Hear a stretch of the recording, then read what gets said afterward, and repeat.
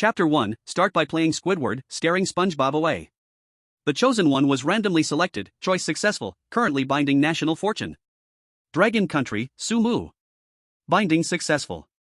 A cold mechanical voice suddenly rang in Sumu's mind. Consciousness woke from chaos. Sumu hadn't had time to understand the situation. A violet energy washed through every limb and bone. Sumu felt every cell violently reconstructing, as if it wanted to completely break him down and rebuild him. Sumu's mind cleared quickly under the pain, while feeling memories that did not belong to him flooding into his brain. Sumu checked those memories that were not his own. Traveled to another world? Was immediately chosen by a strange dungeon after traveling? So unlucky? And even became the last hope of Dragon Country? This start, simply hell-level difficulty. Sumu checked those memories and learned that this world he just traveled to was not much different from his past life. But the cartoons and anime that accompanied his entire childhood in the past life did not exist in this world. Moreover, a few years ago, this world was invaded by strange dungeons, which randomly select one person from each country when the dungeon opens, and surviving the dungeon increases national fortune and grants random rewards. Failure means the participant dies, and because national fortune is bound to the participant, the nation's fortune decreases, while a random city suffers a strange invasion. While Sumu was checking memories, the real-time images of all 197 countries' chosen ones were projected on giant live screens in their territories. Under Dragon Country's screen, the atmosphere was oppressively heavy, the pressure almost suffocating. The nation's chief strategist, Director Zhang, stared at the screen, his grey temples framing bloodshot eyes, tired but forcing himself to stay alert. National fortune only 10% left. The analyst behind him spoke hoarsely, despair filling the entire war room. Resources exhausted, national fortune declined, causing constant natural disasters, and because of chosen one's failures, strange invasions caused massive national losses. This world was already full of wounds, and this new chosen one was Dragon Country's last hope. Win, national fortune revives, Dragon Country gets a chance to breathe. Lose, national fortune hits zero, the whole land becomes a hell of strange terrors. The next second, a mechanical voice covering the globe sounded again, emotionless. S-level dungeon opened, deep sea Bikini Bottom. Notice, this dungeon is a group dungeon, chosen ones from each country randomly play dungeon roles. Dragon Country's chosen one role being drawn. Dragon Country chosen one, Sumu, role drawn, Squidward. Dragon Country's command center instantly fell silent. Director Zhang stood up sharply, pupils contracting violently, heart gripped by an invisible hand. S-level dungeon, deep sea Bikini Bottom? S-level dungeon was clearly marked as an unsolvable death dungeon. Playing role Squidward? Looking at Sumu's changed appearance on the screen, a bald, long-nosed, short-sleeved, no-pants, multi-legged squid man. Sumu's mind was equally blank. Although he was just an ordinary college student in both this life and the past, with only partial understanding of the national fortune battlefield of strange dungeons. But the cartoon SpongeBob he had watched since childhood, he knew it extremely well. Familiarity did not mean safety. The more familiar something is, when twisted by the dungeon, the more deadly it becomes. After all common sense could become a life-taking trap in a strange dungeon. Light and shadow twisted and stretched, his body forcibly elongated and deformed, finally turning into that bald, big-nosed, thin-armed squid form, wearing an old brown short-sleeved shirt, identical to the Squidward in his memory. At this very moment, a brand new alert sound quietly rang deep in his mind. The host has been detected entering a strange instance, role extraction successful. God-Tier Acting System officially activated. Current role, Squidward, from SpongeBob SquarePants. Current acting level, 0%. Acting rules, every sentence you speak, every action you take, will be judged in real time and raise or lower your acting level based on how well it matches the core logic of the original character. Role immunity, the higher the acting level, the stronger the immunity to hostile rules in the instance against outsiders. Reach 60%, and you can resist most instant death rules. Character skills, when acting level first breaks certain thresholds, you will unlock exclusive binding skills for the character. Character collapse, any action that goes against the core setting of the character will cause your acting level to drop sharply. Below 10%, you will lose all immunity effects. A system? Acting? Sumu understood instantly. This should be his cheat as a traveler, and also the only way to live in this strange sea. In this Bikini Bottom, polluted by darkness, the key to survival is not just to follow rules, nor to please the monsters in the instance. It is to truly become Squidward. Become that world-hating, angry, harsh, self-important yet timid artist. Interesting. He has a system, and also has absolute knowledge of the original work. This is an overwhelming advantage over everything. First raise the acting level, get role immunity, then survive in this hellish place. At the same time, in the Sakura Country livestream room, the commentator Little Dogfool Wolf pointed at Sumu in the screen, and gave undisguised mockery. Wah-aha! What a huge joke! The last hope of the Dragon Country is just a freshly graduated college student? Look at his harmless little eyes, he has no combat power at all. I bet he won't even live 10 minutes. The Kimchi Country commentator Kim Parkbang immediately echoed, his tone full of arrogance, that's right. In contrast, our great high school chosen one Lee Shin-ael, though young, has a terrifyingly calm mind, extreme intelligence, enough to handle any crisis. The Dragon Country is finished, choosing such a clown role, how tragic. The whole world's eyes were fixed on Sumu on the screen, with pity, mockery, and schadenfreude. Everyone already assumed the final fall of the Dragon Country. Sumu did not know the noise outside. He looked around. This house shaped like an Easter Island statue carved from giant stone was exactly like Squidward's house, cold and oppressive. Then, the rules of the strange instance appeared before his eyes. Welcome to Bikini Bottom, dear resident. Rule 1, you must love your neighbors, and always smile at them. Rule 2, any request from neighbors must not be refused. Rule 3, protect your clarinet, it is your most loyal friend. There are only 3 rules, but for the role Sumu is playing now, they are full of contradictions and deadly traps everywhere. Love your neighbors? The thing Squidward hates the most in his life is his neighbors SpongeBob and Patrick Star. Always smile? On Squidward's face, it always reads, stay away from me. You must not refuse any request? Does that mean even if you are told to die, you must go? Knock. Knock. Knock. A sudden knocking sound rang out abruptly, along with a sharp, crazy, ear-piercing laugh that could erode the mind. Ah ha ha ha. Squidward. Squidward. Open the door. Let's go catch jellyfish together. It is SpongeBob. Inside the Dragon Country Command Center, everyone's heart instantly jumped to their throats. Quick. Smile. According to Rule 1, you must keep smiling. Director Zhang clenched both fists, nails digging deep into his palms, blood seeping out without him even noticing. In the livestream, Sumu had no trace of a smile on his face. What replaced it was extreme anger and impatience. He glanced at the worn clarinet hanging on the wall, exactly the best friend mentioned in Rule 3. Then, he walked straight toward the door. What does he want to do? Is he going to openly break the rules? The global audience all held their breath, waiting for the scene of him being torn apart in a strange instant. Sumu grabbed the clarinet in one swift move, like holding a weapon. In the next moment, he suddenly pulled open the door. Standing outside the door was not the innocent yellow square from the television before. That was an indescribable, terrifying, strange creature, carrying the outline of SpongeBob, but its body was made of countless wriggling tentacles and densely packed eyeballs, all the eyeballs turning together, locking onto Sumu, its mouth corner split into an extremely ferocious arc. This was the strange version of SpongeBob. The Dragon Country live stream room was instantly flooded crazily by bullet comments of "it's over and we're doomed." Director Zhang's vision went black, almost fainting. And Sumu's next action made the whole world freeze in an instant. He did not smile, did not greet, and did not show even a bit of submission. He raised the clarinet, pointed straight at the nose of the strange SpongeBob, and with all his strength, burst out a roar from his soul. Get the hell away from me! You yellow little square! Didn't you see I am brewing great artistic inspiration? Immediately! Disappear from my lawn! Ding! Detected words and actions highly matching the core character setting of Squidward. Acting degree plus 10%. Current total acting degree, 10%. Sumu had no expression on his face, but in his heart, he slightly beat a drum. Will it work? The global audience, including the Dragon Country think tank, were all stunned. Crazy. This chosen one of Dragon Country is absolutely crazy. He actually dared to insult a strange monster in an S-level dungeon. The Sakura Country commentator Inukai Chunilan laughed until tears flowed. This is simply seeking death. I dare say this is the stupidest way to die I have ever seen. Dragon Country is completely finished. However, in the next second, the smile on his face suddenly froze. On the light screen, the expected scene of flesh and blood flying everywhere did not appear. The strange SpongeBob covered in eyeballs, its stretched tentacles suddenly stopped in midair. In the next moment, all of its eyeballs actually revealed an extremely joyful expression at the same time. Wow! It let out an even sharper and ear-piercing strange cry, its tone full of excitement. Squidward! You're still so energetic today. This is my good neighbor. After speaking, it bounced and jumped as it turned away, as if being scolded was the most honorable thing in the world. Ding! Behavior highly matches character setting, triggering positive interaction with strange SpongeBob. Acting degree plus 10%. Current total acting degree, 20%. Sumu slammed the door shut with a bang, completely isolating everything outside. He leaned his back against the door panel, the corner of his mouth slowly curling into a happy arc. He bet right. And the global live stream fell into dead silence. All the people who mocked Dragon Country were like having their throats tightly choked, unable to say a single word.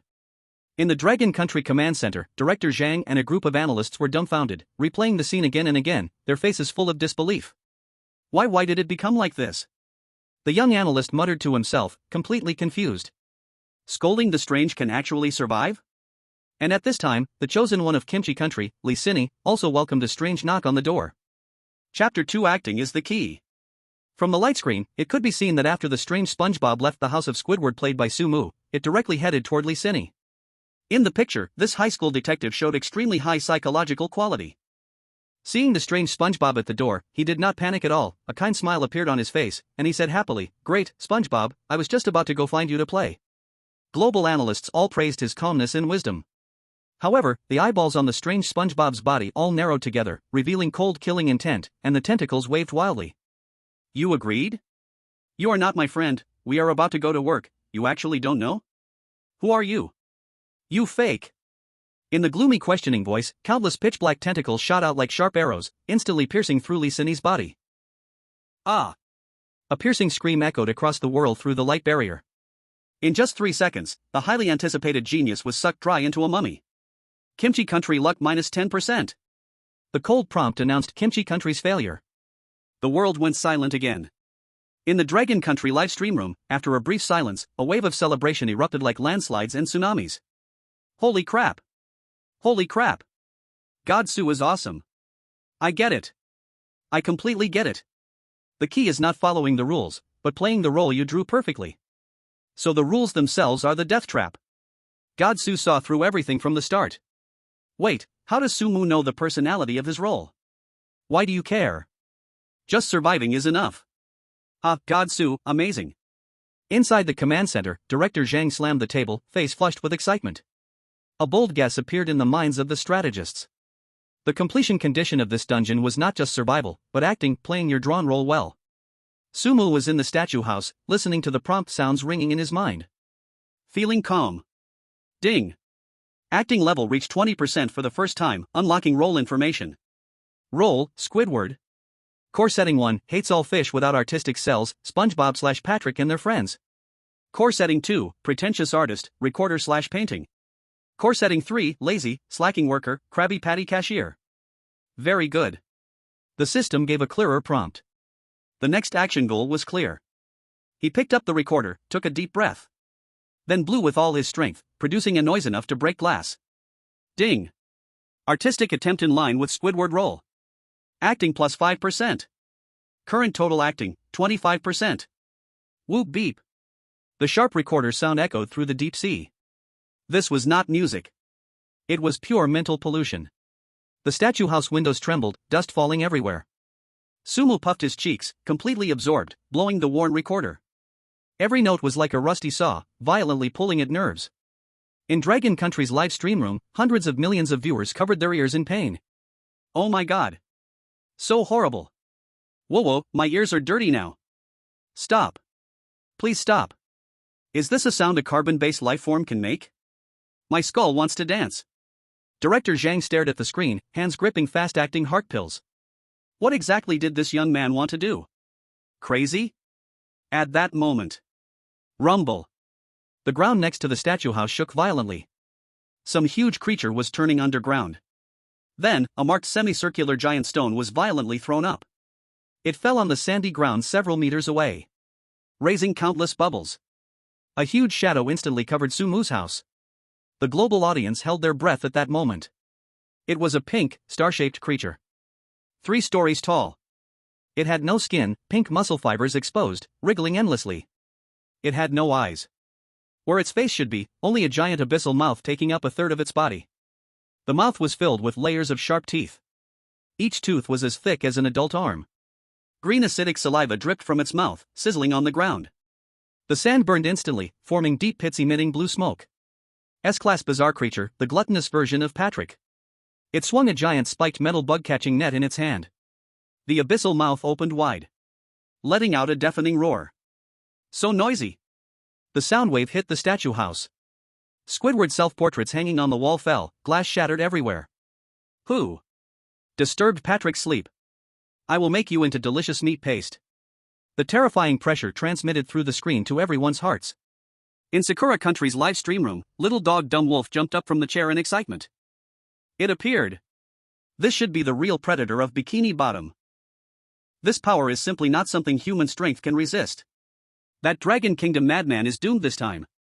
The Dragon Kingdom think tank fell into dead silence. No one thought Sumu could survive. A monster of this level, even using heavy weapons, might not be able to destroy it. Not to mention Sumu only had a recorder? Inside the light screen. The sound of the recorder suddenly stopped. Sumu held the musical instrument in his hand. He did not run away. Nor did he look for a place to hide. He just frowned in extreme annoyance. That expression was like a fly had disturbed his elegance. He strode to the window. Don't look outside. Quickly find a place to hide. Director Zhang could not help shouting. Even though he knew his voice could not reach that world. Sumu suddenly pushed open the second-floor window with no glass. The huge pink monster was right outside. That giant mouth dripping with acid was less than half a meter from Sumu's face. The stinking smell hit him. He could even see the tentacles wriggling deep in its throat. And the half-digested remains of unknown creatures. If it reached forward, Sumu would be swallowed. However, Sumu moved. He raised the recorder and poked it directly at the monster's sharp teeth. Then he took a deep breath. He let out a roar sharper and angrier than the previous flute sound. Shut up. Patrick. You zero intelligence guy. The world stopped. Veins bulged on Sumu's face, spit flying. It was pure, unhidden disgust and rage. Didn't you hear that this is a sad D minor? This is art. A refined art that a single-celled creature with a walnut-sized brain like you can never understand. If you dare make even a little sound to disturb my performance. Sumu jabbed the rotten flesh with the recorder. I will chop you up, put you in a can, and sell you in this damn sea for a whole year. The Dragon Kingdom audience was stunned. Foreign audiences were stunned. Was he cursing it? Cursing an S-level strange creature as a zero-intelligence guy? In the Sakura Kingdom livestream, Xiaoquan's stupid wolf smile froze. Impossible, he actually provoked it. The Kim Pabang, commentator from the Kimchi Kingdom, also widened his eyes. He is crazy. Absolutely crazy. However, the next second, a scene that shattered everyone's worldview happened. That originally fierce, world-devouring gluttonous Patrick Star. His huge mountain-like pink body trembled. That abyssal mouth did not bite down. Instead, it strangely shrank. Those terrifying muscle fibers stopped wriggling. The metal bug-catching net that had been wildly swinging hung down powerless. Its two thick fingers poked each other helplessly on its chest. It made a thunder-like yet sobbing sound. Sorry, Octopus Bro. I didn't know it was you. The grievance in that voice almost spilled from the screen. I thought you were a bad guy. Patrick Star's huge body shrank back, trying to hide back in the stone pit that had been blown away. I saw your blowing was a bit loud, so I... Chapter 3. Even entering a strange dungeon, you must work. Sumu snorted from his nose. Still deadfish eyes, but with a strange killing intent. Patrick Star shivered all over. Immediately shook his head fast. No. Not loud, the sound is not loud at all. I remembered, SpongeBob called me to catch jellyfish. I have to go find him. After saying that, the terrifying giant ran away in panic, sticking out its butt. Even thoughtfully, it smoothed out the pit on Octopus Bro's lawn with its corrosive spit. The world became quiet. Sumu closed the window with a bang, face cold. Still muttering curses, all idiots, not one can understand my outstanding artistic talent. Ding. Extreme character performance detected. Successfully suppressed S-level strange creature gluttonous Patrick Star. Perfectly presenting Squidward's arrogance and disdain. Performance plus 10%. Current total performance, 35%. Congratulations host, passive skill unlocked, artist's pressure, low level, your music will make low intelligence strange creatures feel inexplicable awe and not dare to attack you easily. Sumu looked at the system panel. The corner of his mouth twitched slightly. Interesting. The logic of this dungeon might not be wrong. But I seem a little special. If I treat them as monsters and show fear, they will really become man-eating monsters. But if I put myself in the role I play, like becoming Squidward, treating those weird creatures as annoying neighbors, they will be suppressed by the plot inertia. This must be the terrifying part of the God-level performance system. He turned and picked up the recorder, continuing to play that piercing noise. This time, nothing came to disturb him anymore. At this moment, The Dragon Country live broadcast room had completely exploded. The screen was full of? Almost covering the live stream. I kneel. Really kneel. This works? So this dumb guy Pi is actually someone who bullies the weak but fears the strong? God Sue, as long as I am fierce enough, even monsters will be scared. This mental quality is too strong. Ha ha, look at the face of the Sakura Country commentator, black as a pot bottom. Director Zhang slumped in his chair. He lit a cigarette with trembling hands. Took a deep drag. This young man. What exactly is he thinking? The young analyst beside him was so excited he could not speak clearly. Director Zhang. The viewers may have guessed it right. The key to this dungeon is not following the rules, but playing the role. Sumu saw through everything from the start. Director Zhang said nothing. He just stared at the bald, big-nosed figure on the screen. This little guy. Maybe he really could create a miracle. In the Sakura Country live broadcast room, Xiaoquan's stupid wolf face was ashen. He ground his teeth and stared at the screen. Impossible, this must be luck. Wait, Dragon Country people, the real test is still ahead. Our country's Inoue Shinken will surely clear it smoothly. The Kim Parkbang commentator from Kimchi Country forced a smile. Yes, this is only the beginning, the next levels will be harder. However, in their voices, there was no longer the previous confidence. Sumu ignored the outside celebration. He turned to look at the clock on the wall. The hour hand pointed to 8 o'clock exactly. The ecstatic expression on Sumu's face just now disappeared instantly, replaced by a deep, tired, soul-drained corporate slave look. That was Squidward's core soul. A worker who hated his job. He put down the recorder. Adjusted the brown short-sleeve shirt. In the mirror, he showed an extremely world-weary expression. Damn, have to serve those brainless customers again. He muttered under his breath. Grabbed the work hat with a ship anchor logo and Krusty Krab on it. Placed it on his bald head. Sumu pushed open the door of the statue house. Below were dark red sand paths, with scattered white bones along the road. He pretended not to see them.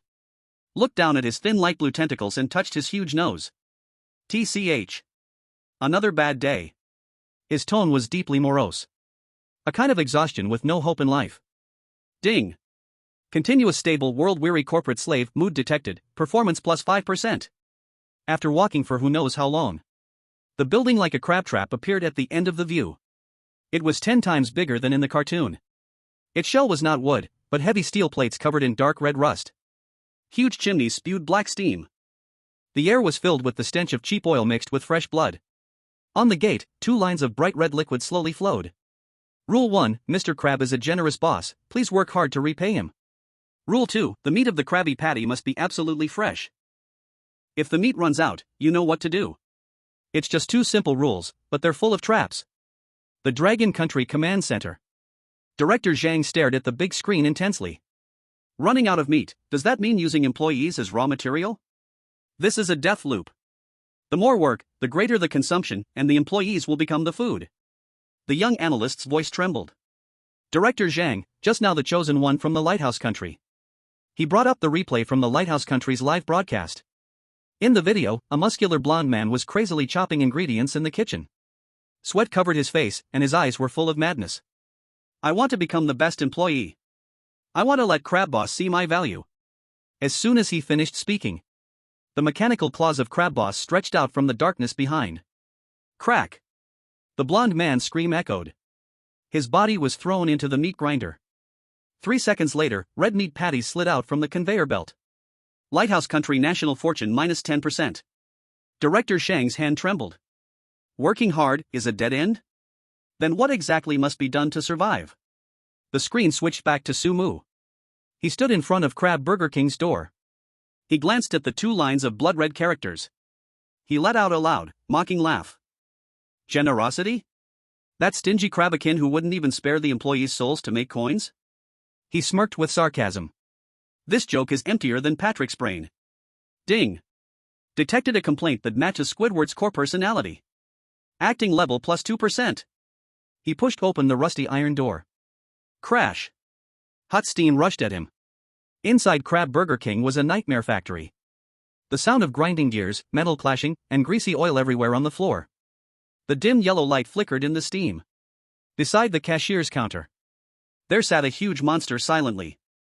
Its body was pieced together with bronze-colored metal and rotting shells. Its two eyes were huge gold coin-shaped searchlights, glowing with greedy, cold yellow light. The mechanical crab claws were as big as a human torso. Each jagged tooth was covered with tiny strips of flesh. S-Class Eerie, Mechanical Crab Boss. In the restaurant, someone was already working frantically. The chosen one from Sakura country, Inoue Zengon. He was kneeling on the ground, wiping the eternally greasy floor with a rag. His movements were so fast they left after images. His eyes were full of ingratiating flattery. His mind was racing. As long as I work hard enough, Crab Boss will surely see my value. Then, I will become the best employee here. That Dragon Country person? Humph, just wait to be turned into a meat patty. At that moment, an employee with a fish head walked out of the kitchen. It was struggling to carry frozen meat blocks when it suddenly couldn't help but yawn. Chapter 4, Slacking Off at Work. Click. Crab Boss's gold coin eyes instantly turned red. The sound of mechanical movements was deafening. You were slacking off just now? The voice was sharp and ear-piercing, like metal scraping against metal. No. Boss, I was just... Slacking off is a crime. You're taking away my money. The giant mechanical claw suddenly extended. It was so fast that the human eye couldn't catch it. Splat. It sliced through the fish-headed employee's waist. Blood mist sprayed on Inoue Zengen's face, and his body froze. But the next second, he continued wiping even harder. I can't stop. I must show Crab Boss my effort. Crab Boss casually threw the severed limb toward the kitchen. The sharp sound of machinery roaring followed. Then, fresh red meat patties were neatly made. Meat patties, this should be enough for now. Crab Boss's eyes returned to their greedy yellow glow, the red light fading. The entire world's audience held their breath. The Sakura country commentator, Inoue Idiot Wolf, screamed from the other side of the screen. Look! This is the result. That Dragon Country person better hurry up. Is he waiting to die? In the live broadcast, Sumu didn't even glance at the pool of blood. He walked slowly toward the cashier. Under the intense stare of Crab Boss's gold coin lights, he didn't greet Crab Boss. Instead, he disgustedly took out a handkerchief from his pocket. I don't even know where the pocket is. Wiped the non-existent dust off the cashier chair. Ding! Detected behavior matching Squidward cleanliness obsession. Roleplay plus 1%. Then sat down with one smooth motion, carrying the feeling of I really don't want to stay here a single second. Ding! Detected core character trait of Squidward disliking work. Roleplay plus 2%. Next, in the world's frozen gaze, Sumu pulled a colorful magazine from his work uniform pocket. Underwater socialite. He not only sat down, he also put all four thin legs directly on the cashier counter. The magazine covered his face. Only a pair of half-open, dead fish-eyed eyes were visible. Starting a day of goofing off at work. Ding! Detected ultimate slacking worker posture. Roleplay plus 1%. Current total roleplay, 46%. After who knows how long, Sumu woke up and picked up the magazine to read. Hey Crab Jean. Sumu flipped a page, his tone so lazy it made people want to hit him. Don't block my view of the magazine. That shiny metal suit of yours is giving me a headache. Dead silence. In the Krusty Krab, only the roar of the kitchen meat grinder could be heard. Jing Shang Zhengan also stopped moving, staring blankly at Sumu. Has he gone crazy? Dragon Nation Command Center. Director Zhang was so shocked by Sumu's actions he forgot to take his medicine. Overly tense, his breathing became extremely short. He is testing the extreme limits of this S-level strangeness. Playing Squidward is not just simple acting. He is risking his life on that character contract. At the moment everyone sighed in awe. A surprising scene happened. Mr. Krabs' already red gold eyes trembled violently a few times. Then slowly the red light faded. Its mechanical body buzzed with electric current. A gear in its chest suddenly jammed. A few wisps of blue smoke appeared. A line of red holographic characters flashed above its head. Error, target behavior matches character setting cannot erase. Squidward. The voice was filled with restrained rage. Heavy, metallic footsteps slowly approached. Click, click. Huge mechanical crab claws scraped the ground. Also like the crisp sound of coins colliding. A suffocating smell of copper and blood rushed straight at him. Sumu's eyes narrowed. You actually are looking at such worthless stuff during work hours? Sumu didn't even put down the magazine. Lazily he replied. What else? Should I, like that dumb donkey, polish the floor until your ridiculous claws can be reflected? He snorted through his nose. Don't joke. In this cage full of vulgarity and copper stink, only the aesthetic in this magazine gives my broken artistic soul brief comfort. Then he let out a disdainful snort through his nose. Ding. Perfectly portrayed Squidward artistic pride. Roleplay plus 4%. Current total roleplay, 50%. Jing Shang Zhengan was dumbfounded. Boss. He is slacking. He's lazy at work. He couldn't help but scream. You should turn him into a burger. I'm the most hard-working person here. Mr. Krabs slowly turned his head. His golden eyes locked on Jing Shang Zhengan. Hard-working? The mechanical claws slowly lifted. Jing Shang Zhengan's face lit with joy. Yes. Boss. I'm the most hard-working employee. Look how clean I keep the floor.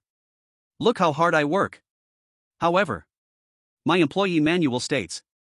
Mr. Krabs' voice was sharp as gears grinding, yet completely emotionless. Employees must operate like machines. But Squidward is different. He is the cashier here. Since Krusty Krab opened, he has been this damn way. A complex stream of data flickered in his golden eyes. This is called job burnout. It is also the attitude an old employee should have. He looked at Sumu again. The mechanical claw slammed hard on the cashier counter.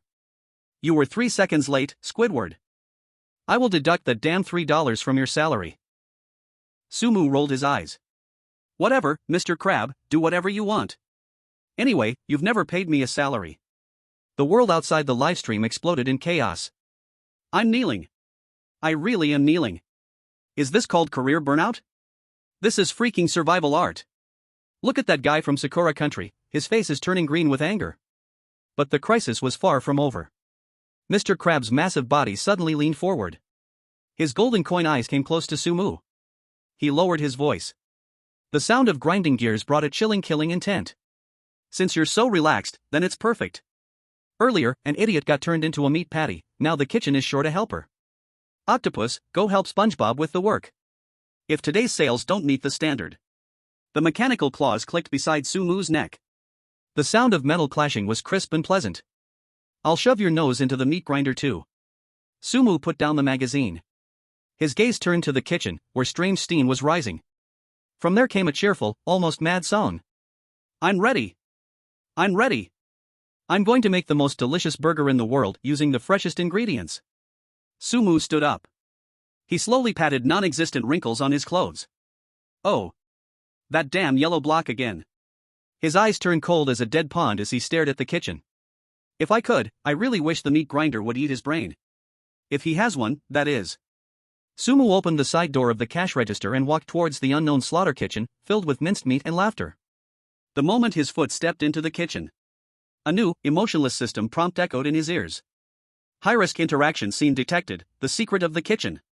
Role-playing degree reached 50%, triggering hidden task, help SpongeBob with his work. Warning, SpongeBob is making a special burger, please make sure you are not the ingredient. Sumu's figure vanished into the thick fog, leaving only a suspenseful silhouette behind him. And just behind him, in Mr. Krabs' golden coin eyes, a strange bloodshot, which had never appeared before, slowly spread across the shining metal surface. The mechanical claws slowly tightened, making a spine-chilling grinding sound. Octopus. You better not let me down. Chapter 5, Fighting to Work? More like fighting to be the ingredient. The heavy lead door slammed shut behind him. Zizz. The sound of sizzling oil filled the eardrums. The air carried an unfamiliar blend of artificial fragrance and the burnt stench of decaying meat. Sumu frowned and involuntarily raised a hand to cover his nose. The kitchen was even larger than the restaurant outside. Countless rusted iron hooks hung from the ceiling, each holding a dried body. Some bodies still had torn cloth hanging from them. Probably the unlucky ones who had entered the instance before. At the stove, a yellow block figure stood with its back to Sumu, rapidly swinging a golden spatula. La la la, making crab roe burgers, making delicious crab roe burgers. The song was cheerful, filled with childlike innocence. If you didn't see the dozens of pus-filled eyeballs, which were oozing green slime and blinking on its back, it might actually seem sweet. Oh, it's Octopus. The yellow block suddenly spun around. Its face was filled with blood, and tiny tentacles poked out of its numerous holes. Its once large blue eyes had turned into two black voids. You're here to help me make crab roe burgers? That's great. SpongeBob waved the spatula, the edge dripping with dark red meat paste. I just got the fresh ingredients, I was wondering where to. Before he could finish, the kitchen door was slammed open again. I'm here to help too. Ishikawa Chinami rushed in, panting. He saw Sumu standing in front of SpongeBob and smirked. This Dragon Country guy must have been scared silly. And I, Ishikawa Chinami, will seize this opportunity to show off. I can chop vegetables and fry meat, I have a chef's certificate from Sakura Country. Ishikawa Chinami squeezed in front of SpongeBob, his face full of smiles. Even reaching out to grab the piece of meat on the chopping board. Senior, how could I trouble you with such a rough task? Leave it to me, I'll definitely satisfy you. The Dragon Kingdom livestream chat scrolls rapidly. Has this little Japanese gone crazy? He's rushing to work. In their culture, rushing to do work for a senior is the way to survive. But that's weird, he's fighting for a weird task. SpongeBob froze. Its dozens of eyeballs moved simultaneously, all focusing on this human. Hundreds of gazes locked onto him, and the smile on Inoue Zengen's face froze. You, want to help? SpongeBob's voice became deep. Of course, I truly love working. Inoue Zengan gritted his teeth and nodded. To show sincerity, he picked up the cloth he carried and began wiping the bloodstained chopping board. Sumu stood aside, taking 2 steps back and leaning against the doorframe. Arms crossed. He watched the scene. This fool is done for. Though SpongeBob was naive in the original story, it had a core logic. It only accepted guidance from Squidward and Mr. Krabs, but even then, it was just guidance. Anyone who tried to take its job, it would feel sad and scared. In this bizarre version of the story, the already bizarre SpongeBob would probably just erupt and kill him. But if I stop him directly, it doesn't fit Squidward's lazy and indifferent personality. Then, let this little Japanese experience the feeling of teetering on the edge of death first. Then I'll rescue him in a way that fits Squidward's style. Tisk, I'm really kind. Sumu scoffed. SpongeBob, since this fool wants to show off so much, just let him do it. He flicked the non-existent dust from his clothes with his tentacle, speaking indifferently. Anyway, he's just a temporary worker, not going to steal your job. I can take it easy. Ding, detected that the behavior matches Squidward's lazy and blame-shifting persona, acting score plus 2%. SpongeBob's eyeballs blinked. It looked at Sumu, who had his chin raised, then at Inoue Zengan, who was bent over working hard. It grinned wide, showing a mouth full of jagged sharp teeth. Wow, Squidward is right. This new worker is really full of energy. SpongeBob jumped up, and the golden spatula in the air glinted with a cold light.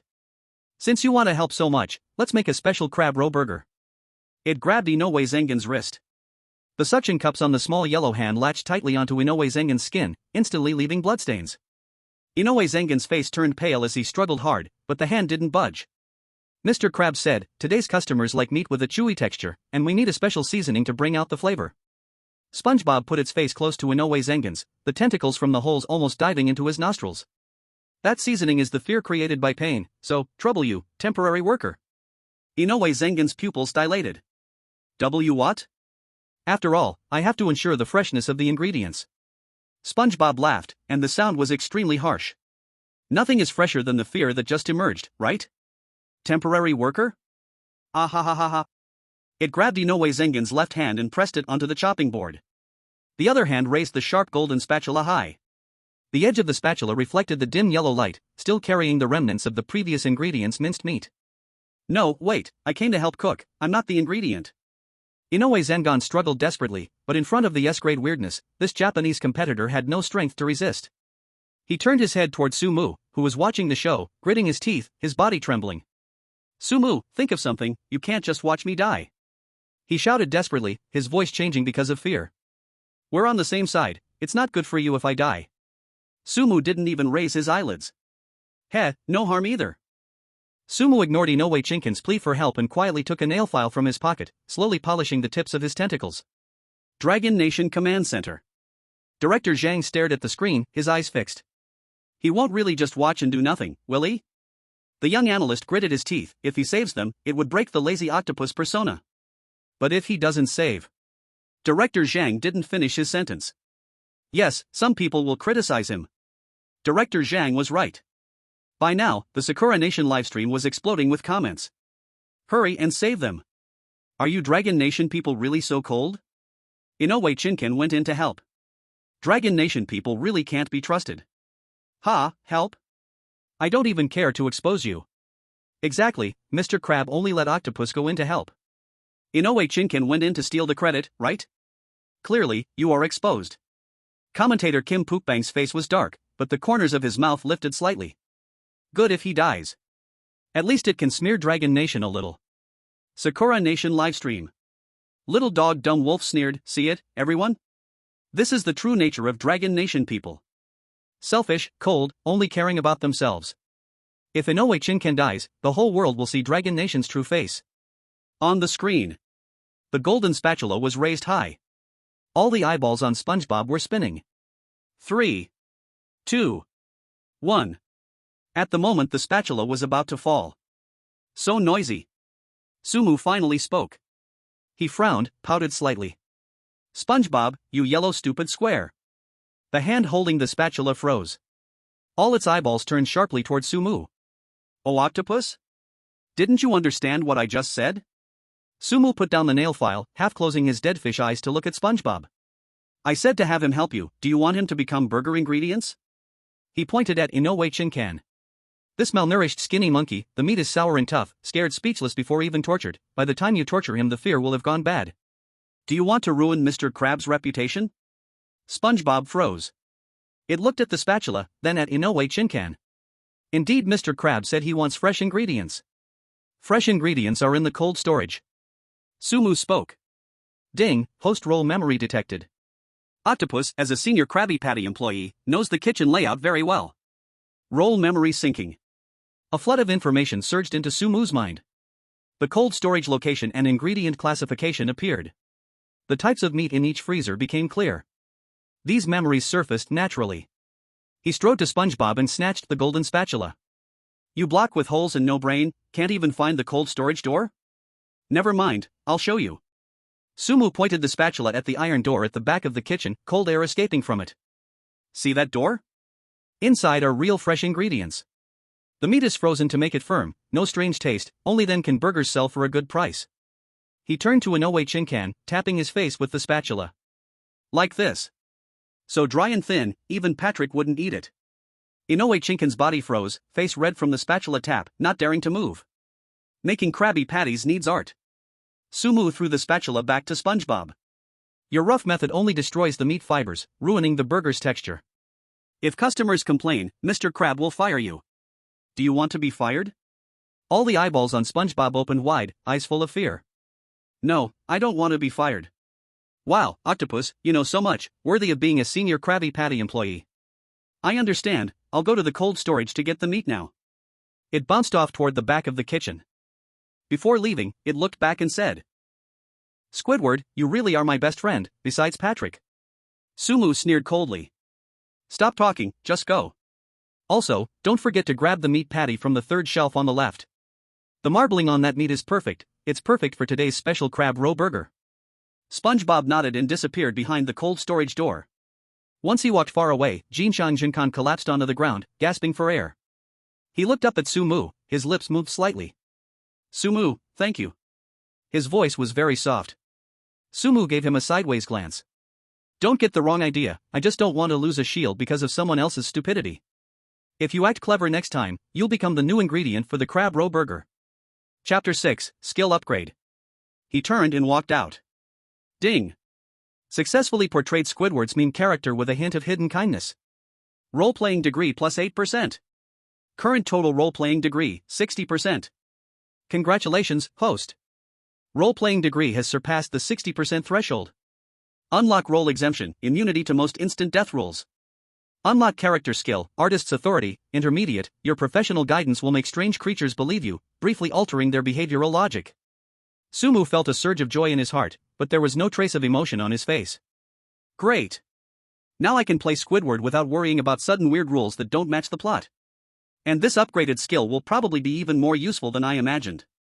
That comment just now not only saved Jinshan Jinkan's life but also showed how well I know the kitchen. The increase in role-playing degree isn't just about mimicking surface behavior. More importantly, it's about showing the character's past memories and life details.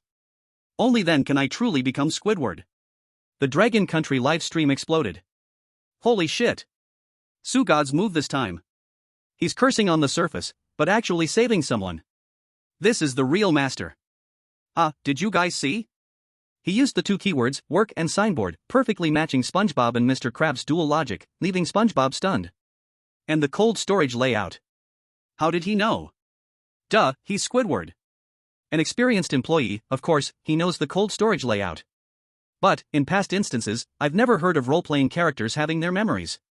Why are you talking so much? Just admit God is awesome. Director Zhang slumped in his chair, letting out a long breath. This young man, he's no longer just playing Squidward. Now, he is Squidward. In the Sakura Country livestream, the commentator's face turned from pale to ashen. This is just luck. His voice trembled. But the bullet comments had already turned against him. Shut up, you clown. The chosen one from Dragon Country saved our people, and you're still here sour? So embarrassing. In the Kimchi Country livestream, Kim Parkbang's face turned even uglier. Cough, looks like the Dragon Country's chosen one still has some skill, huh? But the real test is still to come. After all, surviving is the key. As soon as he finished speaking. Dang dang dang. The muffled sound of a bell rang through the hall. Sumu hadn't even stepped out the door, and the closing bell had already rung. The kitchen door was pushed open. A huge crab shadow covered everyone. Mr. Krabs walked in with heavy steps, his two coin-shaped eyes glowing a bright red under the dim light. He first glanced at the meat patty on the stove, and his coin eyes instantly glowed brighter. Today's sales. The mechanical claw slowly raised, making a squeaking sound as it moved. Why is it 0? Jinchong Jinkan's face turned pale, and he instinctively shrank back. Even SpongeBob, who had just come out of the cold storage holding a large meat patty, stopped in his tracks. All the eyeballs on his body stared in terror at Mr. Krabs. Mr. Krabs. Who? Mr. Krabs' voice was deep as he looked around. Will be responsible for my loss? The global live stream viewers held their breath. Dragon Country Command Center. Director Shang's heart instantly jumped into his throat. This is bad. 0 sales, this must have triggered some hidden punishment mechanism. The young analyst turned pale. According to the database, there was once a chosen one who was sold as food to other strange creatures by the boss because his sales didn't meet the target. He didn't continue. But everyone knew the outcome. On the screen, Crab Boss's golden eye gaze scanned every person in the kitchen. SpongeBob. Inoue-chi-kan. Finally, it stopped on Sumu. However, Sumu didn't even wait for it to speak. He leaned lazily against the doorframe. He even yawned. Oh, Crab Boss. His tone was so casual, it made people want to hit him. You're here to ask why today's sales are 0, right? Crab Boss's mechanical claw paused. You know? Of course. Sumu rolled his eyes. I sat at the cash register all day, didn't even see a ghost. Do you think I'm blind? He pulled out a nail file from his pocket and started filing his tentacle. Today's sales are 0, true. But this isn't my fault. Crab Boss's golden eyes flashed red. Not your fault? Squidward, are you kidding me? The mechanical claw suddenly tightened, producing a sharp metallic screech. You're the cashier. No sales means it's your dereliction of duty. Come on, give me one good reason not to turn you into a meat patty. The whole world's audience was stunned. Oh my god. It's over. God is really finished this time. How dare he be so arrogant? Crab Boss is already furious. We just got some hope in Dragon Country, are we really going to lose it now? However, Sumu lifted his head. He looked at Crab Boss with Squidward's signature deadfish eyes, slowly speaking.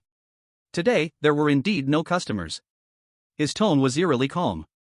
But the reason there were no customers. Sumu closed the magazine and pointed a tentacle outside the hall. It's because of your damn sign. Haven't you seen that it's rusted so badly that the words are unreadable? And the welcome sign at the door, covered in the last customer's bloodstains.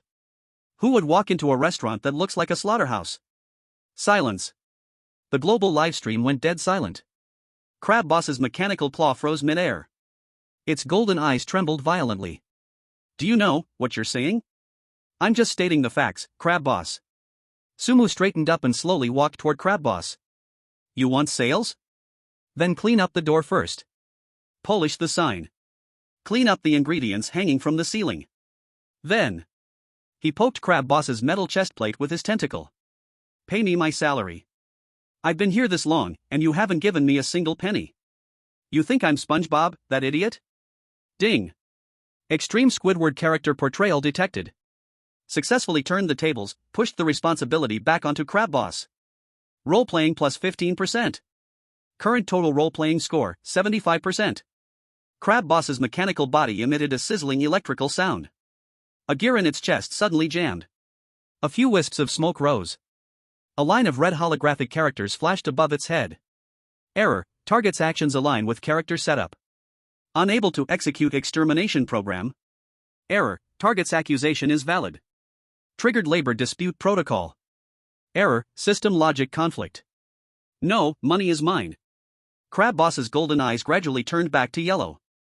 Its mechanical claw slowly lowered. Squidward. The voice carried suppressed fury. And a strange conflict between Crab Boss's own logic and the rules. You actually dare to ask me for a salary? Sumu shrugged. What else? You want me to work for free like those two idiots? He pointed to Inoue Chikan, who was still slumped on the floor, and SpongeBob, trembling next to him. Stop joking. In this boring and vulgar restaurant, the only things I can tolerate are the relaxed work environment and that pathetic little salary. But, you never gave me any salary. After speaking, he snorted disdainfully through his nose. Ding. Perfectly acting Squidward's artist arrogance and the worker's realism. Performance level plus 5%. Current total performance, 80%. Congratulations host. Performance surpassed 80% threshold. Unlock ultimate immunity, completely immune to all instant death rules inside the instance. Unlock character skill, Squidward's curse, advanced, you can briefly suppress S-rank weird attack desire using art criticism. Mr. Krabs was silent for a long time. His massive body bent down. His golden eyes were close to Sumu. You are right. His voice was full of helplessness toward Sumu. The sign really needs to be cleaned.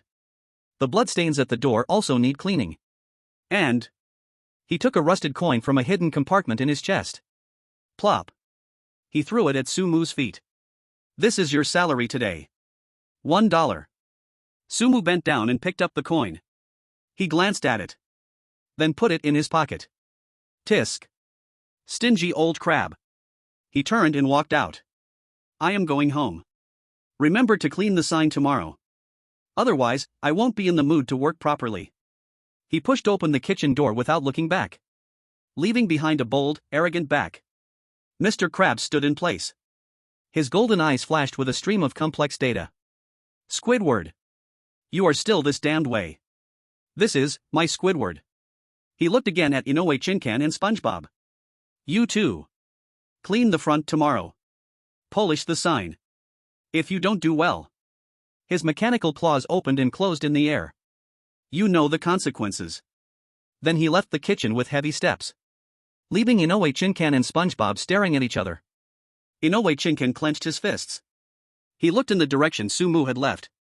This Dragon Country man. What kind of monster is he really? He looks so casual, yet in life and death crises so skillful. He gritted his teeth. Next time I will find a chance to surpass him. Chapter 7 SpongeBob wants to hear a fairy tale, I just play the recorder. The night fell on Bikini Bottom. 1 second the underwater sky was slightly yellow, the next second silent darkness covered the streets. The seawater became unusually cold, breathing a little difficult. The weird fish people on the street all disappeared, the whole city was silent, like a dead city. Sumu walked slowly on the way home, the sand under his feet wriggled slightly, unknown things rolling endlessly in it. The street lamps gave off a faint green light, stretching Sumu's shadow long, creating a creepy and terrifying atmosphere. Warning. Bikini Bottom entering inner world period. Night survival rules triggered, eyes closed at night, no matter what you hear, do not respond to calls outside the window. Note, night is predator activity time, lock doors and windows, stay quiet until sunrise. Global live broadcast viewers did not even dare to breathe. This atmosphere is wrong, looking at this scene makes me feel so oppressed.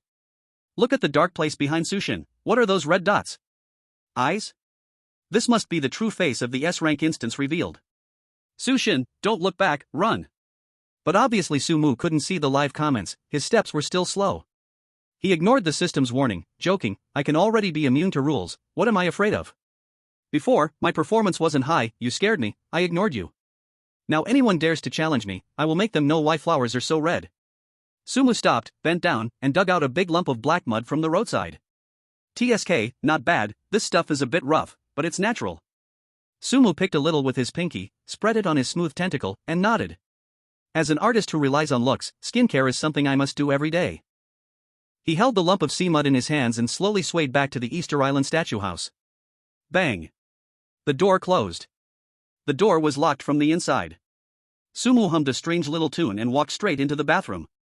He stood in front of the mirror and evenly smeared the mud all over his face. Only his big eyes and large nose were exposed. In the live broadcast room, the other surviving chosen ones huddled in corners, shivering with fear, while Sumu walked into the bath and started soaking. After soaking, Sumu washed off the mud from his face and started admiring himself in the bathroom mirror. Then, yawning, he walked toward the bedroom. At this moment, Sumu had only one thought in his mind. I need to rest. If anyone dares disturb me now, they will die. Sumu casually placed a slice of cucumber on his forehead, trying to relieve the fatigue from his work. Just then. Zila! Zila! A sharp sound suddenly came from outside. The sound came from the window of the second-floor painting and calligraphy room. Then, a cry pierced through the window and reached inside. Octopus brother! Open the door! My skin, it hurts, so cold. Can I borrow your skin, just to wear for a bit, please? The screen zoomed in suddenly. The audience in the live broadcast room clearly saw a 5-meter-long sea eel sticking to the window glass outside. Its entire skin had been stripped clean. Its muscle fibers looked particularly horrifying under the faint light of the sea. Those muscles were still twitching slightly. And its eyeless eyeballs stared fixedly at Sumu inside the room. The S-grade strange skinless walker had appeared. A ghost. There's really a ghost. Don't open the window, the rules say we can't respond. Su God, run. Go to the bedroom. In the command center, Director Zhang nervously squeezed his fingers, turning pale. Sumu's movements also stopped. He slowly turned his head and looked toward the window. In his eyes, there was no fear. He frowned and his mouth curved downward. Sumu ripped off the cucumber slice from his forehead. He rushed to the window. Splash! Sumu pulled open the curtains, his large round face almost pressed against the glass. He stared wide-eyed at the eerie sight outside. Shut up, you ugly freak! Sumu shouted at the monster outside, his voice sharp and grating. Can't you see I'm doing facial care? Your crying is so horrible, do you want to make my face wrinkle? And your rotten flesh has dirted my window, get away from here. The skinless sea eel outside froze. It stared blankly, its eyes unmoving, confused. It had eaten many chosen ones. Some screamed loudly. Some begged on their knees. Some gave up resisting. But it had never encountered prey that complained about its noise, and this prey even called it ugly. It didn't fear being skinned and eaten, but was worried about getting wrinkles? Ugly? The sea eel instinctively touched its blood-soaked face with its tail, and most of its murderous aura disappeared. Under the system's powerful influence, facing Sumu, who was pretending to be Octopus Brother, it actually felt a hint of self-doubt. You're not ugly, am I ugly? Hurry up and leave, if I hear any more sounds from you, I'll turn you into eel rice and feed you to Patrick. Sumu swiftly closed the curtains, took out a handkerchief, and wiped his hands, which had pointed at the monster earlier. Although he hadn't touched anything through the glass, he still felt disgusted. What bad luck, this is seriously affecting my sense of beauty. It became quiet outside. The S-grade strange sea eel swam into the darkness with a hint of grievance. It didn't even dare make a sound in the water. Ding, through the artist's temper, the S-grade strange was suppressed. It is determined that the behavior fits the self-absorbed and clean freak persona of Octopus Brother. Role-playing degree plus 5%. Current total role-playing degree, 85%. Global audience. Director Zhang. As long as the temper is big enough, even the strange will run away? I get it, next time I encounter a strange, I'll just insult its looks. Bro upstairs, face reality, you're not Su God. Indeed, our Su God is really amazing. Sumu returned to his bedroom and lay down on the bed, putting on that pink eye mask, ready to sleep a beauty sleep. However, tonight was destined to be a night of no sleep. Sumu felt the mattress sink down. A strong smell of the sea sprayed onto the back of Sumu's neck. He brother octopus, not asleep yet, can't sleep. Then tell me a bedtime story. Sumu opened his eyes and lifted the eye mask. A yellow face full of tiny holes and small tentacles was lying on the pillow beside him. That face was almost pressed against Sumu's face. A mutated SpongeBob had appeared right next to his pillow. The strange SpongeBob's body was stretched and coiled at the head of the bed, its face facing him. Dozens of tentacles held a fairy tale book made from some creature's skin that was still dripping blood. The title was How to Perfectly Dissect Your Neighbor. Its eye sockets were black holes, flashing red light inside. SpongeBob's mouth opened very wide. If you don't tell a story, I won't be able to sleep. If I can't sleep, I will want to eat. One of its tentacles gently brushed Sumu's neck. The tentacle scraped back and forth over his carotid artery. Sumu took a deep breath and sat up from the bed. He looked at the tentacle face still swaying in front of him, expressionless. Want to hear a story? Yes, yes, yes. SpongeBob nodded hard, drool dropping on the sheet, corroding little holes, dozens of eyes showing eager expressions. Make it the kind that makes me sleep after listening. Okay. Sumu took the flute from the bedside table. He also took out a thick sheet music book, 400 excellent ways to play D minor on the clarinet high register. For an excellent artist like me, music is the best sleeping medicine. Sumu looked down at the sheet music and opened a page. Since you sincerely asked, I will reluctantly perform my latest work, Midnight Rhapsody of the Lonely Soul. The red light in SpongeBob's eyes brightened. Wow, Brother Octopus's solo? Amazing. Sumu expressionlessly put the flute into his mouth. He took a deep breath. His cheeks puffed out. B. A huge noise rang out in the bedroom. The smile on SpongeBob's face disappeared. All the holes on its body shrank at the same time. Scree. SpongeBob let out a miserable scream. Dozens of tentacles covered its non-existent ears. Stop, stop, Brother Octopus. My head hurts. Sumu ignored it. He closed his eyes, playing even more absorbed. Sumu's body began to sway with the terrible melody. The noise grew louder, the glass cups in the bedroom cracked.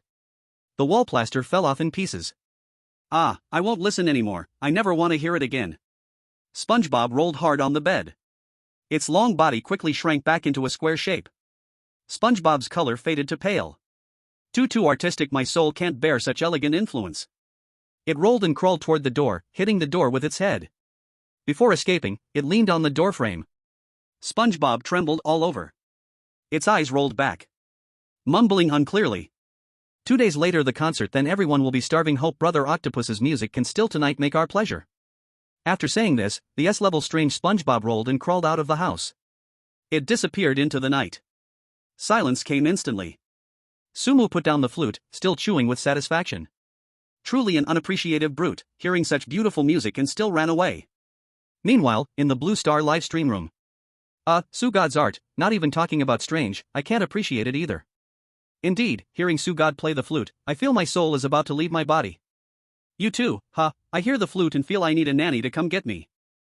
Sumu threw the recorder back onto the bedside table, put on his pink blindfold again, and pulled the blanket over his head. Whether it's something strange, or a crazy sponge, none of it can stop me from sleeping 8 full hours. However, just as Sumu's breathing became steady and he was about to fall asleep, the floor under the bed quietly melted. A pitch-black void opened beneath him. A pale swollen tentacle silently stretched out from the darkness, slowly reaching for Sumu's foot sticking out from the blanket. Sumu felt an icy chill pierce through him. Ding! Dream intrusion detected. Nightmare of Bikini Bottom begins now. A sense of weightlessness came, and Sumu felt himself sliding through a cold, sticky, ever-contracting flesh tunnel. Plop! A soft sound, and he landed. But under his feet were no longer his bedroom's wooden boards, but slippery, wriggling flesh walls. All around was crimson. Above hung countless thick flesh tendons, twitching slightly, dripping with bloody mucus. On the walls, countless mouths opened and closed, making sticky chewing sounds and sharp laughter. Warning! Entered S-level mental domain, nightmare stomach. Your sanity is being digested. The screen was covered with a dark red filter, the live stream signal jumping violently, sending out piercing noise. We've been dragged into the mental world. It's over, we can't see the mental world. What do we do? If you die in the mental world, your real body will instantly have brain death. Everyone must believe in God. Sue. Go sue God. Meanwhile, the dark red flesh walls kept wriggling. Chunks of flesh and pus gradually merged into a huge meat mass. It had more than 10 twisted faces, old, children, even faces of friends Sumu remembered from past and present lives, each silently crying, eyes, ears, mouth, and nose dripping black liquid. He, welcome to my world. A voice directly echoed in Sumu's mind, stirring like steel needles. Octopus brother, your soul is so special, it smells bitter, yet sweet. A giant hand made of pale fingers, carrying a rotten stench, reached for Sumu's head. The instant the giant hand was about to touch his smooth scalp, Sumu moved. Ignoring the giant hand reaching for him, he pulled a creaking folding beach chair from the void. Click. He opened the chair, sat down with a thud, even crossing his legs. The giant hand froze, less than a centimeter from Sumu's scalp. The more than 10 crying faces on the monster's body froze, turning into confusion. Sumu pulled out sunglasses from thin air and put them on. He looked around, his signature deadfish eyes showing no fear, only disgust at seeing filth. Too red. Sumu spoke, his tone picky. Is this your taste? Flat blood red, messy faces mashed together, it's like a heap of slaughterhouse guts. He adjusted the sunglasses with a tentacle, wore them properly, and snorted coldly through his nose. So tacky. This low-level, violent color is visual pollution, seriously insulting my artistic eyes. Can't you learn some postmodern deconstruction and empty space? Chapter 8, The Dream is Your Territory? No, now it's mine. Ding, host detected showing aesthetic cleanliness beyond life and death in a fear scene. Role-playing judgment, extremely high. Passive skill, mental immunity, S-level, active, sanity forcibly locked. Activated persona skill, authority of the artist, dream version, in my world, rules are defined by me. The nightmare devourer froze in place at Sumu's words. This strange being that had devoured hundreds of souls had never heard its food criticize the decoration style of its stomach before. What are you talking about? Food should look like food. I will devour your fear, I will. Shut up. Sumu suddenly stood up, and without knowing when, a slender whip appeared in his hand, striking forcefully at the wriggling flesh wall beside him. Crack. Since you've entered my mental world, you must follow my rules. I absolutely will not allow such ugly things to pollute my subconscious. Sumu snapped his fingers. Buzz. The entire crimson world trembled violently, as if beginning to collapse under the critical gaze of this artist. The flesh dome cracked open, and bright light pierced through, instantly dispersing all shadows. Boom. The flesh wall beneath him howled, then was flattened and ground down into a smooth marble floor. The hanging blood vessels twisted into columns, resembling Roman pillars. What's going on? The nightmare devourer screamed, realizing its body was uncontrollably deforming. The screaming faces were forcibly painted with clown makeup. This bizarre, bloated mass of flesh was forcibly stuffed into a pink puffball dress. No, this is impossible. The mental world is my domain, even if it's your subconscious. The bizarre creature shrieked madly, trying to resist, but the light turned into chains that pinned the nightmare devourer in place. Sumu had, at some point, stood on a command platform that rose out of thin air. This elegant octopus adjusted his bow tie on his tailcoat. Looking down from above at the comical creature, his eyes gleamed with an undeniable light of an artist. Rather than devouring souls, I think you need a baptism of art. Look, your current appearance is full of absurd beauty, how cute. Ha ha ha. Sumu slowly took out a worn-out vertical flute. Under the spotlight, the wooden flute reflected a strange glow. The nightmare devourer's dozen painted faces simultaneously twisted, its features squashed together. This monster recognized that thing. Just earlier in the real world, the sound of that flute nearly shattered its mind. And now, it was in the nightmare devourer's domain. The damage this could cause was unimaginable. No, please, don't. The bizarre creature began begging. Sumu raised a tentacle to his lips. Quiet, this is the respect an artist deserves. The show is starting. Sumu brought the flute to his lips. His chest heaved. Puff, beep. The flute began to play, and the S-level bizarre creature exploded in an instant after hearing just a few notes. It literally exploded. The creature's dozen faces bled from every orifice, and then its eyeballs exploded. The pink puffball dress was torn into pieces by the sound waves. The Roman columns collapsed instantly, and the entire dream space was filled with cracks, as if the world's rules were being destroyed by this noise. Sumu closed his eyes, lost in his artistic world. The octopus's body swayed forcefully with the strange melody. Kill me, please just kill me. It's too horrible, my soul is disappearing. The bizarre creature kept rolling, trying to block its ears with broken tentacles, but it was futile. In the dream, sound is a concept, and it's a rule that belongs solely to the octopus, directly affecting the very consciousness itself. This night was a night of explosive inspiration for Sumu. But for this S-level bizarre creature, it was a long, torturous ordeal. Under Sumu's careful control, this bizarre creature wasn't destroyed but spent the whole night listening to Sumu's performance.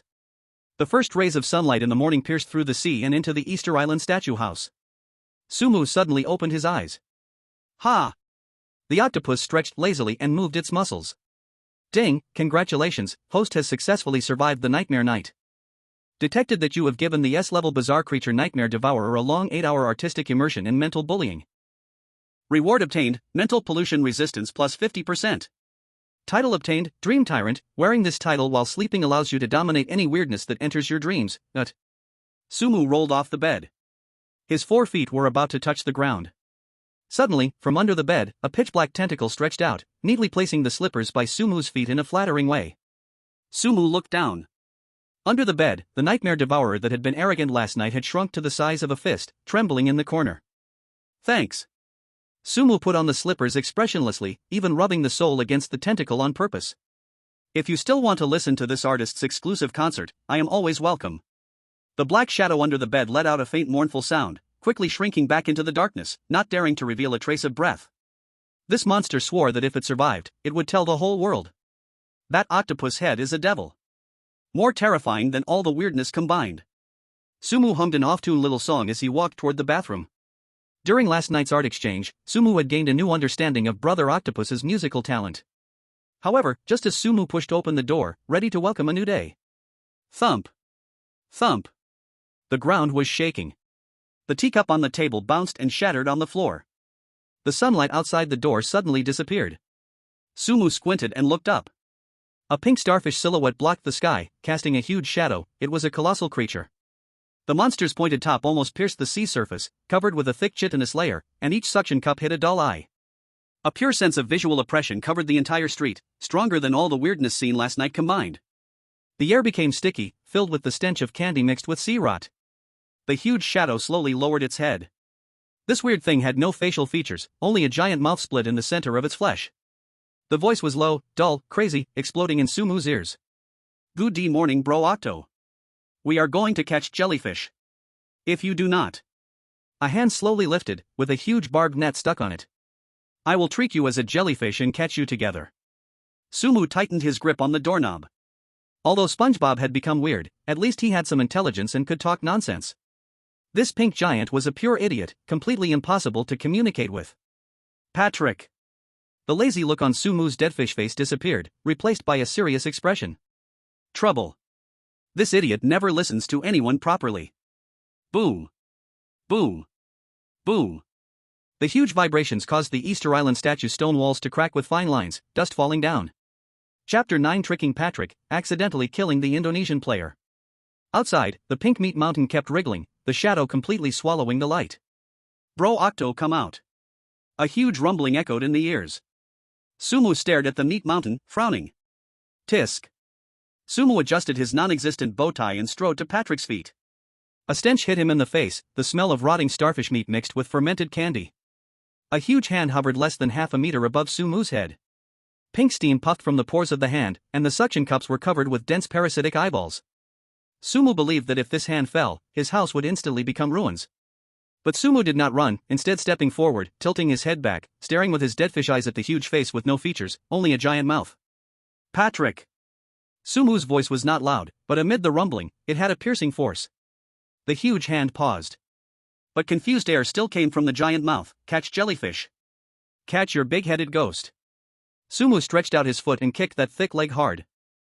A still squirming barnacle was kicked away by Sumu, falling to the ground and shattering into a puddle of yellow water. Look at your legs, they're absolutely filthy. Sumu frowned as he shook his foot, pulling out a handkerchief and wiping it vigorously. Your whole body is almost covered in mud, and you're planning to catch jellyfish looking like this? The air became still. In the global live stream, hundreds of millions of viewers widened their eyes. Sugod, what is he doing? Is he lecturing an S-level anomaly about hygiene? Crazy, this is truly crazy. Sugod always does things that surprise us, you'll get used to it. However, it really was beyond the expectations of the viewers in the livestream, as the S-level anomaly, the giant starfish, actually withdrew its hand after hearing Sumu's words. It lowered its head, looking at its dirty, massive body in confusion. Dirty. Yes, that's right. It's utterly unappealing and quite vulgar. Sumu pressed the attack, raising his voice suddenly, with a stern tone. Activating character skill, authority of the artist. Performing logical restructuring on the target. Judgment in effect. Sumu pointed to the net the starfish was holding in its other hand, which was covered in barbs and dried bloodstains. Sumu curled his lip. Catching jellyfish is a very elegant sport. It requires skill, patience, and perfect posture. And right now, you look absolutely awful. The starfish's enormous body shuddered slightly. Its simple brain circuits clearly couldn't process such complex vocabulary, but with the skill's enhancement, the starfish still believed Sumu's words. So, what should I do? The starfish asked, its voice much softer, feeling aggrieved. Sumu snorted coldly and crossed his arms. Follow me. Sumu turned and walked toward the desolate coral reef ruins at the end of the street. Today, I'll teach you how to catch jellyfish like a master. Hearing Sumu's words, the starfish immediately followed, its every step shaking the earth of Bikini Bottom. At the edge of Bikini Bottom, jellyfish fields. It was called a field, but it was actually a silent underwater ruin. There were no pink jellyfish here, only human skulls connected to spinal cords. These skulls emitted a ghostly blue current, drifting aimlessly through the black seawater. They buzzed with electric sounds, their hollow eye sockets flickering with light. Behind a massive decaying coral rock, Audie, the chosen one from Indonesia, was huddled, wearing a sea-level item called the chameleon cloak. Audie held his breath, his chest rising and falling rapidly. It's so scary, that huge pink monster. If I stay hidden here, the anomalies won't find me. As long as I can hold out until the instance ends, even if my rating is lower, it's better than losing my life. Just as Audie was comforting himself, the light above him suddenly disappeared. Audie stiffly raised his head. Audie saw a bald, big-nosed octopus man, who had somehow appeared at the top of the coral rock, looking down at his hiding place. The octopus man squinted slightly. Then, the huge pink figure also poked its head out. Patrick Star, look over there. Sumu extended a tentacle, and with the system's support, sea-level items had little effect on him. He accurately pointed to Addie's hiding spot. His tone was calm. Do you see that thing hiding behind the rock? Patrick Star blinked its dozens of eyes in confusion. Isn't that trash? Sumu lowered his voice, pretending to be mysterious. You have no taste, fool. That is the legendary Emperor Jellyfish. Emperor? Jellyfish? Patrick Star's tone immediately rose, and all of its suckers opened up. That's right. Look how clever it is, using camouflage to protect itself. Only the most skilled hunters can see through its disguise and recognize its rare nature. Sumu turned his head, staring at Patrick Star. A smile curled at the corner of his mouth. But forget it. With your clumsy hands, there's no way you'd catch a jellyfish like this. Let's go back and catch those deadheads instead. He was using reverse psychology. It worked wonders on a creature like Patrick Star. Roar! Patrick Star let out a loud roar. Patrick Star is the strongest hunter. Patrick Star's huge arm was raised high, smashing down toward Addie, who was behind the coral rock. The fishing net tore through the seawater with a sharp sound. No, I'm a human. Addie's eyes widened as he screamed, lifting his cloak to escape, the dagger in his hand still not ready to strike, trying to grab Patrick Star's attention. Boom! The massive net came down. No reversal happened. Before the S-level abnormal power, sea-level props were utterly powerless. With the sound of bones breaking, the coral rock and Addie's body were instantly crushed into a red and white pile of flesh. This pile of flesh was tightly caught in the spiky net. Blood stained the seawater. Patrick Star jumped up and down, holding the net, causing a small earthquake. Got it, the Emperor Jellyfish. Patrick Star is the best hunter. Patrick Star rubbed the bundle of flesh against his face, letting out a satisfied sigh. So fragrant, must taste so good. Sumu stood aside, lightly clapping his tentacles, giving a half-hearted round of applause. Barely acceptable. Although your actions are clumsy and you're as dirty as a caveman, the jellyfish you caught isn't bad. You can barely be worthy of being my neighbor, the noble artist. Ding. Detected successful use of character logic to lure S-level anomaly. Success in using others to kill. Indonesian chosen one eliminated. Role-playing degree plus 5%. Current total role-playing degree, 90%. Congratulations to the host for unlocking a new trait, Indifferent Bystander. As long as you don't actively attack, S-level or lower anomalies are likely to treat you as part of the environment background, but... Sumu glanced at the system panel, the corner of his mouth curling up slightly. 90%. Only one step away from the final threshold. However, he didn't expect that the hidden fishman anomaly was also a chosen one like him. Octopus bro. Octopus bro. Just as Sumu was still deep in thought, Patrick Star, holding the dripping net, came to Sumu with his giant eyes glowing red. Let's share it, okay? Look, it's still moving. Sumu took a step back, covering his nose. Get it away from me, you idiot. This high cholesterol stuff, only a brainless fool like you would like to eat it. I'm going back to take a nap. Sumu turned and walked away. Patrick Star didn't insist, his eyes still full of the food in the net. Just as Sumu was about to leave the jellyfish field, the pink starfish behind him mumbled vaguely. Hurry up, get full. Everyone is starving. The concert is about to start. If we don't eat enough, we'll be eaten. Sumu's steps paused slightly. A concert? Be eaten? Sumu didn't turn back, but he mentally noted those two words and kept walking. When he returned to his statue house, he noticed that the sky over Bikini Bottom had turned dark red. Sumu walked to the door, ready to take out his key. His action stopped. There was something stuffed in the statue house mailbox. It was a letter, made of human skin. The edges of the letter were seeping with drops of blood, giving off a pungent, bloody smell. Sumu squinted, extending his tentacle to pick up the letter. It was written with black oil in a crooked, uneven script. To the outstanding artist of Bikini Bottom, if you're not dead by then. The carnival is about to begin. Bring your instrument. If you don't have one, bring your body.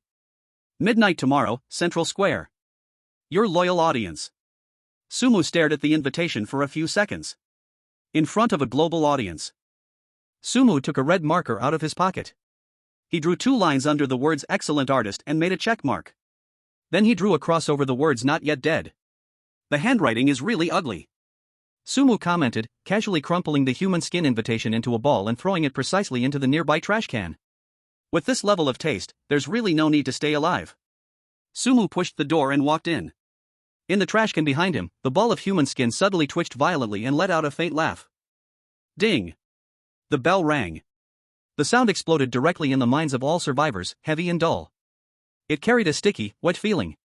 Then, a bloody font announcement forcibly occupied the center of their vision. S-level dungeon final task released, Bikini Bottom Carnival Concert. Countdown, 48 hours. Task description: the bodies of Bikini Bottom's residents are already starving, and their souls have long dried up. Please perform in the Central Square in 2 days, playing melodies that will make their souls tremble. Clear condition: please them. Failure punishment: become the main course of the feast. Note: detected current dungeon survivors, 5 people. Please cherish your performance opportunity. The global live chat barrage increased. Only 5 left? I remember there were more than 200 when we entered. Done, please these monsters? Who knows what they normally like to eat, and do they even know what a melody is? Guy upstairs, unsurprisingly, the weird ones like to eat the chosen ones. Indeed, no wonder it's an S-level dungeon. Only this few people left. And according to conclusions from already dead chosen ones, Bikini Bottom's weird creatures are extremely sensitive to sound.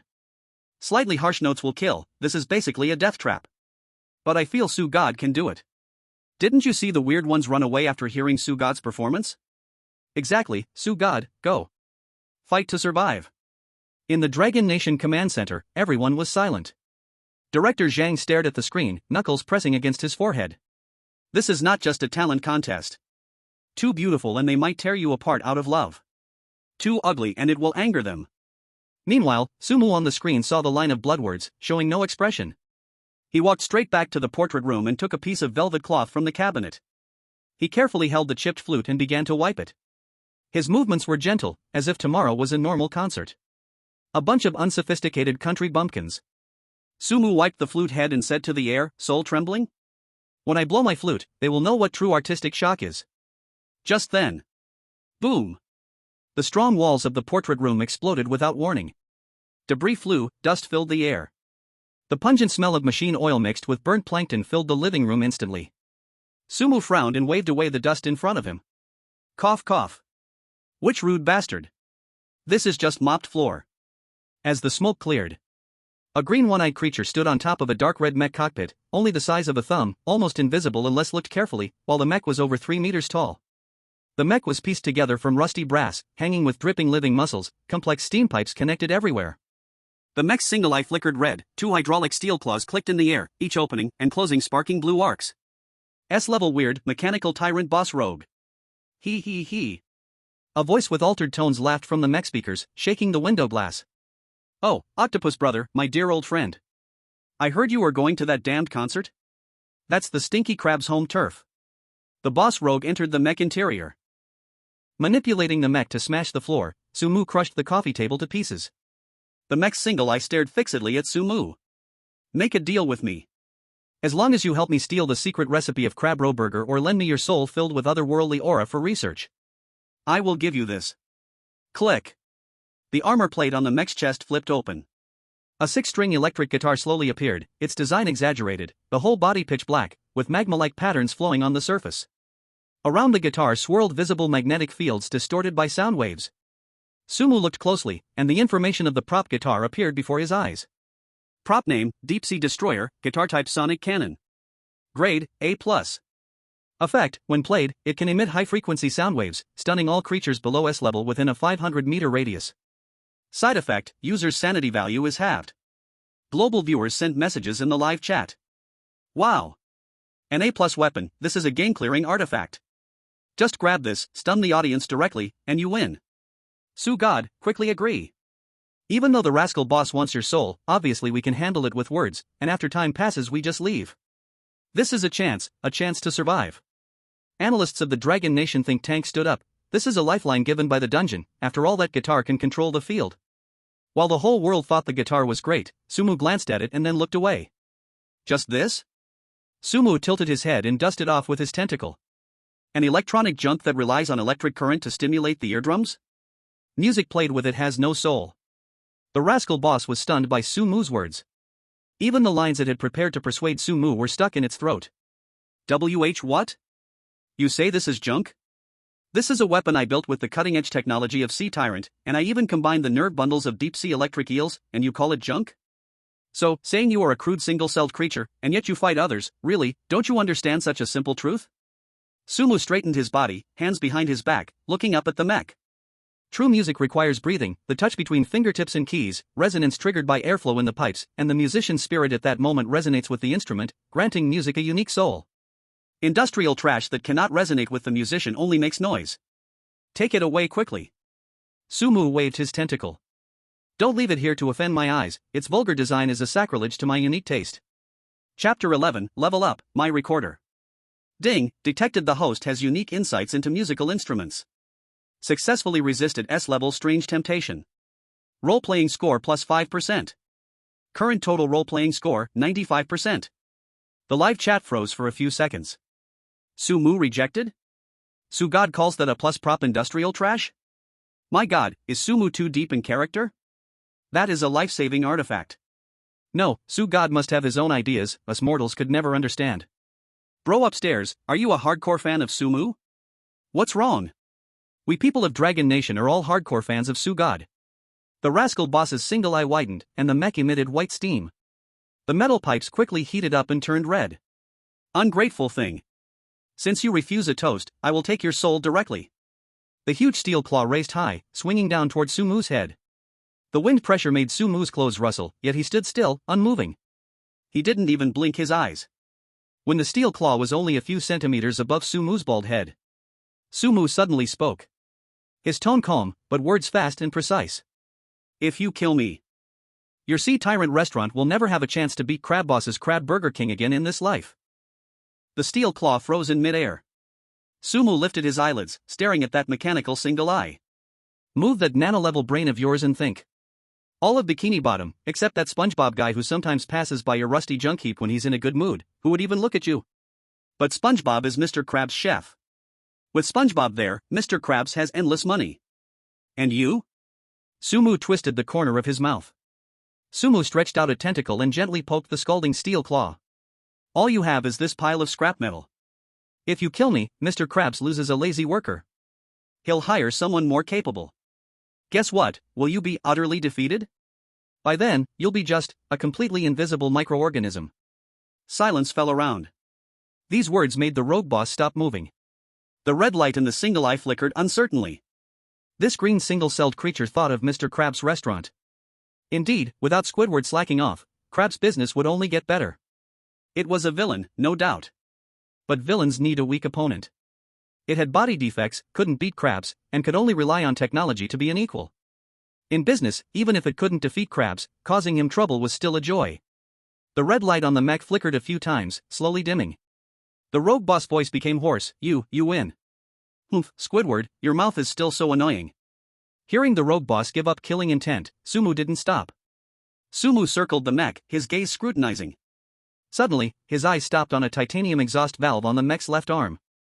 It was a metal component. The surface glowed blue. Runes were engraved on it. Since you messed up my house, you should compensate for something. Sumu pointed at the valve. This part will do. Perfect, my recorder's high notes always leak air. This valve size can barely be used to make a new key. The rogue boss screamed, are you crazy? That's my mech's energy core boost valve. Removing it will drop the mech's power by 30%. Remove it. Sumu spoke, his tone unquestionable.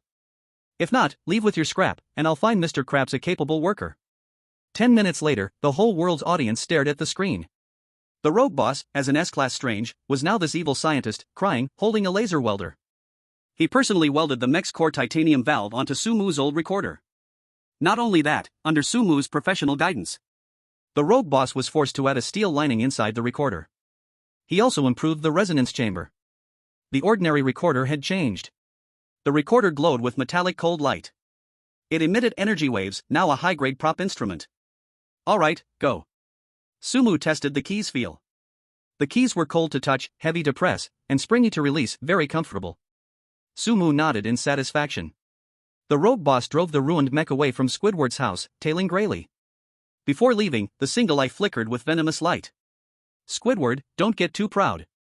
My detector just showed that chosen one named John in Lighthouse Country has already found the legendary Kraken harp in the shipwreck graveyard. That's an ancient cursed artifact. At tomorrow night's concert, wait to be torn apart by your kind's music and devoured by everyone, hee hee hee. The rogue boss disappeared. From the large hole in the wall came his eerie fading laughter. Sumu didn't know what the rogue boss was laughing at. He was playing with the flute in his hand that had just completed mechanical ascension. On the system panel, the attributes of this flute had already changed. Name, Octopus Brothers Undertaker, modified version. Quality, growth type, S rank.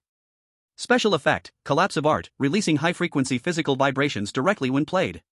Description, before, when people said your music could kill, it was exaggeration, now it is reality. Sumu tugged at the corner of his mouth. Interesting. Looks like I need to test a note first. Sumu walked to the broken wall.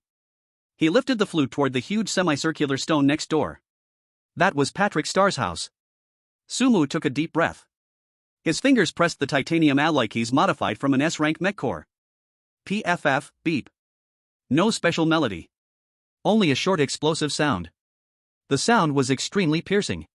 White waves of air could be seen gushing from the flute mouth. The air wave instantly crossed the street. Rumble, rumble, rumble. Next door. Patrick Starr's stone house instantly exploded. Debris flew. The foundation sank half a meter. In the dust. The pink flesh mound was buried in the rubble. Patrick Starr did not roar. From under the rubble came Patrick Starr's dazed moaning. The voice carried a sense of satisfaction, so good. This sound feels like it's tickling my brain. Ahaha, octopus brother, a little more. I think you should be stronger. Sumu put down the flute, lightly blowing away a wisp of smoke from the flute mouth. Sumu looked at the rubble, ignoring the strange thing writhing in it. It was feeling pain, and it was also enjoying its own music. Sumu's face showed no expression. This is the public's taste. The more destruction, the more they rejoice. Tomorrow night's concert. I will let the whole Bikini Bottom sink into this beautiful collapse. Ding, S-rank strange Patrick Starr has developed dependence on your noise, affection, twisted, +10. Current role performance, 95%. Friendly warning, threshold is about to be broken. When role performance reaches 100%, you will become Priest of the Unnameable Deep Sea God Cthulhu. Sumu turned off the system prompt. In front of the broken wall, facing the empty street, he made a graceful bow. Chapter 12, Extreme Pain is True Pleasure. Perhaps because the final mission was released, all the strange beings in Bikini Bottom were much quieter. And it was in this strange and quiet atmosphere that one day quietly passed, reaching the time for music festival rehearsal. At this time, the central square of Bikini Bottom had been set up as a stage. Searchlights cast beams across the audience seats full of mud and rotten seaweed, colorful light strips hanging all around. Looking closer, the glowing bulbs were all anglerfish eyes, turning irregularly under current stimulation. The audience seats were already filled with Bikini Bottom residents, half-brainless fish men squeezed together, green mucus-flowing shrimp soldiers sticking to many-legged crab monsters. The strange beings crowded together, making sticky friction sounds, deep growls rising and falling. The air was filled with the smell of rot, mixed with sea smell. This was the rehearsal site of the raucous music festival. Sumu dragged his steps to the backstage, holding the modified flute. Octopus Brothers' unique deadfish eyes swept across the ugly decorations, a curve appearing at his mouth corner. Tacky. Oh, the decorations are too tacky. He tapped a pillar covered in slime by the roadside with his tentacle. Decorations of this taste are simply an insult to the eyes of a noble artist like me. While Sumu was still criticizing the music festival decorations, a melodious and strange harp sound suddenly came from the center of the stage. Under the spotlight stood a blond man in a tailcoat, holding a harp carved with the face of a sea monster. It was Edward, the chosen of Lighthouse Country. In the real world, he was a musician. At this moment, the blond man lifted his chin, his fingers gently strumming the strings of the harp, and the notes that emerged were full and incredibly pleasant to the ear, like a siren's whisper, enchanting and intoxicating. But in the eerie underwater environment, the sound of the harp seemed somewhat sacred. The previously restless fishman audience fell silent. The monster's murky eyeballs stared at Edward on the stage, their faces blank with stupor. Several monsters opened their large mouths, drooling, with saliva dripping down the corners of their mouths, pulling strings of it to their chests. Oh my god, what a wonderful melody! This is the sound of art. The Lighthouse Kingdom has won for sure. This is true art. Look, even the monsters are moved. That's right, our Edward from the Lighthouse Kingdom is the greatest artist. Look, even the strange ones are enchanted. In the global livestream chat, the comments rolled by quickly. The Lighthouse Kingdom viewers began waving their arms in front of the screen, as if they had already seen the dawn of victory.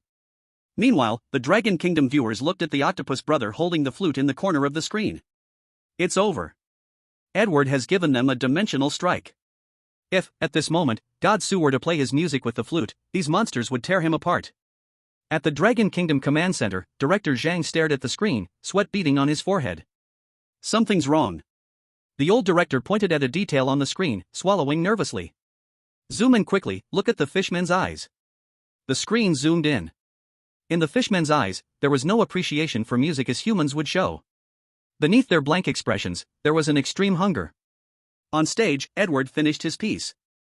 The Lighthouse Kingdom contestant stood up and bowed to the audience, his smile spreading wider as he gazed at them. The blond man turned to look at Sumu, who had just stepped onto the stage, raising an eyebrow. Hey, you must be that clown from the Dragon Kingdom. Edward spoke, his fingers lightly strumming the strings. Did you see that? This is true music. Only true music has the power to soothe the hearts of beasts. As for that flute of yours, pieced together from scraps, you should just use it to start a fire. Stop embarrassing yourself here. Sumu heard Edward's mockery, stopped in his tracks, and looked Edward up and down with the lifeless eyes typical of an octopus. Soothe the heart?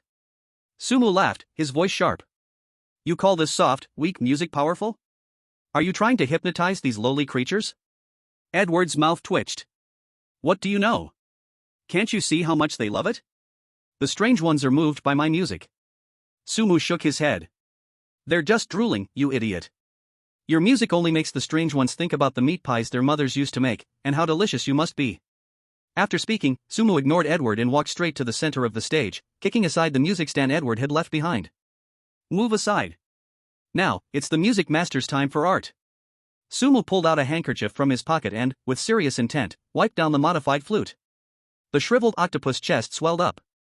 This is the piece I created for this grand event. The symphony of nerve necrosis and auditory collapse from Bikini Bottom.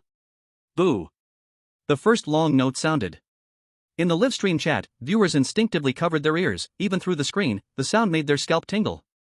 There was no melody, no rhythm could be discerned. Only sharp bursts of sound, off-key tremors, mixed with the screeching of friction. The fishman audience below the stage went into a frenzy. Roar. Screech.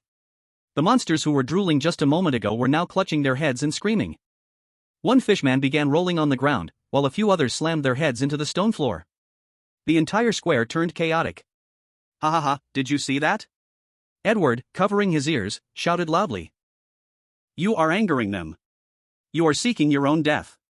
These monsters will tear you to pieces. Sumu had no intention of stopping. With his eyes still closed, his tentacles moved quickly on the flute, producing an unrelenting noise. On that pale blue face, the features spread out. Ah, what a perfect resonance.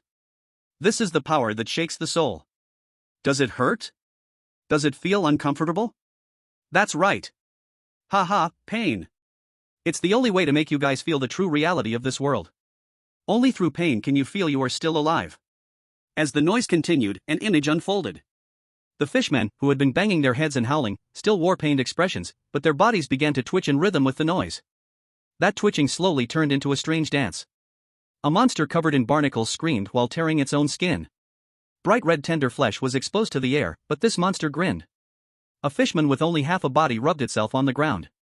Its face was full of agony, but the corners of its mouth were raised high. They were in ecstasy. Edward watched the scene with a frozen smile on his face. He looked at the strange creatures moving to the noise, his body shaking. What is going on? Sumu stopped playing, and the last broken note stopped.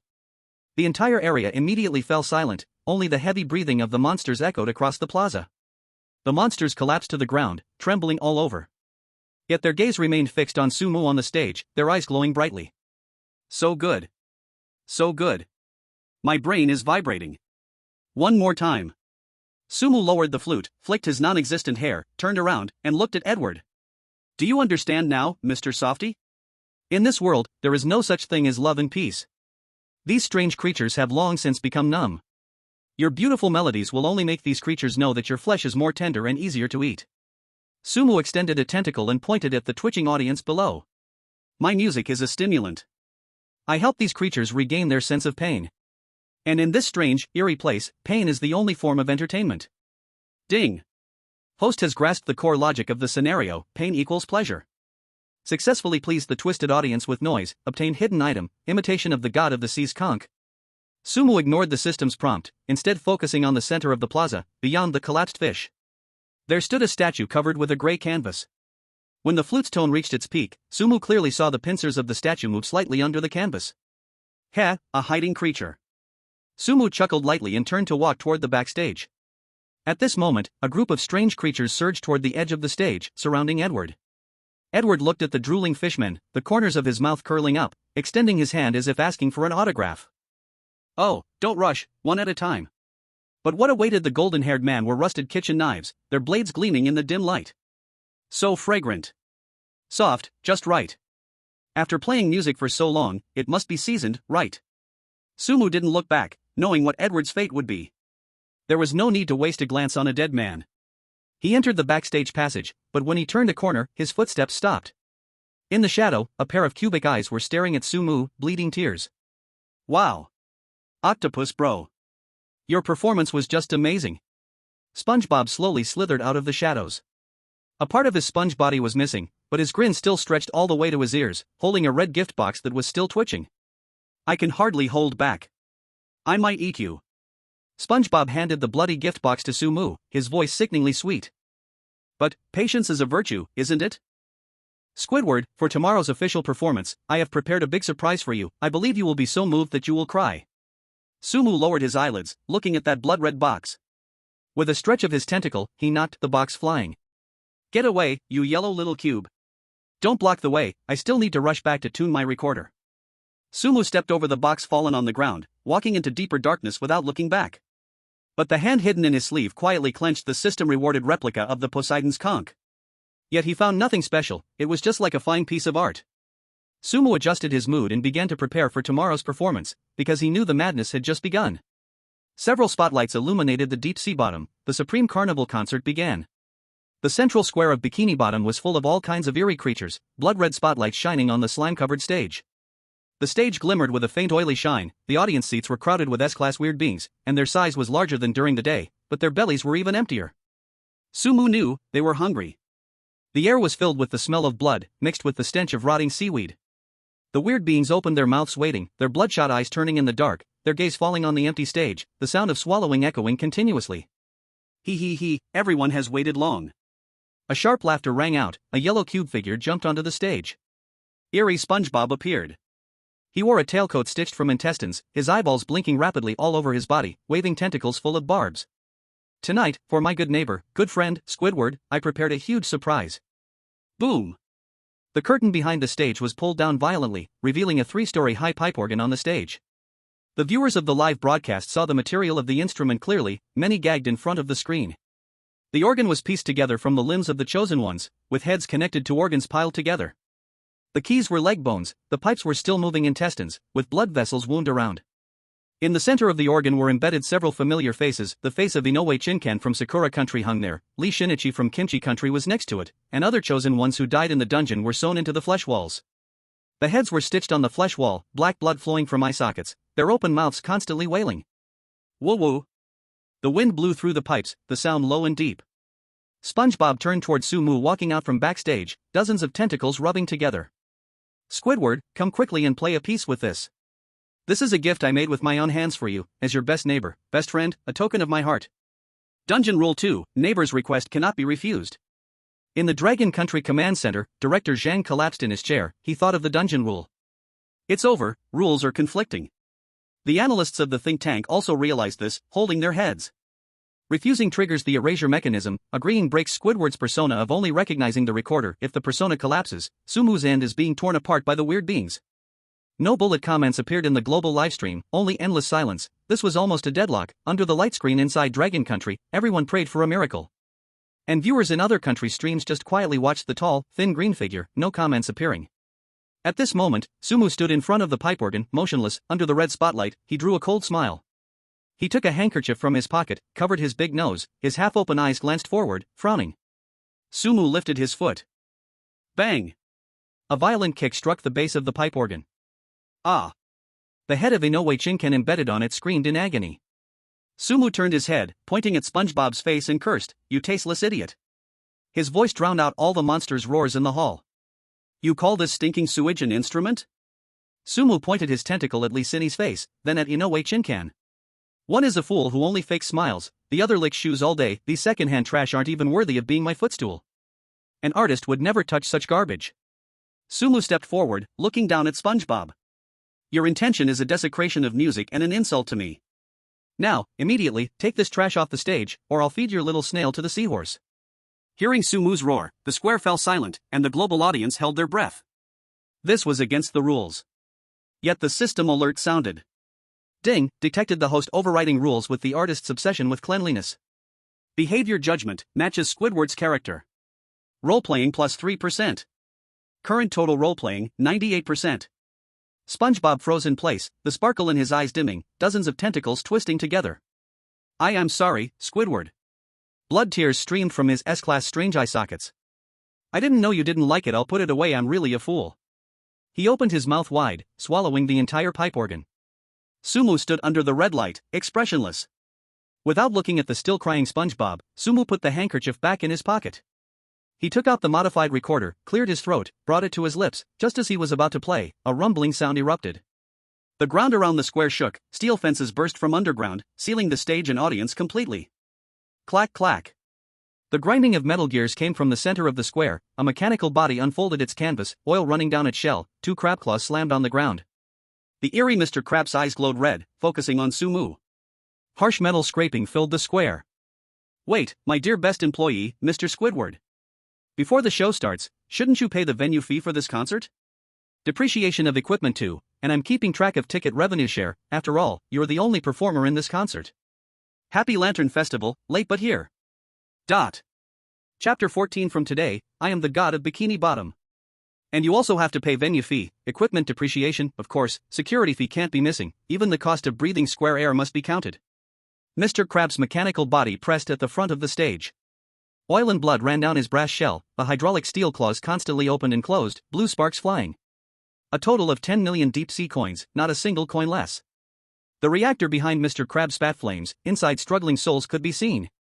"I'll stuff you, the octopus, into the reactor, squeeze your value dry, to grill the Krabby Patty." As expected, this was another counterattack of the dungeon rules, using physical pressure when mental corruption couldn't destroy the chosen one. In the Dragon Nation Command Center, Director Zhang lifted his heart again. S-class physical side bizarre, we can't trick this with words, can we? The analysts of the think tank turned pale. Without power or money, this crisis seemed impossible to survive.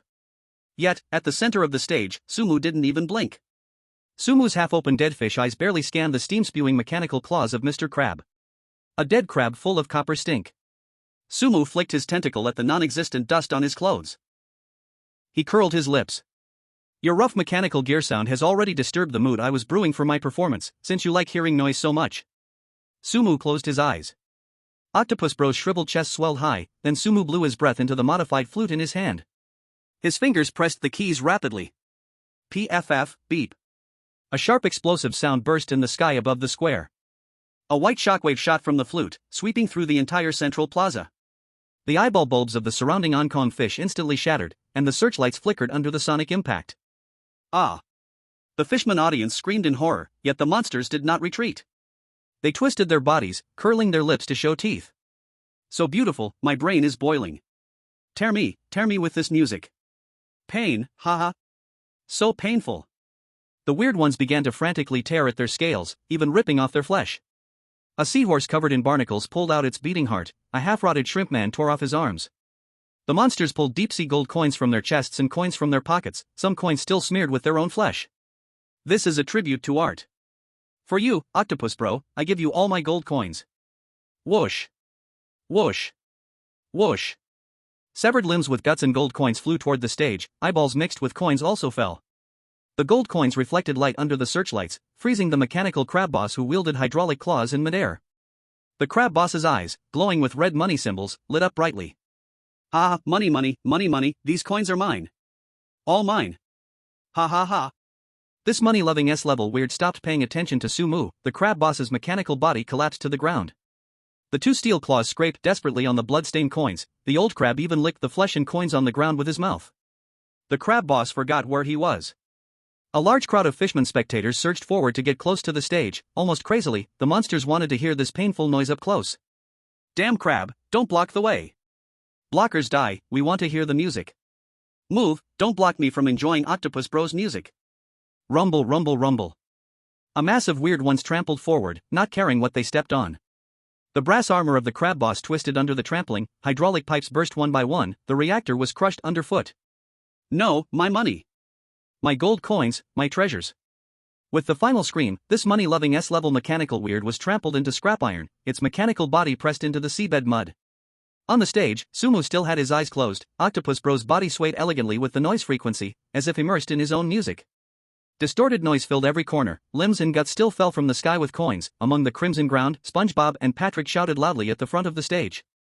Octopus Bro is back. Whoa, Octopus Bro, you finally returned, we missed you so much. The yellow weird sponge and pink flesh mountain lowered their heads in the noise, other weird ones banged their heads violently on the stone slabs. Heads smashed into bloody pulp without noticing, dozens of tentacles raised high, they shouted. Long live Octopus Bro. Long live art. The entire Bikini Bottom sank into a weird frenzy. Ding, detected host using noise to destroy old rules, triggering group weird recognition. Behavior judgment, matches the solitary artist misunderstood by the world. Roleplay plus 2%, current total roleplay, 100%. Boom. The moment that number jumped on the retina, Sumu suddenly opened his eyes. Octopus Bro's cyan skin surface appeared with a layer of golden rule threads. The threads of silk wandered across Sumu's body, then spread along the tentacles, extending to the entire stage, traveling towards the deep-sea space of Bikini Bottom. In this moment, Sumu's perspective changed, and he saw the underlying logic of this S-level dungeon and touched the core of this world. Sumu slowly lowered his vertical flute, and the noise ceased. The central square fell into silence the instant the noise disappeared, with all the eerie fishmen frozen in the same posture they had been before. The eerie being stood still, looking up at the tall, thin figure on the stage as it lowered its hideous head. The system's mechanical voice rang out in Sumu's mind. Ding, role-playing degree reached 100%. The priesthood powers of the unspeakable sea god, Cthulhu, have been unlocked. Successfully stolen the underlying rules of the S-level dungeon Bikini Bottom's deep sea. You are now, the god of Bikini Bottom. At this moment, in the center of Bikini Bottom Square, the noise had vanished. Sumu stood in the middle of the stage, his body wrapped in golden threads that slowly disappeared into his bluish skin, using Squidward's signature half-open deadfish eyes, looking down at the eerie creatures below. SpongeBob and Patrick knelt in the front, followed by a large group of fishmen and eerie beings. The shrimp boss, Boss Pie, mixed in with them, all the monsters lying on the ground, their foreheads pressed against the blood-stained stone slabs, the slabs still carrying traces of Mr. Krabs' motor oil. At this moment, not a single eerie being dared to lift their head. Sumu pulled out the dirty handkerchief from his pocket and carefully wiped the modified vertical flute in his hand, cleaning it slowly, not missing a single button on the flute. A bunch of tasteless idiots. Sumu's voice echoed across the square, Squidward smirked. Is bowing the only way you idiots can show appreciation for my music? Then I really played for nothing. Sumu placed the vertical flute back into the pocket of his brown short-sleeve shirt, clasped one hand behind his back, and slightly lifted his big nose. Sumu's chin was lifted high. The eerie beings below trembled even more violently, not daring to make a sound, afraid of disturbing the new god. In the real world, Dragon Country's live streaming room. The barrage stopped for a minute. Then, a flood of text filled the screen. Did we clear it? Did Dragon Country really clear it? S-level dungeon. This is the only clear in the world. Sumu is amazing. Su God is invincible. Long live Squidward. Chapter 15, Squidward's Return, new dungeon opened. Inside the Dragon Country Command Center, Director Zhang leaned on the table, his eyes glued to the tall, thin figure on the big screen, his chest rapidly rising and falling. Beside him, an analyst suddenly stood up and pointed at the screen, shouting, "Director, look at the data." Our national luck index is rising. On the data panel next to the big screen, the progress bar, which had been stuck at 10%, began to climb rapidly, jumping to 20%, and finally stopping at 40%. Normally, clearing a dungeon would reward 10%, but this was the most difficult dungeon ever, and with Sumu's high rating, the national luck increased by 30%. Director Zhang looked through the screen, gazing at the sky outside the command center. A crack appeared in the sky, and a golden beam of light descended from the heavens, landing on Dragon Country's land, then spreading outward. Water surged through the river channels, washing over the riverbed and flooding the green reed fields. Plants spread and grew along the water's flow, with the weeds on the central plains shedding their dead leaves, tender shoots breaking through the soil and growing tall quickly, and wheat spikes beginning to grow again in abandoned farmland, the tender shoots swaying in the wind. The smog over the city was blown away by a gentle breeze, and sunlight filled the glass curtain walls of the skyscrapers. In the hospital wards, those patients whose resistance had weakened due to the national luck drop were gradually regaining their color, and the indicators on the bedside monitors were returning to normal. The information from the light screen echoed in everyone's mind worldwide.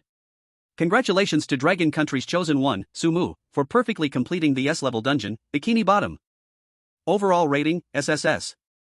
Dragon Nation's fortune increased by 30%. Current fortune, 40%. All natural disasters in Dragon Nation forcibly removed, resources restored to half of normal period. People all over Dragon Nation rushed out of their homes, everyone bathed in sunlight hugging tightly, letting tears wet their faces. Director Zhang sat in his chair, took off his reading glasses, wiped the moisture at the corners of his eyes with his sleeve, murmuring, "We survived, Dragon Nation is saved." Other countries' command centers fell silent, high officials of Sakura Nation smashed their cups on the ground. Analysts from Kimchi Nation sat on the ground with weak legs, the president of Lighthouse Nation stayed calm and silent, they could only watch Dragon Nation escape the crisis. The view returned to the stage of Bikini Town. Golden lines of text jumped on Sumu's retina. Settlement complete. SSS level clearance reward granted, replica of the Sea God's Conch activated. Item level, conceptual. Effect, can block one fatal attack from any level existence on the bearer. The conch rewarded by the system in Sumu's arms was slightly warm, Sumu took it out. At this moment, the surface of the conch was full of runes, emitting faint luminescence. Sumu weighed the conch in his hand and casually put it in his pocket. Full of frustration, the system guy, it stole my clearance reward and gave it to me early. Mu lifted his head, above the stage, a golden light pillar penetrated the seawater, covering Sumu. It was the light of teleportation back to Blue Star.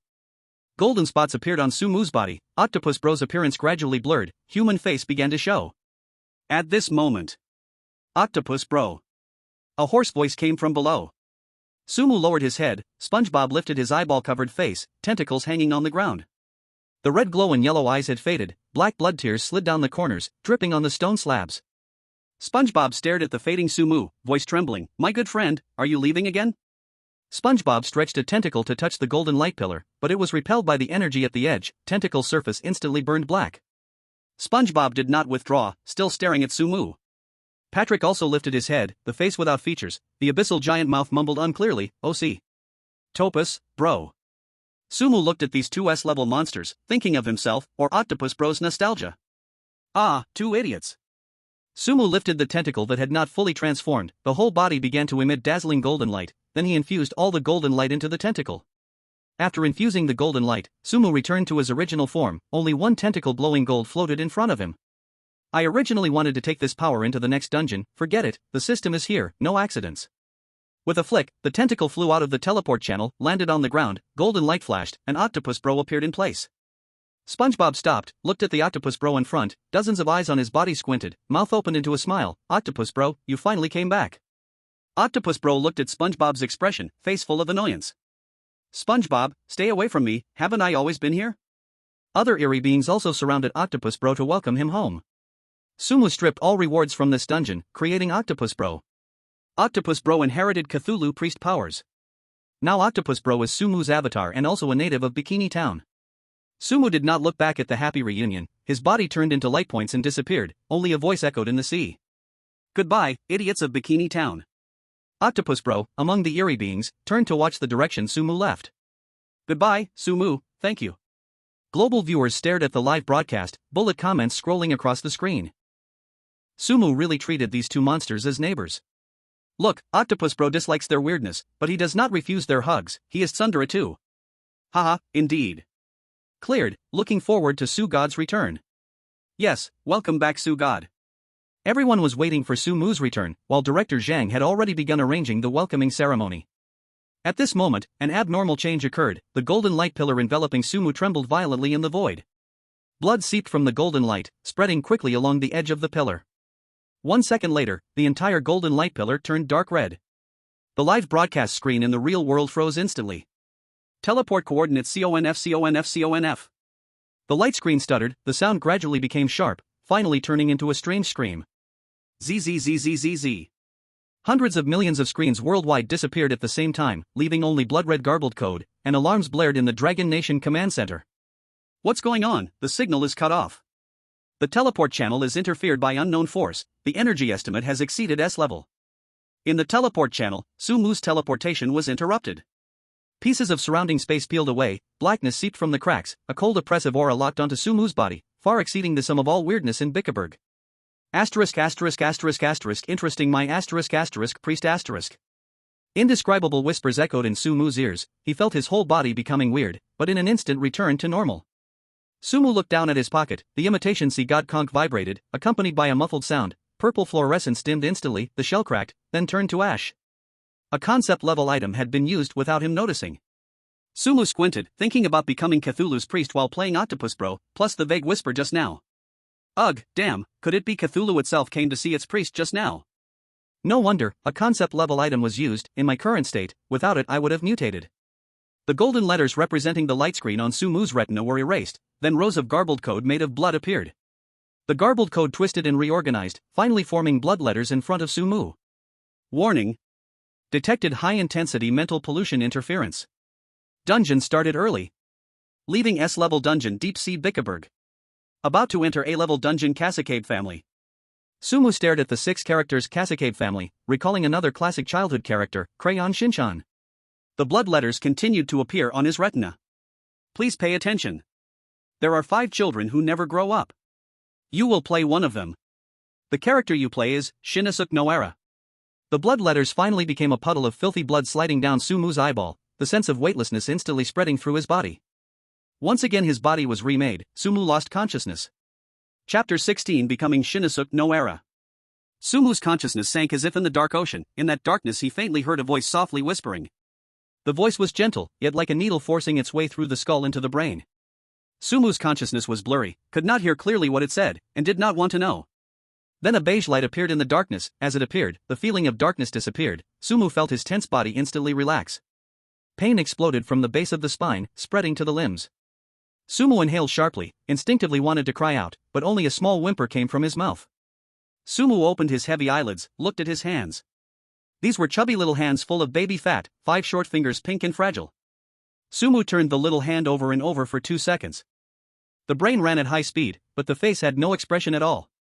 Sumu slowly sat up from the bedding on the ground. This was a Japanese-style bedroom. Tatami was spread on the ground, beside it was a low cabinet in natural wood color. A half-piece of floral curtain hung on the window, sunlight came in through the gap, making the room very warm. On the table were dynamic Superman and Gundam robot toys. On the corner bookshelf picture books were inserted crookedly, the dynamic Superman sticker on the spine had already curled up. This place looked very ordinary, and also very safe. Sumu got up from the bedding, stepped barefoot on the tatami, and walked toward the half-body mirror in the corner of the wall. The steps of this body were more difficult than expected. Used to the walking way of an adult, now suddenly changed, and he found that the center of gravity of a child was different from an adult. Short legs caused very small stride, and the ankles were not stable enough.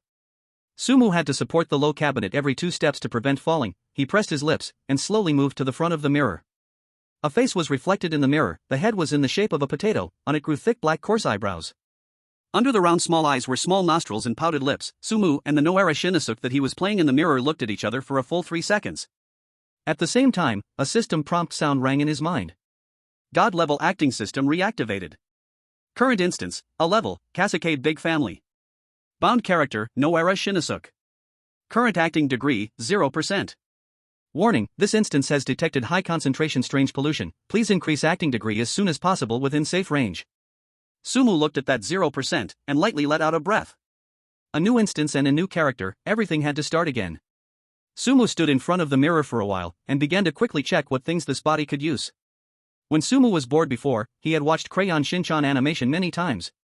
He could not say he clearly remembered every line of every episode, but if he closed his eyes he could think of the arrangement of the Noara family living room. But he also clearly knew what reaction Noara Shinnosuke would have when facing various things. Noara Shinnosuke was a naughty child who was very good at dancing the elephant dance. Even if he was about to be beaten, this kid could still eat snacks while talking. No matter where he went, he could cause trouble for the adults around, and in the end he could still be safe and sound. At the same time he was also a child with a gentle personality, a strong heart, brave and responsible, and at the same time his luck was very good. Sumu stared at that round puffy face in the mirror for a while, then he turned around and began to look around this room. The observation habit formed in the last instance made him act immediately. Even though he had become a child now, Sumu's eyes were still quietly sweeping every corner. The placement of the toy cars was very normal, the picture books on the bookshelf also had no abnormality. Sumu's sight stopped on the photo frame on the low cabinet. In the frame was a family photo. In the photo there were Father Hiroshi and Mother Missy, Shinnosuke, Himawari and Shiro were all inside. 4 people and 1 dog smiled very happily. The background was a piece of blooming cherry blossom trees. The color of the photo was a bit old, and the edges had already turned yellow. Sumu stared at that photo for 2 seconds. The hair on his whole body suddenly stood up. Sumu found that the eyes of Missy in the photo were staring at him. That woman's neck did not move, but the pupils had already shifted, tightly locking onto Sumu's position. Sumu stood in place without moving, continuing to pretend to be a child in a daze. His peripheral vision quietly swept towards several other photo frames. At the highest place hung Hiroshi's work photo. The person in the photo was also looking at him. On the bedside cabinet was a daily photo of Shinnosuke, Himawari and Shiro playing on the grass in their own yard. The Shinnosuke inside was also staring at this side.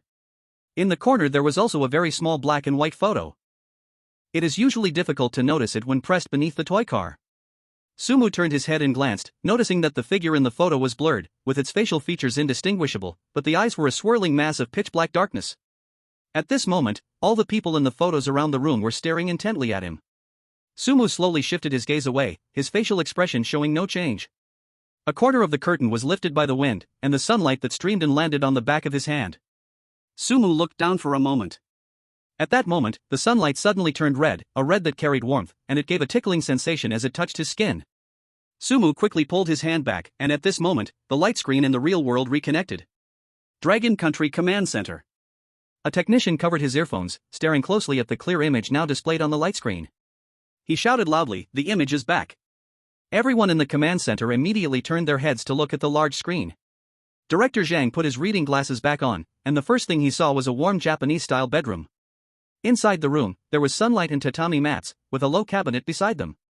A chubby little child stood in front of the mirror, staring blankly with no expression. "This is..." The analyst next to him quickly pulled up the copy information, his voice carrying a hint of confusion and ease. Copy name, Spring Day Family, rating A level. Director Zhang paused for a second. His tense shoulders relaxed, and he slowly exhaled as he held the edge of the table. A level, it's A level. A psychological analyst straightened his back and said, "Sumu just completed an S-level copy, and immediately after that, he got an A level. It seems like the light screen is lowering the difficulty for him. Look at that scene, this is a Japanese-style home, inside a family. There shouldn't be anything more dangerous here than the deep-sea Bikini Bottom. Yeah, it looks like they really lowered the difficulty this time. Sugod will definitely pass this with ease. But, did you notice? The light screen seems to have malfunctioned just now? Indeed, we've never seen an image cut off like that before, and also, previously, there would always be a break after finishing a copy. But now, as soon as one copy ends, another one starts. Yeah, this doesn't feel right. Well, there's nothing we can do. We're just spectators, the copies are the chosen one's battleground. We can only cheer for them." The barrage of comments flooded the global live streaming rooms. On the screen, Sumu stood on the tatami, facing the window. He was staring at that red light, and there was a strange smell in the air. Sumu sniffed the air, it seemed familiar, like a preservative. This smell usually appears in hospital morgues, and now, it was wrapped in the sweet and greasy scent of a home, buried beneath. Ordinary people might not notice it, but Sumu clearly sensed it. Sumu slowed his breathing, not making any unnecessary sounds. The more ordinary the environment, the more hidden dangers there might be. Sumu's brain was working rapidly, starting to analyze the situation before him. The system had rated the copy as A level, but Sumu couldn't fully trust this evaluation, especially since the system had just warned that the copy was heavily polluted with an eerie concentration of something. There were 5 children in the copy who would never grow up, and the blood-red hint that the light screen gave during the transfer was something Sumu clearly remembered. Now, he had become the character Shinchan, one of those 5 children who would never grow up, but on a larger scale, time in this world was changing, while people remained the same. Just then, heavy footsteps echoed down the corridor. The sound was very deliberate, precise. The outer figure seemed to be mimicking the actions of a human walking, but it was too mechanical, too deliberate, each step spaced exactly the same. Accompanying the footsteps, the faint sound of a sharp object dragging across the floor. Shoo! Shoo! Sumu's pupils slightly contracted, then a very gentle female voice came from outside the door. Xiao Xin. Time to wake up for breakfast, Mom made your favorite green pepper stir-fried pork, come on, get up, good boy. The voice was soft, with each syllable ending in a deliberately rising tone, spoken in a playful manner as if coaxing a child. The opaque paper door made a tiny crisp metallic clinking sound. Sumu stood in the middle of the room, watching the paper door without moving. His mind quickly calculated. Sumu understood Meiya's preferences and also her taboos. In this instance, appearing obedient would most likely bring about a fatal disaster. After all, there was an episode where Xiao Xian lost his memory and became too well-behaved, which scared Meiya so much that she even said, "You're not my Xiao Xian." The paper door was slowly pulled open. A large shadow crossed the threshold, silently enveloping the entire room. Mom's coming in. The gentle voice rang out again, but mixed in with it was a strong scent of blood. The smell rushed toward him, violently pushing aside the deliberately maintained sweetness, exposing the true danger lurking underneath. Chapter 17, Let me finish the green pepper? The door wasn't even open. Meiya walked into the room. She held Xiao Xian's school uniform, her apron was snow white, her hair pinned behind her ear with a hairpin, and a gentle smile hung on her face. She looked very ordinary. Sumu lay back on the bed, maintaining a sleepy expression, his eyes vacant as if he had just been woken up, still in a daze. But his gaze was already scanning Meiya. Up close, Meiya had more problems than in the photos. Her pupils were unfocused, placed in the correct position, but there was a feeling that they hadn't truly settled into place. When she turned her head to look at Sumu, both of her pupils made a slight shift, then refocused. Her ankles made a sound as she walked. Click. Click. With each step, the sound came, evenly spaced. Meiya placed the school uniform on the low table, crouched down, bringing herself to Sumu's level, and spoke in a playful, child-coaxing tone. Xiao Xian, come eat breakfast. Mom made green pepper stir-fried pork today, hurry up. In the top right corner of Sumu's vision, the light screen quietly flickered, showing a rule. Rule 1, listen to Mom, be a good child. Disobey. The second half of the sentence began to distort, the characters shattered bit by bit, eventually disintegrating into garbled code, leaving nothing behind. Sumu stared at the strange disappearing text without any panic, slowly changed into a school uniform, and then followed Meiya to the dining table. As soon as he sat down, Sumu realized that Kwangji was already there. His suit and tie were crooked, not straightened. There was a heavy crease on the back of his suit, extending from the shoulder blades to the waist, shaped like a crying face, with clear outlines of the eye sockets and corners of the mouth. At this moment, Kwangji was eating, holding chopsticks to pick up a piece of green pepper and putting it into his mouth, starting to chew. Green juice leaked from the corner of his mouth, dripping down his jaw.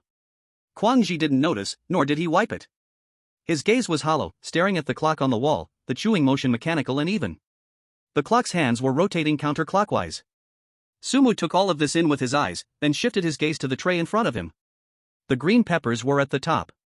The color was too bright, with an unnatural saturation, completely unlike what stir-fried vegetables should look like.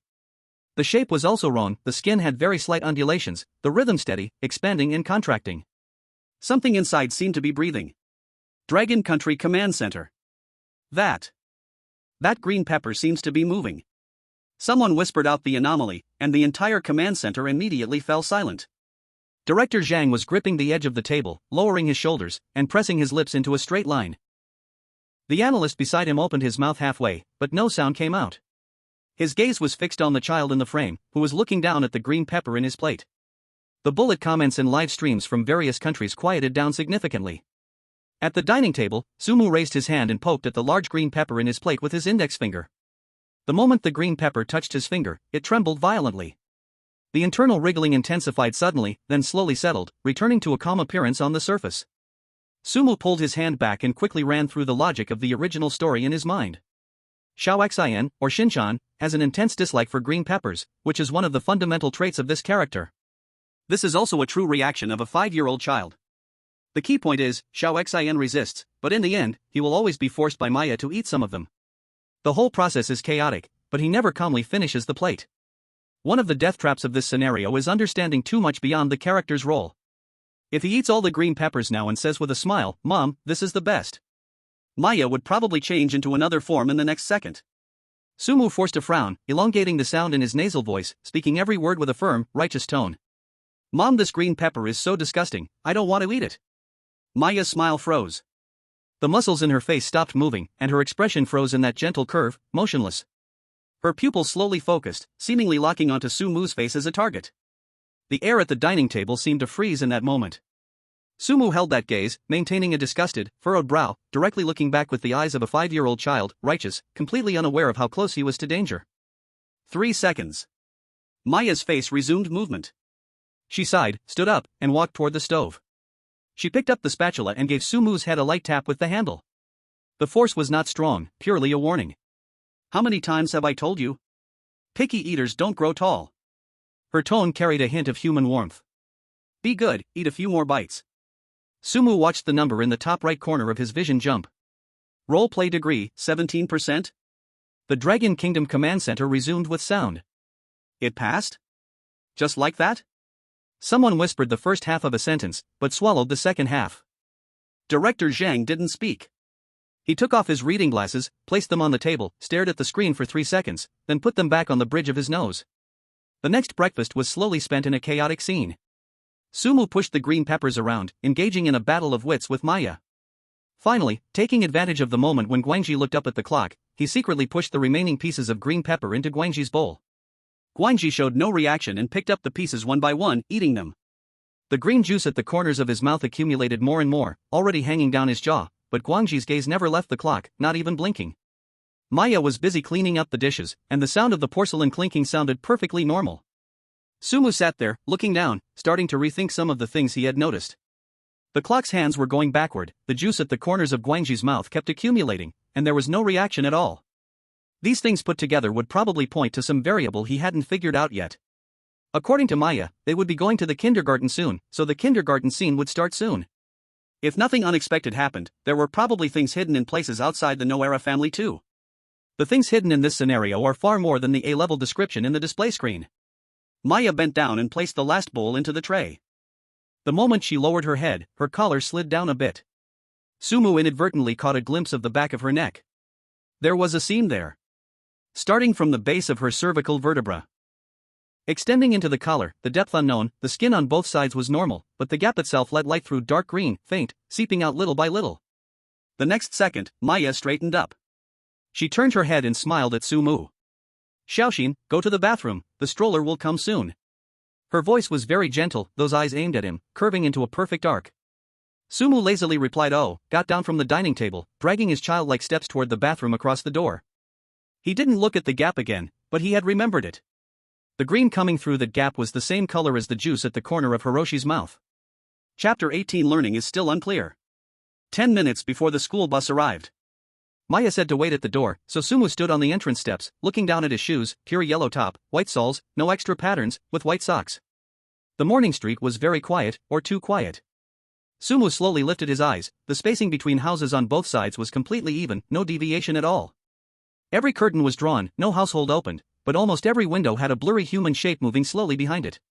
The telephone poles by the road had faded notices, paper curling at the edges, photos too blurred to see faces. Sumu walked closer, looked up from a 5-year-old's height. The age column said 5 years old. To the left, the next pole, same missing person notice, same age, next one, still 5 years old. Sumu looked back, kicked the edge of the step casually. At this moment, a sound came from the neighbor's yard. It sounded like English, high-pitched, with uncontrollable arrogance, fast, showing the speaker didn't care about the surroundings. Sumu tilted his head, peeking through the narrow gap between the walls. A child around 5 stood in the yard, but the stance was wrong, back too straight, chin too high, hands in pockets.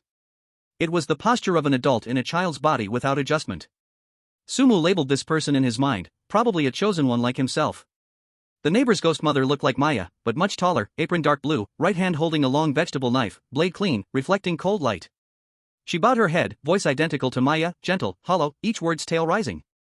The chosen one didn't enter the house, spoke loudly in the yard, voice laughing, looking down from above. Sumu understood roughly. Probably saying, your trick doesn't work, I know the rules. The Dragon Kingdom Command Center screen received 2 signals simultaneously. Left side was Sumu, standing on the entrance step, kicking stones. Right side was John, in the neighbor's yard, looking up at the ghost mother, relaxed, unconcerned. What is he doing? Someone whispered, full of doubt. But no one answered. On the right, John walked into the dining room. Ghost Mother put white rice and vegetables down, movement exactly like Maya, gently placing the bowl, smiling down, voice gentle. But John didn't sit, elbow swept across the table. Only heard the ceramic bowl hit the ground, breaking sharply, rice scattered everywhere. Sumu watched through the wall gap, saw the scene. His body tensed slightly, then relaxed, face unchanged. His mind quickly ran through, this chosen one entered the same copy as him, probably saw his last copy livestream, drew conclusions. Just do the opposite. But in Crayon Shinchan's works, almost no child ever knocks over a bowl for no reason. Take Shinchan as an example. When he meets something he dislikes, at most he pushes green peppers back and forth, or secretly puts them in someone else's bowl when no one is looking, cries, throws a tantrum, lies on the ground refusing to get up. These are all okay, but smashing bowls and flipping tables is not. That is rebellion, and it is different from a naughty child. For Ghost Mother, these two behaviors are not the same situation at all. The yard was silent for 2 full seconds, then John's Ghost Mother split her face right down the middle. A crack ran from forehead to chin, inside were countless teeth, and 2 eyes bulging outward, eyeballs pale white, without pupils. She made no pre-movement, directly raised her right hand, lifting John by the neck. The scream came very short, then suddenly stopped. Live streaming rooms around the world were shocked by the sudden scene, not a single comment, the whole stream froze for 3 seconds. After 3 seconds, everything exploded. Didn't he do it using Sumu's method? Why was he suddenly eaten by something strange? Yeah, in the last level didn't Sumu's method mean doing the opposite? Why did John die and Sumu was fine?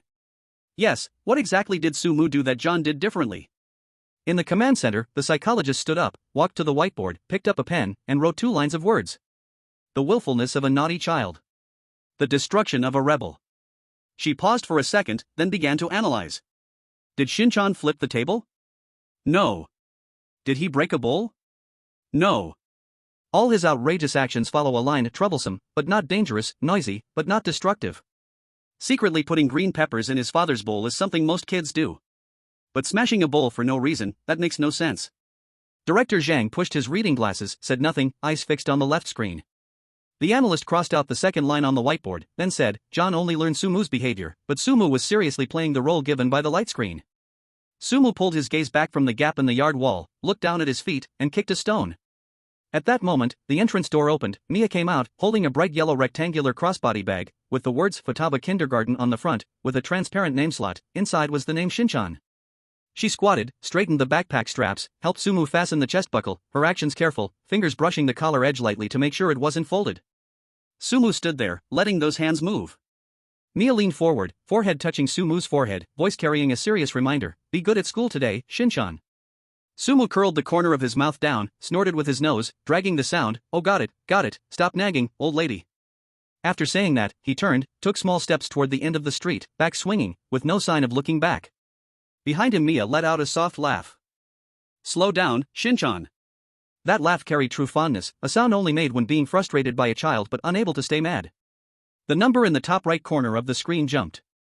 Ding, current role-playing level, 28%. The doll car was cherry blossom pink, the cat face on the front very fierce. The cat ear on the roof was missing, round eyes, whiskers, black cat stripes on the body unchanged, but the whole car looked very old.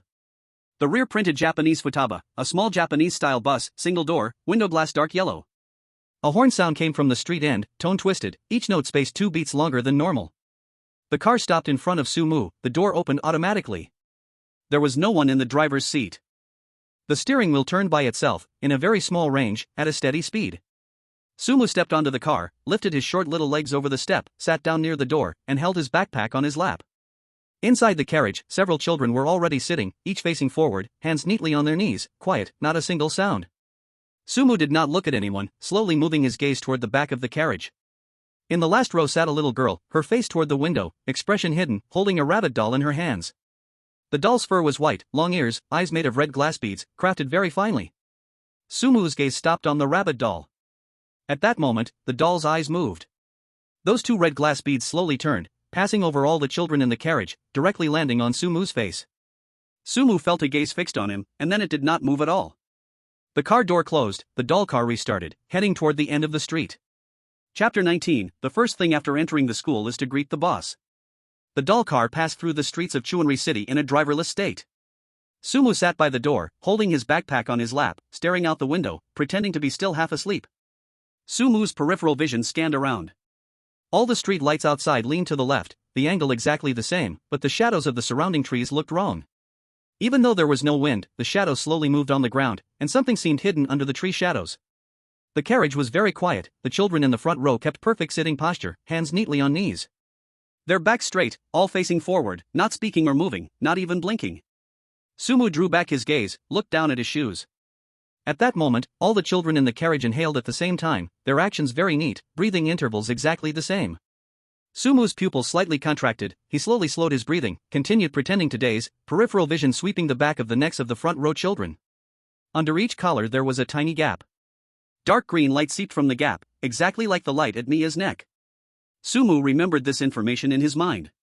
The Noera family and the kindergarten should, without surprise, share the same operational foundation, only the expression rules are different. Changing the scene means the way the character must act also changes. At home, they act noisy, in kindergarten, they have to be the kind of child that makes teachers headache. Entering the school gate suddenly as a good student without surprise could be deadly. The vehicle began to slow down, a beige outer wall appeared outside the window. Cartoon animals were drawn on the wall, lines bright and glaring. Sumu stared at the lines a little longer, noticing subtle bulges on the wall. It seemed there were living things inside the wall pushing out, forming curved bumps on the surface. In his vision, a golden light screen appeared. Rule 2, in kindergarten, be a happy child. Sumu stared at this rule for 3 seconds. Happiness, interpreted through Noera Shinnosuk's daily behavior, meant causing trouble in class, playing wildly with friends after class, thinking alone, or greeting pretty ladies passing by outside. If he attended class properly, he probably wouldn't be happy, since kindergarten is mostly play. The car door opened with a soft hiss of air pressure. Sumu was the first to jump out of the doll car, walking toward the kindergarten iron gate with unsteady child steps. The body's balance was still hard to control. Sumu swayed every 2 steps, without trying to correct it, keeping the clumsy feeling of a child.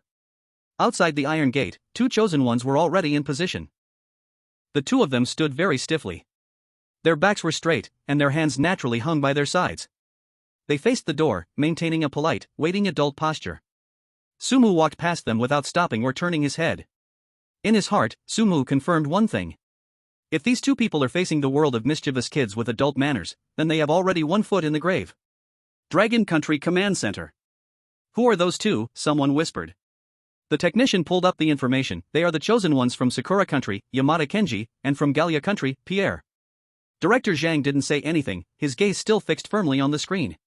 On the screen, Sumu had already reached the iron gate, looking up, waiting for the door to open. The 2 chosen ones were still standing in place, maintaining their standard stance. What are they doing? The psychologist furrowed his brows in confusion. This is a kindergarten, right? Are they here for school?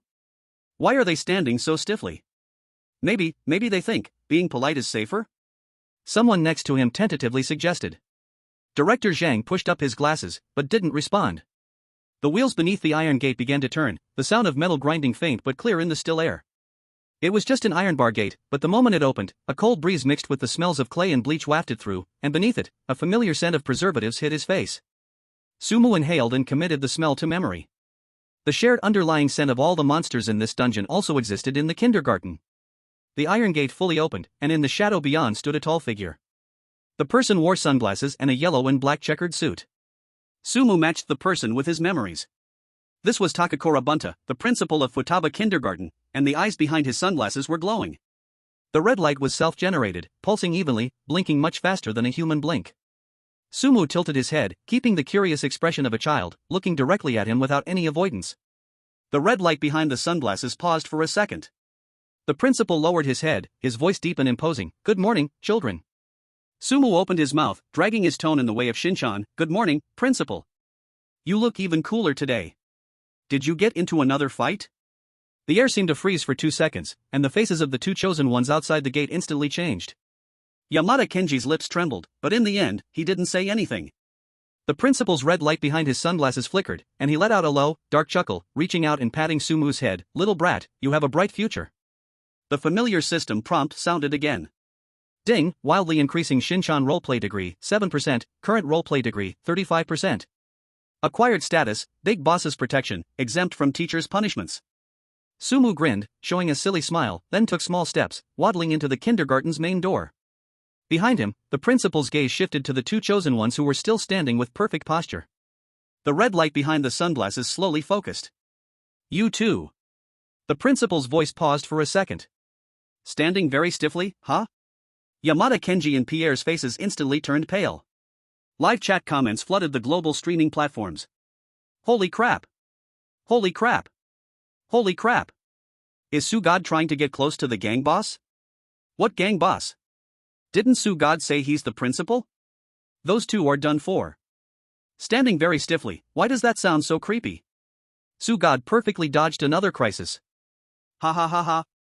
At the command center, the psychologist wrote on his draft paper, "Kindergarten is not a paradise for well-behaved children." The psychologist paused for a second. What kind of role Sumu played in the kindergarten? We do not know, but when Sumu joked with the principal, perhaps this role was different from ordinary children. Sumu's previous words also confirmed this fact. Judging from the result, it completely matched Xiaoxin's character.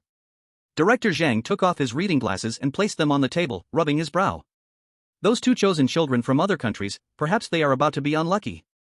As if to confirm Director Zhang's words, on the screen, the principal had already walked up to Yamada, Kenji and Pierre, lowered his head, and behind his sunglasses, red light glowed in his eyes, staring straight at Yamada Kenji's face. Children, why are you standing so neatly? Yamada Kenji's lips trembled, his voice shaking. I just want to.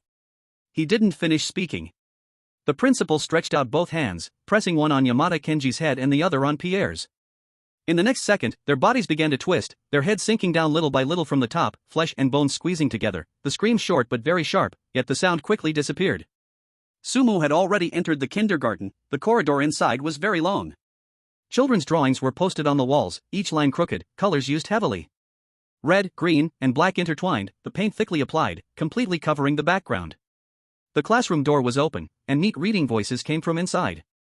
1, 2, 3, 4. The voice was very even, the intervals completely consistent. Sumu passed by the Rose class classroom, glanced with the corner of his eye, seeing more than 10 children sitting inside.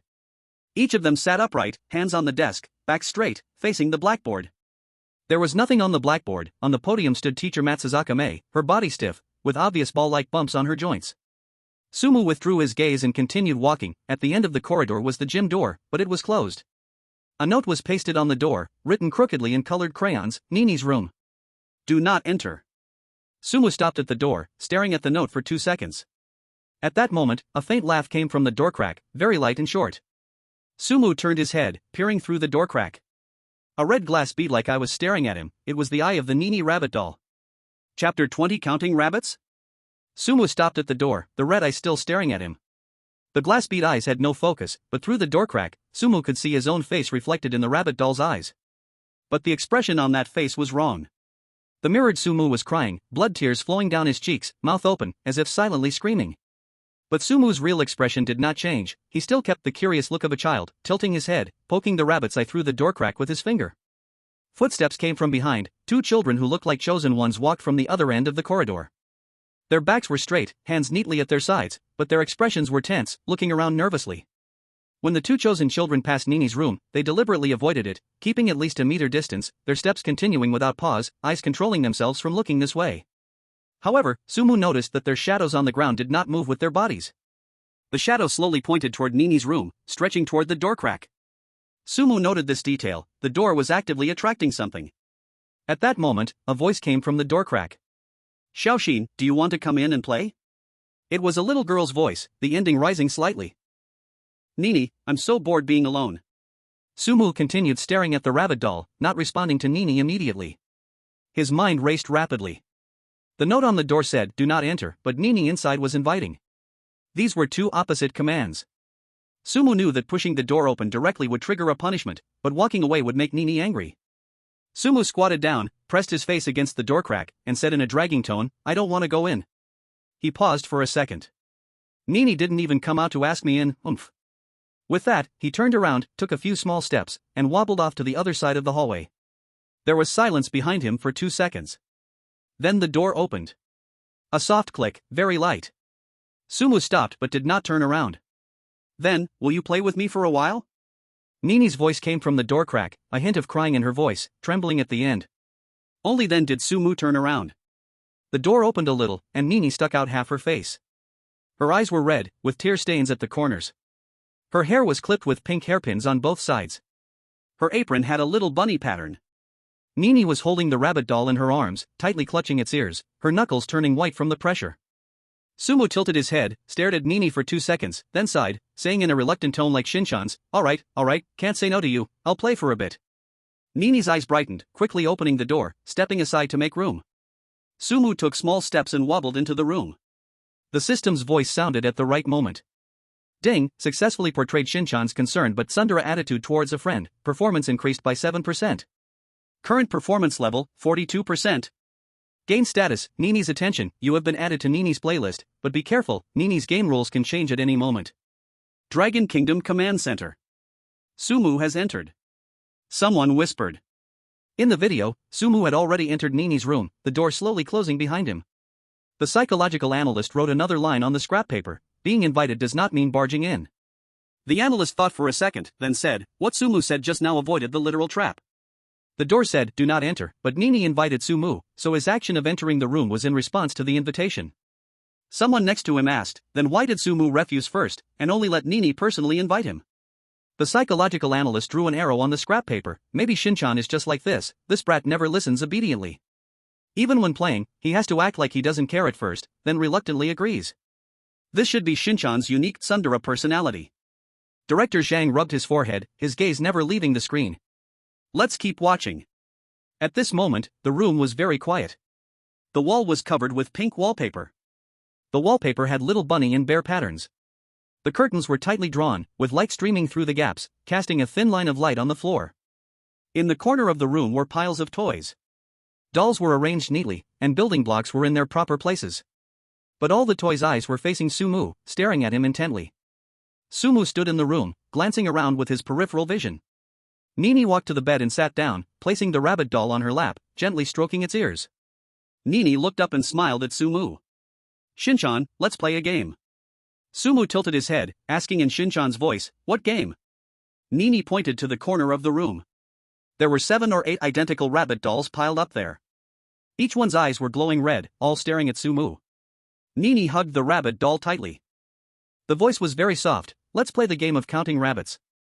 Nini paused for a second, tilting her head and smiling. Whoever counts wrong will be eaten by the bunny. Hearing Nini's words, Sumu stood still, looking at the rabbit dolls in the corner. 7. Sumu blinked. No, 9? Blinking again.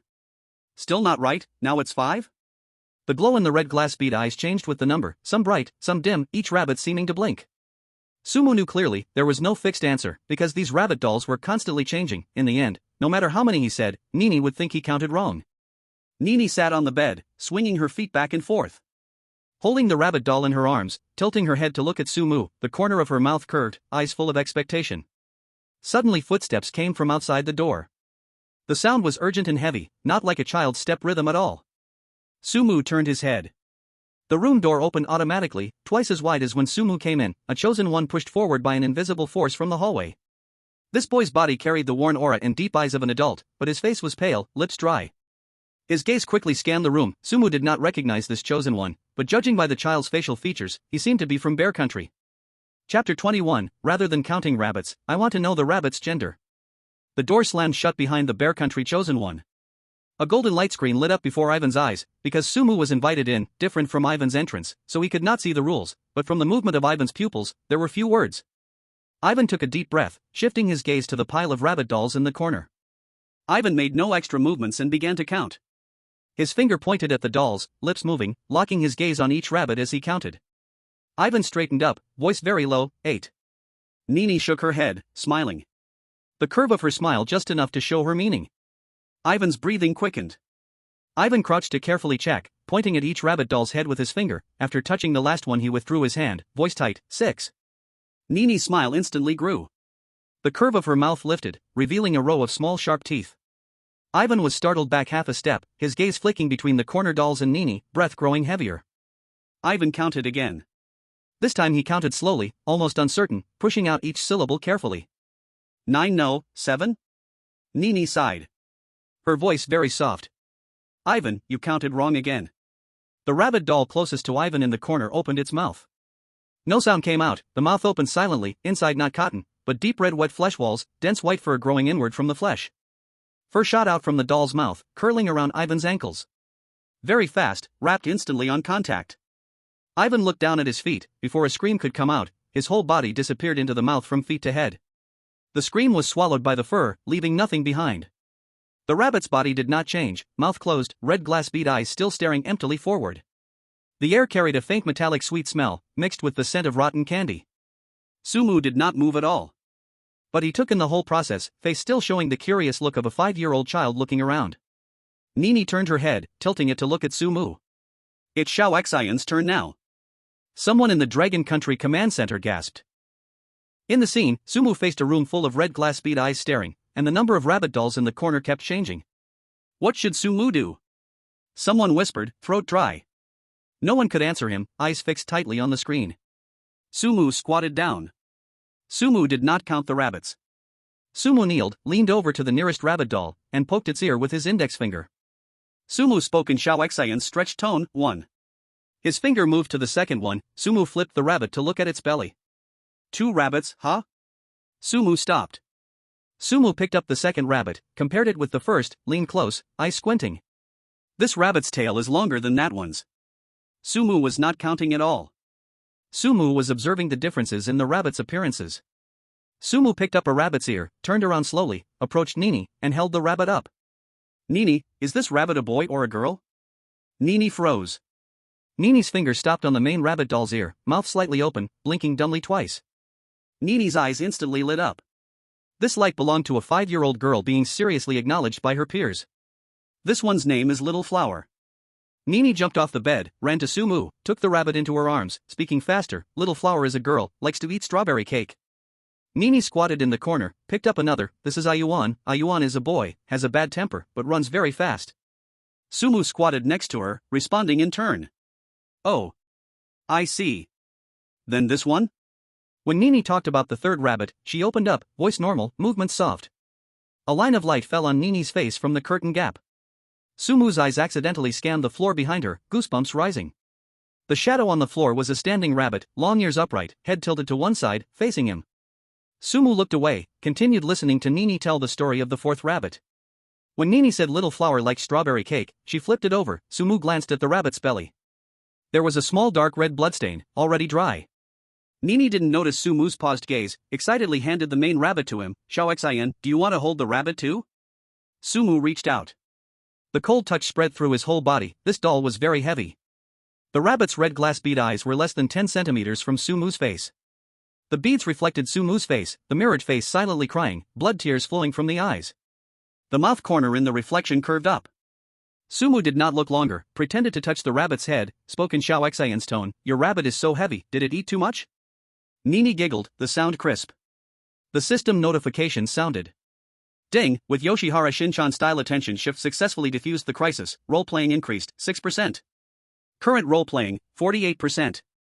Sumu returned the rabbit to Nini, stood, brushed the dust off his knees. Nini sat back on the bed, hugging the main rabbit, gently flicking its mouth with her finger. She made the mouth bigger than when Sumu first came in, slightly upturned.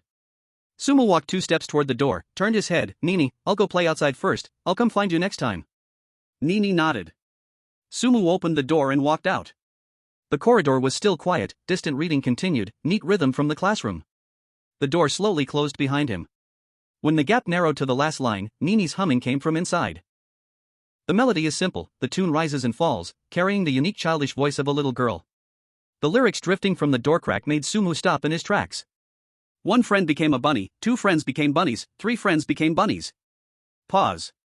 When will Xiao Xian become a bunny? The door crack completely closed, and the hallway returned to silence. Sumu stood still, looking down at his palm. The palm that just held the bunny doll was still cold. Sumu walked along the hallway toward the sunflower classroom, the chill in his palm not fading. Nini's nursery rhyme melody still echoed in his mind, but Sumu forced it down. Now he needed to focus on what was in front of him. On the right wall of the hallway, a row of drawings was posted, crayon lines crooked and messy, red and black mixed covering the entire paper. Sumu glanced over, noticing that each drawing had a pair of eyes embedded. The sun had eyes in its center, the puppy held eyes in its mouth, eyes sprouted from flower centers, all staring toward the outside of the hallway. Sumu withdrew his gaze and waddled forward on his short legs. The sunflower class door was open. Above the doorframe hung a broken plastic sunflower, the remaining petals blackened at the edges. Sumu stepped inside. The classroom was small. On the blackboard was a chalk-drawn smiley face, thick lines, eyes hollow pits leading into a black void, 2 ceiling fluorescent lights flickering constantly. Standing on the podium was not teacher Yoshinaga, but Matsuzaka Ume from Rose class. Chapter 22 Xin and Kazama are true love. Sumu recognized her as the Rose class teacher he had just seen in the hallway. Now he could see more clearly. Matsuzaka Ume had spherical bumps at every joint, knees, elbows, shoulders, and neck all bulging round. Her neck turned 90 degrees every few seconds, scanning the classroom and turning back. Matsuzaka Ume's voice came out of her mouth, but her lips did not match the words. Little Friday ends class has begun. Yojuchi Shirtyash Inaga has an issue, so I will substitute her. Each word had exactly the same pause, intervals precise. Sumu scanned the classroom seats. Near the door sat a strange little child, likely a chosen one. This chosen one's face was pale, hands on knees, body stiff and tight. Sumu noticed another little boy by the window, sitting upright, hands neatly on the desk, facing the blackboard, expression rigid. Another chosen one pretending to be a good student with adult thinking. Sumu's seat was in the middle row, slightly to the right. He waddled over and plopped down. On the right sat Kazama Tetsu. Kazama's desk shone, stationary, arranged at right angles. Pencils, erasers, and crayon boxes all in fixed positions, Kazama himself sitting upright, back off the chair, hands clasped on the desk. Sumu saw a ring of green glow slowly rotating in Kazama's eyes, same as the glow leaking from Mia's neck and NPC children's collars. Sumu lowered his gaze. The floor around Kazama's seat was white and bright, sharply contrasting with the yellowing floor nearby. At the white area's edges, translucent worms wriggled in the floor gaps, their bodies exuding clear liquid. One worm crawled out, touched a pencil scrap, which smoked white and vanished. Sumu withdrew his gaze, leaned back in the chair, his short legs dangling under it. At that moment, the bell in teacher Matsuzaka's hand rang. A clear metallic sound echoed. The sound of the bell stretched long, echoing through the classroom. The moment the bell rang, Sumu saw all the other NPC children freeze, their breaths halted. Sumu stopped his movements as well. In the corner of his eye, the unfamiliar child, the chosen one, also froze, though his eyelids twitched. Teacher Matsubaka's head turned towards him, the joints locking with a click.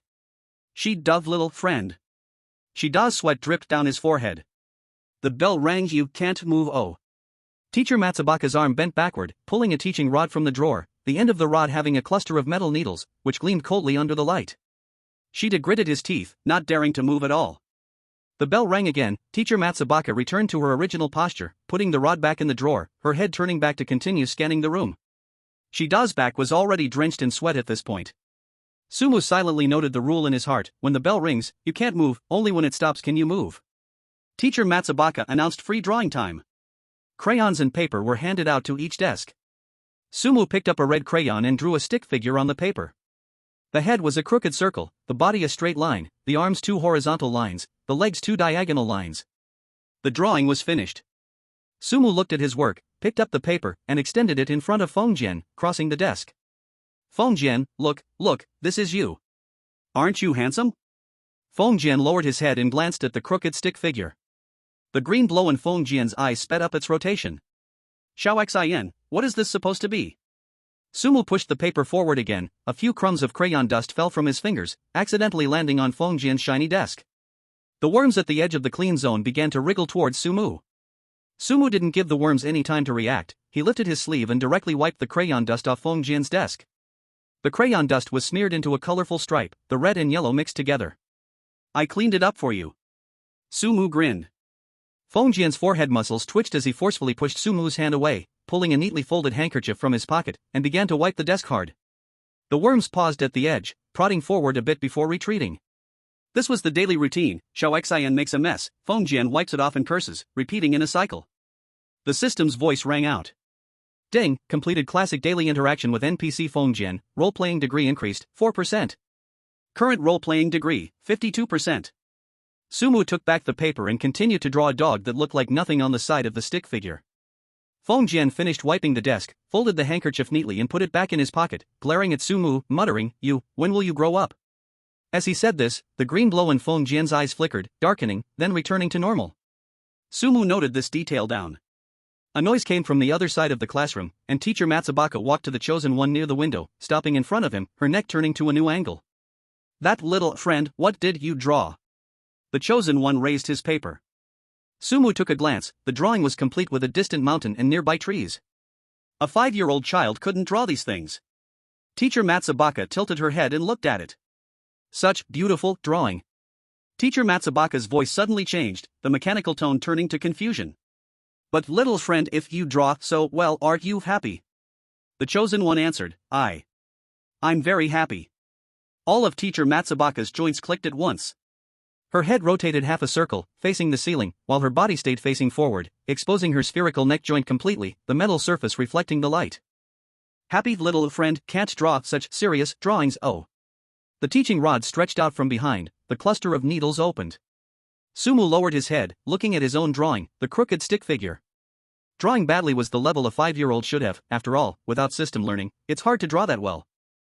A dull thud and short, sharp screams came from the classroom, then silence returned.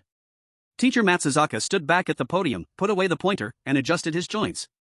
It was free activity time. Teacher Matsuzaka announced the end of class, and the children, acting as NPCs, stood up neatly and walked out. Sumu jumped off the chair and walked outside. A system notification appeared.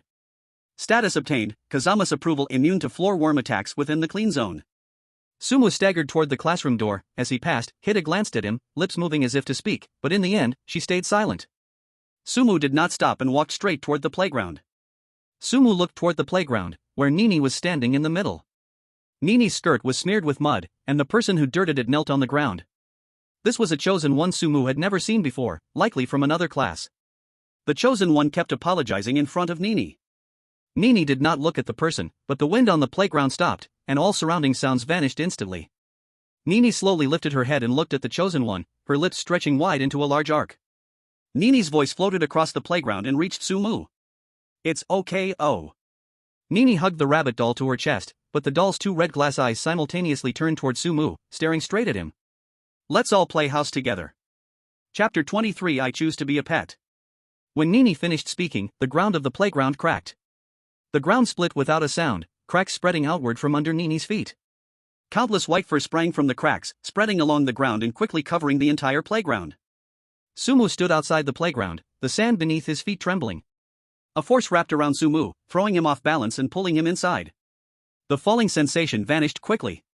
When Sumu opened his eyes, his feet were already on tatami mats. The surroundings had transformed into a living room of a Japanese-style house. The ceiling of the living room was 2 floors high, and the tatami mats were yellowed at the edges.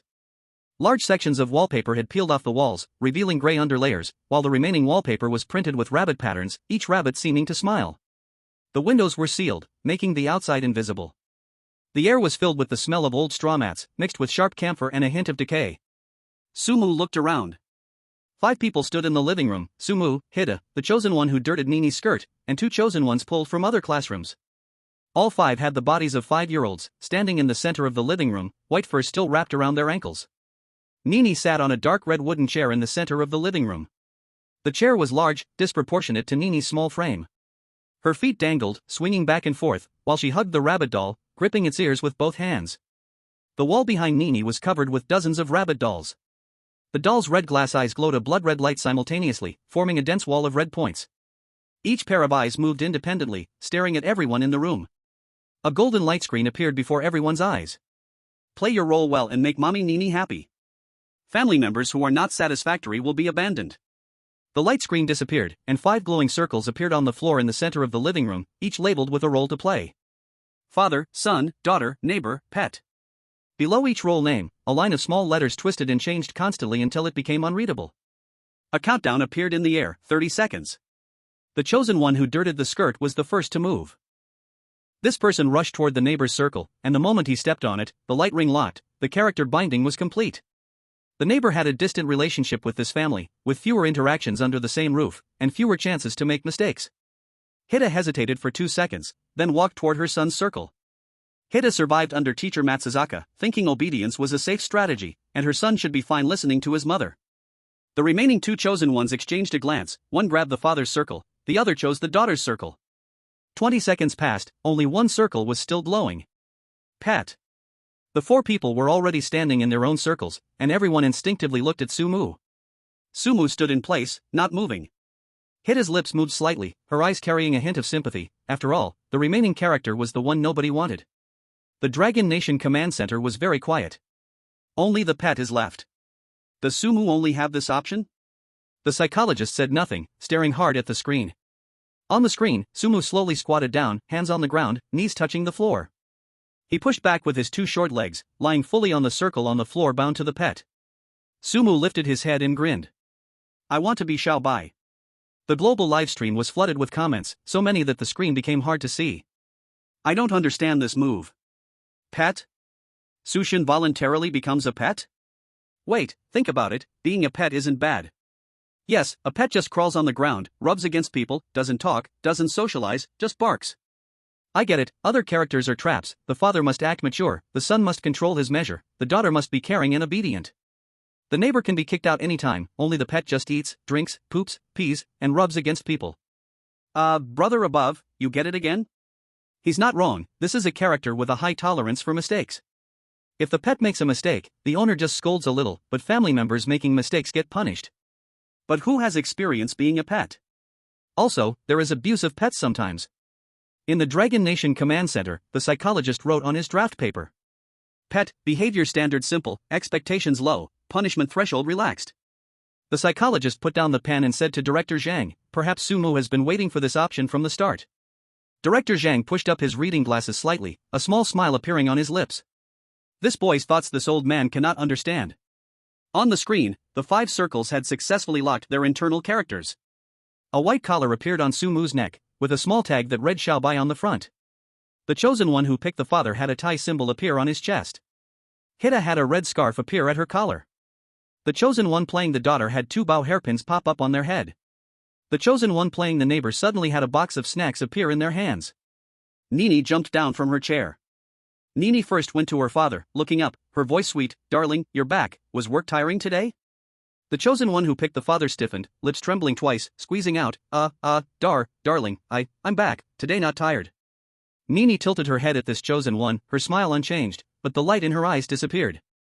Darling, why does your voice sound strange? Nini held up the rabbit plush in front of her, leaning close to its ear and whispered. The mouths of the 3 rabbit plushes on the bottom row of the wall behind her opened 1 centimeter at the same time. Sumu lay on the floor, slowly crawling forward on his knees, leaving scratch marks on the wooden floor, each line pointing toward the wall. It seemed to be made by claws. Sumu did not stop, crawling to Nini's feet, rubbing her calf with his head. Woof. Nini looked down. A small smile appeared on Nini's face, the natural expression of a little girl seeing a pet. Little Bai is so well behaved. Nini bent down and patted Sumu's head. Nini's palm was cold, and the pressure of her fingertips slowly increased, as if she was confirming if Sumu's skull was real. Sumu didn't dodge, but instead rubbed his head against Nini's palm. Nini's fingers loosened. The system's prompt sound rang out. Ding, the role-playing strategy in the ultra-realistic family game has been selected, role-playing degree increased, 5%. Current role-playing degree, 57%. Reminder, reaching a role-playing degree of 60% grants an exemption from the pass mark. Only 3% away from the pass mark. Only 3% left, and most of the instant death rules will be immune. Sumu couldn't think too much.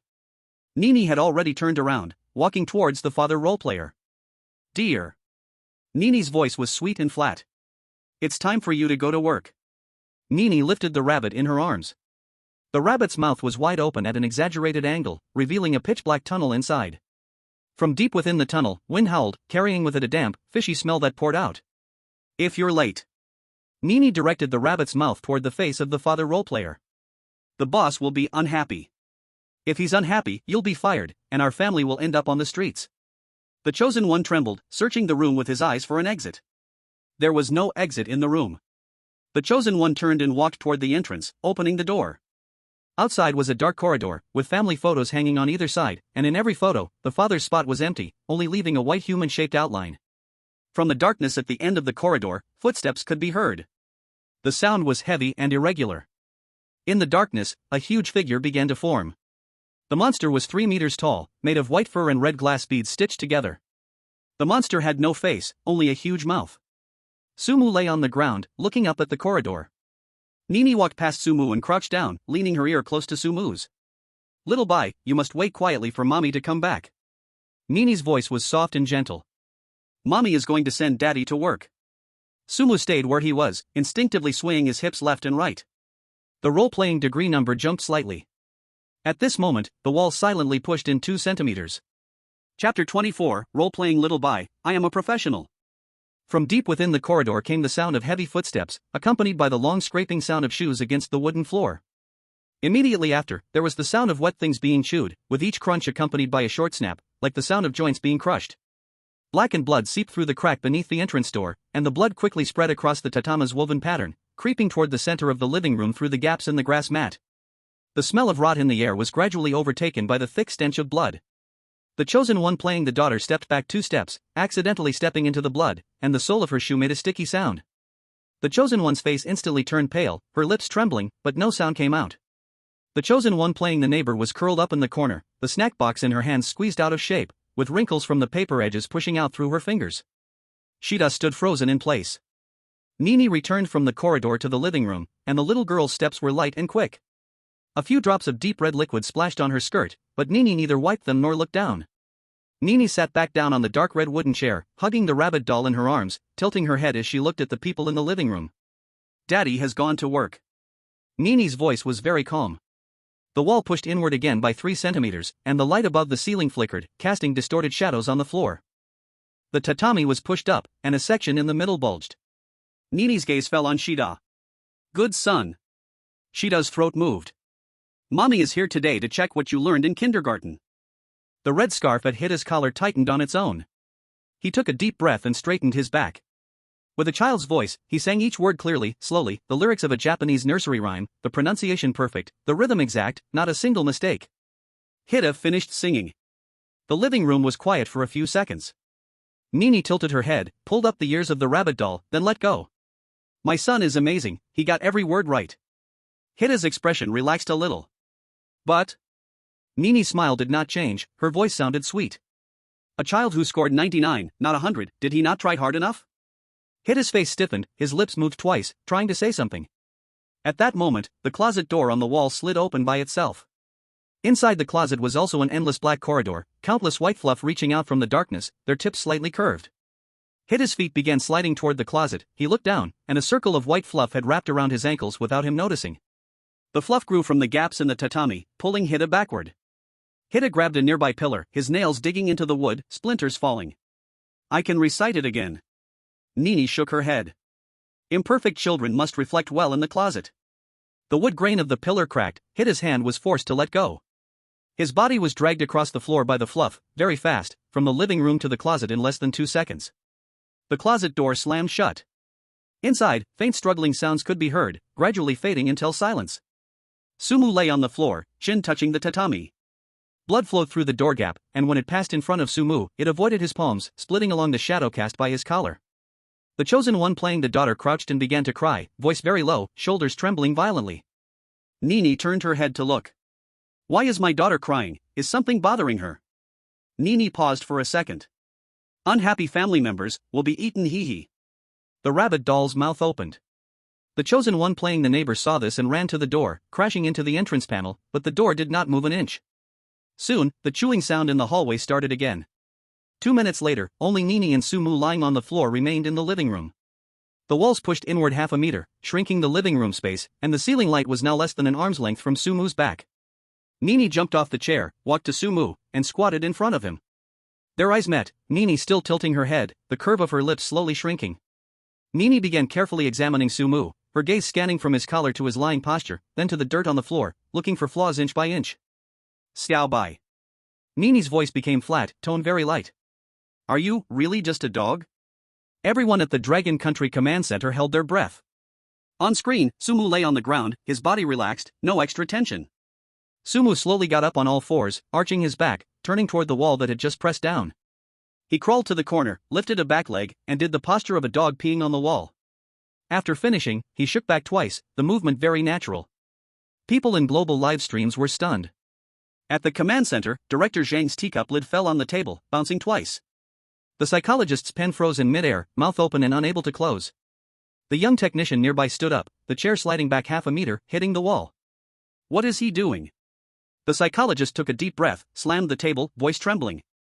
Is this the ultimate level of a 5-year-old naughty kid acting as a pet?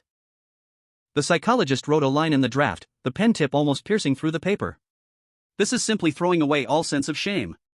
Director Zhang picked up the lid of his teacup, leaned back against the chair, and rubbed his face hard. This brat. In the image, Nini's expression changed, the examining gaze disappeared, and the cold feeling faded away. Nini froze for a second, then let out a crisp laugh, the kind a little girl makes when her pet has done something right. Little White is such a good dog, obedient and smart. Nini ran over, crouched next to Sumu, and petted his head, her fingers rubbing through his fur twice. Not only can he guard the house, but he can also make markings. A system notification sound echoed.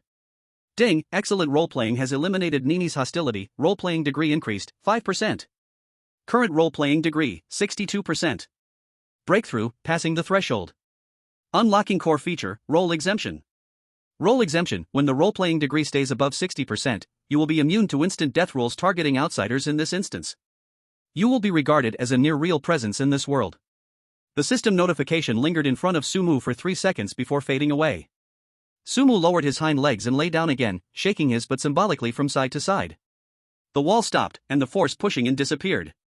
The light on the ceiling stopped swaying, and the remaining space in the living room stabilized. Nini stood up, dusted off her non-existent skirt, and smiled.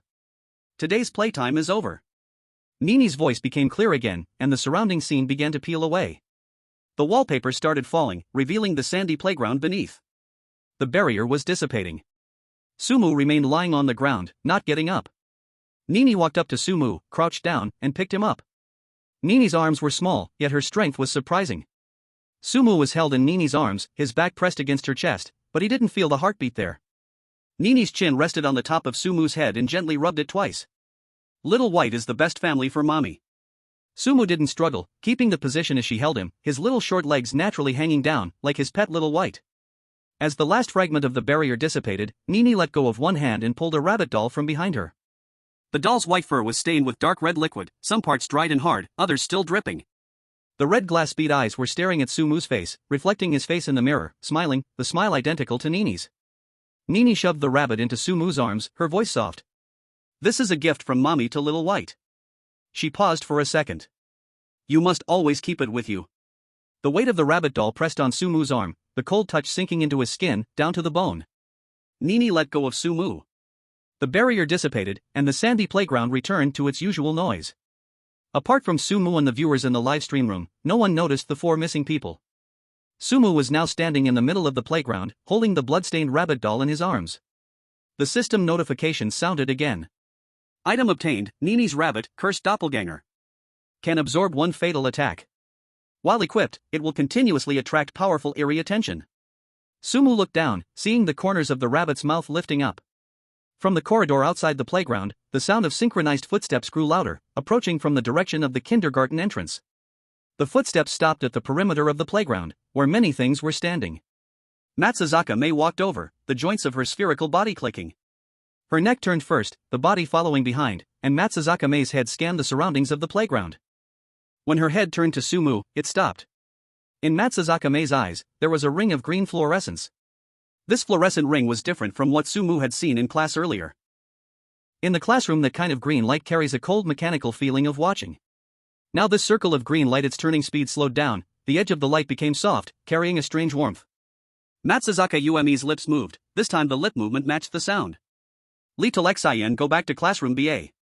The pause interval became shorter. Sumu noticed this change. Matsuzaka Ume before spoke one word, one stop. The interval between each word was very exact. Now the interval shortened nearly half, although still stiff, but already very close to normal person speaking rhythm. At this time Kazama Toru also appeared on the playground. Kazama stood behind Matsuzaka Ume, both hands overlapped placed in front, posture straight, the green glow in Kazama's eyes was as always soft. Kazama looked at Sumu one glance, corner of mouth slightly moved, let out a sentence with no emotion, clearly trying hard to imitate real human tone. Little Xien, what are you doing again? Hurry, go back, class is about to start. Sumu took all these details into his eyes. The acting degree past 60, the aggressiveness of strange NPCs was lowering. They began to treat Sumu as part of the local world, as that no-era Shinosuke who makes people both love and hate, yet cannot truly dislike. The system prompt sound also rang at this time. Ding, inside the instant strange NPC hostility toward you lowered from prey to companion, during acting degree above 60, instant strange will not actively launch fatal attack on you. Notice, this state does not apply to strange triggered by special events. Sumu lowered head and glanced at the rabbit doll in his arms. The doll's mouth corner raised, the red glass bead eyes faced directly at Sumu's face. Inside the beads reflected Sumu's own face, in the mirror that face still shedding blood tears, the curve of the mouth exactly the same as Nini's smile. Sumu could feel the cold seeping out from his palm. Extremely faint crying sound seeped out from the rabbit doll's cotton belly, following Sumu's palm conducting along the bones. Sumu distinguished at least 4 different voices, all were children's voices. Sumu remembered the few chosen ones from other countries just now, then looked at the rabbit doll in his arms. At this time the rabbit doll's belly was 1 circle bigger than before. Inside Dragon Country Command Center it was quiet for 2 seconds. Director Zhang's reading glasses slipped to the tip of his nose, he did not reach out to push them. The psychological analyst stared at the close-up image of the rabbit doll on the screen, the pen in hand accidentally dropped onto the table and rolled 2 circles. Those 4 chosen ones. The psychological analyst's voice tightened. Now all inside that rabbit doll's belly. Someone besides sucked in a breath of cold air. In the picture, Nini stuck out her head, tilted her head, gazed past over Matsuzuka Uemi and Kazama, landed on the rabbit doll in Sumu's arms. Nini seemed to be confirming whether Sumu was holding the gift properly. Sumu pinched the rabbit doll's ear, lifted it out from his arms, whole person leaned back a bit, used Chao Xayan's disgusted tone to speak. Yi, this rabbit is so ugly, the fur on the body is all sticky. Nini's eyes gradually became cold, but Sumu did not give the other side a chance to react. Sumu flipped the rabbit doll up and down, looked 2 rounds, with one move lifted his waistband, stuffed the whole rabbit inside his clothes. The movement was done in one go. What, Fluffy, just right can keep the belly warm. Global live stream comments crazily surged, dense words directly covered the screen. Inside Dragon Country Command Center, Director Zhang's teacup was lifted to mouth then put down, veins on forehead jumped. The young technician covered his face and bent down, shoulders slightly shaking. The psychological analyst buried face in hands, from between fingers let out a muffled groan.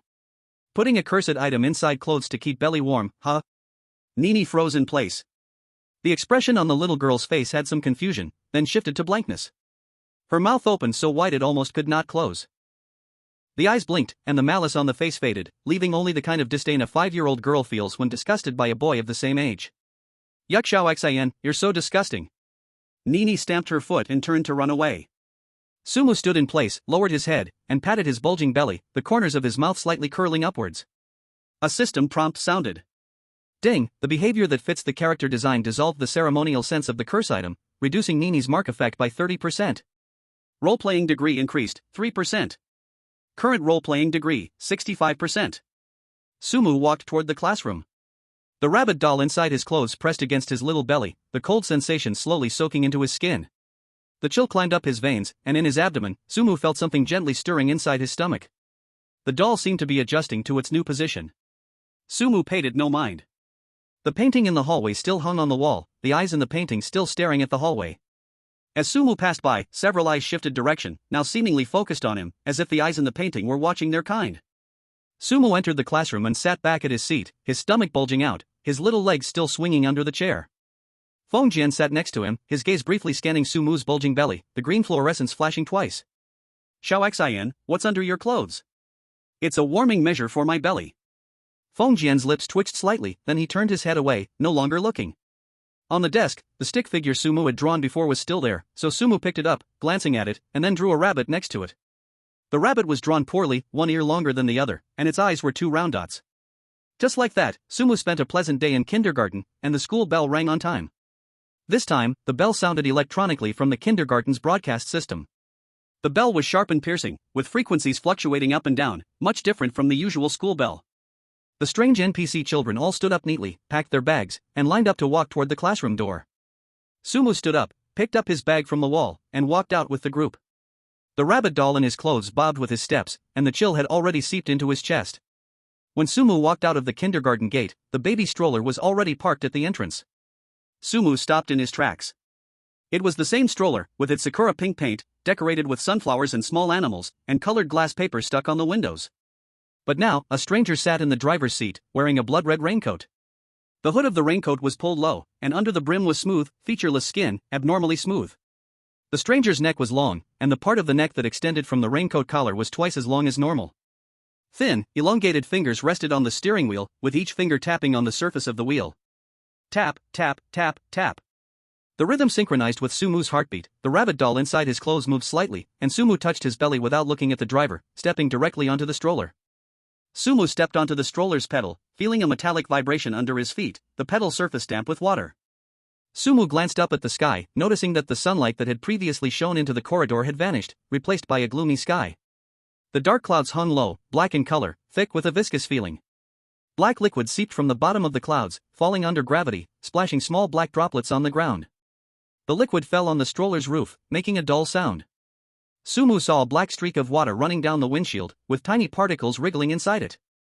The windshield wipers automatically activated, the rubber strip scraping across the glass, emitting a sharp friction sound.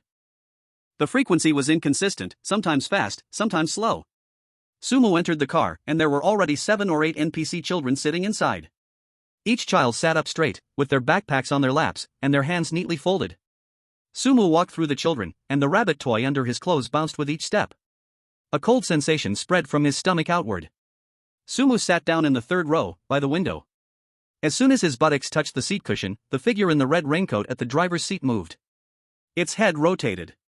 Its body didn't move at all, the neck twisted directly by 180 degrees. Under the brim of the hat, a smooth patch of skin faced the interior of the car. Its face had no features, but Sumu could feel a gaze fixated on his stomach. The 10 fingers of the red raincoat driver released the steering wheel, and the angles of the joints were wrong, each finger had an extra bend in the middle. When all 10 fingers were loosened, the upper body of the driver in the red raincoat straightened up, and the temperature in the car began to drop rapidly. Sumu's breath turned into white mist, and droplets of water formed on the armrest of the seat.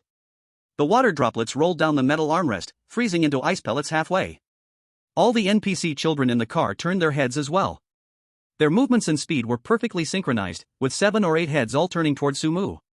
The green glow in the children's eyes vanished, replaced by a murky white. Their lips began to twitch, and sounds squeezed out from deep within their throats. Throw it out. Eat it. It's calling. It's calling. The voices overlapped. Sound waves surged from all directions, vibrating against Sumu's eardrums. The rabbit toy in his pants sped up and emitting coldness. Inside the cotton body of the rabbit, tiny cries echoed, growing louder and denser, spreading through the fabric into the car. The driver in the red raincoat stood up. This action allowed Sumu to see the driver's figure clearly. From foot to head, it was nearly 2.4 meters tall, so it had to bend down inside the stroller. The blood-red raincoat hung to the floor, its hem soaked. Liquid dripped from the edge of the raincoat onto the car's floor. The driver blocked the car door. The black rain outside the window grew heavier, and the liquid hitting the glass made a dense knocking sound. The whispers in the car grew louder as well. A golden light screen prompt lit up on Sumu's retina. The message was brief. Contraband detection, passenger carrying high-risk anomalous source, anomaly will undergo elimination protocol. Someone in the Dragon Kingdom Command Center stood up. Sumu has been locked on. That rabbit toy, it was a prop from Nini, and it's attracting monsters. The psychological analyst stared intensely at the golden light screen in the footage, fingers tapping rapidly on the table, thinking hard. Wait a moment, let's see Sumu's reaction. In the footage, Sumu remained still in his seat. Sumu glanced at the golden light screen, then looked at the red raincoat driver blocking the car door. Sumu jumped out of his seat. After stabilizing his short little legs, Sumu placed his hands on his hips, lifted his chin, and yelled in his unique bratty tone. Hey you, red raincoat freak. Sumu's voice suddenly exploded in the car, causing even the NPC children's whispers to stop for a moment. The principal said I'm a promising little brat. If you dare to touch me, I'll go tell the boss you're bullying me. As Sumu said this, the invisible dark green membrane on his chest flickered. The boss's protective status was activated.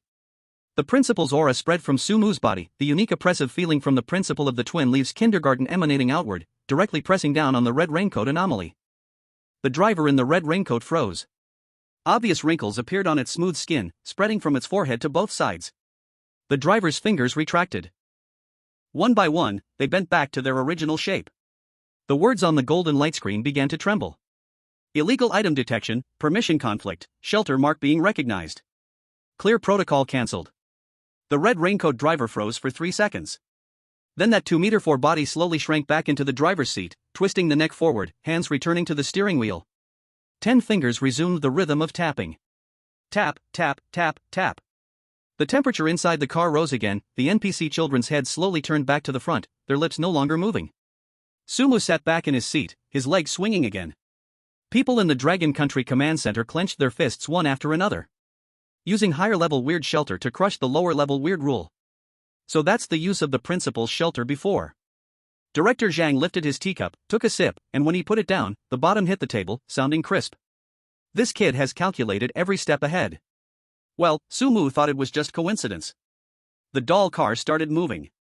The body of the car shook in the heavy rain, the wipers making sharp and piercing sounds, scraping the black liquid on the windshield one by one. Leaning against the window, Sumu looked outside and found the road was wrong. The commercial street he passed on the way here was gone, the shop signs on both sides replaced with other words. The streetlights leaned, half of the lampshades broken, casting a pale light. Fog rose from the sides of the road. Thick fog slowly wrapped the doll car, reducing its visibility to less than 3 meters.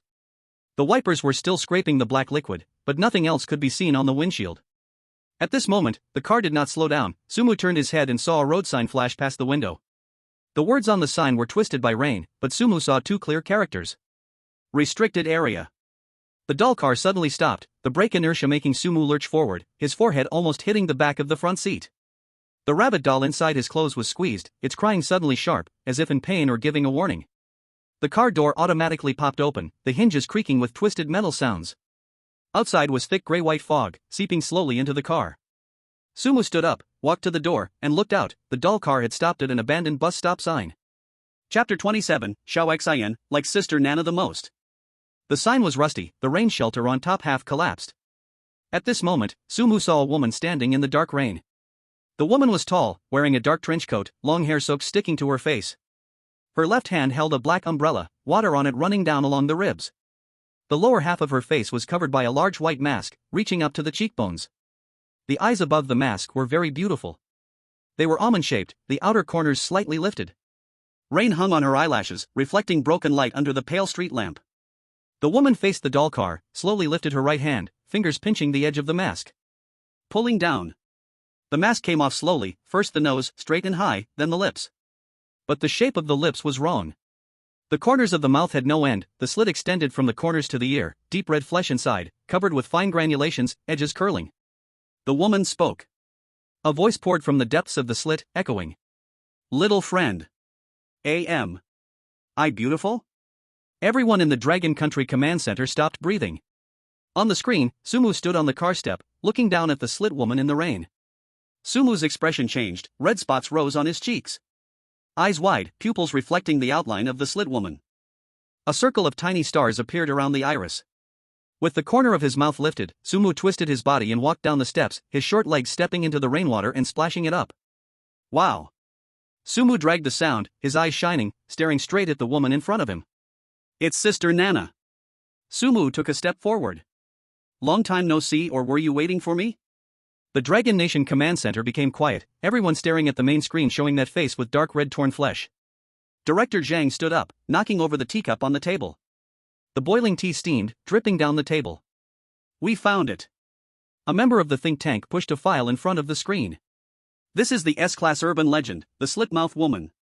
From past instances, the trigger condition should be walking alone on a rainy night, but we don't know if it changed now. The fatal logic is, if you answer beautiful, she will cut your mouth with scissors, if not beautiful, she will cut your neck directly. Running and defense items are useless. The psychologist grabbed his hair, staring at the screen. This is a death trap. Sumu has already been targeted by the slit-mouth woman, and she has asked the question. Now, no matter how Sumu answers, it will trigger her killing rule. In other countries' livestreams, the comment stream paused, then dense messages covered the screen. Those foreigners were all waiting to see Sumu's head fall. In front of the abandoned bus stop, the rain poured, black drops hitting the rusty sign with a dull metallic thud. The slit-mouthed woman stood in the rain, her mouth split to her ears slightly opening and closing, deep red flesh covered with fine tissue buds. She did not answer Sumu's question. Little boy. Her voice came to Sumu's ears with a mechanical overlapping echo. Am I beautiful? Instead, seeing Sumu not answer, she asked the question again, and her right hand drew from her coat pocket, holding a rusty gardening scissor with dark bloodstains on the blade. Sumu did not step back in fear. He looked at that face, the red blush on his cheeks growing more obvious. He put his hands behind his head, bent his waist down, and lifted his butt. He twisted his body on the steps. Pori, pori. Sumu made strange sounds from his mouth, his butt swaying left and right in rhythm, his short legs stepping alternately in the puddles on the steps. Pori, pori. While twisting, he shouted in a sweet 5-year-old voice, Sister Nana, do you want to dance but dance with me? Hearing Sumu, even the rain seemed to pause. The slit-mouthed woman raised the scissors, stopping mid-air. A flash of shock appeared in her almond-shaped eyes, pupils dilating and quickly shrinking. The rule logic had an error. In her killing program, prey reactions only included screaming to run or answering beautiful or not beautiful. Courtship or inviting to dance did not exist in her cognition database. Sumu did not stop. He jumped from the steps, stepping directly into the puddle at the bus stop. Water splashed on the hem of the slit-mouthed woman's coat.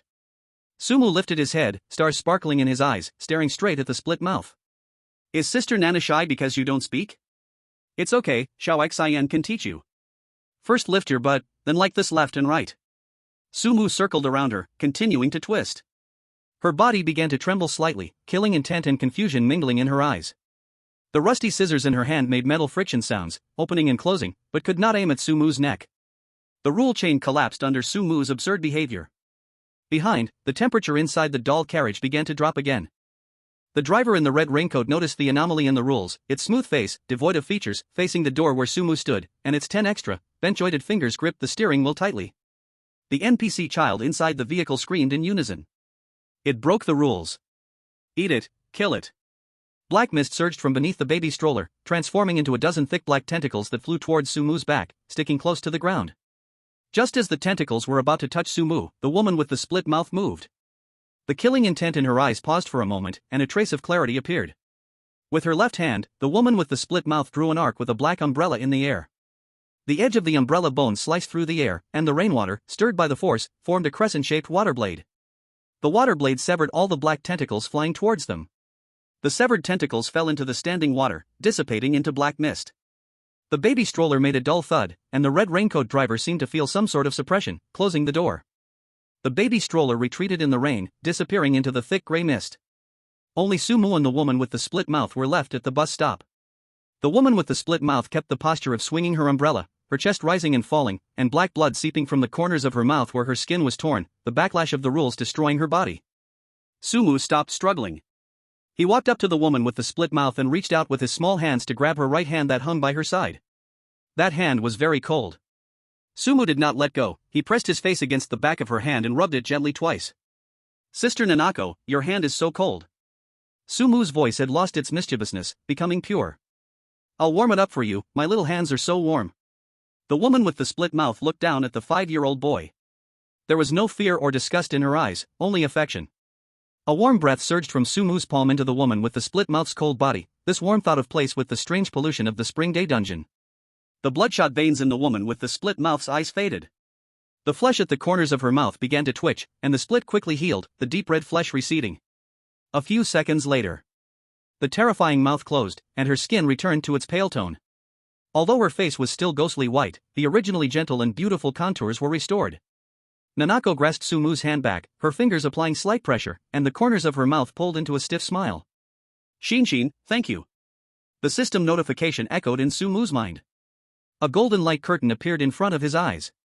Ding, interrupted the S-rank rule deadlock with illogical admiration. Completed reverse purification. Roleplay degree increased, 5%. Current roleplay degree, 70%. Reached a specific threshold, unlocking a character-specific skill, absurd resolution.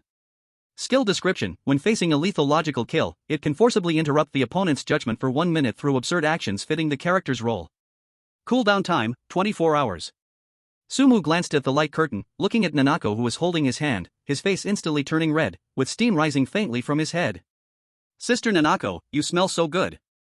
A hint of helplessness appeared in the smile on Nanako's face. Her body began to fade, and the edges of her outline turned into tiny light points, drifting away in the rain. The rainwater passed through her shoulders, directly hitting the ground, as she was being rejected by the underlying logic of this dungeon. Nanako bent down, using her transparent fingers to gently rub Sumu's hair, then took a folded piece of paper from her windbreaker pocket and stuffed it into Sumu's palm. Don't go back to kindergarten, go here, save them. Nanako's voice grew faint.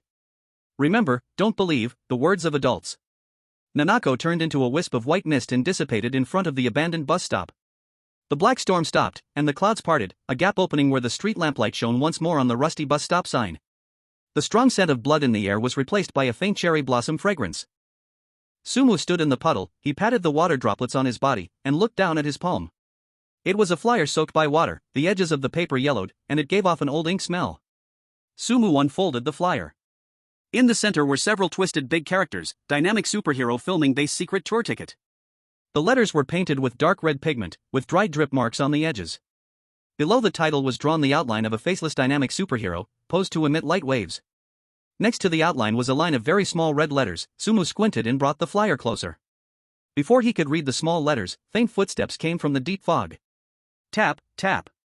Saul stepped in the puddle, the sound of splashing water overlapped. Sumu did not move, but he could feel the temperature around drop again. Even the puddle at the abandoned bus stop had formed a thin layer of ice. The footsteps stopped half a meter behind Sumu. He could feel 4 pairs of eyes on his back. Sumu folded the flyer and put it in his pocket, sighed, and muttered in Xian's sticky voice. What, why do you always like to interrupt others' dates? Sumu turned around. 4 short figures stood side by side at the edge of the thick fog. Kazama Tetsu stood on the left, his uniform spotless, the green glow in his eyes spinning rapidly. The ground under his feet was unusually clean, a few semi-transparent worms rolling at the edges of his shoes. Nini stood beside him, holding the blood-soaked rabbit plush. The rabbit's red glass eyes stared straight at Sumu, Nini's mouth curled in a terrifying arc. And Masao stood on Nini's right, his body half melted. Muddy tears continuously poured from his eyes, dripping into the puddle with sizzling sounds, corroding black holes. Dai stood on the far right, his whole body turned gray-white like stone, expressionless. A long green snot hung to his chin, dripping and solidifying quickly, sticking his shoes to the ground. The 4 looked at Sumu with lifeless eyes. Nini tilted her head, the rabbit plush in her arms opened a mouth full of dark red flesh walls. The air around became icy.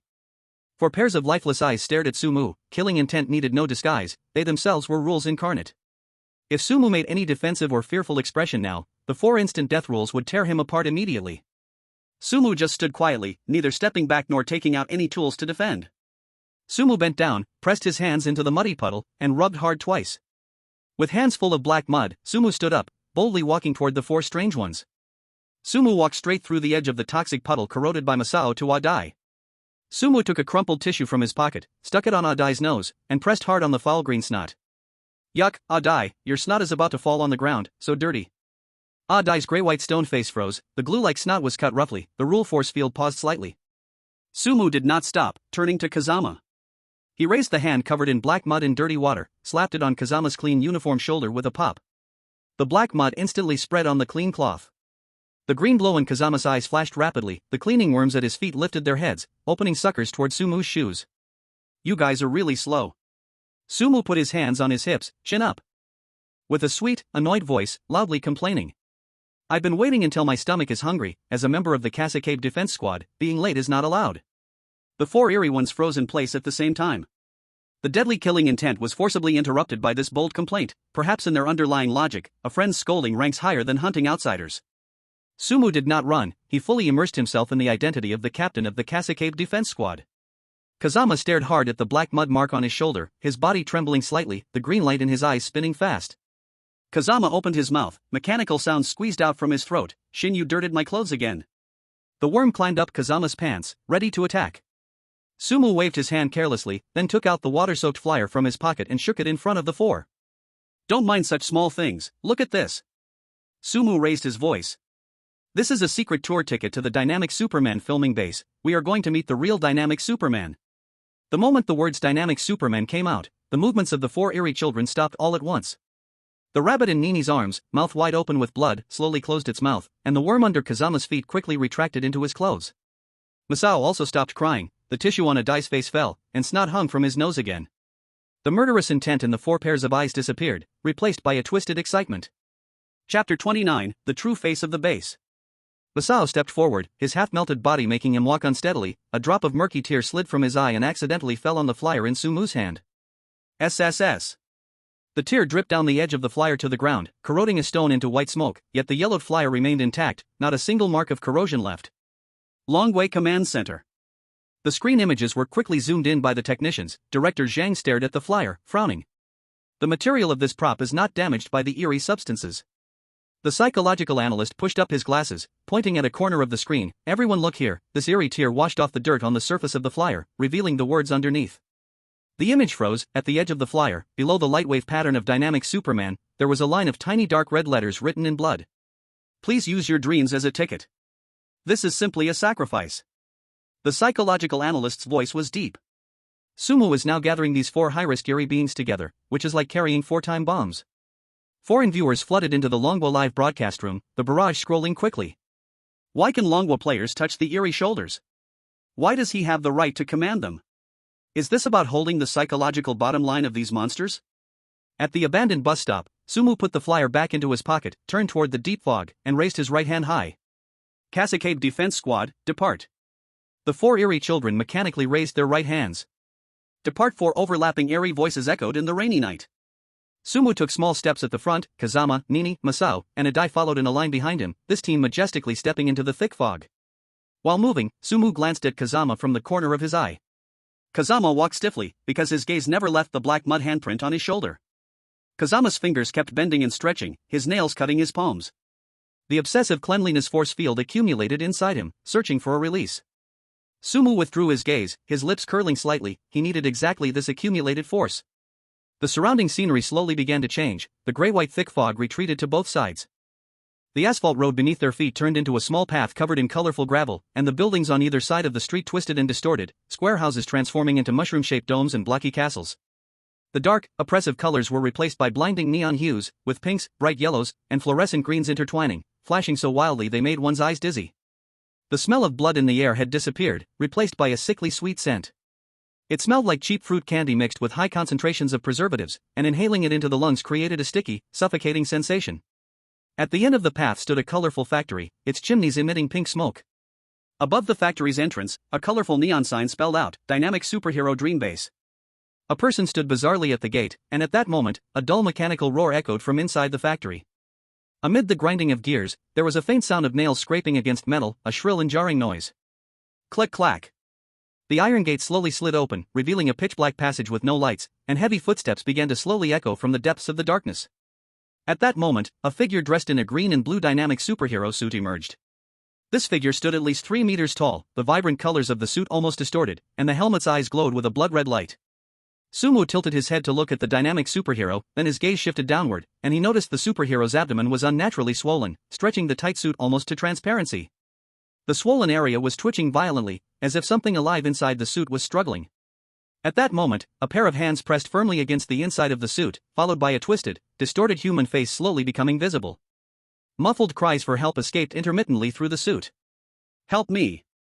The dynamic superhero paid no attention to his own transformation, instead slowly lowering his head, his blood-red eyes locking onto Sumu and his group. The dynamic superhero raised his right hand, covered in a white glove, and struck his signature pose, his body emitting a harsh electronic synthetic sound. "Well, come little friends."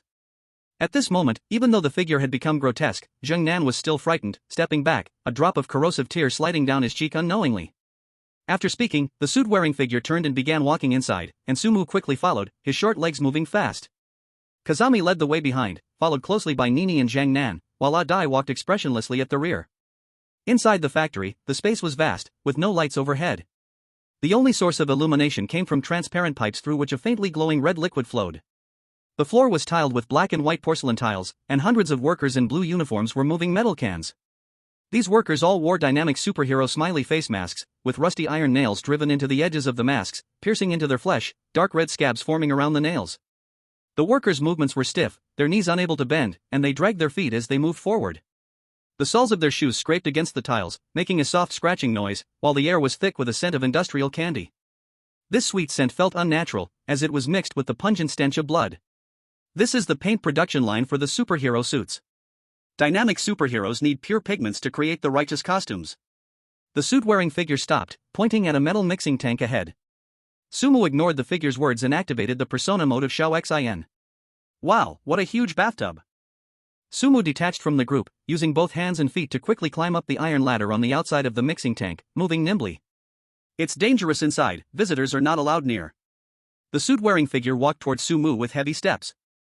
At that moment, Sumu had already reached the edge of the tank and leaned forward to look inside. He froze in shock. There was no so-called paint in the pool at all. Instead, it was a swamp of flesh and blood stacked from many bodies, with people wearing clothes of all colors inside. Beside it, there were many natives of Haruhita, their faces stripped off, leaving only a blurry blood-soaked face and broken body. The metal blades of the machine rotated slowly at the bottom of the pool, and with each cut, they squeezed out thin threads of translucent breath from the bodies.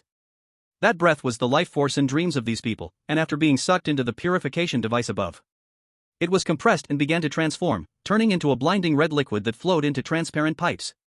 The bodies kept twitching, the people inside not fully dead, enduring the pain of deprivation. This was the truth of this factory, a parasitic horror that survived by sucking human souls and dreams. Chapter 30, Starting the Battle Against the Horror. Dragon Country Command Center. The screen was very clear, but the meeting room was extremely quiet. Director Zhang sat at the main seat, holding a teacup in his right hand, knuckles tense, the cup trembling violently, spilling tea all over the table. Bang! Director Zhang slammed the teacup down, the glass shattered instantly under the force, tea mixed with blood dripping onto the table. Simply beasts. Director Zhang's voice was hoarse. The psychologist pushed up his glasses, frowning. Judging by this mechanism, this instance is systematically hunting natives and any conscious life. On the screen, Sumu lay on the edge of the mixing pool, staring at the blades below. The usual mischief and innocence were gone, for the real Crayon Shinchan, dynamic Superman was the embodiment of justice, his favorite hero. The disgusting monsters in front of him were desecrating what Shinnosuke valued most. Sumu planned to destroy everything here. Little brat. You saw something you shouldn't. The suited figure had already reached below the iron ladder, its shriveled leather arms stretching, the palm splitting open, revealing countless barbs inside, trying to directly suck Sumu's dreams. But Sumu did not retreat in fear, loosening his hands from the railing, sliding down the ladder gap. The leather hand grasped air, sparks flying as it hit the metal railing. Sumu rolled on the ground upon landing. The suited figure pulled back its arm, losing balance after the failed attack, staggering forward 2 steps. Sumu stretched out his right foot, tripping the figure at the ankle. Oh no, the big bad guy fell. Sumu shouted in Shinchan's voice. The 3-meter-tall figure fell to the ground, directly onto Masao, who stood frozen. Wow. Masao, frightened, cried out loudly. His half-melted body bubbled, murky tears flowing from his eyes, corroding the suited figure. A sizzling corrosive sound rang out. The suited figure screamed, the dried leather shell dissolving under Masao's tears. Inside, the real body was exposed to the air, a mass of flesh pieced together from broken limbs. Broken bones pierced the flesh, green mold covering the surface, twisted human faces embedded in the meat. Masao's cries did not stop, tears spreading on the floor tiles.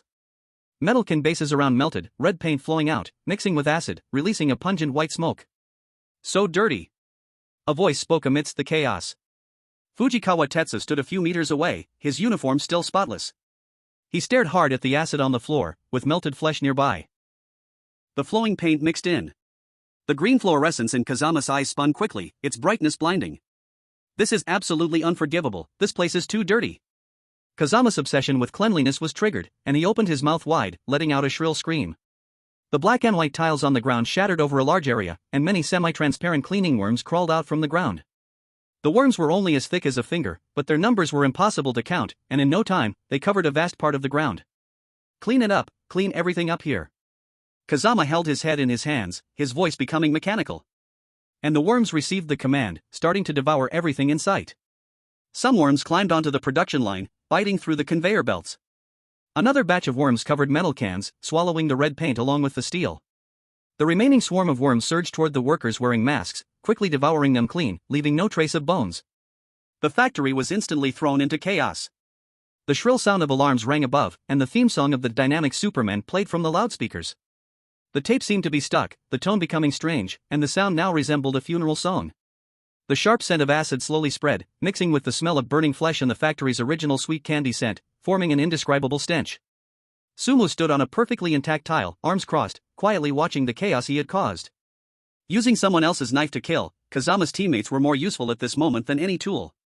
And Adai just quietly stood next to Sumu, still looking like a grayish-white stone sculpture.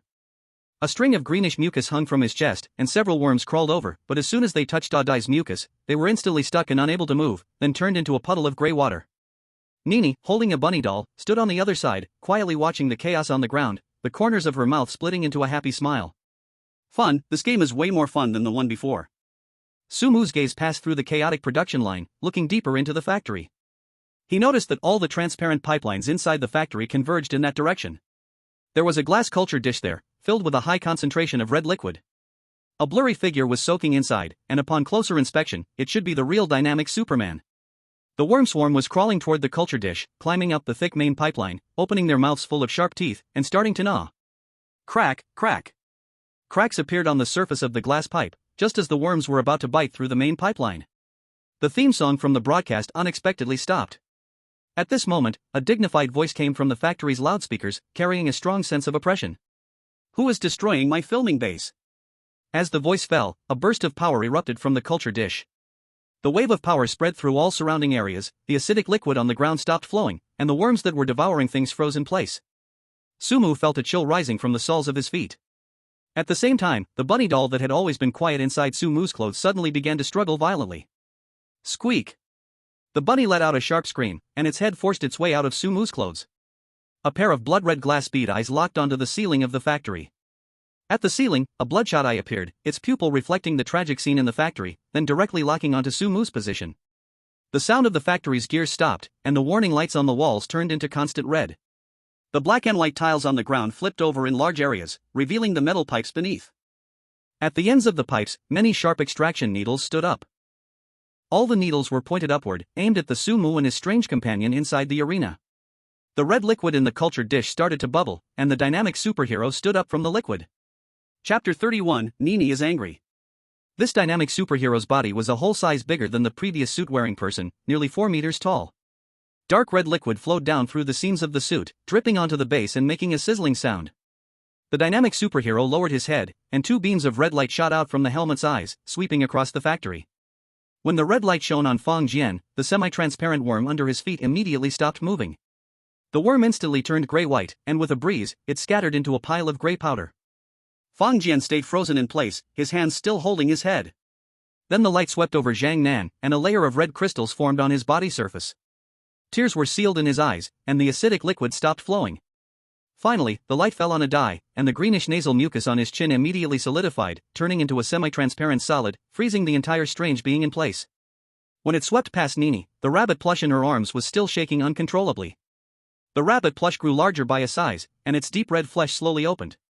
The 2 red glass bead eyes stared intensely at the giant eye on the ceiling, and the gazes of the 2 strange beings collided in mid-air, an invisible pressure spreading throughout the arena. Sumu stood still, and when the rabbit plush in his clothes pulled back its gaze, it quickly hid back into his clothes, trembling violently inside. A chilling coldness spread from his abdomen, and at the same time, a system prompt popped up in front of Sumu. Warning, S-level rule suppression detected. Character exemption is being forcibly weakened. Role-playing degree is decreasing by 0.5% per second. The numbers on the light screen started to fluctuate. 69.5%. 69%. At this moment, Sumu didn't look at the system panel but instead, his eyes lit up, and 2 red blushes appeared on his cheeks. He spread his arms wide, his short little legs stepping on the broken ceramic tiles on the ground as he ran straight towards the dynamic superhero. In the Dragon Country Command Center, everyone stood up. The chair slid back, crashing into the wall, and the psychological analyst pressed both hands on the table, his voice trembling. Does Sumu not see the situation? Running towards the strange beings in this kind of situation, isn't that courting death? Sumu reached the feet of the dynamic superhero, very close to the base of the culture dish. He looked up, and star-shaped lights burst from his eyes. His hands were clasped in front of his chest, and with the excited tone of a 5-year-old child, he shouted out loud. Dynamic superhero, I'm your biggest fan. I have all your cards, I watch your show every day, can you sign something for me? The dynamic superhero stopped moving. The red light from his eyes shifted slightly, and the beam brushed past Sumu's shoulder, melting the metal needles on the ground into molten iron. Sumu's words triggered the interaction logic in the dynamic superhero's base settings, activating the behavior of interacting with fans as a hero actor. This existing behavior clashed with the dream extraction and hunting logic of the current instance. The dynamic superhero's right hand slowly lifted, and the white glove cracked open, revealing dense barbs inside. The barbs extended halfway but then retracted, and the glove returned to its original form. The dynamic superhero's right hand froze in mid-air, the fingers switching back and forth between signing and attacking, making mechanical clicking sounds. Sumu seized this pause, turned his head, and looked at Nini, who had been swept by the light beam. The rabbit plush in Nini's arms hadn't been completely sealed. It was the only strange entity still able to move inside the arena. Sumu continued to look up, spitting out small nonsense in the style of Shinchan. Dynamic superhero, how do you shoot your dynamic light waves? Can you teach me? Your transformation belt looks so cool. Can I take a look at it? Also, do you eat green peppers often? Every time Sumu said something, the huge body of the dynamic superhero shook. The conflicting actions caused the dynamic superhero to glitch, causing the red light beam inside the factory to scan wildly, never able to lock onto Sumu.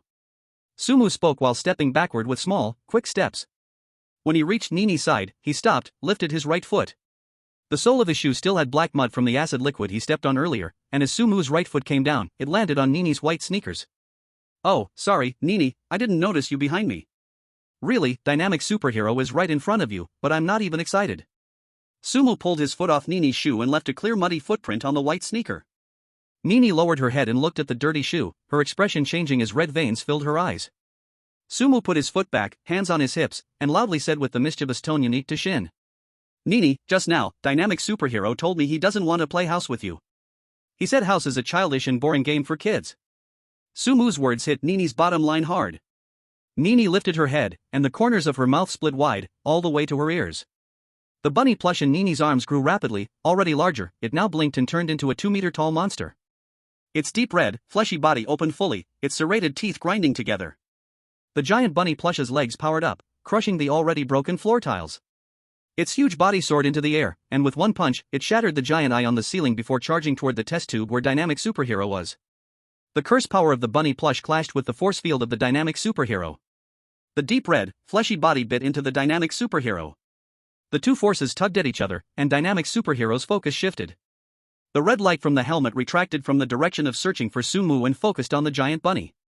And the power ceiling Feng Jian, Zhengnan, and Adai lost its light beam support, causing cracks to appear in the seal. Soon, Feng Jian broke free from the restraints. The moment he broke free, his gaze landed on the broken pipe iron sheets and the large stains on the side. The green fluorescence in Feng Jian's eyes quickly flashed, triggering his obsessive-compulsive disorder again. More semi-transparent worms crawled out from the ground, avoiding the center of the battle, starting to devour everything on the factory floor. Jinnan's red crystals shattered, and murky tears spilled from his eyes again. Corrosive liquid flowed through the cracks in the floor tiles, flooding the energy supply lines at the bottom of the test tube. The metal lines melted in the acid, releasing pungent white smoke. Adai's semi-transparent solid on his chin dissolved, and he shook his head, sending out a greenish-blue mucus. The mucus formed a string in the air before slapping against the left eye of dynamic superhero's helmet, blocking half the red light beam. The four strange children, in their unconscious frenzy, formed an effective attack and control output. Sumu stood at the center of the chaos, dodging splashes of acid and falling broken glass. Chapter 32, The Heroes Remains Fall, the Noara family welcomes an unknown father. He walked to the crack in the test tube, pressed his face against the glass full of cracks, and cupped his hands into a megaphone shape, shouting inside. Dynamic superhero. There are little kids crying outside. Heroes can't let little kids cry, right? Inside the test tube, the giant figure still fighting with the bunny plush slowly stopped moving. The remaining light in the right eye of the dynamic superhero's helmet flickered. The color faded from red to orange. A hoarse, intermittent voice squeezed out from the metal gap of the helmet. The righteous dynamic Superman should not let children cry. Dynamic Superman's right hand clenched into a fist, his arm slowly raised, with his fist aimed at the base of the petri dish beneath him. Boom! The petri dish exploded, red liquid splashing up towards the ceiling. The factory's load-bearing structure began to collapse. All the transparent pipelines around them exploded, and the red liquid inside the pipes was exposed to the air, turning into many tiny golden specks of light. The golden specks of light rose into the air, the extracted dreams were released, and life force returned to its original owner. Sumu stood in front of the debris of the base, seeing the suit on dynamic Superman's massive body starting to peel off. The dried leather turned to ash, and inside the suit was not a missing body but a shriveled skeleton. Between the ribs of the skeleton's chest was a faded card embedded. The card was an old version, its corners severely worn, with a picture of dynamic Superman striking a lightwave pose. Sumu reached out and pinched the edge of the card with 2 fingers, pulling it out forcefully. As the card left the skeleton, the entire skeleton turned to ash, scattering across the ruins. A system prompt sounded in Sumu's mind. Ding, hidden event completed, the remains of a hero. Item obtained, dynamic Superman summoning card, fake. Item description, this item can summon a shadow of dynamic Superman to perform an indiscriminate attack. It will be destroyed after use. Role-playing degree increased, 3%. Current role-playing degree, 68%. Sigh, it was hard enough to raise my role-playing degree to 70%, and now it dropped by 5%. Sumu complained internally, and just then, the outer wall of the factory suddenly collapsed, and a gust of air rushed in. Sumu and the 4 strange children were pushed out through the factory's main gate by the airflow, landing on the colorful stone path outside. Nini's rabbit plush shrank quickly, returning to palm size, and its dark red flesh closed, the light in its red glass bead eyes dimming. Kazama stood up, clapping at the non-existent dust on his uniform, his expression returning to his usual cool look. Zhengnan was still sitting on the gravel, sobbing, with ordinary tears flowing from his eyes. Adai stood aside, forcefully blowing his nose, greenish mucus dripping onto the gravel, sticking 3 colorful stones together into a lump. Sumu stuffed the dynamic Superman card into his pocket, placing it alongside the visitor's ticket. Then he turned and looked around, noticing pink smoke floating above the factory ruins, slowly dispersing in the wind, revealing the road they had come from. Sumu looked up at the sky. The dark clouds hadn't cleared, but the gaps in the clouds were much wider than before, with faint moonlight filtering through. Sumu rubbed his small belly and mumbled in a sticky tone, just like Shinchan. "Ah, I'm so hungry, I really want to eat chocolate biscuits." Sumu started walking along the path, with the 4 members of the Kasakabe Defense Force following him in a row. The scenery around them kept changing. The twisted mushroom house returned to a neat Japanese-style house, and the block castle restored to its original form. The neon colors faded away, and the quiet night of Kasakabe returned. At this moment, the air carried the damp scent of the rain, and the mixture of rainwater and the smell of earth was refreshing. Sumu and his team reached a crossroads and stopped. Everyone split off to return to their homes, while Sumu walked ahead, towards the Wildfields family yard. The gate of the yard was slightly ajar, and the lights in the living room on the first floor were on, casting a dim yellow light through the curtains onto the lawn. Sumu stared at the lit window, where 2 adult silhouettes could be seen through the curtains. One was the figure of Mia. Another man's silhouette appeared, but it was different from Hiroshi's. Compared to the memory of Shinchan, this man's silhouette was half a head taller than Hiroshi, and his shoulders were broader. His posture was upright, without the slouched back caused by years of desk work. In the living room, a faint sound of laughter could be heard. It was Maya's laughter. Sumu had never heard such laughter in this scene. It carried true happiness. Suddenly, Sumu noticed the bunny doll inside his clothes moving again, so he lowered his head and slightly opened his shirt. The red glass bead eyes of the bunny doll stared at the silhouette outside the window. The curved surface of the glass beads reflected an image. It was a young man wearing a high-end suit, his face somewhat blurred. He was standing in the center of the living room, holding a glass of red wine. A heavy atmosphere slowly began to spread from that window, covering the surroundings. Sumu pushed open the half-closed gate of the Noara house, smelling the earthy scent of the air after the rain. Looking at the warm yellow light coming from the living room curtains, Sumu walked to the entrance, noticing a pair of shiny black leather shoes on the shoe rack. The size was 1 size larger than Hiroshi usually wore, and there were no creases on the shoes. The soles were perfectly clean. Sumu crouched down, bringing his face close to the opening of the leather shoes and took a deep breath. There was no foot odor, only a faint fragrance of cologne. Sumu straightened up, furrowed his brows, and then walked straight into the living room, noticing that the lights inside were much brighter than usual. The dust on the furniture was gone, and in the family portrait on the wall, Hiroshi's face had been replaced with another man's face. The edges of the photo were glowing with an unnatural golden halo, and at that moment, Maya was sitting at the low table. Beside her sat a man. He was wearing a high-end suit, his hair meticulously combed, with well-defined features and a sharp jawline.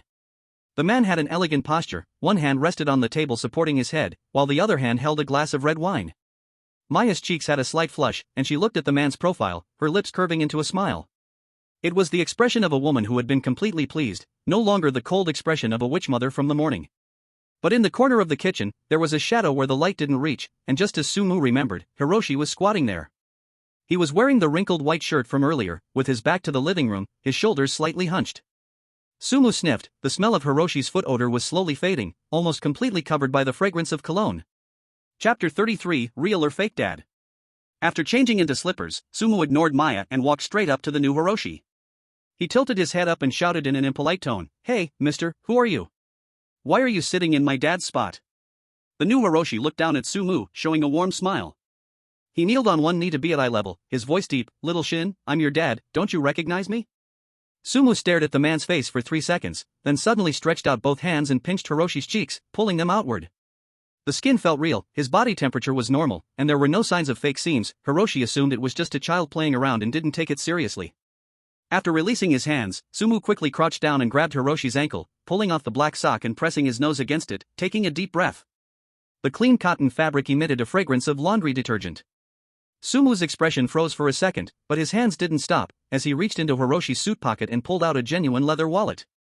He opened the wallet, and inside, neatly arranged, were large bills and high-end credit cards. There was a photo placed inside a transparent folder.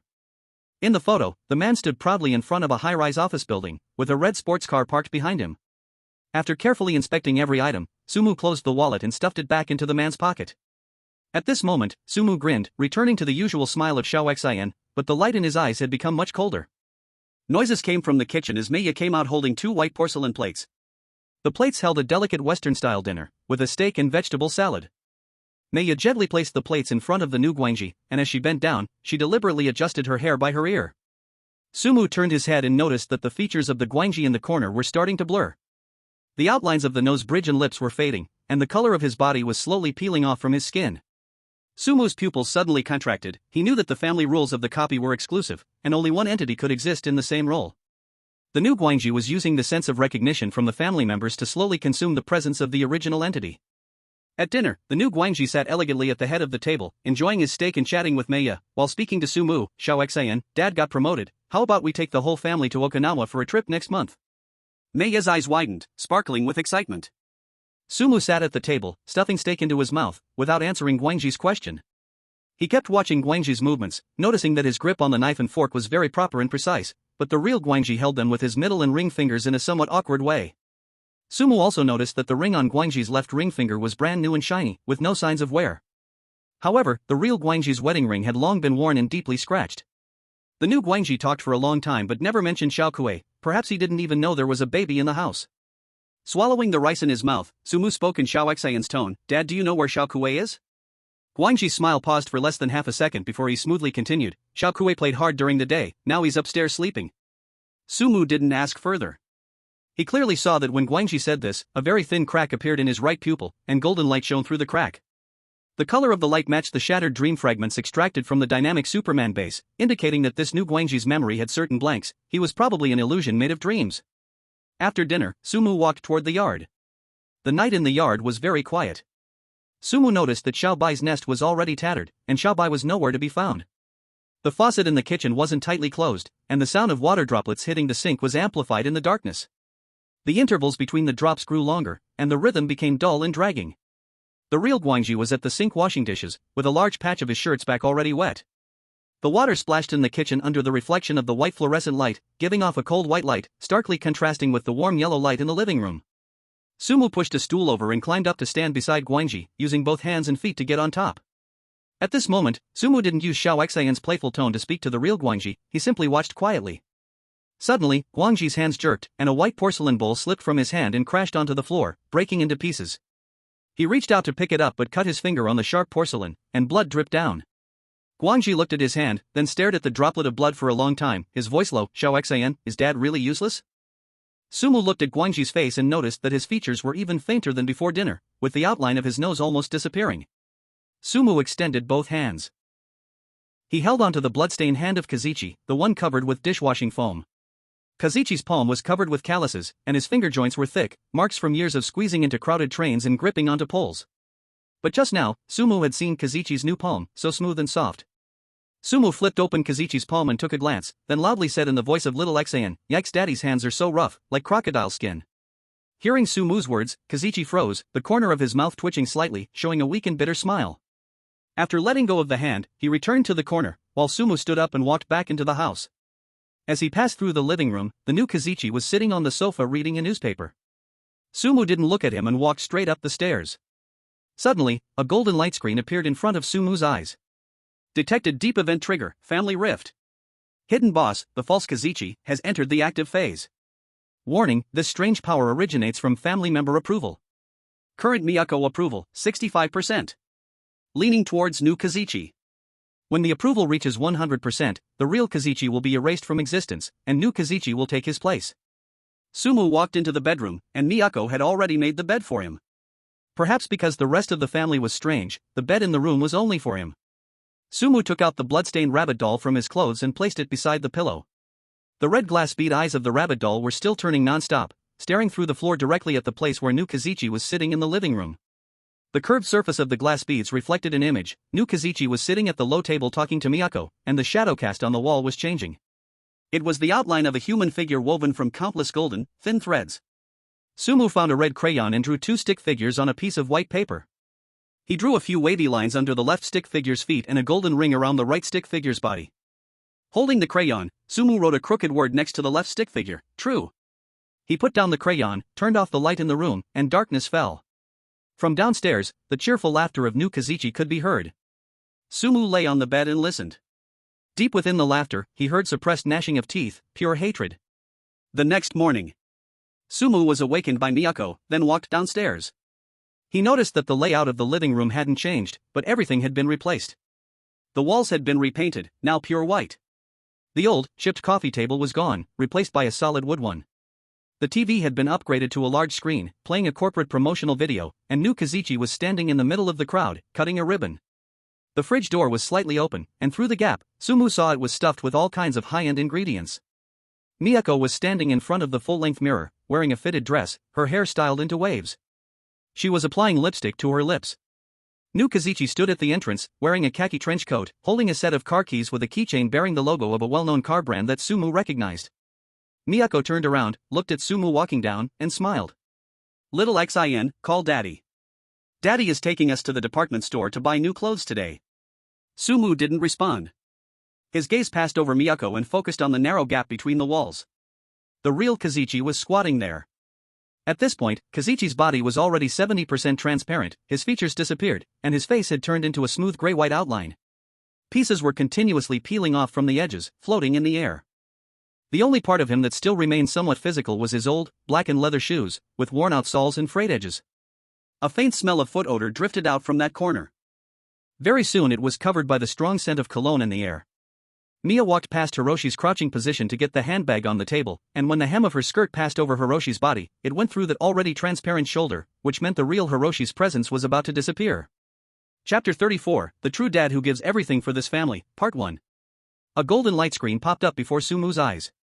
Family recognition change. Mia's recognition of new Hiroshi, 85%. Real Hiroshi presence strength, 30%. Entering critical disappearance zone. Sumu withdrew his gaze, held his stomach with both hands, and sat down on the floor. "Ugh, my stomach hurts so much, I am going to have diarrhea. I want to stay at home, I won't go to the department store." Sumu shouted loudly in Shinchan's sticky tone. New Hiroshi came over, crouched down, and reached out to touch Sumu's head. His palm was dry, temperature just right. But Sumu still sharply noticed one detail: New Hiroshi's fingers deliberately avoided the side hidden under the clothes where the rabbit toy was. New Hiroshi could sense the existence of the S-level cursed item and instinctively kept distance. "Alright then, Shinchan, just rest at home. When Dad and Mom come back, they will bring you your favorite dynamic hero toy." New Hiroshi stood up, took Mia's hand, and walked out the door. The door closed, and the sound of the car engine started outside the yard, soon fading away. Sumu immediately got up from the floor and began searching the house. He first crawled into the bathroom, stuck his hand into the gap under the washing machine, and dug for a long time. Then he pulled out a smelly sock that Hiroshi had never washed before. The sock was already stiff and yellowed, stained with dirt, and a sharp sour stench hit his nose, making his eyes sting. Sumu held the sock in his hand, turned, and ran back to the living room, reaching into the gap of the sofa cushion, groping until his fingers touched a cold metal, which he scraped out with force. It was Hiroshi and Mia's wedding ring, the silver surface full of scratches, and the letters of their names inside almost worn away.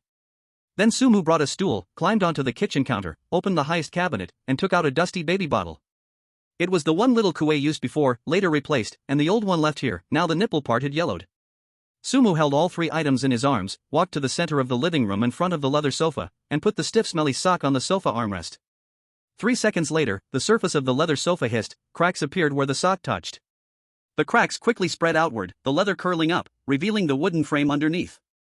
The frame had no wood grain, only dense golden runes. Sumu lifted the sock, and the cracks stopped spreading. Traces of real life directly destroyed the false and perfect appearance. Sumu turned to the shadow in the corner. The real Hiroshi was crouching there, almost fully transparent, even the wallpaper patterns behind him visible. "Shinchan." Hiroshi's voice echoed, sounding weak. "Dad seems about to disappear." Sumu said nothing, silently crouched, and stuffed the smelly sock into Hiroshi's hand. The moment the sock touched his palm, Hiroshi's transparent hand solidified, color deepening, texture clear. Sumu then took out the wedding ring and put it on Hiroshi's ring finger. Hiroshi's fingers were only bone outlines, the ring kept sliding down. Sumu, eyes wet, pressed the edge of the ring firmly with his own finger. Hiroshi's eyeless face stared blankly at Sumu's small hand. Sumu sniffed. Tears rolled in the eyes. "Dad, please don't disappear." Sumu shouted, his voice filled with the sticky, tearful tone unique to little Xin. "If you disappear, who will buy me chocolate cookies? Who will help me when the old witch hits me? Who will let me ride on their neck to watch the fireworks festival?" By the end, Sumu's voice became hoarse. It was no longer all just acting. A system prompt suddenly sounded. Ding, performance level increased, 5%. Current performance level, 73%. Warning, emotional resonance of the character has overloaded. The boundary between the subject and the character is starting to blur. Reminder, excessive resonance will cause self-recognition deviation. Sumu ignored the system's warning, feeling the transparent arm of Guangxi raise slightly, as if wanting to touch Sumu's little head, but it turned into gray-white smoke before it reached halfway. Click. The door lock turned. At this moment, Meiya and Xin Guangxi walked in with shopping bags. Xin Guangxi's gaze immediately locked onto the crack in the armrest of the sofa, and the smile on his face instantly disappeared. He turned his head, looking at Sumu who was curled up in the corner and the true Guangxi who was on the verge of disappearing. A golden crack flashed in his right pupil. Sumu stood up and walked in front of the real Guangxi, raising the old baby bottle with both hands. Xin Guangxi stopped in his tracks, staring at the bottle, his facial features twisting as he furrowed his brows. Little Xin, put that dirty thing down. Xin Guangxi's voice lowered. Dad bought you your favorite dynamic superhero toy, come here. Sumu stood still and shouted back, you're not my dad. You don't even know who Xiao Kuei is. The real dad gets up in the middle of the night to change Xiao Kuei's diaper, and he has calluses on his hands from working hard. You have nothing. Upon hearing Sumu's words, a crack appeared on Xin Guangxi's cheek, with golden light leaking from inside. Meiya stood aside, the shopping bag in her hand slipping to the ground. She looked confused, her gaze shifting back and forth between Xin Guangxi and the outline of the nearly invisible true Guangxi in the corner. Ding, Meiya's agreement with Xin Guangxi dropped to 70%. The true Guangxi's existence intensity rose to 35%. Xin Guangxi's body expanded upon hearing Sumu's challenge, and the seams of his high-end suit burst. Inside, there was no flesh, dense golden threads poured out from Xin Guangxi's body, climbing up the walls, ceiling, and floor, until the entire house started to tremble. Meiya screamed as several golden threads entangled her hands and feet, pinning her in place. Xin Guangxi's voice became hoarse, gritting his teeth, I'm really fed up. Every morning I have to squeeze into the subway, get scolded by my boss, even fighting for discounted bento. I'm really done with this life. I could have been someone great. Golden threads in the living room intertwined to form a huge cocoon, wrapping Xin Guangxi inside. On the cocoon's walls, images appeared, a young Guangxi playing soccer on the green field, Guangxi playing the guitar in his college dormitory, Guangxi confidently talking in front of an interviewer while wearing a suit. These were all the possibilities Guangxi had once given up, and the dreams that life had worn down. The threads continued to expand, forcing Sumu back to the corner. He reached into his pants pocket, touching the dynamic superhero summoning card. But his fingers paused, then released. Such an indiscriminate attack would affect Meiya and the true Guangxi. Chapter 35, The Real Dad is the One Who Gives Everything for This Family, Part 2. Sumu once again touched the rabbit toy inside his clothes, but at that moment, the rabbit toy remained still. Sigh, then there's no way to solve the problem with violence. Sumu turned around, gripping the real Guangxi's hand that was holding the stinky sock. He turned to look at Meiya, who was tangled in the golden threads, and shouted loudly. Mom, can you smell this? It smells really bad, doesn't it? This smell, it's from the time Dad wakes up at 5 every morning and squeezes onto the electric train. Dad wears discounted leather shoes, runs around doing business all day, works overtime and takes the last train home, and only then will this smell appear. After hearing Sumu's words, and smelling that familiar yet unbearably bad odor, Meiya's eyes reddened, and she began to struggle intensely, her lips trembling slightly. Ding, Meiya's agreement with Shinzo's views is continuously decreasing, but the critical point has not yet been breached. In the golden cocoon, Shinzo let out a loud roar, and the golden threads instantly shot toward Sumu. But just then, the scene on the cocoon wall changed again. The image of young Shinzo disappeared, replaced by the scene of Shinzo awkwardly holding baby Shin for the first time. Next, the image showed Shinzo squatting at the convenience store entrance in the early hours, eating discounted rice balls. Then the scene changed again, showing Shinzo washing his face in the company restroom, his face still smiling weakly. At this point, the golden threads started to break apart at the places where the images appeared. No golden light leaked from the cracks. Instead, a strong, pungent yellow-brown gas burst out from the cracks. In the corner, the real Shinzo's hand tightly gripping the smelly socks slowly began to glow with a murky light. The yellow-brown gas erupted from the smelly socks in Shinzo's hand. The gas turned into visible ripples that spread continuously through the living room, and the golden threads released by Shinzo turned black as soon as they touched the yellow-brown gas. Then the threads twisted, broke, and fell to the floor, turning into a puddle of black water. The sour, rancid smell filled the entire room, mixed with the fermented sweat and the leather smell of cheap shoes. Along with the musty odor from being sealed in a closed space for too long, the sourness was beyond comparison. No wonder this could be a secret weapon in the movie. Shinzo was forced to come out of the cocoon, and the moment he smelled the pungent odor, the smile on his face instantly disappeared. He covered his nose and quickly stepped back, his expensive custom suit wrinkling and fading under the corrosive sour gas. Shinzo pointed at the real Shinzo, his voice sharp. What right does this foul-smelling failure have to exist? You only bring pressure and poverty to this family. He turned his head, his eyes bloodshot, staring fiercely at Maya, who was still trapped by the remaining golden threads. Maya, come with me. Shinzo stretched out his hands. I can take you to Paris for a vacation, buy limited edition bags, you'll never have to fight through crowds at supermarket sales again. We can live in a villa with a swimming pool and hire 3 maids. You won't have to wash smelly clothes every day, nor worry about your withered wallet. Golden threads once again shot out from Shinzo's sleeve, trying to weave that illusory dream again. Maya lowered her head, her body trembling slightly. The pungent foot odor drilled into Maya's nostrils. This was a smell she had smelled for many years, always accompanying the sound of the door opening every evening. Along with that smell, there was always a tired yet loving voice saying, "I'm home." Maya suddenly lifted her head, grabbed the golden threads wrapped around her wrist, and yanked them forcefully. The threads snapped. Maya picked up the newly bought frying pan from the floor, stepped over the black water, and directly smashed the frying pan at Shinzo's feet. The metallic clash against the floor produced a loud sound. Don't look down on housewives. Maya shouted at Shinzo, her eyes red. Fighting for discounted meat at sales is also a kind of battle. You have no idea about the romance of a 32-year mortgage still unpaid. Maya took a step forward, staring directly at Shinzo's twisted face. Little Shin's dad is just a smelly fool, this fool may be lecherous, but he would hand over his salary immediately. He squeezed into the subway every day, got scolded by his boss, and never gave up on this family, and besides, my husband would never wear such a flashy suit. Ding, Mia's recognition of new Hiroshi dropped to 0%. The real Hiroshi's existence strength restored to 100%. A golden light curtain flickered before Sumu's eyes. In the corner's shadow, that transparent outline instantly solidified. The real Hiroshi stood up, still wearing that wrinkled cheap suit, but his tie was perfectly straight, his back slightly hunched, hair neat, chin covered with mature blue stubble. The old wedding ring on his ring finger gleamed silver. Hiroshi did not speak. He only raised his right hand that clutched a stiff stinky sock, his leather shoes hitting the floor with a dull thud, taking big steps toward new Hiroshi. New Hiroshi's body shrank slightly from fear, gathering all golden threads to weave a golden shield in front of him. Impossible, I am clearly the most perfect Nobara Hiroshi. I am the one you need. New Hiroshi roared loudly. Hiroshi walked in front of New Hiroshi, stood firm, legs apart, waist tensed, swinging his right fist. Brownish air swirled around his fist, smashing fiercely into the golden shield. The moment the fist touched the golden shield, it shattered into countless golden particles. Hiroshi's fist continued and hit New Hiroshi's cheek. Bang! New Hiroshi was sent flying, crashing into the living room wall, sliding to the floor. His custom suit turned to ashes, his body glowing, edges breaking into drifting fragments.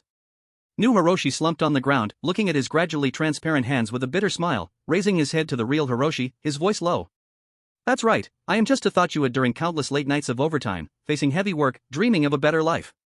But I wanted to live again for you, to become an adult admired by everyone, envied by colleagues, proud to my wife and children, an amazing grown-up. The living room went quiet. Hiroshi lowered his fist, looking at the phantom on the floor. Sumu stepped out from the corner, hands behind his back, body leaning forward, walking to New Hiroshi. Looking into New Hiroshi's eyes, he spoke in the innocent, sticky tone of a 5-year-old. Uncle, you got one thing wrong. New Hiroshi's gaze fell on Sumu. Sumu tilted his head, a big smile spreading across his face. Maybe other adults have many dreams, but my dad's true dream is to protect me, Shaokue, and Mom. The words echoed in the living room. New Hiroshi looked at Sumu, then at the real Hiroshi panting not far away, finally at Mia with red-rimmed eyes. New Hiroshi closed his eyes, the corner of his mouth slightly raised. So, that's it, Hiroshi, you really are an amazing guy. New Hiroshi's body disintegrated, turning into countless light points and fading into the air. All golden threads in the living room disappeared, walls returned to pale yellow, the sofa gone, replaced by a low table, air still holding the smell of feet in last night's miso soup. Chapter 36, As long as Mom and Dad are here, Shin won't get hurt. Dragon Kingdom Command Center. The conference room went silent, everyone staring at the big screen. Then a burst of loud applause and countless cheers erupted. Director Zhang leaned back in his chair, exhaling deeply. The old man lifted the newly replaced teacup on the table, drank a big gulp. Even though the tea had cooled, he finished it completely. The psychologist took off his glasses, wiped the lenses with a cloth, voice a bit hoarse. Maybe we were all wrong. All this time we've been trying to deconstruct this instance with a mindset of opposition to the strange. The psychologist put his glasses back on. Looking at the warm scene of the Noara family on the screen, the core of this A-level dungeon cavalcade ghost stories might be about protection, protecting the bonds of such an ordinary family. Director Zhang nodded, it should be.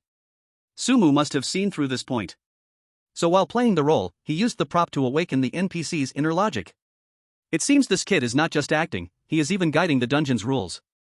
At this moment, in the living room of the Noara house, Misa walked to Hiroshi and handed him a towel. Hiroshi took the towel and wiped the sweat from his face, then hugged Misa tightly. Sumu stood in the center of the living room, reaching inside his clothes. The rabbit doll curled up, its original red glass eyes turning gray-white. The rabbit doll seemed to be playing dead. This cursed prop had not dared to release even a trace of breath during the previous fight, as if the rabbit doll feared something of a higher dimension. Sumu glanced at the upper right corner of his vision. Current role-playing degree, 73%. The number stopped moving, stuck here. According to the system's judgment logic, solving the core crisis would make the role-playing degree soar, immediately triggering the completion prompt, but now the system gave no response, which was very abnormal. Maybe the dungeon is not over yet. At this moment, Sumu felt a gaze projected from above the ceiling, cold, carrying a high, superior scrutiny. No surprise, this is the underlying logic of the entire Casacabe dungeon. Sumu turned to look out the window. Now the sky over Casacabe was covered with heavy clouds, rain had started again, and raindrops hit the glass with dull sounds. Chin, what are you looking at? Hiroshi came over, lifted Sumu into the air, and rubbed his chin full of stubble against Sumu's face. Wow, Dad's beard is so prickly. Sumu loudly protested, imitating Shin's tone. Sumu struggled with hands and feet, kicking in the air. Hiroshi laughed heartily. Misa shook her head helplessly by the side. Sumu continued to struggle, but his eyes went past Hiroshi's shoulder, staring fixedly at the street outside the yard. At the end of the street, the already dissipated thick fog rolled back again. In the fog appeared rows of neat black shadows. The shadows had no facial features, only pale outlines. They were marching in unified steps toward the Noara house. The rain fell heavily, splashing on the glass with dull sounds. In the thick fog at the end of the street, faceless black shadows formed neat rows. They had no facial features, their bodies made of gray-white spots. These monsters stepped in the same rhythm, their shoe soles hitting the puddles without making any sound. Where the black shadows passed, color was forcibly stripped away. The red mailbox turned gray-white, then dissolved into powder. The asphalt lost texture, becoming a blank space. Their final target was the Noara house. The air in the living room became thick, breathing required effort. Hiroshi and Misa could not see the exact form of the shadows, but instinctively sensed danger. Hiroshi put down Sumu, stepped forward, standing in front of him, right hand clutching the stiff, smelly sock. Misa grabbed the frying pan from the floor and stood side by side with Hiroshi in front of Sumu.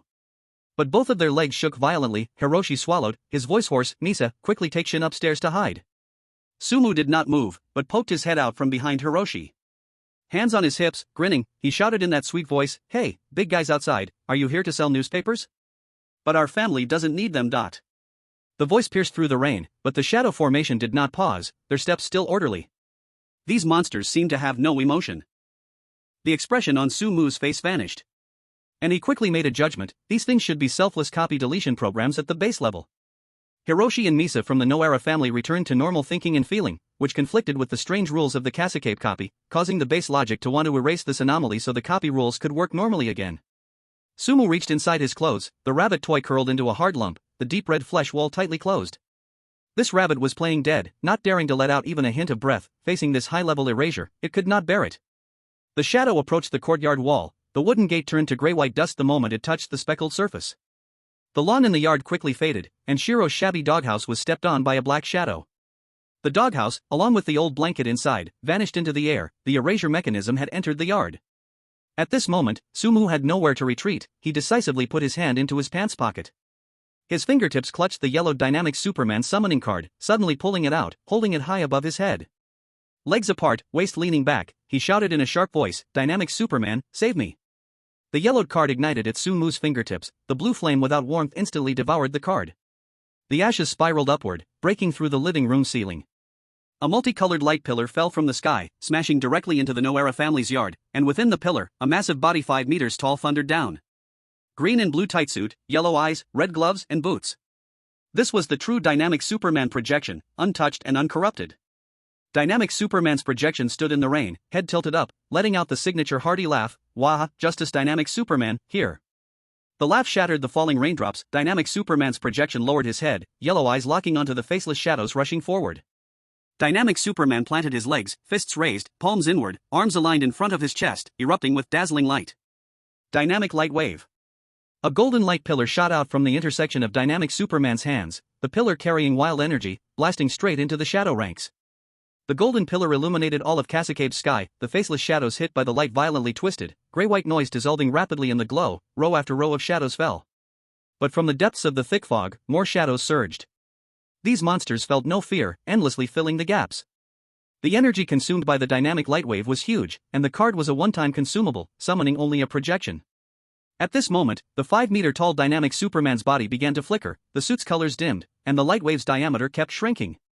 The shadows, braving the light wave's impact, pushed forward one after another, now less than 3 meters from the living room's floor-to-ceiling window.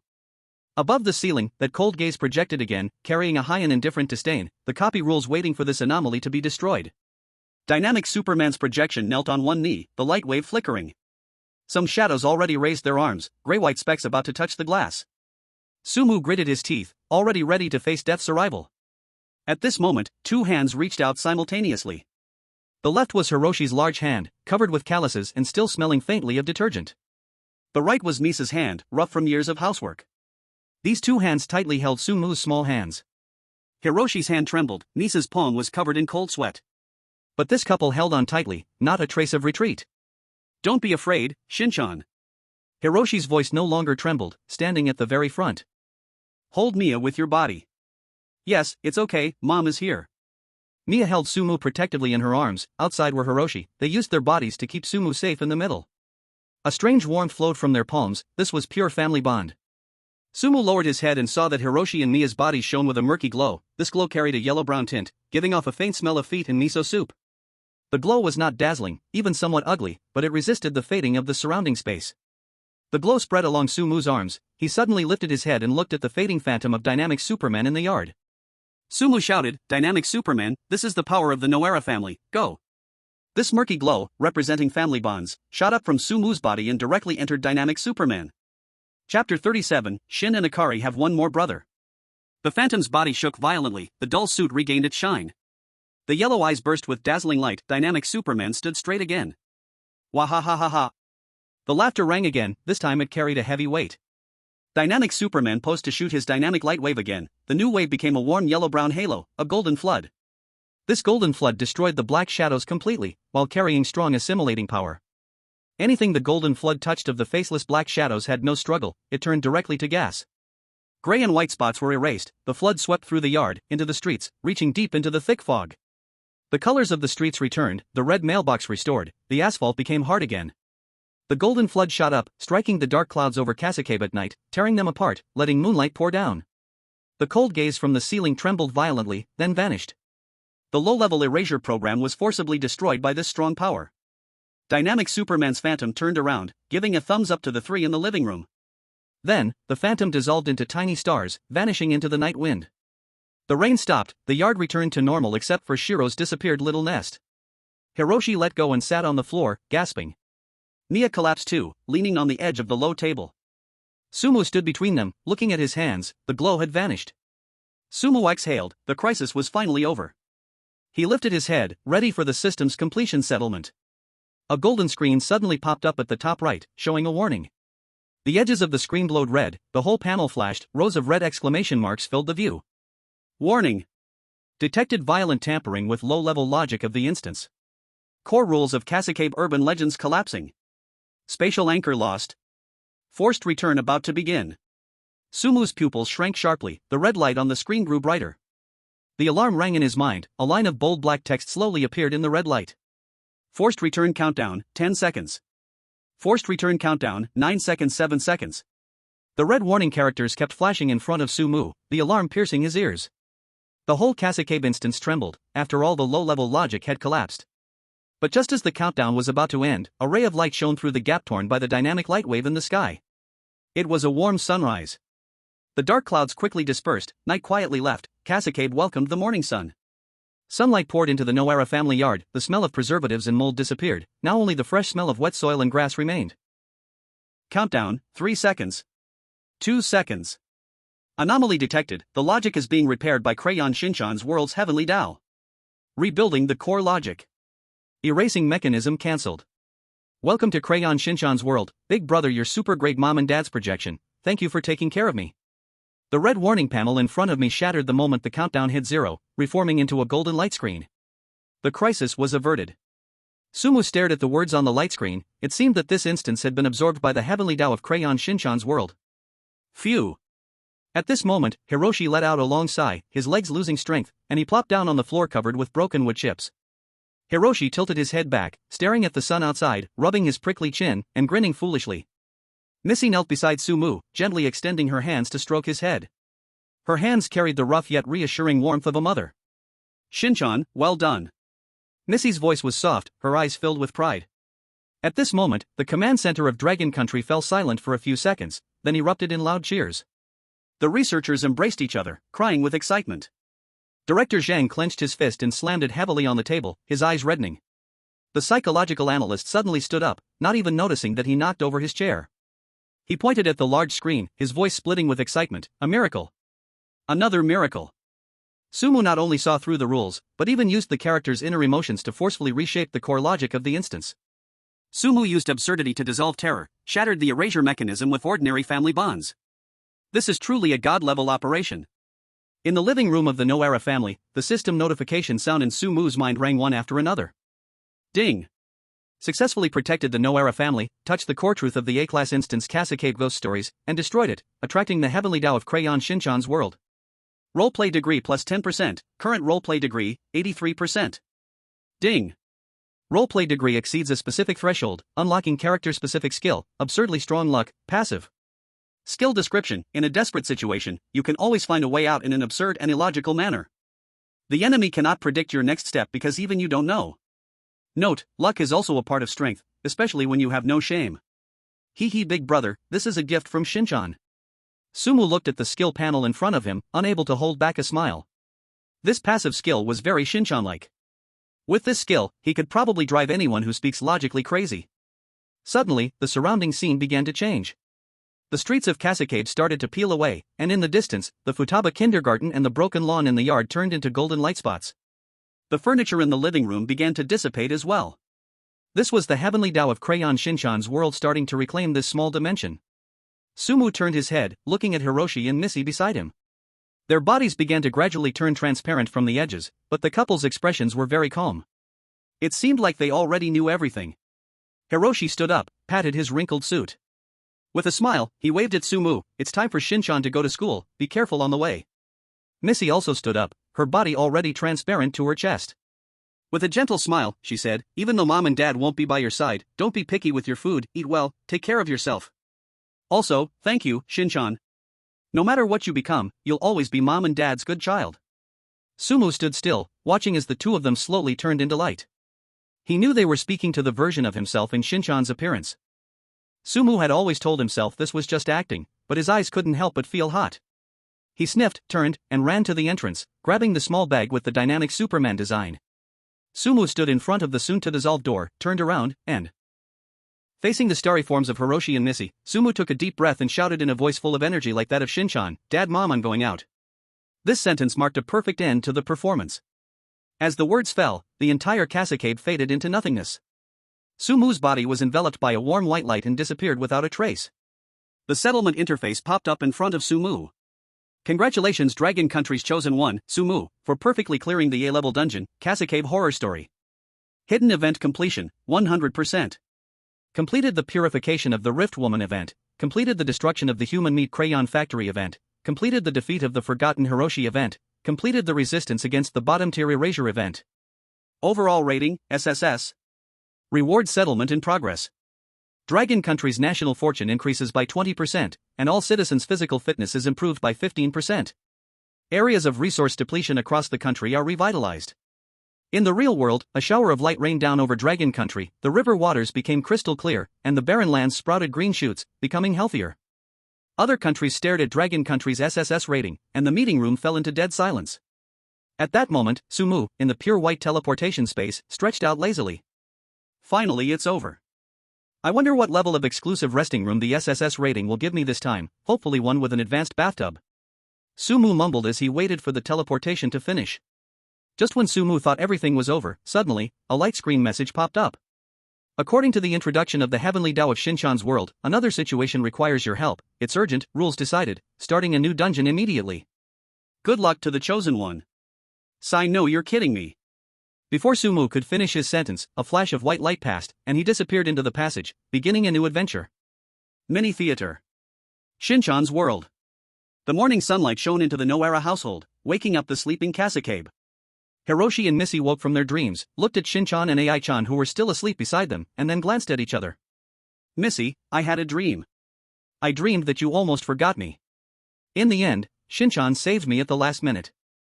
You dreamed that too? What? Did you too? Yes, looks like Shinchan and Ai-chan now have an extra older brother. Shinchan will be so happy when he finds out. At this moment, Shinchan, still sleeping, had a signature smile on his face. Chapter 38, A New Adventure, playing as Nobita. Before Sumu's curse could be fully uttered in the pure white settlement space, he was teleported away, disappearing from the spot. In the real world, at the Dragon Country Horror Command Center, the people who had been celebrating Sumu's SSS level clearance had their smiles freeze as they saw the information on the light screen. The live broadcast screen, which had just gone dark, lit up again with a buzzing sound. The words on the light screen flashed wildly. Dragon Country's chosen one, Sumu, has entered the A+ level high-dimensional pollution dungeon, the 4-dimensional pocket of the blue fatty. The entire meeting room fell silent, followed by a burst of noisy discussions. Bang! Director Zhang slammed his hand heavily on the table, splashing the water in the teacup all over the place, staring at the screen with bloodshot eyes. A + level high-dimensional pollution dungeon? How is that possible? According to the rules, the chosen one should have at least 7 days of rest time after clearing the dungeon. Last time, he went straight into the next dungeon after clearing it, not even giving Sumu time to rest. This is murder. The psychological analyst pushed up his glasses, beads of cold sweat forming on his forehead. Director, the light screen prompt says that it was recommended by the heavenly Tao of Shinchan's world. This means that high-dimensional forces may have interfered with the operation of the light screen. But Sumu has already gone through 2 dungeons in a row, his mental state is probably in a fatigued condition. Now he is directly entering an A+ level dungeon.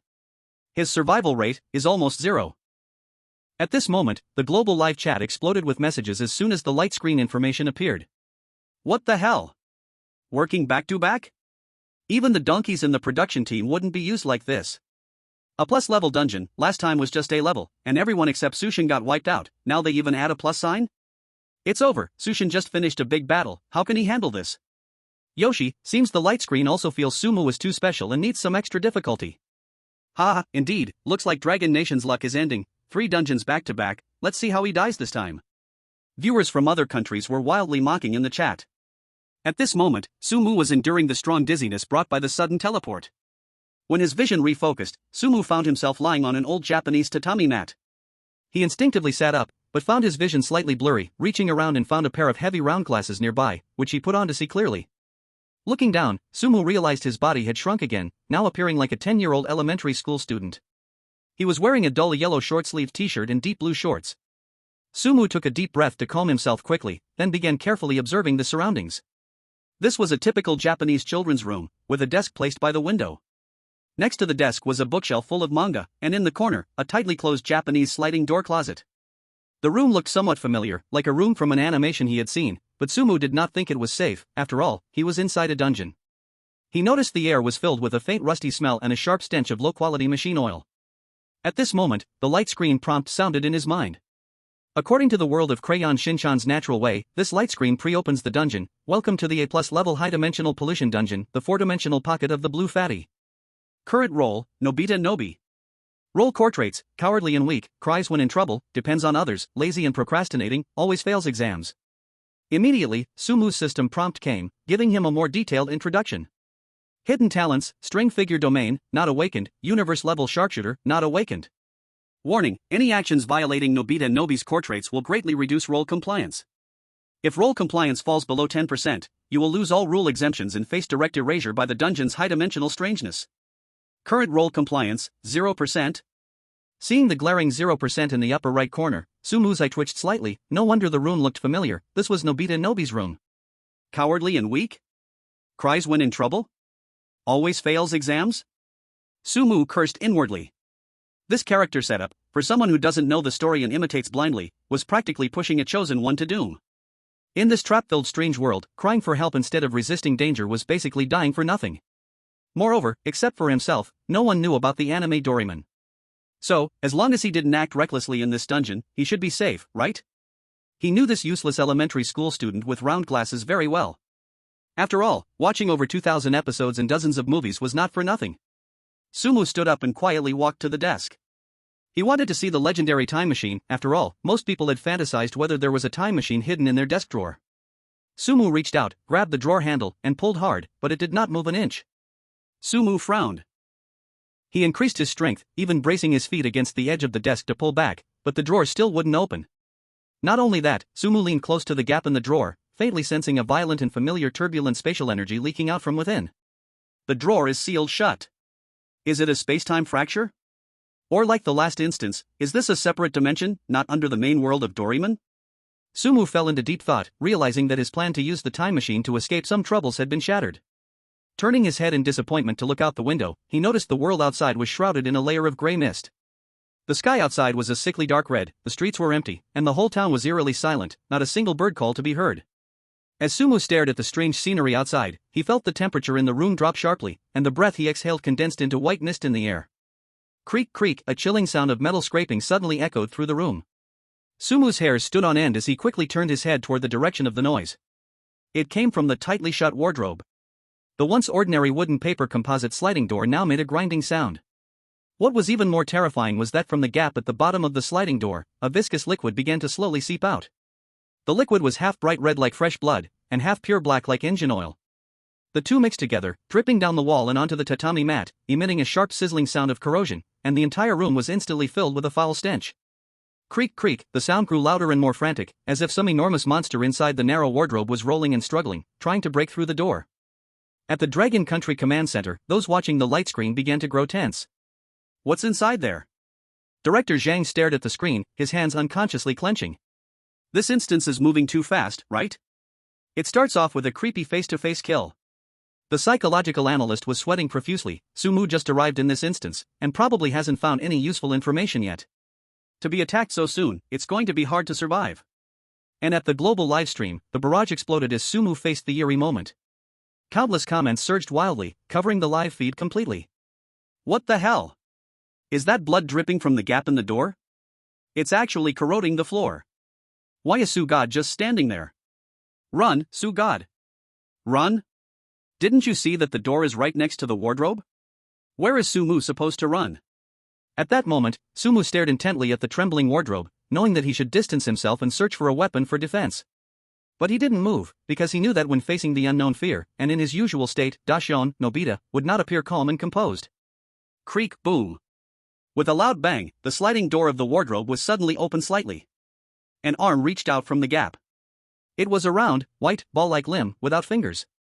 The blue skin was covered with rusty metallic spines, and rough black sutures crawled all over the arm. Where the wound was, the flesh was rolled up, but there were no bones inside, only complex gears and wires. From the gaps between the gears and wires, a mixture of machine oil and blood was continuously gushing out. Then with a loud bang, the sliding door was torn apart completely. A round, blue and white shadow slowly emerged from deep inside the wardrobe, exuding a strong aura of malice and corruption. The shadow had no ears, and its originally cute large eyes. At this moment, it turned into two bloodshot, scarlet eyeballs. A massive gash had opened up on its belly, and from within that gash, a dense tangle of sickly white fangs grew. The monster stared fixedly at Sumu, standing in the center of the room, its throat emitting a hoarse electronic voice. Da. Xiong. Tomorrow, there's an exam, eat this. In its round, chubby hand, the bizarre robotic cat tightly gripped a piece of bread. On the surface of the bread, a human face, writhing in pain and screaming, protruded. The room in Xiong's house was very small, and the strange, transformed Doraemon was stepping closer, one step at a time. The face on the bread's surface continued to twist, letting out an ear-piercing scream. Oil mixed with fresh blood dripped from the edges of the bread, landing on the old tatami mat, corroding it into blackened holes and releasing white smoke. Sumu slowly retreated until his back hit the edge of the desk. In the upper right corner of his vision, the red font displaying, current performance, 0%, blinked rapidly, and the system alarms kept sounding in his ears. Sumu knew very well that with a 0% performance level, he couldn't use the system to exempt any rules. In this A+ level high-dimensional polluted instance, as long as he showed any sign of adult calmness or instinctively adopted defensive or counterattack actions, he would immediately be suspected by the strange beings, and once suspected, death was imminent. In the Dragon Kingdom Monster Talk Command Center, a psychological analyst pointed to the split screen on the big screen and urged everyone to quickly watch the live broadcast of the chosen ones from other countries in their instances. On the big screen, the scene of the Chosen One from Sakura Country was clearly displayed, and in front of the national machinery, this Chosen One's identity information quickly appeared in front of everyone. This was a Special Forces soldier from Sakura Country, and unlike Sumu, who had backed away in fear, this soldier stood firm when facing the bizarre robotic cat that emerged from the closet. His muscles were tensed, and when the robot cat handed him the bread, he snorted coldly, performing a tactical role in trying to lock the robot cat's spiked mechanical arm with a wrestling move. But the moment the soldier's hands touched the robot cat, a cracking sound was heard. The half-circle opening on the robot cat's belly suddenly widened, and the numerous, intertwining, sickly white fangs began to spin rapidly. A powerful suction force erupted from deep within the opening, lifting the soldier off the ground and forcefully swallowing him whole. The sound of bone breaking and the soldier's screams echoed from inside Doraemon's stomach, and large amounts of blood and chunks of flesh splattered from the edges of the opening, covering the entire room. In just 1 second, the soldier was instantly killed. The global live stream's bullet comments instantly stopped rolling, and soon, the screen was filled with pessimistic remarks. "It's over, there's no way to fight this, if you touch it, you die. Look at this monster, there's no way to defeat it. Yeah, I guess Sumu didn't move at all. He's probably too scared to act. Sigh, where is God's God-Tier operation? Why hasn't it come yet? The monster is almost face to face with him. Maybe Sumu is just tired. After all, he's been through 2 high-level instances back to back." Just as the viewers were getting discouraged, in Sumu's instance, the mechanical hand of the bizarre robotic cat, reeking of blood, was almost to Sumu's face. The scream of the face on the bread was unbearably shrill, and Doraemon's rusty, metal spikes were about to pierce Sumu's eyes. At that moment, Sumu took a deep breath, his legs suddenly going soft, and with a thud, he collapsed onto the ground. Immediately after, Sumu's eyes turned bright red, and tears and snot poured out in torrents. He rolled and crawled forward, grabbing the bizarre robotic cat's metal leg, covered in rusted spikes. "Wah huh!" Sumu screamed with all his might, his voice cracking, sobbing uncontrollably while rubbing his tears and snot onto the monster's oily leg. "Doraemon! I'd rather get 0 points than eat such disgusting stuff. Whoa, it's fine if mom scolds me." The crying was heart-wrenching, full of a desire to escape reality, and it revealed a personality that feared and shrank from difficulty. Sumu placed all his hope on the friend in front of him. Now, the dark red light cast on the half-machine, half-flesh Doraemon felt very oppressive. But Sumu's uncontrolled wailing created an absurd contrast with this terrifying scene. The next moment, system alert sounds rang continuously in Sumu's mind. Ding! Detected host behavior perfectly matches Nobita's timid and cowardly personality. This extreme dependence on Doraemon and dislike of study aligns with core character. Role-playing degree greatly increased. Current role-playing degree, 20%. Ding! Congratulations, role-playing degree increased, role rule exemption mechanism activated. Right after the system alerts ended, a faint glow covered Sumu's body, and the rusty metal barbs on his arm miraculously retracted their sharpness. And Doraemon no longer secreted that deadly corrosive oil blood mixture. The strange Doraemon, tightly grabbed by Sumu, had its crimson mechanical eyes flickering violently, emitting sizzling short-circuit sounds. Its originally ferocious killing program, when faced with Nobita's dependence and weakness, completely stalled. The robot cat looked down at Sumu thrashing and rolling on the floor, its 4-dimensional pocket, full of fangs, opened and closed reluctantly, making teeth-grinding friction sounds. Finally, from its large fong-filled mouth came a human-like, muffled sigh.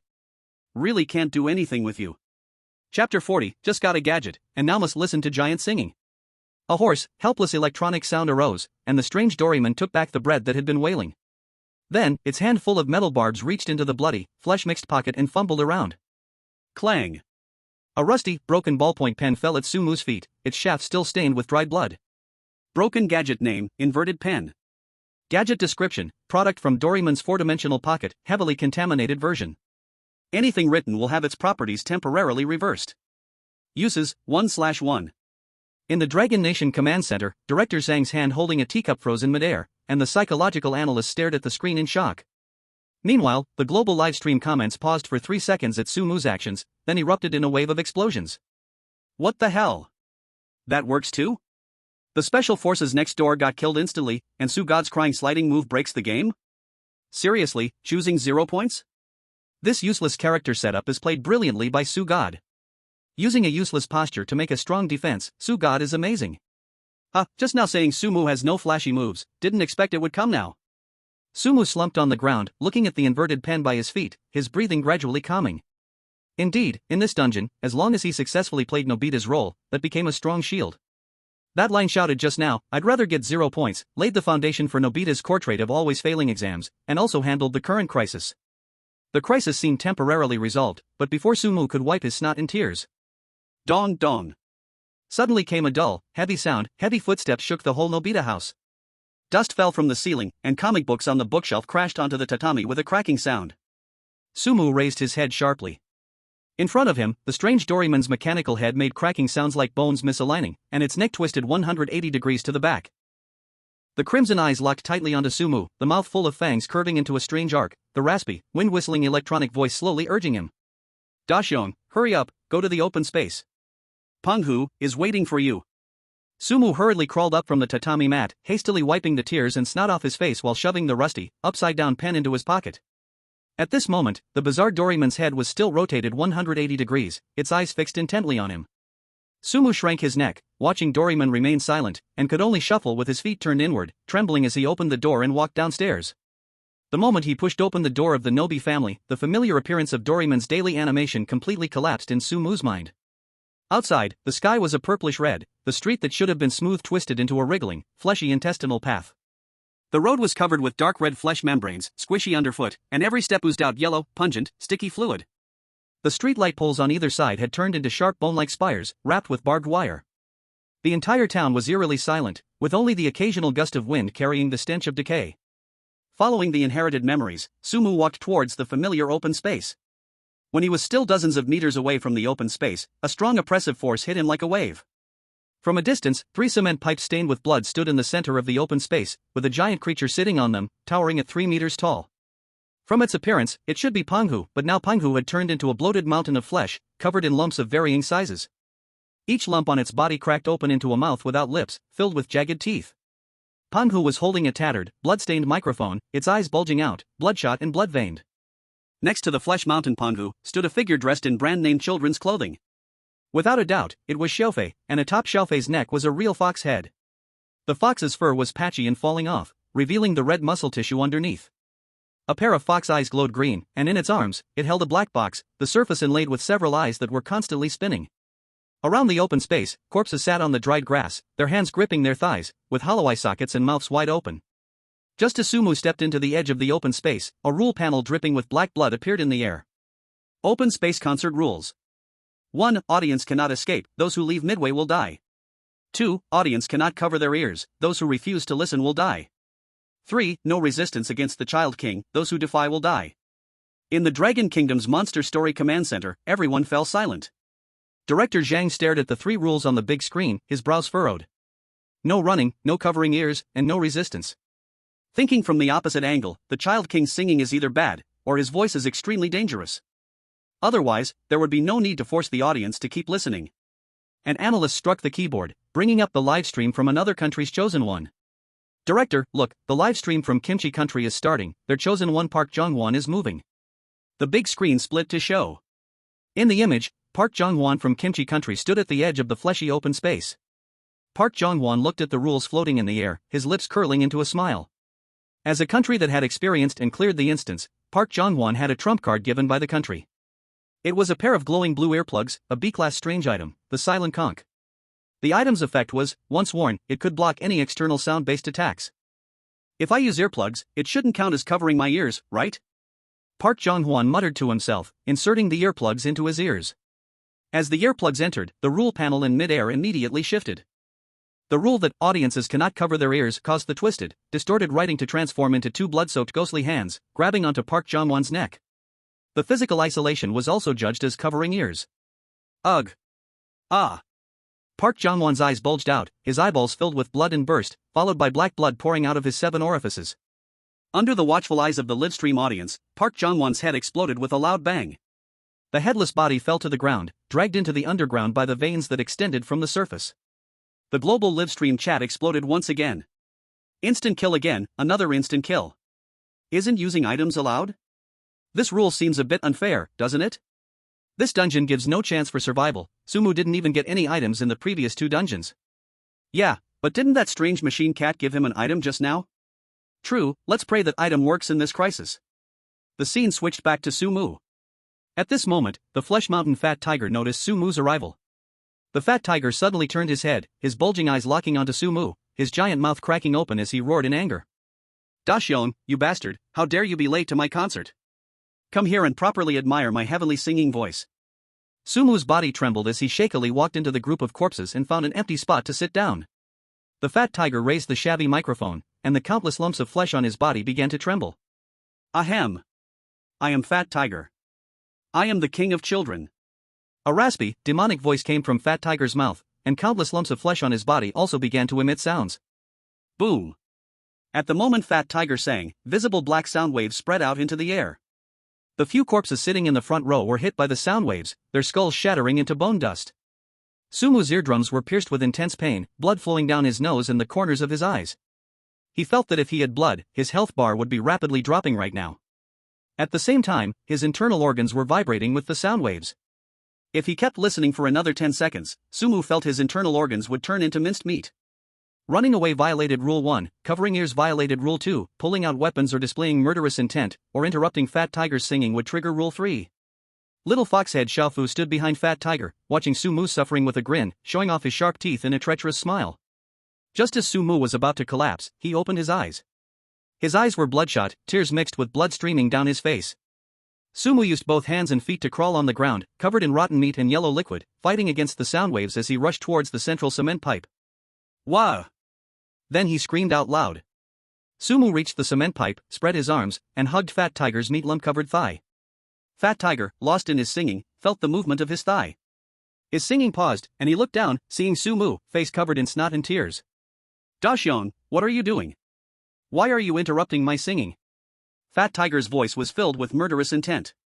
Sumu lifted his head, tears flowing, and shouted, Fat Tiger, your singing is so touching, it's like the voice of the heavens. I'm so moved that I can't control myself, woo woo woo. The system prompt sounded in his mind. Ding. Detected behavior in alignment with Nobita Nobi's timid and sycophantic character. Role-playing degree increased, current role-playing degree, 30%. Role rule exemption mechanism strengthened, sound wave resistance increased by 80%. The intense pain in Sumu's body eased, and the pain in his eardrums was healed by an invisible force. Just speak the truth, sit down, and keep listening.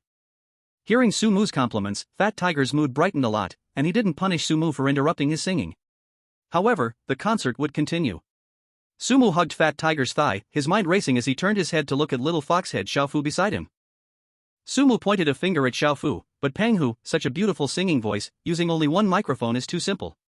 Right now, the audience behind you can't hear your singing clearly, see the speaker Xiaofu was holding, only with it can your strength be shown. Penghu. Hearing Sumu's words, the smile on Xiaofu's face froze instantly, his fox eyes wide, fear flashing in them. Sumu did not give Xiaofu a chance to speak, burying his face in Penghu's leg, crying even louder, I just saw, Xiaofu covered his ears while you were singing, he must think your voice is ugly. After Sumu finished speaking, the surrounding environment felt terribly quiet, and invisible killing intent gathered around. Penghu turned his lumped head, eyes locked tightly on Xiaofu. Xiaofu. Penghu's voice was low, full of anger, you think my voice is ugly? You even covered your ears? The fur on Xiaofu's fox head stood up, he shook his head immediately, voice sharp, no, Penghu, listen to me, Dashiong is lying, I did not cover my ears. Then give me your speaker. Penghu ignored Xiaofu's explanation, stretched out his hand full of jagged mouths, grabbed Xiaofu by the neck, lifting him up. Xiaofu struggled, but under the rule's pressure, he could not resist Penghu, the Child King. During the struggle, the black box with eyeballs in Xiaofu's arms fell to the ground. Sumu was still lying on Penghu's thigh crying, but the corner of his mouth slightly lifted where Penghu could not see. At the same time, his right hand reached into his shorts pocket, fingertips holding the rusty inverted pen prop. Xiaofu's feet dangled in the air, his fox eyes full of fear. Penghu grabbed the black box and threw Xiaofu onto the muddy ground. Xiaofu gasped heavily, turning his fox head full of killing intent to look at Sumu. Sumu ignored Xiaofu, continued burying his face in Penghu's leg, crying loudly, tears and snot dirtying Penghu. His shoulders shook constantly, looking very round. Penghu ignored Sumu, fiddling with Xiaofu's black box. Suddenly the bottom of the box cracked open, several thick flesh tubes stretched out, spikes at the ends piercing deeply into Penghu's arm flesh and blood. Penghu tilted his head and shouted, the lumps on his body swelling quickly, dark red blood flowing from the surface. Sumu did not expect this black box could really enhance Penghu's power, making his attacks more destructive than before. The viewers in the live stream all looked at Sumu on the screen, very nervous. The chat flew quickly, many people thought Sumu could not escape this time. The empty ground started to warp, Penghu lifted the microphone at the black box, took a deep breath, all the mouths on his body opened. Sumu stopped crying, left hand held tightly on Penghu's thigh to steady himself.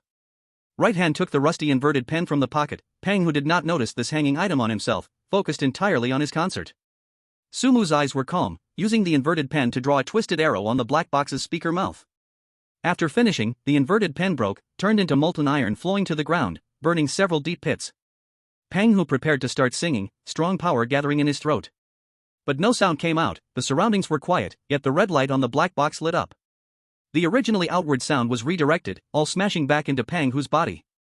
Pang, whose body froze, bones creaked, the lumps on his body exploded instantly, black blood flowing. His body shrank, eyes bulged, then he fainted, and the black box shattered into pieces. After Pang, who fainted, the rule restriction on the empty ground disappeared. Sumu released Pang, whose thigh. Slumped on the ground, gasping heavily, his whole body was covered with pieces of Fat Tiger's flesh lumps, looking utterly miserable. Just as Fat Tiger fainted, the system alert sound rang out. It said Sumu's actions matched the character of someone using a tool to prank Fat Tiger, performance increased by 5%, now the performance level reached 35%. The upside-down pen vanished completely after one use. Sumu wiped his face and stood up, while the little fox-headed Xiaofu still lay nearby, staring at the fallen Fat Tiger, body trembling, not understanding what happened to make Fat Tiger suddenly lose consciousness. In the Dragon Kingdom Command Center, cheers echoed through the entire place. Director Zhang slapped the table and let out a long sigh of relief. The analyst nearby also relaxed, saying Sumu's move was very impressive. Viewers in the livestream sent barrage messages, flattering Sumu. Look, I told you, that tool must come in handy. The person above is really a prophet. Amazing. The truly amazing one is still God Su. After all, the tool is not useless, only the user can be.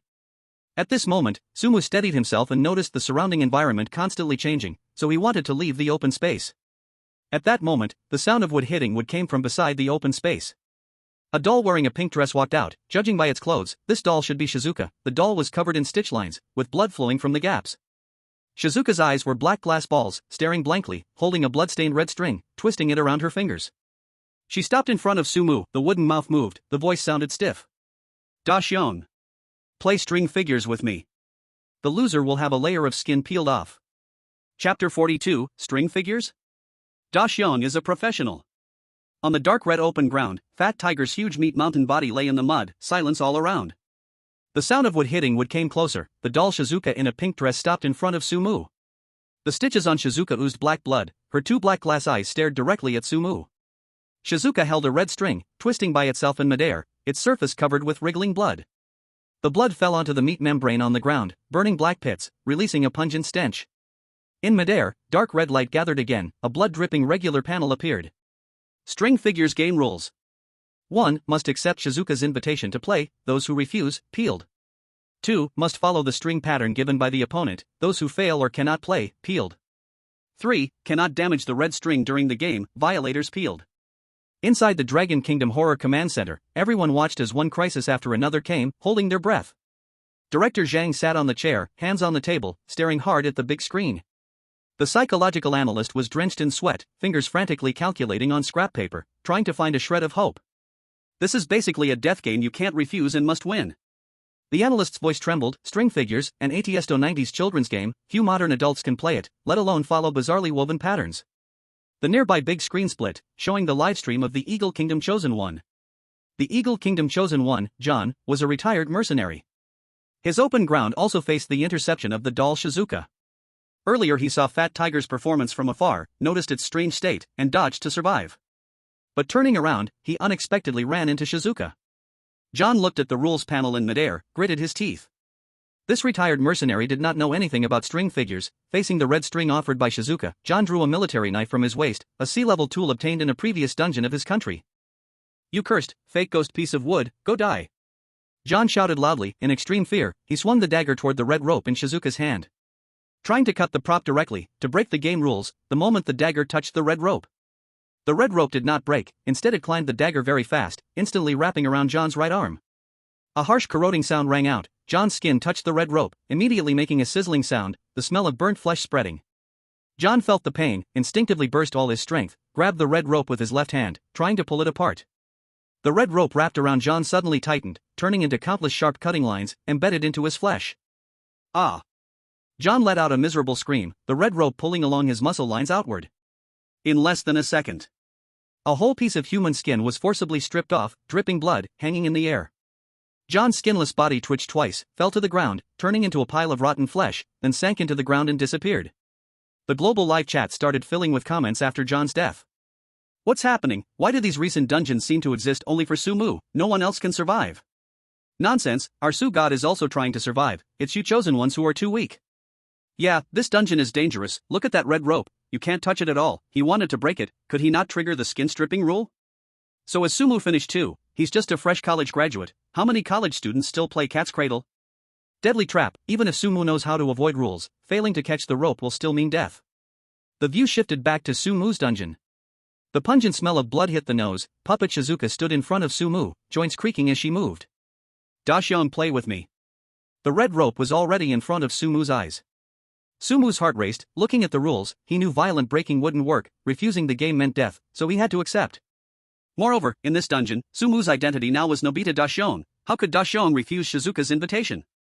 After all, this kid liked Shizuka, and Dashyong's skill was cat's cradle, he had always wanted to show his skill in front of Shizuka.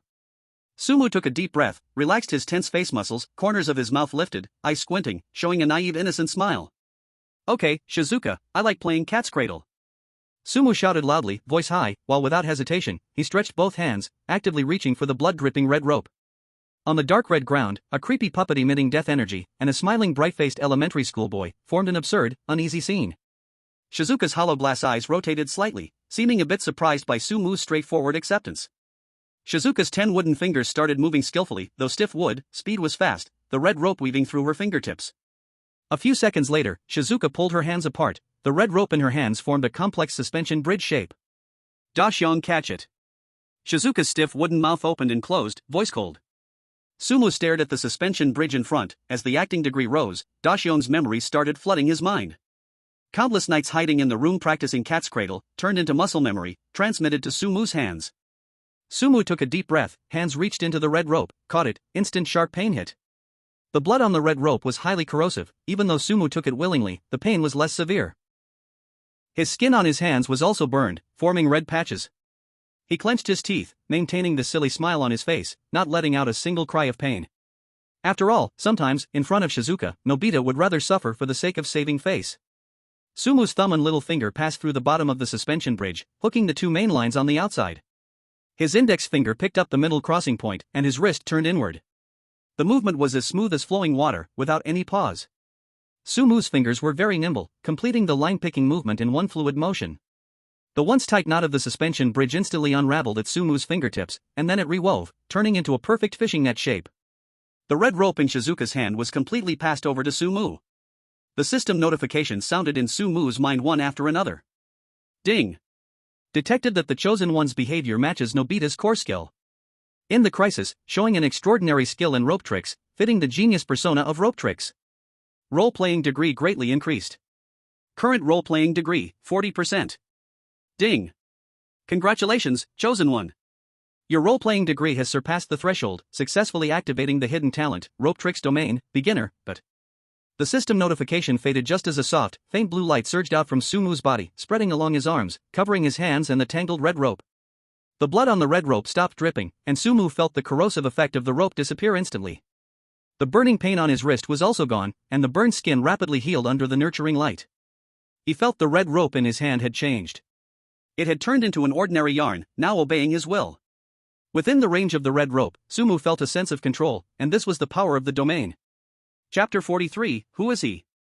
In the Dragon Country Command Center, the tense atmosphere was broken. He caught it. Sumu actually caught it. The analyst suddenly jumped up, knocking over the papers on the desk. Director Zhang slapped the table, laughing loudly, good boy. Even knows this obscure game. I wonder who still dares to say Sumu is just lucky. The bullet comments in the global livestream changed direction in an instant. Damn. Su God's speed, no one could practice that in 20 years of being single. Unbelievable, how does Sumu know everything? He effortlessly broke the impossible situation. Others get wiped out, but Su God is here showing off his skills. Is this high-level crushing? And Sumu's silly smile, really amazing, I was stunned just watching that creepy smile. On the open field. Sumu held the fishing net in his hand, his smile even brighter, slightly raising his chin. Shizuka, look, I caught it, now it's your turn. Shizuka's puppet-like body stiffened in place, her hollow glassy eyes fixed on the perfect fishing net in Sumu's hand. The logic of killing crashed, and the rules determined that Sumu had completed the rope-picking action, so Shizuka could not trigger the skin-peeling punishment. Black blood overflowed from Shizuka's eye sockets, flowing down her cheeks along the wooden texture. Shizuka slowly raised both hands. Crack! A crisp breaking sound echoed, and Shizuka's 10 wooden fingers suddenly bent backward at an unnatural angle, sharp wooden spikes shot out. Shizuka used the broken fingers to fiercely stab into the fishing net in Sumu's hands. The red rope darted quickly between the broken fingers, moving so fast it left afterimages, creating a sharp whistling sound. In the blink of an eye, the red rope was pulled to the limit, and it was woven into a complex three-dimensional mesh structure in Shizuka's hands.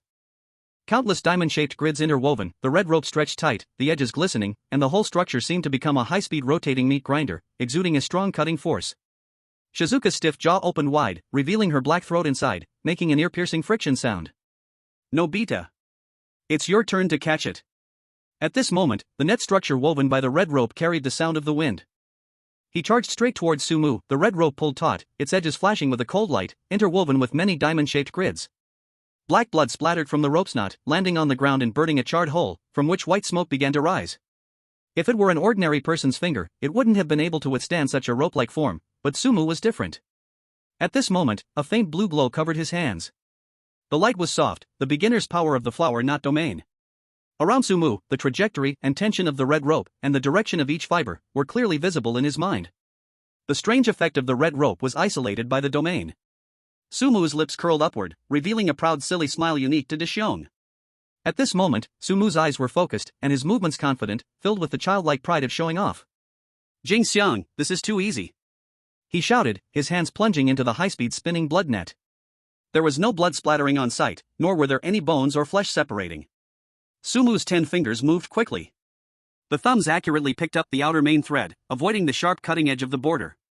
The index and middle fingers came together and passed through the dense center of the grid, using the red rope's tension to stretch it open. The little fingers nimbly hooked the bottom intersection, and the wrists flipped inward with the motion. The movements were smooth and swift, without hesitation. The originally solid mesh structure instantly collapsed under the touch of his fingertips. Immediately, the red rope rewove itself in mid-air. Sumu pulled his hands outward, his 10 fingers tense. A towering figure appeared before Jingxiang. The red rope lines were horizontal and vertical, forming the framework of a building. Dang dang dang. Look at the flower knot pattern I recently researched, Tokyo Tower. Sumu's tone was cheerful, as if he were engaged in an ordinary after-school game. But Jingxiang's puppet body trembled, and in its glassy eyes, the Tokyo Tower was reflected. Her actions froze, and the rules determined that Sumu had received the finishing move and completed a counterattack. Jingxiang's 10 wooden fingers, bent backward, froze midair, not knowing how to respond to the pattern Sumu had created. Before Jingxiang could respond, Sumu spoke again. Jingxiang, I think this is a new move I just came up with. I bet you can't catch it. Sumu's 10 fingers flew again. The red rope changed constantly in his hands. He picked up the red rope, hooked the crossing point, and then flipped his wrist to pull it outward. Every movement was fast, with the red rope weaving back and forth through his fingertips, making a faint sound. Gradually, the red rope formed a complex trajectory in midair, weaving an even more complicated shape than before. Sumu spread his hands out to both sides, his 10 fingers twisting at strange angles, propping up the entire rope net. A massive network made up of many small diamonds and polygons appeared in his hands. The red rope flickered in the dim red glow, casting shifting shadows. It looked like a three-dimensional star map. I'm calling this one, the Milky Way. Sumu declared loudly, his face full of the pride unique to Deshiong. Jingxiang's puppet head tilted backward, and her 2 black glass eyes began to spin rapidly, faster and faster, as if they were about to fall out of their sockets. The wooden joints exploded with a cracking sound, and the friction of the gears inside could be heard. The Milky Way Sumu had woven was too complex for this puppet body to process logically. Jingxiang tried to analyze the rope pattern to find the steps to catch it, but she couldn't calculate the vast amount of data. Black smoke poured from the gaps in her head and joints. The air was filled with the smell of burning wood and rotting flesh. In extreme thought, she directly crashed. Cheers erupted from the Dragon Country Command Center. We won. Sumu received the finishing move and forced the opponent to crash. The analyst waved his fists, scattering documents across the table. Director Zhang exhaled deeply, slapping his thigh with a loud crack. Impressive. He turned the game of string manipulation into a method of breaking the stalemate. This move is something. The chat on the global live stream sped by rapidly. This speed, this pressure, the screen says this character is useless? Where is it useless? Well, foreign chosen ones use their lives to fill the gaps, but God-Su uses string manipulation to outplay the strange creature. There's no way to fight back now. But honestly, the Tokyo Tower and the galaxy are really cool. The puppet weird CPU was burned out. Haha. This is my Dragon Kingdom's chosen one, Sumu, who always turns danger into safety in times of crisis. On the open ground, Shizuka's body stopped twitching. The broken wooden fingers hung limply. In Shizuka's glassy eyes, the deathly stillness and killing intent gradually faded, her eyes filled with struggle, then a flash of clarity passed through. Her stiff chin slowly closed. Black blood flowed down from the corners of her eyes and mouth, dripping onto the flesh membrane ground. Shizuka looked at Sumu, her voice hoarse as she weakly uttered a few broken syllables. The voice carried a hint of human frailty. Da Xiong. Hurry to school. He is waiting for you. Sumu's heart jolted. School? He? Who is the he Shizuka mentioned? Is it another companion, or the source of all the strange occurrences? The place Da Xiong hates the most is school, but now it seems like the school is the place he must go. Chapter 44. Even if my future wife becomes a weird creature, she will still protect my future husband. Sumu took a step forward, wanting to ask more questions. Shizuka, who is this he you are talking about? What's in the school? Before he could finish speaking, the unexpected change happened. On the nearby patch of rotten muddy ground, the fox-headed Xiaofu, who had been lying on the ground, suddenly jumped up. Those fox eyes glowing with green light fixedly stared at the red string. With its limbs on the ground, it moved quickly, carrying a foul wind as it pounced towards Shizuka. Its target was the red string in Shizuka's hand, which was about to slip from her grasp due to a mental block. Nice thing. This is mine now. Xiaofu let out a harsh screech. Its mouth, filled with sharp teeth, cracked open, saliva dripping from its chin, a claw with mottled fur grasping the red string. As Xiaofu grabbed the red string, its aura skyrocketed, its shedding fur began to regrow, and its muscles bulged. Sumu's gaze sharpened as he quickly stepped back, distancing himself. He had been careless.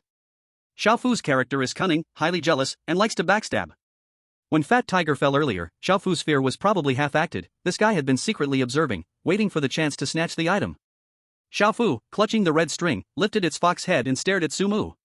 It knew it couldn't defeat Sumu in a direct fight, but as a strange creature, Xiaofu also had its own strange powers. After all, Xiaofu excelled in slandering and twisting the truth. Da Xiong cheated. Xiaofu screeched, its voice piercing through the entire open ground. Da Xiong is so stupid, how could he possibly catch Shizuka's string manipulation? This person is a fraud, he's definitely not Da Xiong. As the screaming died down, the blood-dripping rule panel in the air exploded.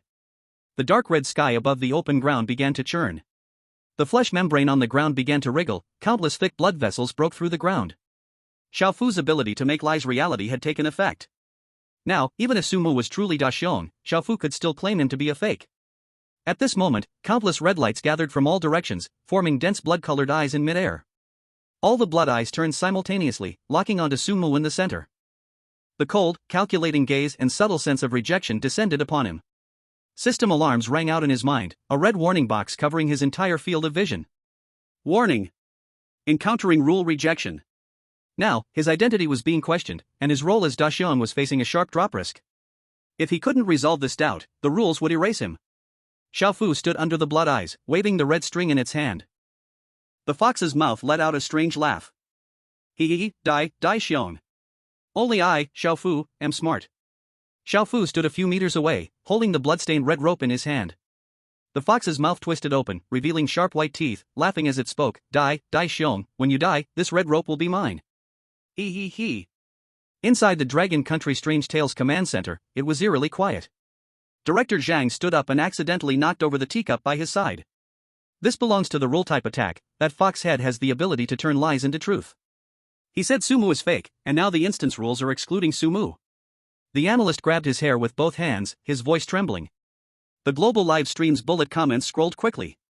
It's over. How do we defend against this? This weird ability is a bit perverted. Su God quickly used the flower rope. You just avoided it. It's useless, this is rule rejection. Besides, the rope isn't even in Sumu's hands. What can he flip? In the open space. Sumu glanced at the blood-red eyes surrounding him, understanding that resistance was futile. Moreover, Da Xiong, in this situation of being bullied by his companion, wouldn't show any combat power to fight back. Sumu took a deep breath, dispelled the faint light on his hands, his legs went weak, giving up on resistance, and collapsed into the muddy ground full of yellow water and rotten flesh.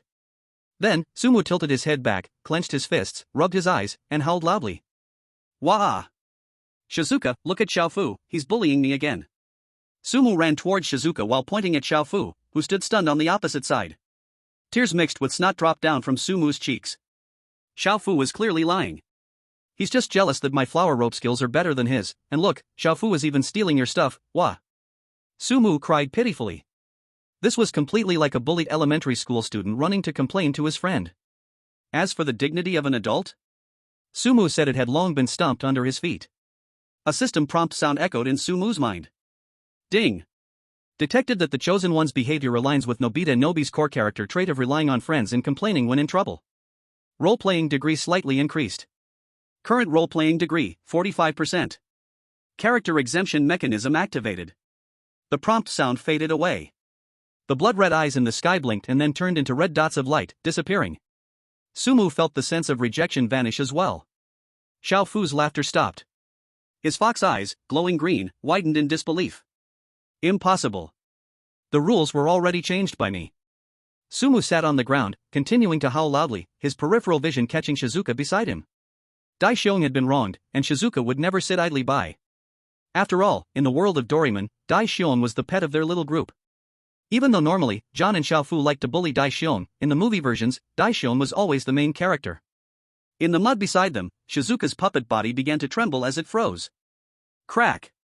Shizuka's wooden neck made a crisp sound as her head turned 180 degrees, her glassy eyes locking onto Xiaofu. Black blood poured from Shizuka's 7 orifices. Don't bully.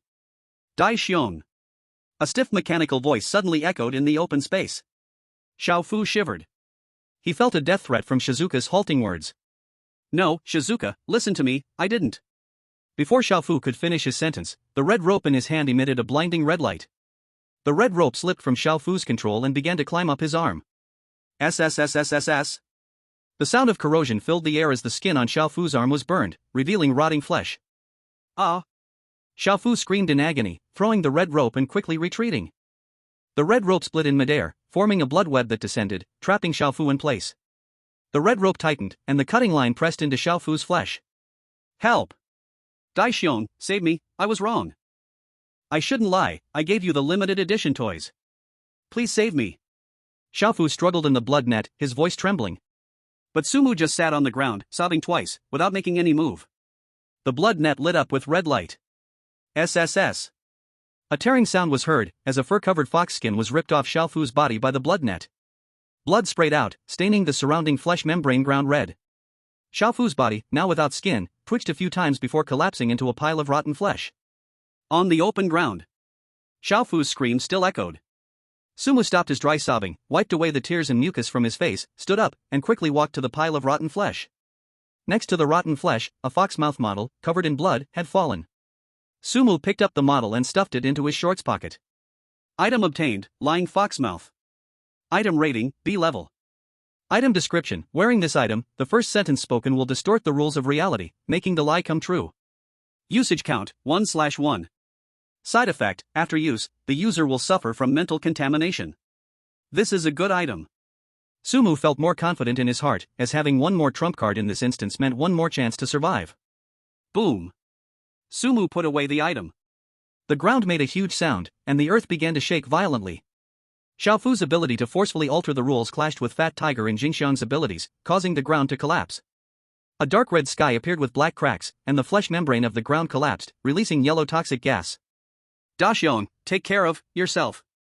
Behind him, the puppet Jingxiang let out a call. Sumu turned to look. Jingxiang's puppet body was slowly decaying into wood chips, but the red string remained, turning into a bracelet and wrapping itself around Sumu's wrist. Chapter 45, just escaped the tiger's den, and into the wolf's lair. Jingxiang disappeared. Sumu didn't have time to feel sorrow, as a dangerous aura suddenly came from the side. In the distance, in the mud. The unconscious Meat Mountain Fat Tiger's body began to twitch, and his body began to swell again. Bang! Bang! Bang! The tumors on Fat Tiger's back all exploded. Black blood splattered everywhere. Many tentacles crawled out of the ruptured tumors, covered in barbs, dancing in the air, dripping with slime. Da Xiong, don't run, come listen to me sing. Fat Tiger's head rose high from the meat mountain, his eyes bulging, the pupils turning black. His giant mouth, full of saw-like teeth, opened wide, roaring. Smack! A tentacle whipped down onto the ground, turning several dry corpses into powder. Dozens of tentacles intertwined in midair, trying to block the retreat of the open ground. I can't hold back, Sumu didn't hesitate, turning and fleeing toward the Nobita family's direction. Daxiong's hidden talent is probably also his quick escape speed. After all, this was a skill developed from being chased by Fat Tiger. Sumu's legs erupted with power, rolling and crawling on the collapsing flesh membrane ground, dodging the tentacles smashing down from behind. Boom! One tentacle grazed Sumu's shoulder and smashed into the ground, leaving a deep trench. Sumu ran along the street. The intersection ahead led to the street that went to Nobita's house. As long as he ran through, he would escape the contaminated area of the open ground. Sumu unconsciously accelerated. Just as he was about to step onto the street. Crack! A tearing sound came from ahead. Sumu stopped in his tracks. The street ahead cracked open in the middle, the asphalt road and the underground pipes collapsed. A pitch-black deep trench stretched across Sumu's path, over 10 meters wide. From below the trench came the sound of ghostly wails, and behind him, Fat Tiger's meat mountain body waved its tentacles, crushing the street and closing in. At this moment, it was clear that this had become a dead end. The meat mountain Fat Tiger crushed the street, black blood spurting from the dark red tumors. Tentacles, covered in barbs, continuously emerged from the wounds, waving in the air, smashing the walls of the houses on both sides of the street into pieces. At this moment, Fat Tiger was less than 30 meters away from Sumu, and Fat Tiger's massive mouth, full of jagged teeth, let out a roar. Daxiong, don't run! The stinky wind slapped Sumu's face. In the Dragon Kingdom's Monster Talk Command Center, Director Zhang tightly gripped the already empty teacup, holding his breath. Meanwhile, the analyst was staring at the screen, rapidly typing on the keyboard, trying to calculate if it was possible to jump over this deep gorge. No way, this deep gorge is at least 10 meters wide. The world record for human long jump is barely under 9 meters.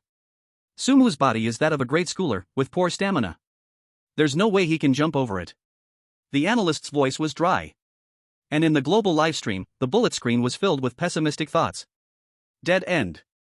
Ahead is an abyss, behind is the strange, there's no way out. Sumu, use that fox's mouth prop, say you can fly over.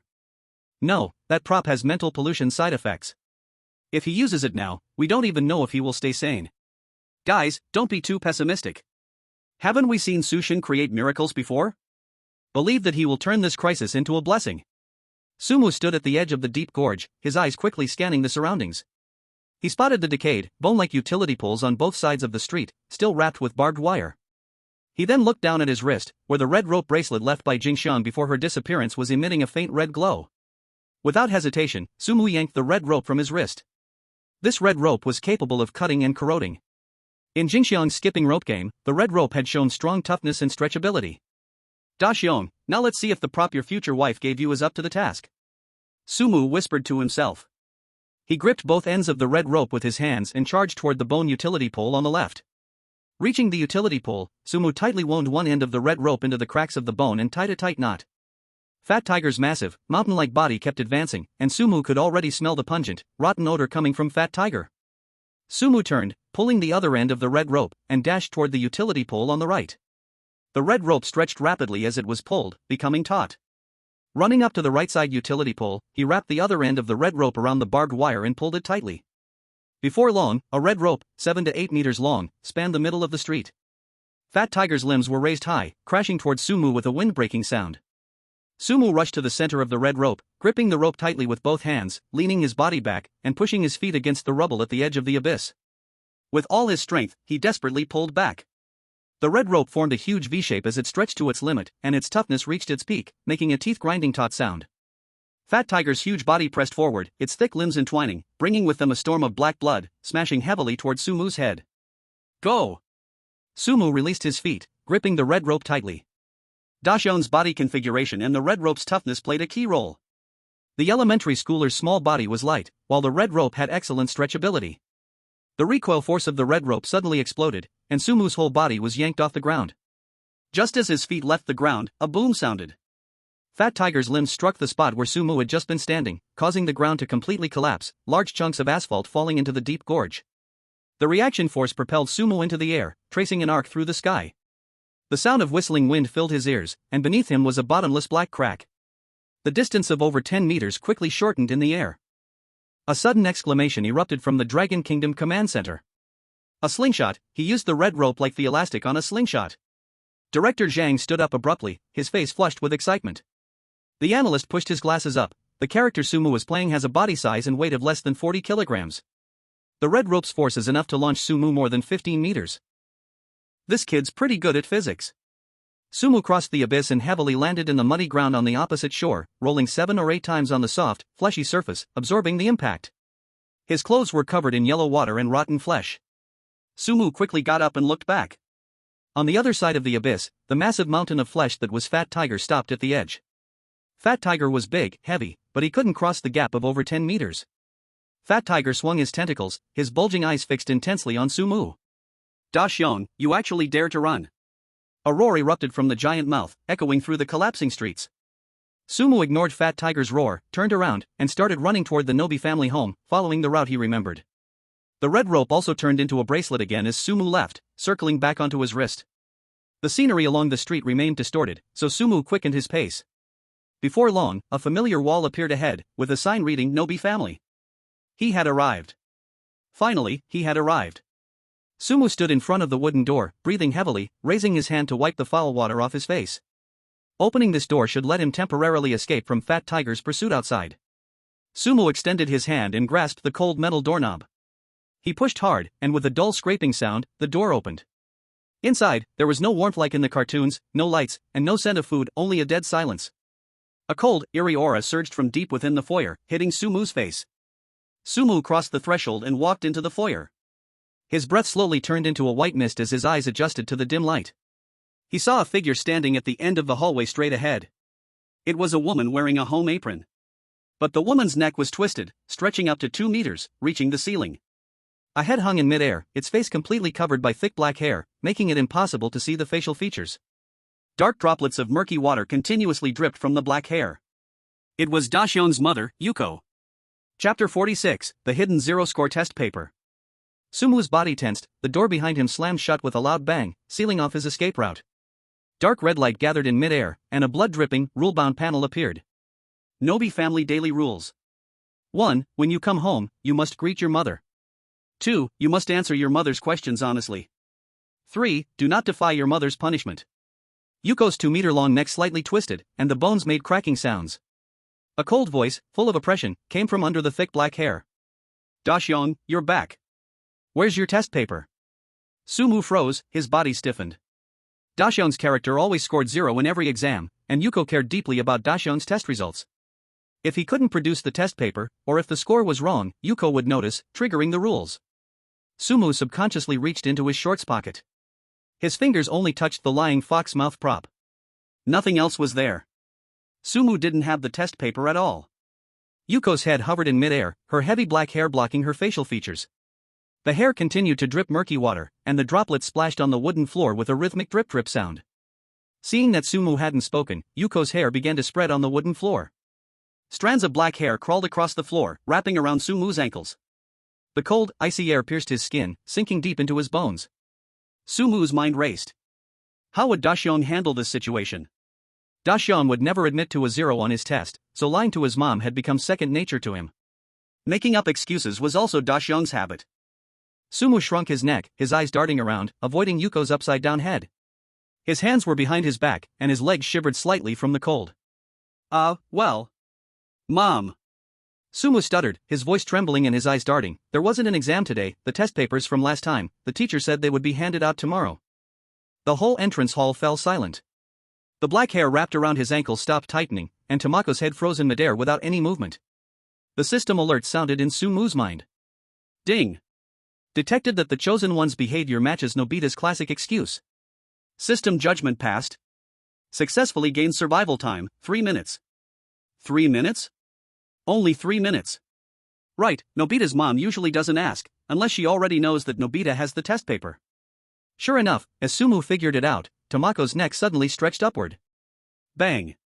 Tamako's head directly smashed through the entrance ceiling, with chips flying, even punching through the second-floor floorboards.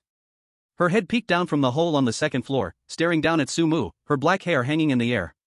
You lied. The cold voice echoed through the entire house. Your teacher already told me, the last test paper was handed out long ago. The black hair started wriggling again. Sumu didn't hesitate and turned to run toward the stairs leading to the second floor, using hands and feet to climb. "Mom, I'm going to my room to look for it," Sumu shouted, rushing into his own room on the second floor. The room was messy. It seemed that after he left, Doraemon had gone wild here. The desk was overturned, manga books torn apart, window glass shattered, cold wind blowing into the room. The countdown started. Sumu had to find the zero-score test paper within 3 minutes. Sumu stood in the middle of the room, taking a deep breath. In anime, Nobita's places for hiding test papers were very fixed. The upper part of the closet, behind the bookshelf, or under the tatami. Sumu looked up at the upper closet, where a big hole had appeared, surrounded by cracks. If the paper was there, it would have already fallen. He also knew it couldn't be under the tatami, because hiding it there required using Doraemon's gadgets. Then there was only one place left. Sumu walked a few steps to the bookshelf, pushed the wooden shelf hard, and found an iron box behind it. The iron box was covered with red rust, black smoke continuously leaking from the rust, slowly drifting in the air. Sumu reached out and lifted the iron box. It was very heavy and felt icy cold. But there was no keyhole on its front, only a round metal disc, carved with runes that glowed red. The system alert sounded. Item discovered, Nobita's secret iron box. Item description, equipped with a small spatial lock, forcibly breaking it will trigger an energy explosion, destroying all life within 10 meters. There was 1.5 minutes left. In the Long Kingdom Command Center, everyone stared at the spatial lock on the screen, eyes wide. This is a combination lock, right? Without the password, how do you open it? There's no way to survive. The live stream comments scrolled quickly. It's over, the test paper might be inside, but how to open it? If he can't find the paper, Mom will kill him. Smashing the box is too late. Sumu has no way out. Quick, look for clues about the password in the room. There's no time left. Yeah, what is Sumu doing? Why is he staring at the box without moving? Sumu stared at the metal disc on the iron box. There was no hint of a password, no keyhole. He raised his right hand, revealing the red string bracelet left by Shizuka on his wrist, glowing red. The spatial lock must have a physical structure or nodes inside. Any precise structure could be cracked. Sumu focused, activating the first level of the flower rope domain. A layer of blue light flowed out from his body, covering his hands. The red string on his wrist automatically detached and floated in midair. Sumu spread his fingers, and under the blue light, the red string began to break down, one thick red rope splitting into dozens of fine red threads. Go! Sumu whispered a word. The red threads drilled into the iron box through the gaps along the edge of the metal disc. Sumu closed his eyes, inside the domain. The touch of the red string was exactly like Sumu's touch. The internal structure of the iron box appeared in his mind. Many tiny gears and nodes intertwined. One wrong step could set off the entire iron box. Sumu's 10 fingers twisted slowly in the air, each finger controlling a dozen red threads going into the iron box. Lift the node on the left, then press the spring on the right, finally hook the central gearshaft. Sumu's movements were steady, not a tremble in his hand, his rope flipping skill fully displayed at this moment. Sweat slid down Sumu's forehead, dropping onto the tatami mat. Time passed second by second. 30 seconds left. Heavy footsteps came from downstairs. Tomako was starting to go up. Dashyong, did you find the test? A cold voice floated up the stairwell, footsteps getting closer, wooden stairs creaking. Sumu's fingers suddenly pulled outward. Dozens of red threads exerted force inside the iron box, all nodes locked. Click. A series of metal snaps echoed through the room. The circular metal disc on the surface of the iron box stopped spinning, the metal plate popped outward, black smoke dispersed. The lock was open. Sumu opened his eyes, exhaled a mouthful of foul air, and dispersed the faint glow on his hands. The red string gathered again, forming a bracelet wrapped back around his wrist. Sumu lifted the lid of the iron box. Inside were 2 test papers. The paper on the left was brand new, with 100 written in red. On the right lay a crumpled paper, yellowed with age, stained with dried black blood, the score column showing a big 0. Sumu looked at the test paper with 100 points. If it were a normal chosen one, under tight time, they might instinctively pick up the 100-point paper to submit. Trying to use a good score to calm Mother's anger, Sumu knew Dashyong's character very well. As long as the world wasn't upside down, Dashyong could never score 100. Submitting the 100-point paper would break his character and be erased by the rules. This perfect paper was a trap.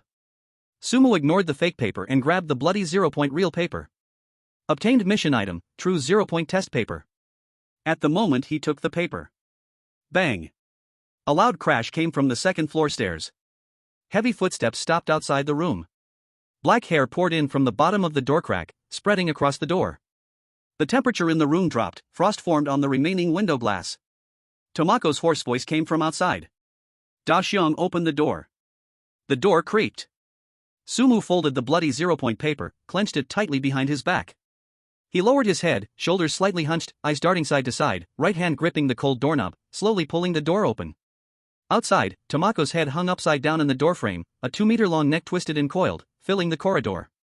Black hair fell down, almost touching Sumu's nose, dirty drops fell along the strands onto his foot, bringing chills. Dashyung the paper. The cold voice rang in Sumu's ear. In the Dragon Nation Paranormal Center, the large screen split into live feeds from other countries. Director Zhang stared at the top right screen, frowning. It was Pierre, the chosen one from Romance Country, in his livestream. Pierre was lucky, he had unlocked the iron box under the tatami mat. His mouth curved up, breathing fast, holding the brand new 100-point test paper. He slammed the door open, hands offering the paper. "Mom, look, I got 100 points. Pierre loudly sought praise, trying to soothe Dashyung's mother with a good score. Tamako reached out, taking the paper, black hair splitting to reveal a pale face. Looking at the bright red 100 points, her mouth stretched upward, tearing all the way to her ears. 100 points. Dashyung got 100 points. Tamako's voice suddenly became sharp, extremely piercing. Pierre secretly breathed a sigh of relief, thinking he had passed successfully. But the next second, Tamako's face twisted and deformed. How could Nobita possibly get 100 points? You are lying. You are not Nobita. The black hair in the corridor grew rapidly, wrapping around Pierre's limbs. Tamako opened her mouth wide, revealing a mouth full of fangs, and bit down. Crack! Pierre's head along with half a shoulder was torn apart, blood splattered the walls, staining the 100-point test paper red. The headless corpse twitched twice and fell to the floor. The Romantic Country livestream comments paused for a few seconds, then scrolled rapidly. Oh my god, what happened? 100 points is actually a dead end. This dungeon makes no sense. Can't Nobita get 100 points? This mother's judgment is a distrust of her own son. It's over, Sumu has the 0-score paper. If 100 points dies so horribly, won't 0 points be butchered? The screen cut back to Sumu on the second floor of the Nobita house. Sumu lowered his head, his body trembling slightly. Tamako reached out, grabbing the test paper behind Sumu. The paper was violently unfolded, a bright red 0 exposed in the air. Tamako's movement froze, the room temperature dropped slightly, black hair exploded, each strand standing up, piercing the corridor walls. Tamako's face swelled and stretched, becoming a huge ghost face with a blue-green hue and fangs. The ghost face filled the corridor, crimson eyes staring at Sumu, the stench mixed with a bloody wind hitting his face. Nobita! The roar rang in his ears, the sound waves smashed everything in the room, countless fragments flew through the air. Sumu's knees weakened, he fell into a kneeling position on the tatami, hands raised, covering his ears. Face down, eyes tightly closed, he curled up like an ostrich, showing a dead pig not afraid of boiling water posture. Facing the roar, Sumu shouted with a crying voice, "Anyway, I'm just stupid. I really tried. But I still can't, what else can I do? Woo woo." This discouraged, shifting responsibility cry also mirrored the excuses of an elementary student who failed a test. A system alert sounded in his mind. Ding! Detected chosen one's behavior matching Nobita hiding a 0-score paper and being discovered by mother, then making excuses. Idiot character role performed accurately. Role-playing degree increased. Current role-playing degree, 55%. The sound wave hitting Sumu did not harm him. Because after Sumu spoke, when the sound wave touched his skin, it turned into black threads, wrapping his body and forming a layer of black halo. Gain, Maternal Love Protection Halo. Halo effect, blocks 3 physical pollution attacks. Duration, until this dungeon ends. Tamako roared for 5 minutes. Her voice weakened, the huge ghost face began to collapse, Tamako's body turned into a puddle of black water, flowing down the stairs to the kitchen on the first floor, then disappeared. Only a barely audible voice lingered in the air. Sigh. Nobita, pay attention to safety. The corridor returned to silence, cold wind blowing in through broken windows. Sumu opened his eyes, lifted his head, put down his hands from his ears, looked at the black halo on his body, a hint of emotion in his eyes. Cheering sounded from the Dragon Country Command Center. Director Zhang slammed his palm on the table, laughing. This kid, others die getting high scores, he takes a 0, gets scolded, and survives, even gets a thing that saves his life. The analyst pushed his glasses, the pen tapped rhythmically on the table.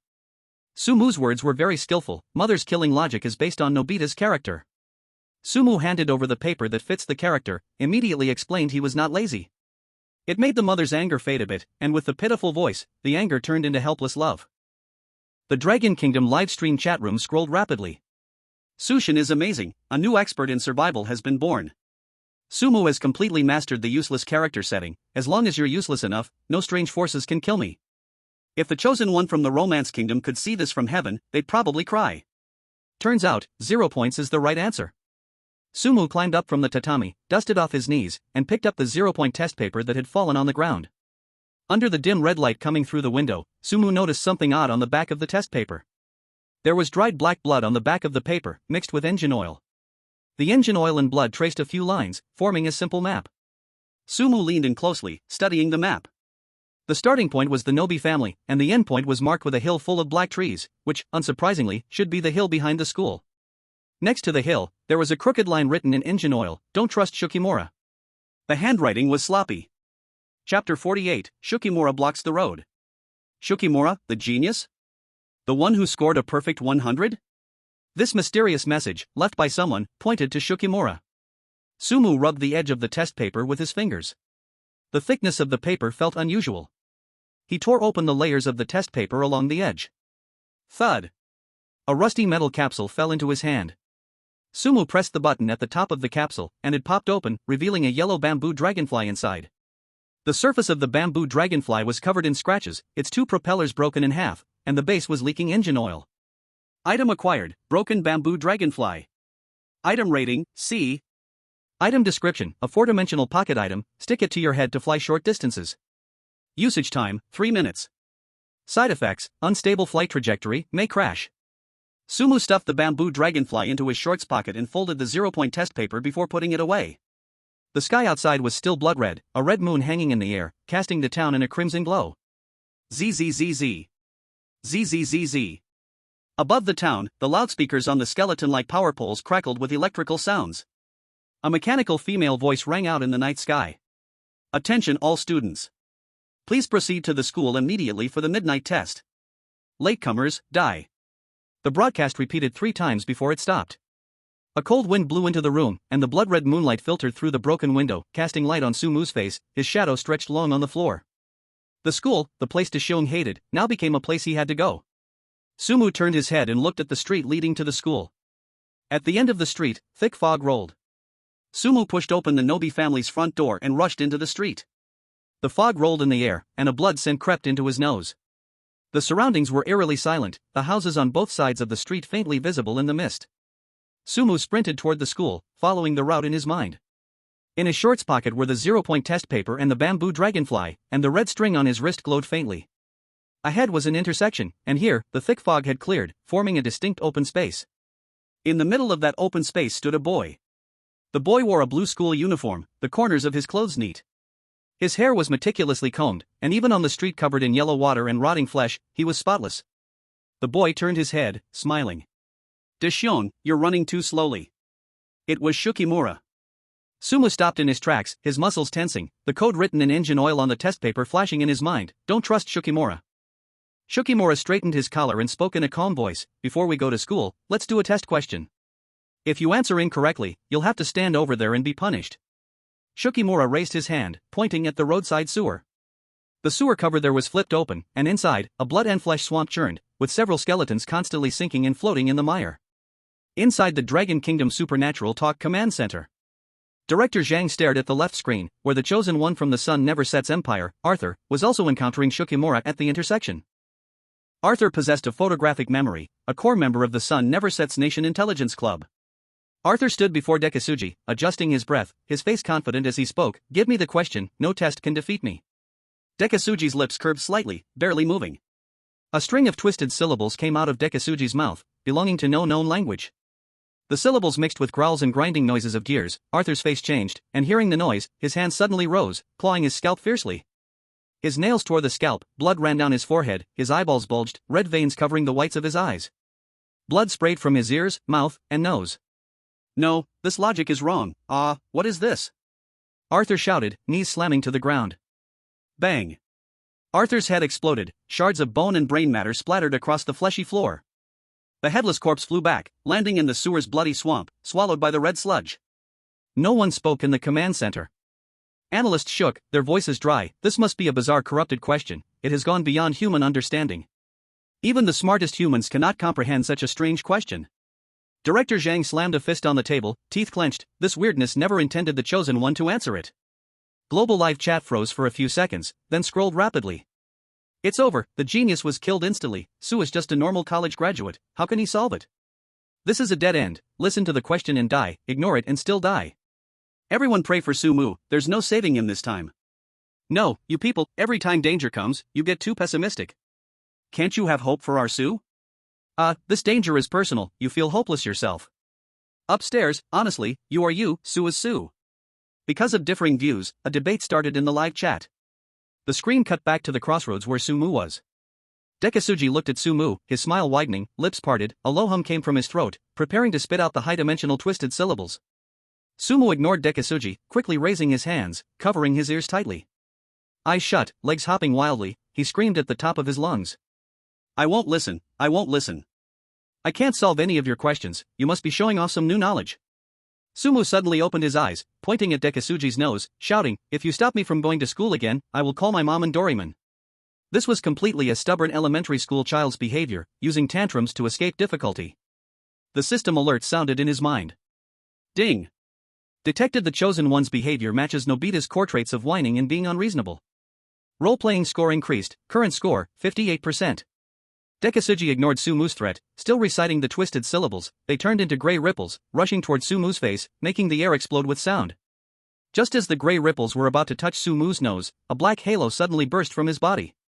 This was the motherly protective aura triggered when Su Mu was scolded upstairs in the Nobita house. The black halo rapidly expanded, turning into thick black hair, intertwining in the air to form a black shield, blocking the gray ripples. Sizzle. The ripples collided with the black hair, corroding sounds rang out, the hair split into 10 strands, twisting into spears, stabbing at Dekisuji's face. Dekisuji's gentle face cracked instantly, looking at the black hair shield belonging to Tomako, eyes filled with unwillingness. Why can a useless person who can't even solve a question, get everyone's unconditional protection? Chumatsuji's voice became hoarse, his school uniform bulging with a fleshy lump, and his leather shoes cracked open, revealing claws covered in black scales. Taking 2 steps back, he waved his hands, releasing another gray ripple to block the attack from the black-haired spear. Su Mu did not linger on the battlefield. After all, it's common sense to run when you can't win, staying behind to fight head-on will get you killed. Chapter 49, Punishment Saved a Life. Taking advantage of Chumatsuji being entangled by Yuko's black hair, Su Mu exerted force with his legs, rolling and crawling across the intersection, diving into the thick fog ahead. Chumatsuji, you wait for me, tomorrow I'll tell Shizuka that you bullied me. While running, Su Mu shouted back, using his hoarse voice to send a threat. Chumatsuji stood still, using both hands to tear apart the black-haired spear in front of him. Looking at Su Mu's disappearing figure in the thick fog, his scaled claws crushed the bones beneath him. The gentle expression on his face vanished, and the corner of his mouth revealed a sneer. You're fast, I'll give you that. See you at school, Dishyoung. In the exam room, your mom can't save you. Su Mu sprinted through the thick fog, his lungs burning with pain, his breath carrying a metallic taste. The buildings around him grew fewer, and the asphalt road beneath his feet turned into muddy ground. Ahead, a giant black shadow appeared. Su Mu slowed his pace, gasping for air. The fog gradually dispersed, revealing 2 rusted iron gates towering in front of him, with a wooden plaque hanging above them, Moon Viewing Platform Primary School. He had reached the school. The iron gates were half open, and in front of them, a mountain of corpses was piled up. It was a pile of dismembered elementary school students in school uniforms, blood flowing in streams, collecting into small rivers, and flowing into the sewers through the grooves in the ground. At the top of the mountain of corpses stood a man in a black suit. The man had no head, and his neck's broken stump was cleanly severed, with black blood spurting out. The headless weird teacher. The headless teacher raised a wooden ruler in his right hand, the ruler 2 meters long. The ruler's surface was soaked in fresh blood, giving it a dark red hue. The loudspeakers above the town echoed again, the sound of electricity piercing the eardrums. The test is about to begin. Latecomers, die. The headless teacher turned around, the stump of his neck facing Su Mu, who was standing outside the iron gates. The wooden ruler slowly lifted, a rancid wind rising, its tip locking onto Su Mu's forehead. Cold sweat slid down Su Mu's forehead as he watched the headless teacher's movements, realizing he was late. The broadcast stopped. Latecomers, die. These 4 words echoed in the silent night sky. At the rusted iron gates of Moon Viewing Platform Primary School, black blood spurted from the headless teacher's neck, and the blood-soaked wooden ruler still aimed at Su Mu's forehead. Dragon Country Weird Tales Command Center. Director Zhang stared at the headless teacher showing intent to attack Su Mu, and suddenly realized. So, the kid who blocked the road earlier didn't just want to cause trouble, but was delaying Su Mu's time for the school test. Now, how will Su Mu resolve this crisis? As Director Zhang pondered, a rumbling sound came from the side screen. It was the live broadcast room of Ivan, the chosen one from the Bear Nation. Although Ivan looked like Dashiong, his aura was like a wild cub charging toward them. Ivan was holding an empty syringe in his hand, his eyes bloodshot, and his muscles bulging. "Get out of the way!" Ivan roared, swinging his right fist toward the headless teacher, blocking his path, the wind from his punch dispersing the surrounding fog. The headless teacher stood still. The body in the black suit vanished from its original position. The next second, the headless teacher appeared above Ivan, the 2-meter-long dark red ruler descending with a whistling sound. Boom! Ivan's strong body collapsed at the moment the ruler made contact, his flesh and bones severely compressed before bursting apart. A pool of meat mush instantly spread across the ground, a few drops of warm blood splashing onto the ruler, which absorbed them. Latecomers die. This is the rule, and there's no chance of survival when barging in. The Dragon Country Weird Tales command center was very quiet. The analyst stared at the screen, his voice dry. The chosen one from the Bear Country used the A-class Berserk potion, power levels over 1,000, and was killed with a single blow. The strange judgment priority is too high. Director Zhang leaned on the table with both hands. It seems like there's no way out. The rules have already locked onto Sumu. He now has the body of an elementary student. What can he block with? The global livestream chat froze for a few seconds, then began scrolling rapidly. It's over, this is just unreasonable. If you're late, you're dead. How do we break this? Sumu was late just now. Can the ability he used to block the attack from Mushan stop it? No use, that ability only tied up the strange one, but look, this strange one can teleport now. Outside the school gate. A foul wind slapped his face, and the headless teacher took a step forward. Sumu stopped in place, his gaze sweeping across both sides of the school gate.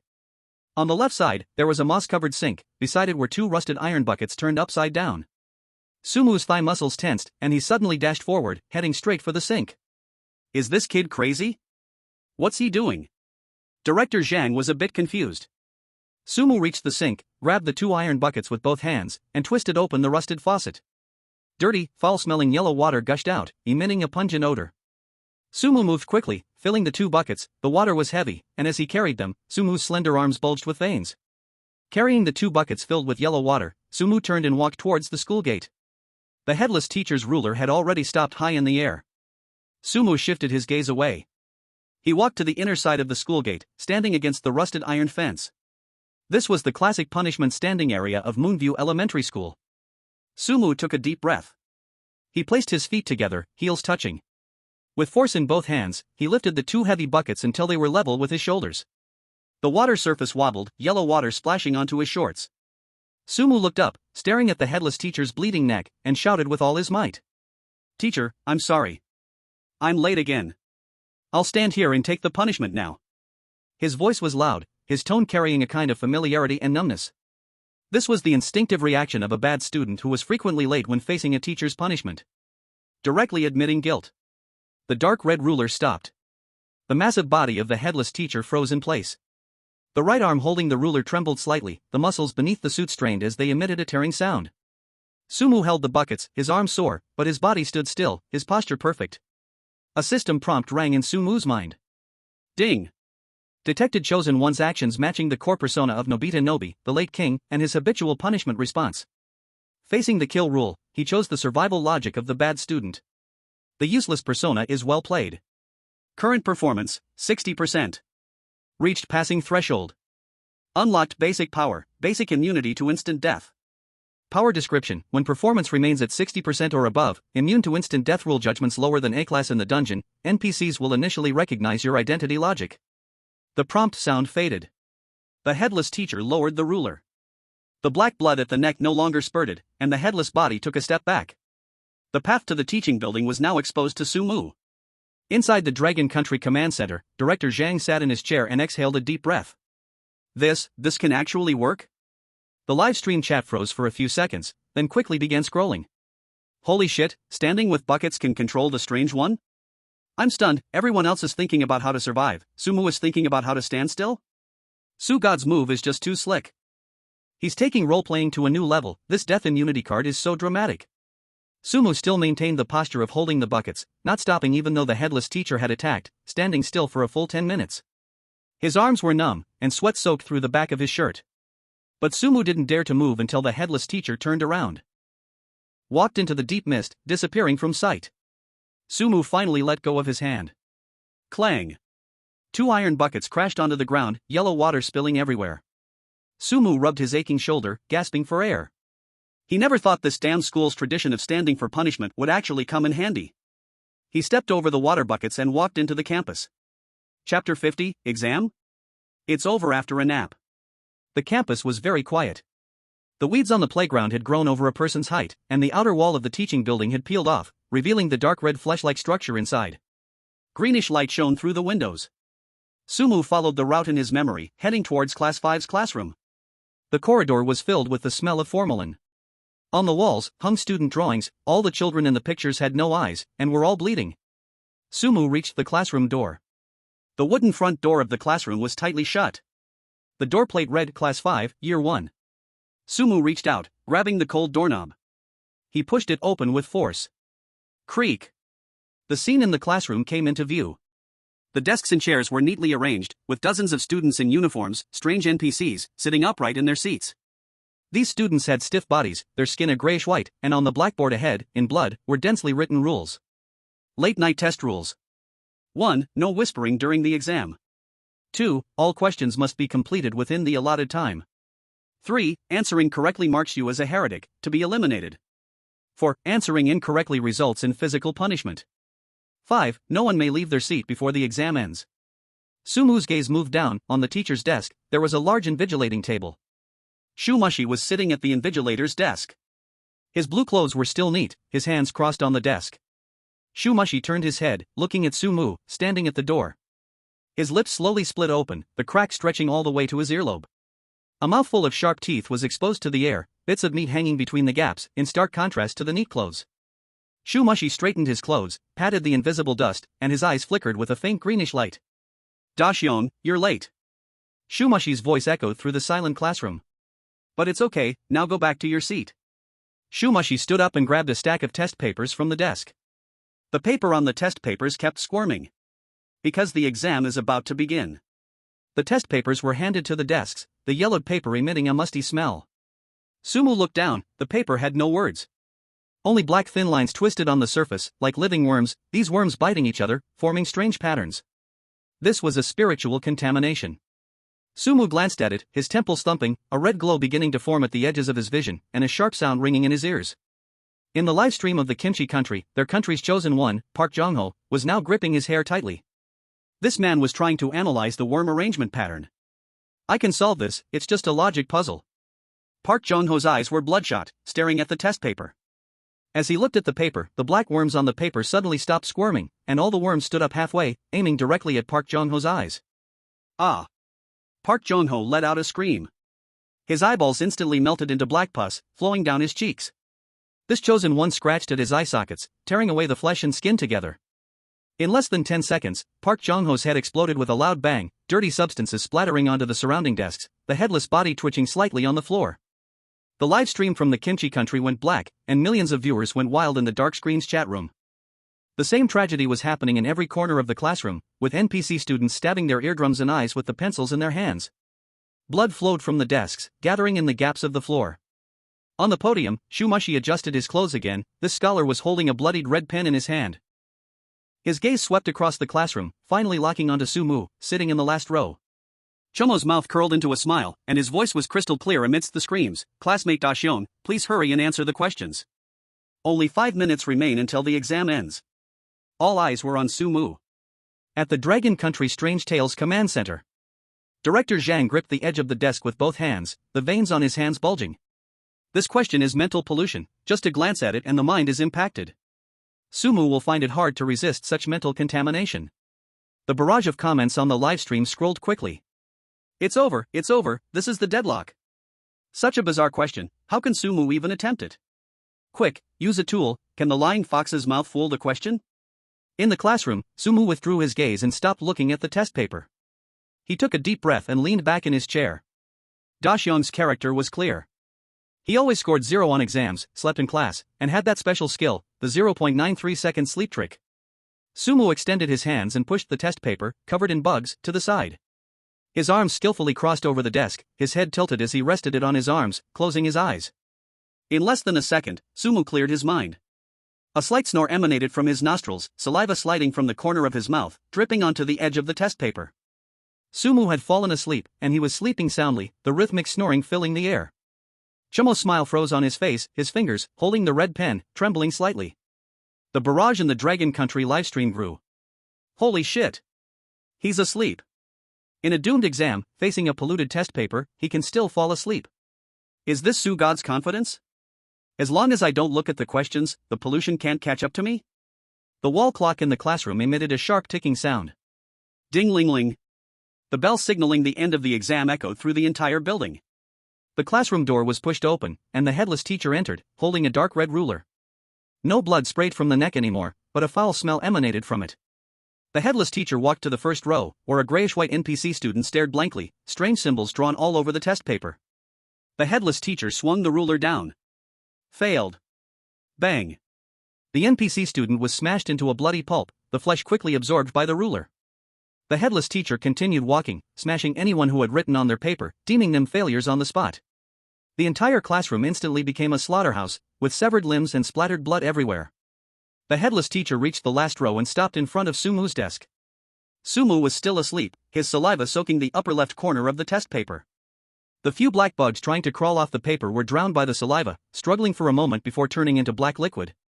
The headless teacher's massive body froze, its strange form slowly lowering its neck stump towards the clean, blank paper with no name on it. The ruler was lifted high, creating a gust of cold wind.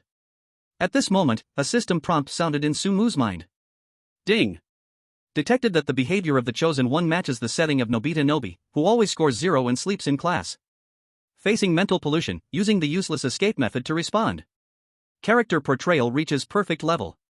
Current role immersion level increased to 65%. Role exemption mechanism triggered, rules adjustment in progress. The arm holding the ruler in the headless teacher's hand trembled violently, and the muscles under the black suit creaked as the two conflicting rules pulled against each other. The kill logic dictated that turning in a blank paper must result in death, but the dungeon's base rules issued a warning. This was Nobita's normal performance, and it could not be killed. A minute passed in a standstill. The headless teacher reluctantly lowered the ruler, extending its hand to grab Chumo's red pen. On Sumu's saliva-soaked blank paper, a giant 0 was heavily drawn. The rule conflict caused a bizarre logical breakdown, and the headless teacher's throat emitted a dry heaving sound. Ugh! A faint golden light emitted from something that was spat out, and with a soft thud, it fell onto Sumu's desk. The headless teacher turned around, walking stiffly as he quickly left the classroom, unwilling to stay even a second near the failing student. The golden light faded. It was a prop no bigger than a flashlight, its shell full of cracks, the glass lens at the front broken in half. Chapter 51, Unexplained Jealousy. Reward item obtained, miniaturizing lamp fragment. Item description, objects illuminated by its light shrink proportionally. Remaining uses, 3. Its side effect, shrink time is uncontrollable, may return to original size at any moment. Sumu groggily opened his eyes, wiped the drool from the corner of his mouth, and stretched lazily. Bones cracked with crisp sounds. Sumu picked up the miniaturizing lamp fragment from the desk and stuffed it into his shorts pocket. Then he glanced at the test paper with a big 0 drawn on it, lips curling, folded the paper, and put it in the desk. On the podium, Izumisu remained standing. This top student had witnessed Sumu sleeping and handing in a blank paper. The headless teacher not only gave 0 but even dropped the item. Izumisu's breathing became heavy, chest heaving. Why? His voice was torn and hoarse. I study hard every day, finish all problems perfectly, and follow all rules. Why, does a useless fool who only sleeps not die, and still gain the world's favor? Crack! Blood flowed from Izumisu's face, the blue uniform torn from the back. Several thick flesh-colored tentacles burst from his body, their tips covered with bloodshot eyeballs. Izumisu's face split down the middle, revealing layers of sharp teeth. Unfair. This world is unfair. Bang. The classroom doors were sealed with thick flesh, and black veins crawled over the windows, blocking the light. Class 5-1 became a closed cage. Izumisu's huge body occupied half the podium, dozens of tentacle eyes fixed on the back row where Sumu was. The classroom temperature dropped sharply. I will tear you to pieces and see what garbage is in your head. Izumisu roared, a barbed tentacle smashing the front row desk, aiming straight for Sumu's head. As the barbed tentacle with a stench swung toward Sumu's head, Sumu instinctively lunged forward, hands covering his head, legs kicking wildly, crawling and rolling 2 meters away. Bang! The wooden desk shattered, wood chips flying. Help, Doraemon, Izumisu has gone crazy. Sumu shouted, voice trembling with tears. He rolled on the ground and hid behind another row of desks. Izumisu's massive body pressed the podium, blue uniform fragments hanging on flesh. Dozens of tentacles danced in midair, their bloodshot eyeballs staring at Sumu behind the desk. Nobita, you are useless. You only call for Doraemon when in danger. A hissing sound escaped his throat. Green light glowed on the eyeballs. SSS. Dozens of green beams shot from the eyes, sweeping across the classroom. The beams passed over several gray-skinned NPC students in the front row. They did not scream but instantly melted into stinking blood water. The rays cut through iron desk legs, sliced the blackboard, leaving burn marks on the wall. Sumo planted his hands, legs straining, trying to slide along the floor. The floor was covered with sticky blood, his feet slipped, and he fell sideways. But this fall saved him. A green beam grazed his scalp, burning a few hairs. Though clumsy, Sumo moved using hands and feet through the mess. Every landing point was behind a solid obstacle. Ahead lay the strange NPC limbs left by the headless teacher, a half-thigh blocking the aisle. Sumo lunged forward, crouching behind the broken limb. Shoo! The beam hit the broken limb, flesh evaporated, white smoke rising. Sumo used the white smoke as cover to roll again, hiding in the shadow beside the podium. Gasping heavily, chest rising and falling, sweat soaking his short sleeves.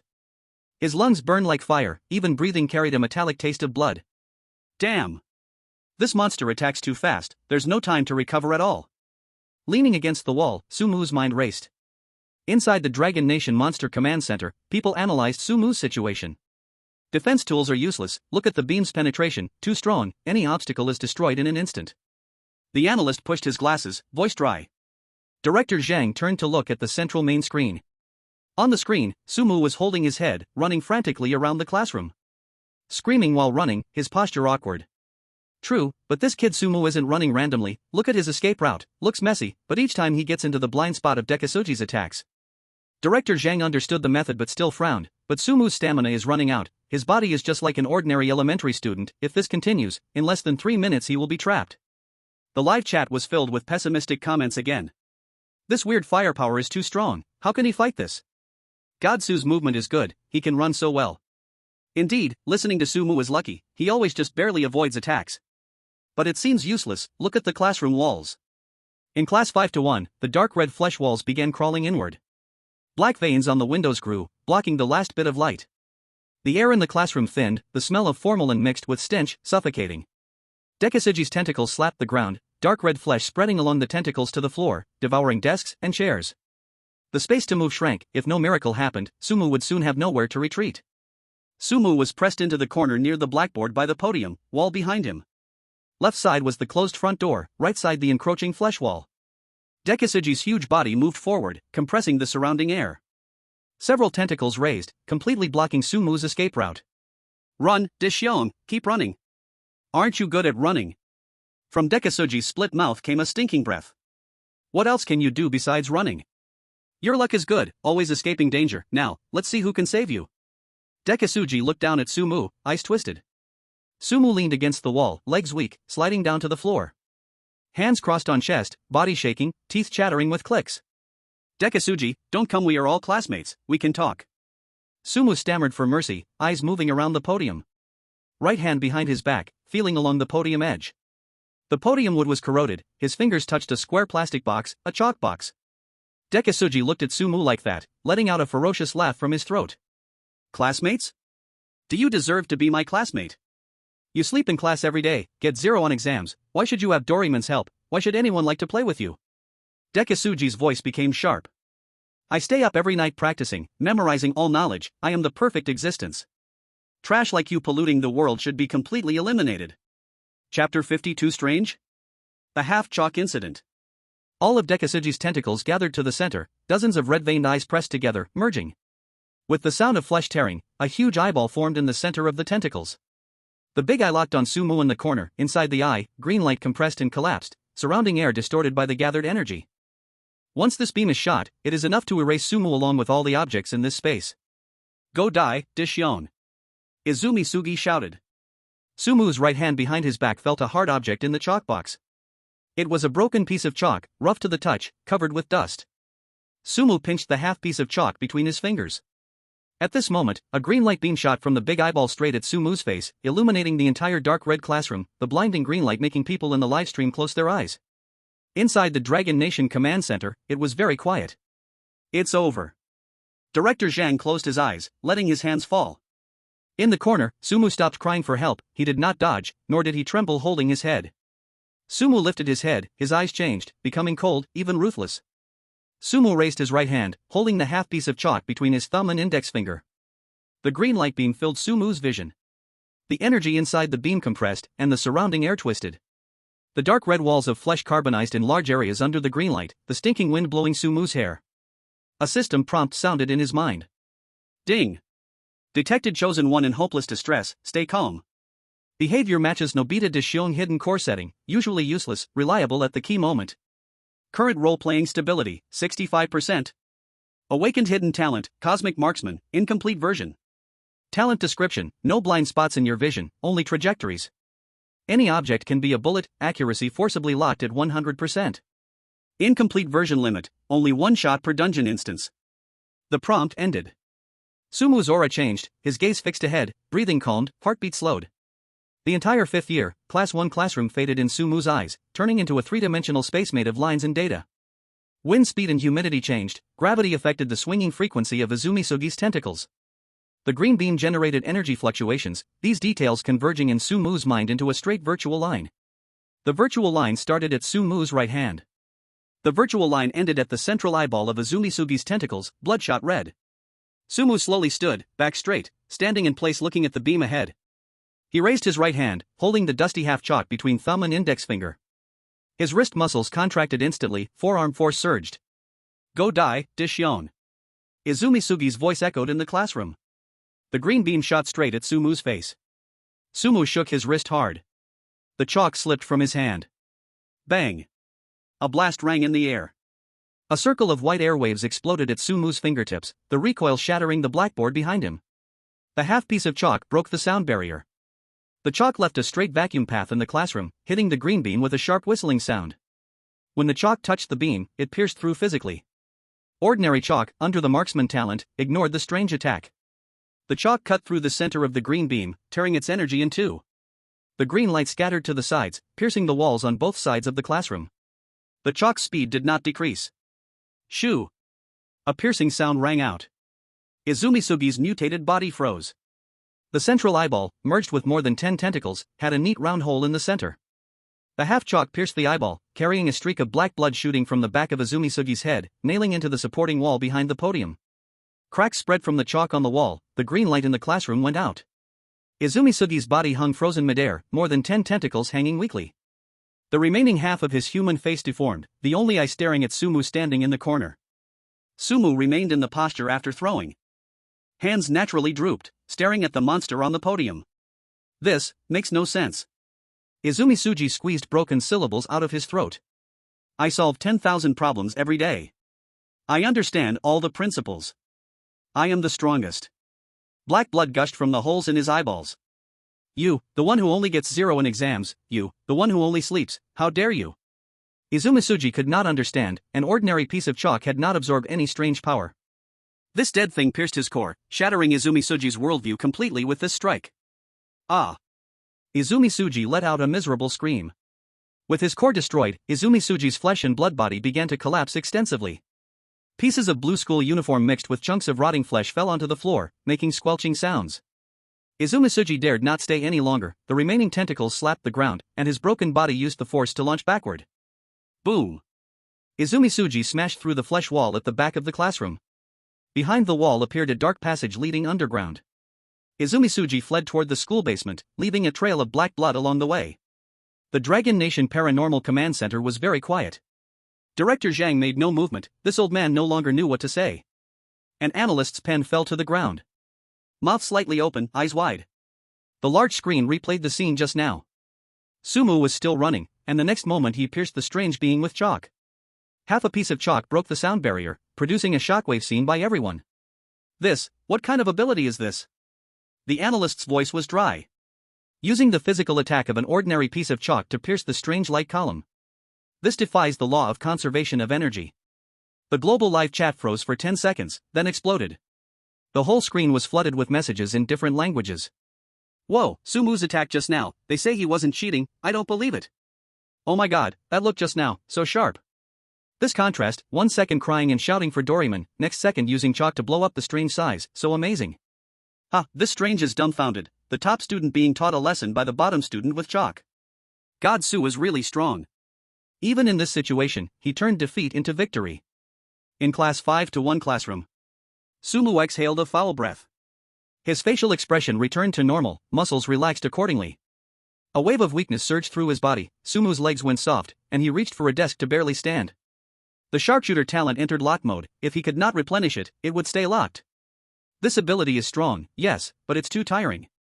Sumu rubbed his sore right wrist. However, the crisis had not been resolved. Izumisuji smashing the wall and fleeing to the basement triggered a chain reaction. Woo woo woo. The shrill air raid alarm sounded above Tsukimi Elementary. The school lights turned blood red. Chapter 53, Finding Nobita's Diary. The faint green light in the corridor was replaced by red, the blood-red alarm flashing through the doors and broken windows into classrooms. The ground began to shake, the smell of formalin grew stronger.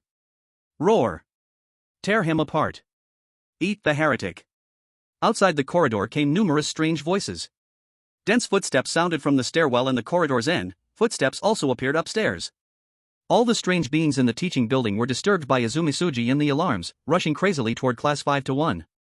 Sumu turned toward the closed classroom front door. The front door had just been sealed by Izumisuji's flesh. Now the flesh lost control, shriveling and falling off. The chaotic footsteps stopped at the door, followed by crashing sounds. Bang! The wooden door frame cracked.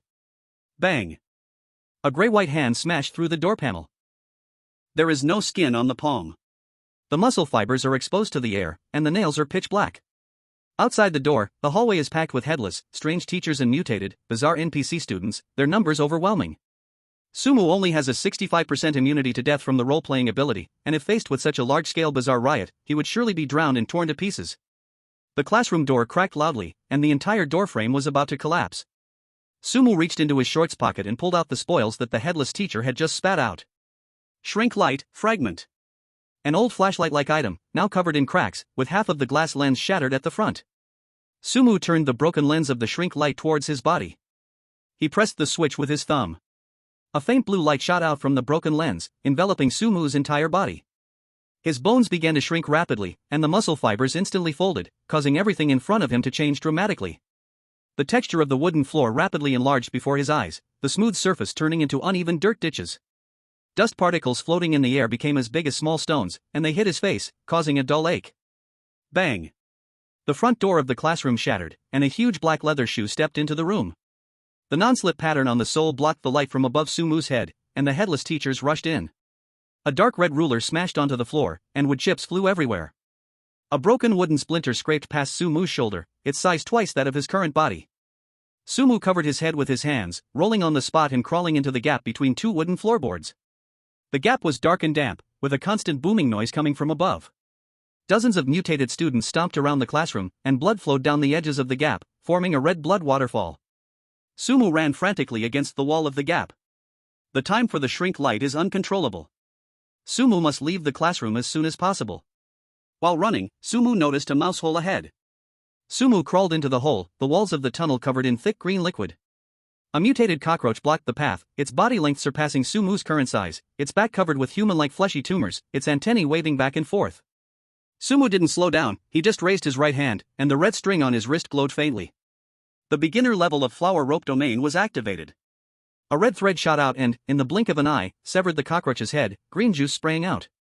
Sumu stepped over the dead insect and climbed up through the ventilation pipe at the back of the mouse hole.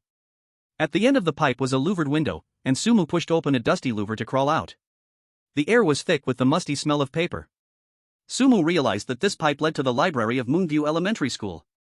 The view began to open up, with rows of solid wood bookshelves reaching all the way to the ceiling. The carpet fibers were taller than Sumu's knees, and he struggled to move through them. A rustling sound came from ahead. A massive black shadow wandered between the bookshelves, a humanoid monster made from many shredded paper pieces. The monster's body was bloated, without facial features, but each piece of paper was covered in strange red characters. If nothing unexpected happened, this should be the librarian here. The librarian's arm swept across the bookshelf, sorting through the disordered books, the paper pieces rubbing together and making a piercing noise.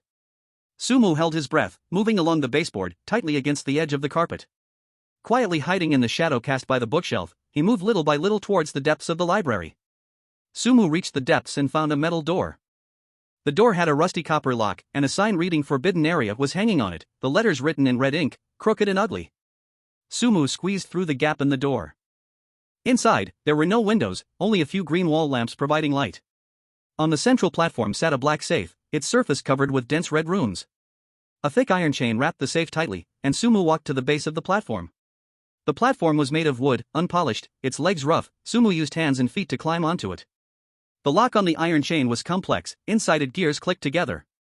Sumu went to the keyhole, raised his hand, and the red string spread out into dozens of thin threads, which, under his control, slid neatly into the lock.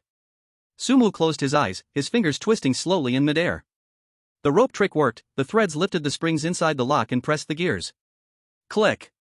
The lock popped open, the iron chain lost its hold, and fell, hitting the platform with a dull thud. Sumu used the same method to open the safe, then pushed its door open with force. Inside, there was nothing valuable, no gold or treasures, only an old notebook.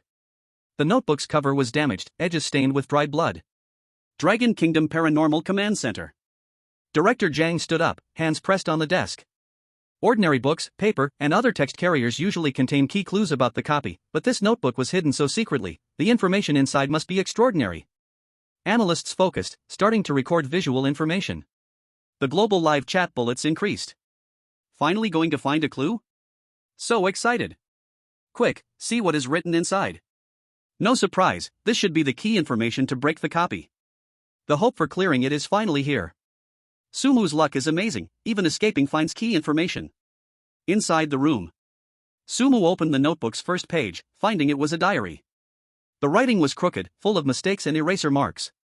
Pinyin and Chinese characters were mixed together, the handwriting identical to Dishion's exam paper. This was Dishion's diary. P.S. The next chapter reveals the truth of this copy. Readers, use your rich little hands to urge updates. Free gifts also work. The author is resting these days. If the data is good, more chapters may explode. Thanks.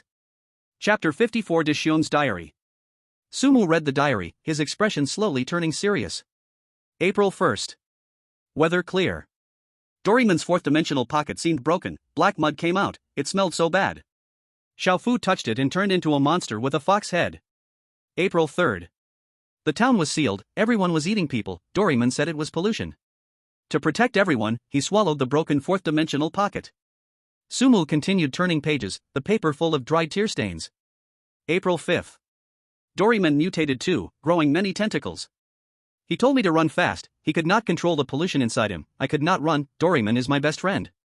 Dorami came from the future to tell me the pollution source was inside her brother. For future safety, the Time Patrol must close the time tunnel completely. She also told me that, according to future scientists, the mountain's ley lines could temporarily suppress the pollution, but I must be the anchor point. Because my soul is special, only this way Doraemon would not completely turn into a monster. The last page had only one sentence, the writing soaked in blood. Mom, I'm sorry. Doraemon and everyone are my best friends. This time, Dishiong must not be a coward. This is Nobita's final words. That usually cowardly, tear-loving loser did not run away when disaster fell. He used his own soul to stand in front of the spreading pollution. Director Zhang sat on the chair. The command center was very quiet. The global live stream comments blanked for a moment, then flooded the screen. This little guy is a real man. This guy faced danger without running, standing at the front of danger, truly amazing. So this is the truth of this scenario, Nobita carries everything, and he is still just a child. Sumu closed the diary, he understood the logic of the scenario. Nobita's soul is special, probably like in the Crayon Shinchan world, part of the world's will. As long as one successfully plays Nobita, they will be protected by the remaining will of the world. So in the Nobi family, there is the protective aura of a mother's love. Shizuka left a red string, and the headless teacher compromises due to rule conflict. This is the world's last help for the chosen one. Suddenly, Sumu's body surface burst with blinding white light, bones crackled, muscles expanded quickly. The shrinking lamp side effect erupted. The shrinking time ended. Sumu's body started to grow until it returned to a normal elementary schoolboy's size. Bang! Sumu accidentally hit the safe's iron door while restoring his body, the steel clashed loudly in the room. Sumu hugged the diary, knowing he had to go to the back mountain, to see Nobita, only then could he clear the scenario. While thinking this, footsteps suddenly came from outside the room. The iron door was instantly torn apart. The librarian made of torn paper pieces squeezed in. The pale face had no features, red cursed characters twisted constantly, finally forming an angry twisted expression. The librarian lowered his head, staring at Sumu standing in front of the platform. The sound of paper rubbing echoed in the room. The librarian raised his right arm. The paper fragments gathered at the arm tip, forming a sharp paper blade 1 meter long, swinging. Swish. Sumu rolled lazily, dodging it. The solid wood table behind was cut. The wood broke smoothly. The safe fell to the ground with a shrill sound. Sumu opened his eyes wide. After restoring Nobita's normal size, his muscle strength returned to elementary school level, but the explosive power was still there. He kicked hard with both legs, using his body to launch backward, curling in midair. Bang! Sumu fell on the carpet, rolling to the right with momentum. The paper blade grazed Sumu's hair, leaving a cut on the floor and taking a few strands of hair. Broken wood chips and paper flew up, blocking the view between man and ghost. The librarian missed the strike, his body trembling. The paper pieces on the strange body fell off quickly, floating around, in a blink turning into dozens of paper shurikens with weird characters, shooting at Sumu. The paper shurikens were fast, completely sealing Sumu's retreat. Sumu leaned on the collapsed bookshelf debris, unable to dodge. Do you think Nobita only takes hits? Don't forget, now it's a desperate moment. Sumu spoke, raising his right hand. The red string bracelet on his wrist glowed red. The system prompt sound flashed. Cat's Cradle Field, beginner, activated. The red string spread, turning into dozens of red threads. The threads weaved through Sumu's fingers, forming a big red net. Cling cling cling. The paper shurikens hit the red net with crisp sounds. The corrosive characters touched the red string, smoked black and turned to ashes. While blocking the attacks, Sumu noticed a crystal chandelier hanging in the center of the ceiling, its brass base rested, swinging. Sumu lightly touched with his fingers. The red silk thread changed its shape, twisting into a rope. He swung his right hand, and the red rope shot toward the ceiling, wrapping around the brass base of the crystal chandelier. Come, down. Sumu held the red rope with both hands, bent his legs, tightened his thigh muscles, and pulled down with all his strength, including his waist. Creak. The rusty screw snapped instantly, and the crystal chandelier detached from the ceiling, crashing down with a gust of wind. Just as the administrator prepared to launch a second attack, a shadow had already covered him. Boom. The crystal chandelier smashed onto the administrator's bloated body, glass shattered, metal bent. The administrator was pinned to the ground, paper scraps flying, red characters on the paper screaming painfully under the pressure. Sumu released the red rope, breathing heavily. Before Sumu could relax, the ground beneath him suddenly began to shake. Crack crack crack. The floor of the restricted area split open. A surge of energy rushed up from deep underground. It was purple-black, mixed with many shadowy images of Doryman tools. The anywhere door had grown sharp teeth, the bamboo copter was spitting poison, and the memory bread emitted thick black gas. The basement had revolted. Demukuta, seriously injured, had fled there, triggering many already mutated tools. The purple-black energy pierced through the library floor, broke through the ceiling, and surged toward the sky. The entire teaching building creaked as steel bars snapped, load-bearing walls began to collapse, and cracks spread across the walls. The teaching building started to tilt to the left, bookshelves in the library fell in rows, and books crashed down. The librarian trapped under the crystal chandelier came into contact with the purple-black energy. Red characters on the paper began to bleed, and the administrator roared in pain. The strange body rapidly swelled under the blood, instantly pushing the crystal chandelier away. Blood-soaked paper scraps became tendrils, emerging from the monster's body, lashing at the surrounding mutated tools. A second mutation. Sumu glanced at the frenzied abnormality and turned to run. No joke, if you can't fight, run, otherwise it's suicide. Sumu dashed out of the restricted area. Outside the library, it was already a ruin. The ground still shook, and Sumu could barely stand. He had to use both hands and feet, weaving through the collapsed bookshelves. Chapter 55, The Return of Three Companions. Broken wall bricks were everywhere, dust filled the air, and the strong smell of blood permeated the ruins. Air raid alarms still blared, the rumble of collapsing buildings rang, and distant crazed roars made Sumu's ears ache. Dashion's diary must be taken out. Sumu held the diary close. It was the truth he had painstakingly discovered, also the key clue to completing this dungeon. The corridor behind him kept collapsing, purple-black energy spreading through the cracks. Sumu followed the path in his memory, rushing toward the stairs to the first floor. The fire door in the stairwell had already been blown off. Sumu rushed in and stopped. The stairs to the first floor were broken in the collapse, and a large pit appeared ahead. The bottom of the pit was filled with bloody debris, pale arms flailing in the mess. The pit was deep, falling meant that even a small student body would be left broken if not dead. Chunks of ceiling above the stairwell still fell toward the pit. Behind him was the twice-mutated librarian, in front a bottomless pit. Sumu stood at the edge, taking deep breaths to calm his nerves. He then looked at the iron railing above the first-floor hall, embedded in the wall and seemingly sturdy. Sumu rotated his wrist, the red rope shot out again, tracing a red light in the air, wrapping around the iron railing. He pulled hard, testing that it was secure. The string of flowers that Shizuka gave me has saved me several times. Sumu took 2 steps back, then sprinted forward, using his feet to forcefully push off the edge of the deep pit, leaping into the air towards the other side of the pit. The sensation of weightlessness made Sumu grip the red string tightly with both hands. His body drew a graceful arc through the air, soaring over the deep pit below. Bang! Sumu released the red string, his body losing its anchor in mid-air, crashing onto the floor of the first-floor lobby. The sharp pain shot from his shoulder to his back, and Sumu rolled on the ground several times before coming to a stop, the red string automatically shrinking and returning to his wrist. Grinding his teeth, Sumu rubbed his sore shoulder and struggled to get up from the ground. By now, the lights on the first floor had gone out, with only the purple-black energy glow from deep within the hallway providing light. Sumu spat out a mouthful of bloodied saliva and looked up at the exit of the lobby. As long as he could burst through that door, he could leave the building and head toward the back mountain. Sumu took a few strides, heading toward the door. After running a few meters, he stopped in his tracks. Sumu noticed that the exit of the lobby had disappeared. The 2 glass doors were sealed by a dark red, fleshy membrane. The surface of the flesh membrane was covered in blood vessels, which pulsed, creating the sound of a pounding heartbeat. He couldn't get out now. The mutation in the basement had accelerated the breakdown of the instance's rules. The school had been sealed off by strange forces, turning it into an enclosed space. Sumu clenched his fists and began to think, searching for a way to escape. Just as he was thinking, faint ripples appeared on the surface of the flesh membrane ahead. 3 blurry shadows emerged from the membrane, gradually becoming clearer. They were the silhouettes of 2 boys and a girl, all elementary school students. Sumu cautiously took a step back. On the left stood a boy wearing an orange striped t-shirt, his body plump with fat, covered in lumps of flesh. In the middle stood a smaller boy with sharp hair, but the boy had the head of a fox. On the right was a girl dressed in a pink dress, her hair tied in twin ponytails, with 10 fingers broken at twisted angles. A dripping red string was wrapped around her wrist. Fat Tiger, Little Husband, Shizuka. These 3 strange figures, whom Sumu had once defeated, now reappeared in front of him. The aura emanating from the 3 figures had grown stronger, and the temperature in the lobby dropped. The lumps on Fat Tiger's body opened and closed, emitting a hiss. From Little Husband's fox mouth, a windy laugh could be heard. Shizuka's broken fingers twitched, and the dripping red string danced in the air.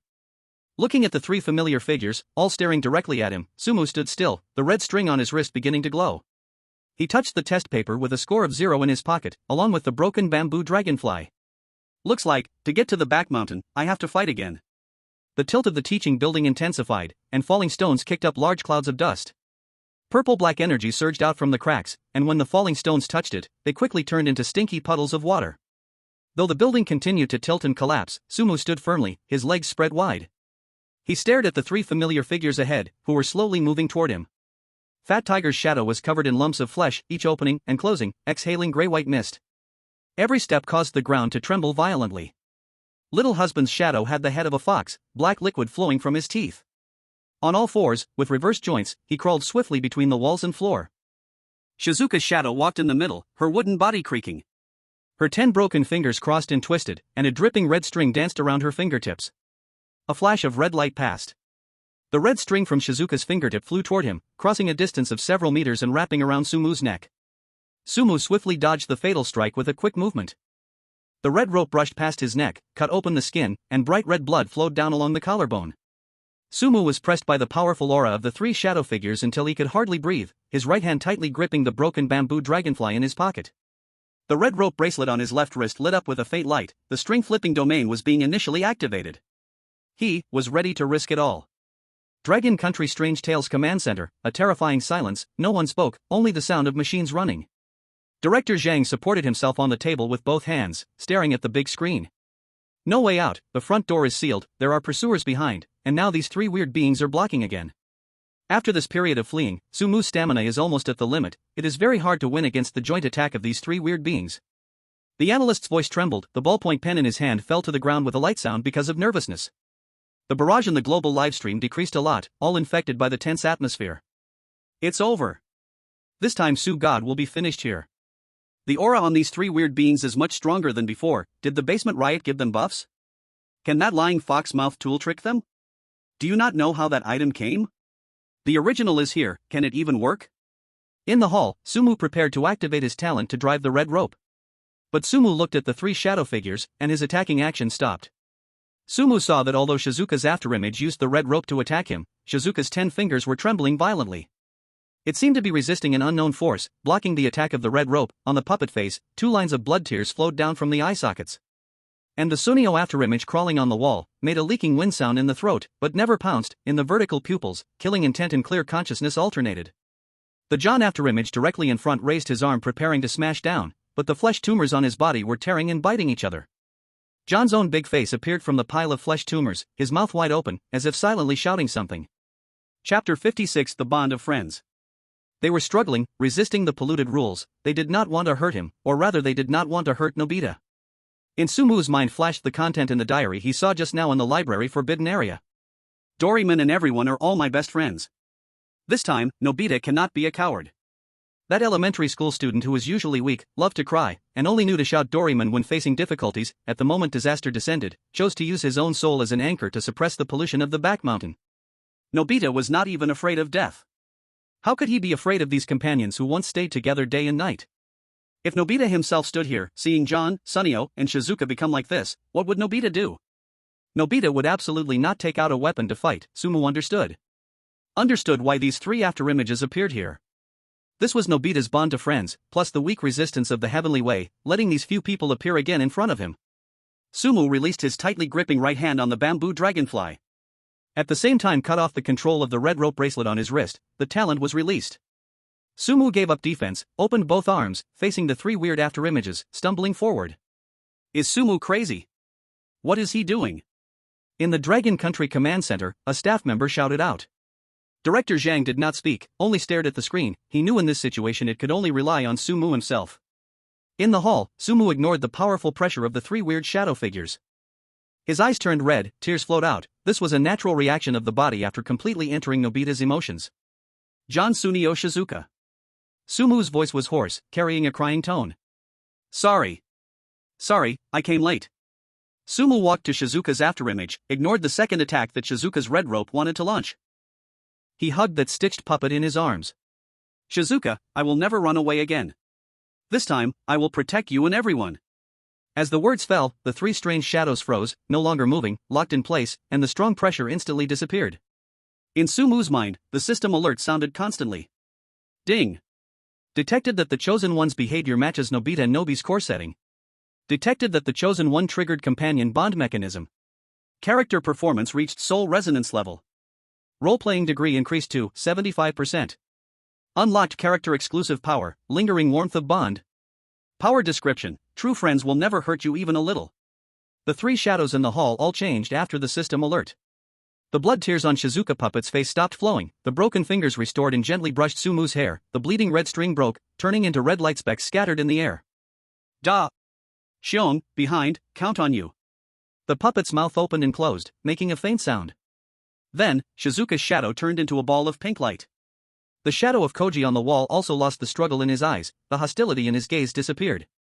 He jumped down from the wall, turning into a green light in midair, only a whisper echoed in the air. Shion, you, this, guy. The shadow of Giant Tiger lifted his head and roared, all the lumps on his body shattered. The shadow of the class leader smiled at Sumu, then turned into a ball of orange light. Go on, Shion. The 3 balls of different colored light gathered in midair, spinning around Sumu. The lights intertwined, forming a semi-transparent spherical shield. The surface of the shield faintly showed the smiles of the 3 companions. Purple-black energy surged and hit the shield. Boom! The shield did not shake at all. The energy that hit it was purified by the light, turning into wisps of white smoke. Sumu stood in the center of the shield, wiped the tears from his eyes, and exhaled. He had won the bet. Cheers came from the Dragon Nation Monster Tales Command Center. Director Zhang slapped the table and laughed. Good boy, winning without fighting. The global livestream barrage increased, covering the screen with many comments. Amazing. Even if the person is uneducated, one woe can rule the world.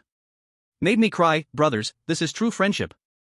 This is a god-level clear method, using love to influence the strange. Next time I meet a strange, I will try it. Above, trying will just die. You can only influence the stomach of the strange. Love works because of bond. Indeed, such good friends are rare in real life. God's move, I admire. Sumu did not know the outside reaction, he just turned and looked at the door sealed by flesh. The energy disturbance in the basement intensified, the whole school building leaned more, the floor collapsed in large areas, the deep pit to the basement widened. He had to leave immediately. just as Sumu prepared to walk toward the door. Thud! A dull sound came from outside the door. The flesh sealing the door bulged inward, something was hitting from outside. Thud! The second dull sound. Cracks appeared on the surface of the flesh, black blood sprayed from the cracks, splashing on Sumu's shield, sizzling. SSSHH. Two dark red rulers pierced the flesh from outside, sweeping to both sides. The flesh was torn, the door collapsed, fragments scattered on the ground. The door was broken open. Sumu's eyes widened. Outside the door, there was no road, only the elementary school playground covered in blood. Dense strange students blocked the school gate, some headless, some covered in tentacles, some crawling with twisted limbs. Eyes glowing red densely, staring at Sumu in the hall. In front of this strange army stood 4 tall headless teachers. The headless teacher wore a tattered black suit, with black blood spurting from the neck's torn opening. Each teacher held a dark red ruler, dripping with blood. It was 2 of these headless teachers who had just torn down the door. Heresy. Eradicate. Cleanse. The headless teacher's necks emitted overlapping sounds that made Sumu's eardrums buzz. The eerie army began to advance, the dense eerie forces rushing toward the hall. The mutated students in the front row stepped into the hall and were corroded into blood by purple-black energy, but the eerie forces behind them still desperately charged forward, using the bodies of their comrades to consume energy output. The encirclement was shrinking continuously, and Sumu took half a step back, almost stepping into thin air. He turned around and found that the pit had already spread to behind him. There was no way to retreat now. There are too many of them. Even the shackles can't stop this many eerie attacks. Sumu glanced at the shimmering light on the surface of the shield and made a judgment. He no longer searched for cover, nor did he assume the begging posture like Dashion. Instead, he reached into his pocket and pulled out the life-saving item he had gotten from the Yi Bai family. A broken bamboo helicopter. The yellow plastic shell was covered with cracks, and 2 propellers were broken a small piece. Sumu placed the bamboo helicopter on his head. The suction cups on the base attached to his scalp. He looked up through the collapsed teaching building toward the back. There, a mountain range was shrouded in thick fog. The back mountain. It was the place where Dashion sealed the source of contamination, and also where Doraemon was sealed. I can't fall here. Sumu took a deep breath, and the red rope bracelet on his wrist emitted red light, echoing the light on the shackle's shield. He raised his right hand, his index finger pressing on the start button of the bamboo helicopter's base.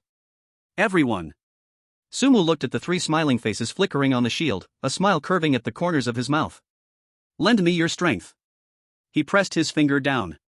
Buzz. The broken bamboo helicopter began to spin. The blades of the bamboo helicopter began to rotate, making a faint friction sound, and a lifting force transmitted from his head, slowly lifting Sumu off the ground. The purple-black energy surged into the sky, and the shaky teaching building completely collapsed. Sumu controlled the bamboo helicopter and flew toward the back mountain. Roar! A dense roar came from the ruins, and a large number of eerie students crawled out of the collapsed ruins. These eerie creatures jumped high over their comrades' bodies and reached for Sumu in midair. A hideous arm touched the 3-color shield. G. The high-speed rotating faint light directly severed the arm, and black blood sprayed down in midair. The shackle shield shredded all the eerie limbs trying to get close, and eerie severed limbs and arms fell one after another. Sumu forcibly opened a path to ascend through the dense eerie army's heads. Sumu flew higher into the sky, looking down. Below, the Moonview Primary School had turned into a rolling blood and flesh mud pit, with the collapsed teaching building raising a sky of dust. The purple-black energy was also slowly dissipating. Heresy. Die. A roar came from the center of the ruins, and a headless teacher stepped on a huge cement slab, shooting into the sky, holding the dark red ruler covered in fresh blood. The headless teacher forcefully threw the ruler. The dark red ruler instantly grew larger after being thrown, turning into a giant weapon about 10 meters long and 2 meters wide. Black characters densely appeared on the surface of the ruler, and the surrounding air seemed to become sticky under this attack. Sumu felt his body sink, the bamboo helicopter's rotation speed sharply dropped, and the ruler, carrying the rule of spatial blockade, slammed toward Sumu in midair. There was no way to dodge. Sumu gritted his teeth. The 3-color faint light surrounding Sumu detached from his body. Fat Tiger's roar, Xiaofu's trembling voice, and Jingxian's silence overlapped in the air. 3 beams of faint light collided with that huge dark red ruler. Boom! The massive ruler and the tricolored light crashed in midair, the blinding glow illuminating the entire town. The shockwave swept the surroundings, the 10-meter-long ruler broke, the black characters shattered. The headless teacher was blown away by the shockwave, crashing into the bloody mud below. Meanwhile, the phantoms of Fat Tiger, Little Fu, and Shizuka disappeared into the air, leaving no trace behind. The powerful shockwave hit Sumu's back, his throat burning, he spat a mouthful of fresh blood, and his body was pushed away from the moon-viewing terrace elementary school. Everyone! Tears welled up in Sumu's eyes, warm tears streaming down his cheeks. Half of these tears came from over-identifying with the role, the other half from truly feeling the friendship that transcended life and death. Sumu wiped his tears, calmed his mind, and flew toward the rear mountains of the town. Ahead was a grayish tone, thick poisonous fog covering the entire mountaintop. The rear mountains had been reached, this was the hardest-hit pollution area. As Sumu flew into the air above the rear mountains, a sudden mutation occurred. The toxic fog in the air rapidly enveloped Sumu's body, these clouds were highly corrosive, and a sound of something breaking came from above his head. The damaged bamboo dragonfly rapidly grew black corrosion spots on its surface, the yellow plastic shell dissolved, exposing the internal mechanical structure to the air. Crack! The bamboo dragonfly blade stopped spinning and exploded, fragments scattering everywhere. Sumu lost his ability to fly, his body plummeting rapidly toward the fog-filled forest below. The wind howled in his ears, Sumu hurriedly held his head with both hands, curling his body into a ball. Bang! Sumu crashed into the canopy of a large tree, thick branches snapping, wooden splinters tearing his clothes and skin. Fortunately, the branches absorbed most of the falling impact. Sumu passed through the canopy, landing on the rotting soil below. Pain spread through his body, his organs jolted. Sumu opened his mouth, spitting another large mouthful of fresh blood.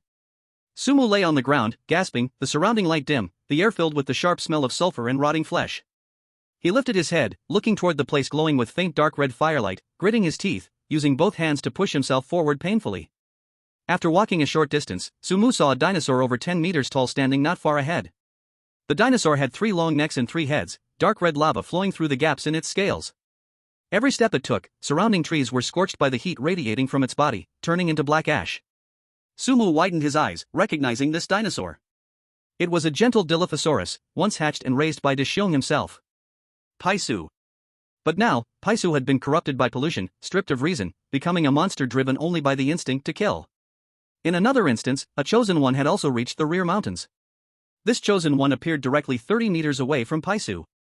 The chosen one from Curry Country, Zaxi, appeared by teleportation. Though he looked like Dashiong, he wore a silver-white battle armor and held an energy rifle.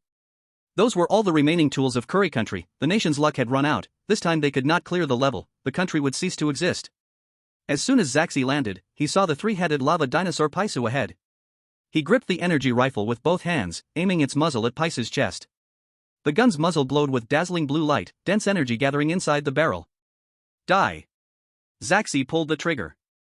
A thick blue energy beam shot out, pushing aside the air, raising circles of white shockwaves, instantly hitting Paisu's chest.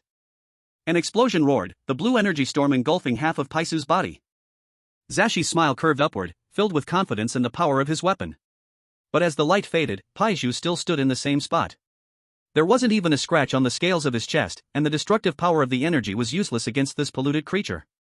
Zashi's smile froze on his face, his eyes widened, and his finger once again pulled the trigger, trying to shoot again. Chapter 58, the dinosaur raised by Dashiong is naturally close to Dashiong. But Paisu didn't give him that chance. The head in the middle of Paisu turned, and the dark yellow vertical pupils locked onto Zashi. The giant mouth opened. A dark red dragon's breath spewed out, the high temperature of the breath igniting the surrounding air. Zashi didn't even have time to scream. His silver-white battle armor instantly melted, along with the energy rifle, turning to ash in the dragon's breath. All that remained on the ground was a black scorched mark. The global livestream fell into dead silence in an instant, and 3 seconds later, the bullet screen exploded. Oh my god, Zashi is dead. In less than a second, he was instantly killed. Such a powerful item couldn't even break through the monster's skin? Is this even reasonable? Oh my god, our Curry Country is finished. It's over, now only Dragon Country's Sumu is left. Inside the Dragon Country's Monster Talk Command Center. Director Sang's face remained calm. This old man had already developed blind confidence in Sumu. But the analyst's mental fortitude wasn't enough, his pen dropped to the floor without him even realizing it. Zashi's item could be considered one of the most powerful in this world, and now it's ineffective. The analyst's voice was dry, Sumu has no chance. Upon hearing this, Director Zhang smiled slightly. Your words are too pessimistic. We can't help Sumu, but he's made it this far. This kid has real skill. We should trust him. In the Blue Fatty's 4-dimensional pocket copy, the chosen ones from over 100 countries had all perished. Now, only Dragon Country's Sumu remains. In the back mountain forest, it was eerily silent, with only the sizzling sound of lava dripping. Paiju's three heads all turned to look at Sumu, the six burning vertical pupils staring at him intensely. Heavy footsteps echoed, shaking the ground, as Paiju stepped forward with his thick back legs, approaching Sumu. The giant shadow loomed over Sumu, and the head in the middle slowly lowered. The massive mouth opened, revealing sharp interlocking fangs, dark red magma dripping from between the teeth. It landed on the soil near Sumu's hand, burning a deep black pit into the ground. Paiju's hot breath blew onto Sumu's face, carrying the deadly stench of sulfur. The long, fanged mouth was now less than half a meter from Sumu's head. The high temperature scorched Sumu's skin, sending waves of pain through his body. Even breathing became difficult. Driven by the instinct for survival, Sumu's fingers groped through the soil, grabbing a sharp-edged stone. Sumu instinctively tensed his muscles, ready to lift the stone and smash it towards Paiju.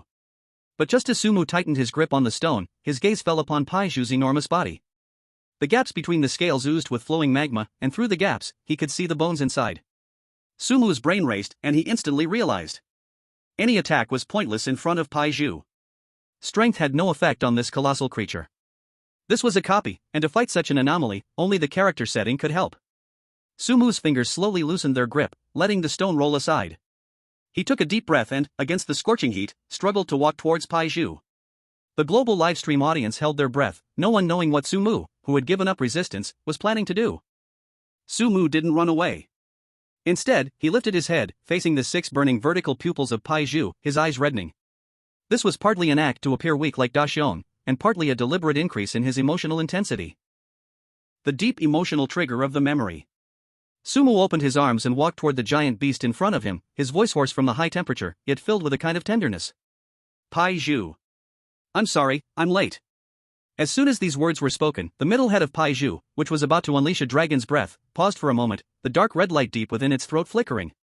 A trace of struggle flashed in its dark yellow vertical pupils. Roar! Realizing the host's will was awakening, the polluted black mist inside Paiju began to stir, trying to reclaim control. Paiju let out a roar, its massive body losing balance and retreating backward, its three heads crashing into the nearby rock wall. Large chunks of rock crumbled and struck Paiju's body, covered in magma, making a dull sound. Danger, get away, Sumu. The audience outside couldn't help but shout in panic. Sumu didn't flinch. He ignored the flying debris and lunged forward, grabbing Paiju's hind leg. The scorching scales burned Sumu's arms, making a sizzling sound, but Sumu gritted his teeth and didn't let go. The feelings Daxiong had for Paiju resonated with the deep role Sumu was playing at this moment. Paiju, it's me, Daxiong. Sumu closed his eyes, and tears slid down his cheeks.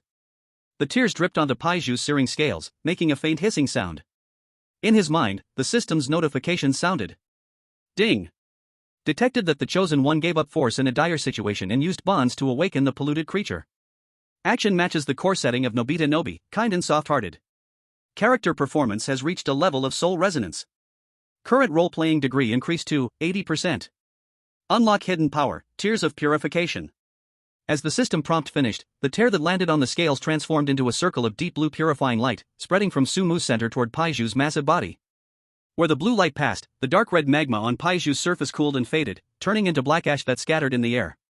The polluted black mist inside Paiju was forced out, dissolving into the blue light. In the back mountains forest, the scorched earth was cleared away.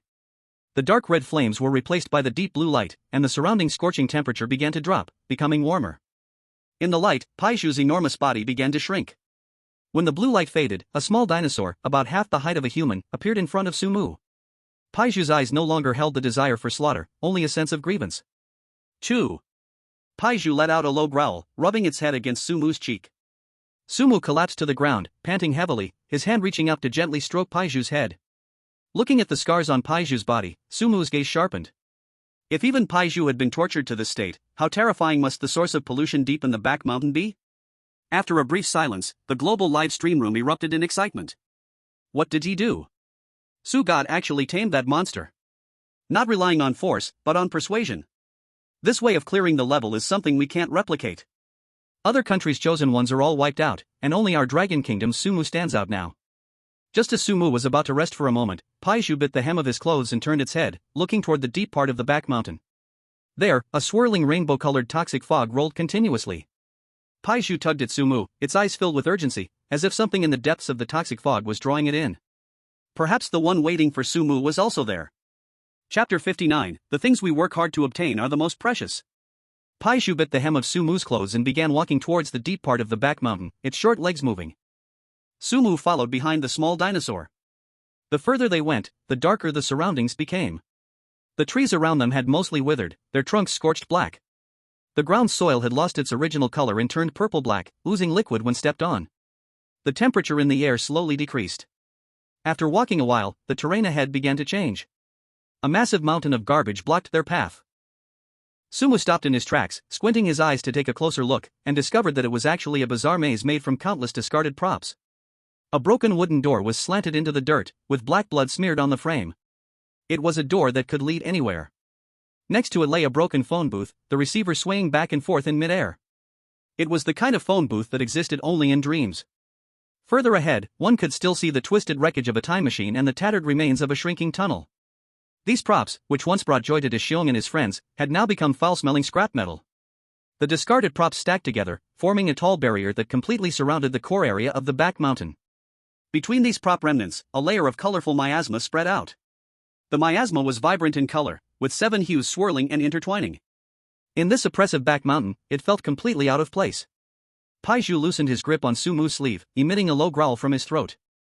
The little dinosaur's limbs tightly gripped the ground, its body instinctively retreating, its vertical pupils fixed on the 7-colored miasma, yet it dared not take another step forward.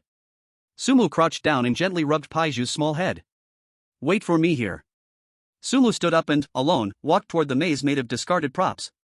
Without hesitation, he stepped right into the 7-colored miasma. The moment he entered the maze, Sumu felt a flash before his eyes.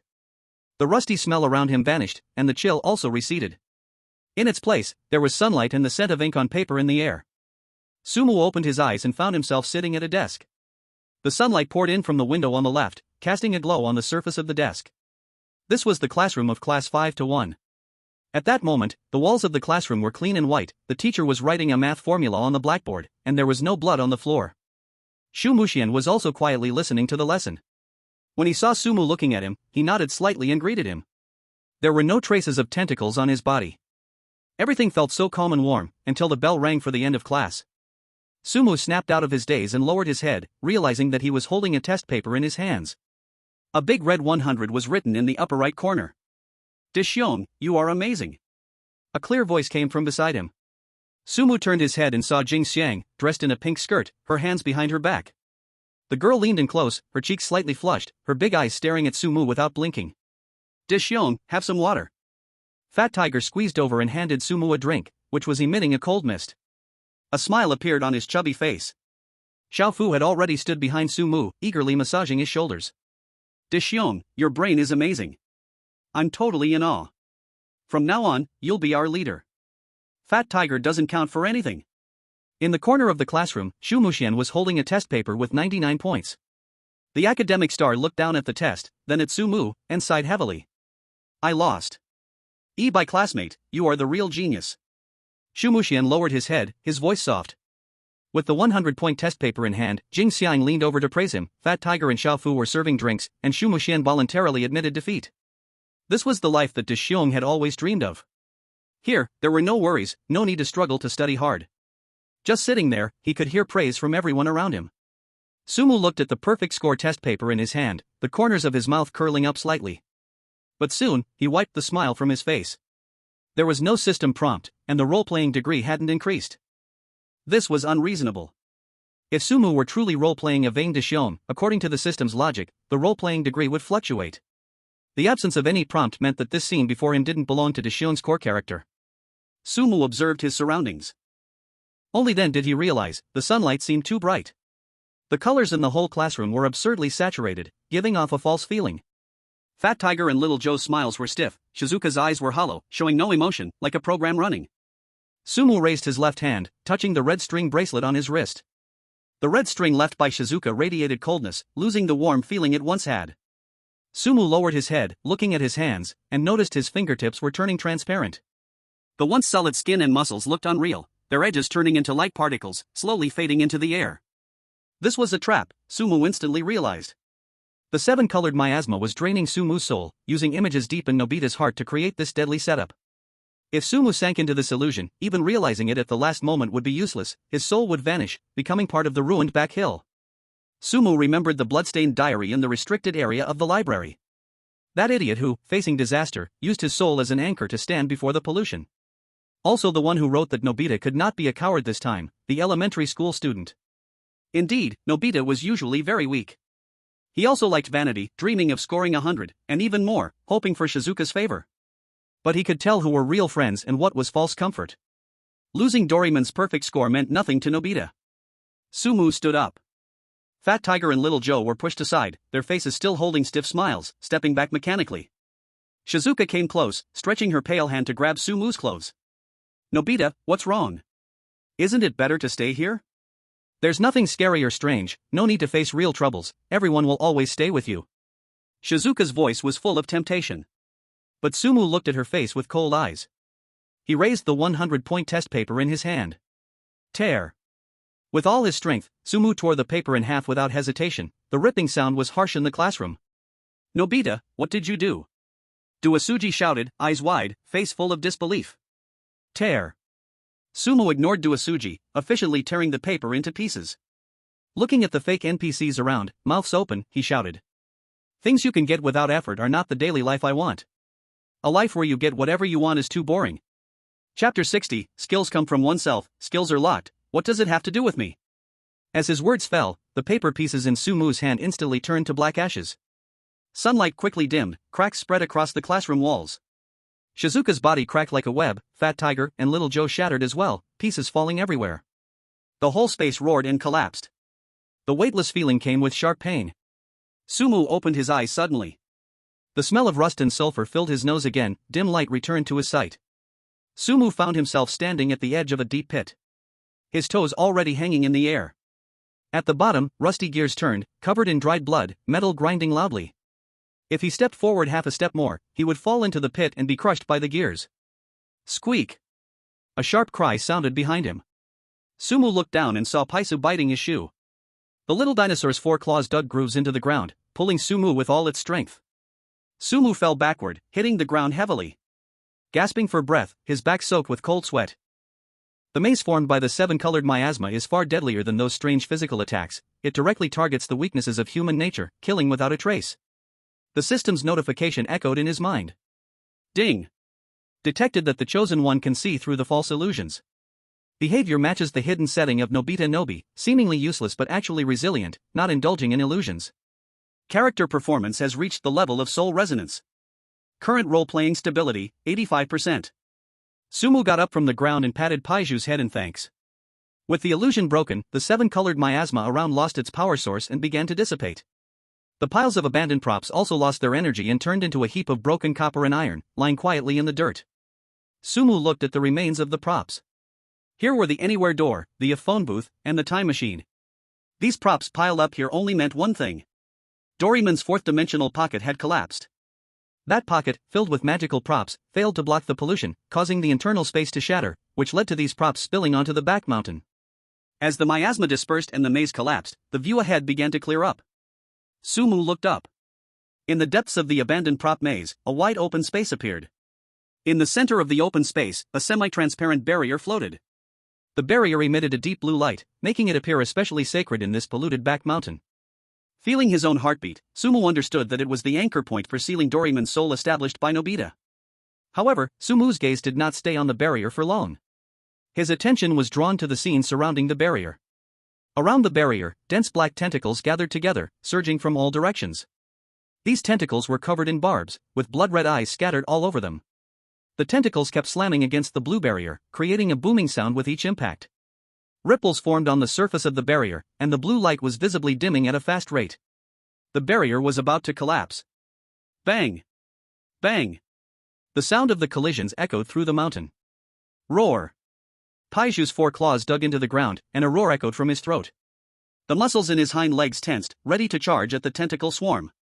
Sumu reached out and pressed down on Paiju's head. Don't be rash, you'll die. Sumu could see clearly that there were too many tentacles, and they also had a strong corrosive effect. Paiju, now smaller in size, no longer had the protection of the magma from his mutated form. If he charged in now, he would soon be overwhelmed by the tentacles, and in the end, there would be nothing left, not even bones. So they had to tear open a gap. Sumu raised his right hand. After the battle with Moo, his cosmic-level sharpshooter talent had entered a locked state, and it couldn't be reactivated in a short time. He closed his eyes and took a deep breath. Looking at the system panel, the role-playing degree was stuck at 85%. The 85% soul resonance caused Sumu's body and consciousness to change.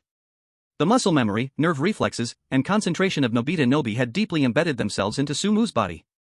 The guy who usually scored 0 and tripped over flat ground would instantly turn into a completely different person as soon as he held something that could shoot. Sumu opened his eyes. He crouched down and quickly searched through the dirt with both hands, grabbing a handful of gravel. The gravel was rough, covered in dirt. But Sumu stood up straight, his gaze locking onto the tentacle swarm ahead. The surrounding collision sounds disappeared, and even Paiju's low growls were gone. The sound of the wind blowing through the ruins also faded away, and Sumu only felt an overwhelming silence around him. At this moment, Sumu's eyes were fixed on the black tentacles flailing around. Many translucent ballistic trajectories appeared in front of his eyes, intertwining and overlapping, connecting to the vulnerable nodes at the base of the tentacle swarm. Sumu pulled his right hand back, his waist giving power. The force traveled from his waist to his arm, and his wrist whipped sharply. Whoosh! A small stone flew from his hand, making a whistling sound. The stone followed the path like an invisible line, hitting the base node of a thick tentacle precisely. Sput! The node shattered. Black juice splashed out. The tentacle instantly lost strength, hanging soft and limp, dragging several smaller tentacles down with it. Sumu's hands moved in quick alternation. Whoosh! Whoosh! Whoosh! Stone after stone was thrown, each with a sound of cutting air, hitting different connection nodes of the tentacles precisely. Not a single small stone missed. This was not flashy skill, nor did it have dazzling light effects. Sumu relied on the muscle memory and focus from Dexiang's body, turning ordinary stone throwing into powerful destruction. Sput! Sput! Black juice sprayed as large tentacles broke and shriveled under the impact of the stones. The encirclement paused briefly, the tentacle group stiffened momentarily as base nodes snapped continuously. Piju! Sumu shouted. Piju had been waiting for this moment. The little dinosaur pushed with its limbs, crashing its head into the gap in the tentacle group. Bang! Piju used its hard skull to smash the remaining tentacles, tearing a path toward the barrier in the black encirclement. The passage lasted only a short time, surrounding tentacles began moving, about to heal. Sumu pushed with his legs, sprinting closely behind Piju. 3 meters from the barrier. Tentacles on both sides suddenly closed, spiked ends snapping toward Sumu. Sumu leaned forward, knees bent, using forward momentum to slide on the mud. Shoo! Mud splashed. Sumu's body stayed close to the ground, avoiding the snapping tentacles. Following the gap Piju had opened, he rolled directly into the blue barrier. Boom! The moment Sumu entered the barrier, the outer tentacles closed, hitting the barrier wall heavily with a dull sound. Chapter 61, After becoming Dexiang, Doryman appeared. Inside the barrier was very quiet. There was no pungent sulfur smell or rotten stench, the pressure from outside disappeared. The air was filled with a faint scent of grass. Sumu stood from the ground, brushing mud off. Piju walked to Sumu, rubbing his leg gently, then lay quietly on the ground. Sumu raised his head, looking forward. Floating in the center of the barrier was a person. A thin boy wearing a yellow short-sleeve shirt and deep blue shorts. Friend from another world, you have finally come. The voice was soft, weak, echoing inside the barrier. Sumu looked at the face, exactly the same as his own now. You know me? Sumu asked. Dexiang nodded slightly, triggering the tubes on his body, making the blue light flash once. The world of Crayon Shinchan and the world I am in have both been polluted and invaded. He separated a part of the world's essence to trap the pollution source, and I used myself as an anchor to seal the pollution source. After you destroyed the pollution source in Crayon Shinchan's world, the heaven of that world told me about your existence. Dexiang's voice was broken. It said, you are a very special person. You can replace us and do what we cannot. Sumu frowned. You all? Are you now the heaven of Doryman's world? Yes, and no. Like Crayon Shinchan's world, our world exists based on ourselves. Heaven is just a part of us. But unlike Shinchan, our world depends on both me and Doryman. Then the pollution source outside, what exactly is it? The light in Dexiang's eyes dimmed. He lifted his head, looking at the black tentacles hitting the barrier outside. It's the source of pollution in the pocket. Dexiang whispered, it's the pollution source from Doryman's fourth-dimensional pocket. The pollution source tore through the barrier of the world, directly landing inside the pocket, and Doryman, in order to protect the people in the town, swallowed his fourth-dimensional pocket into his stomach. He wanted to seal the monster with his own body. But the pollution source was too strong.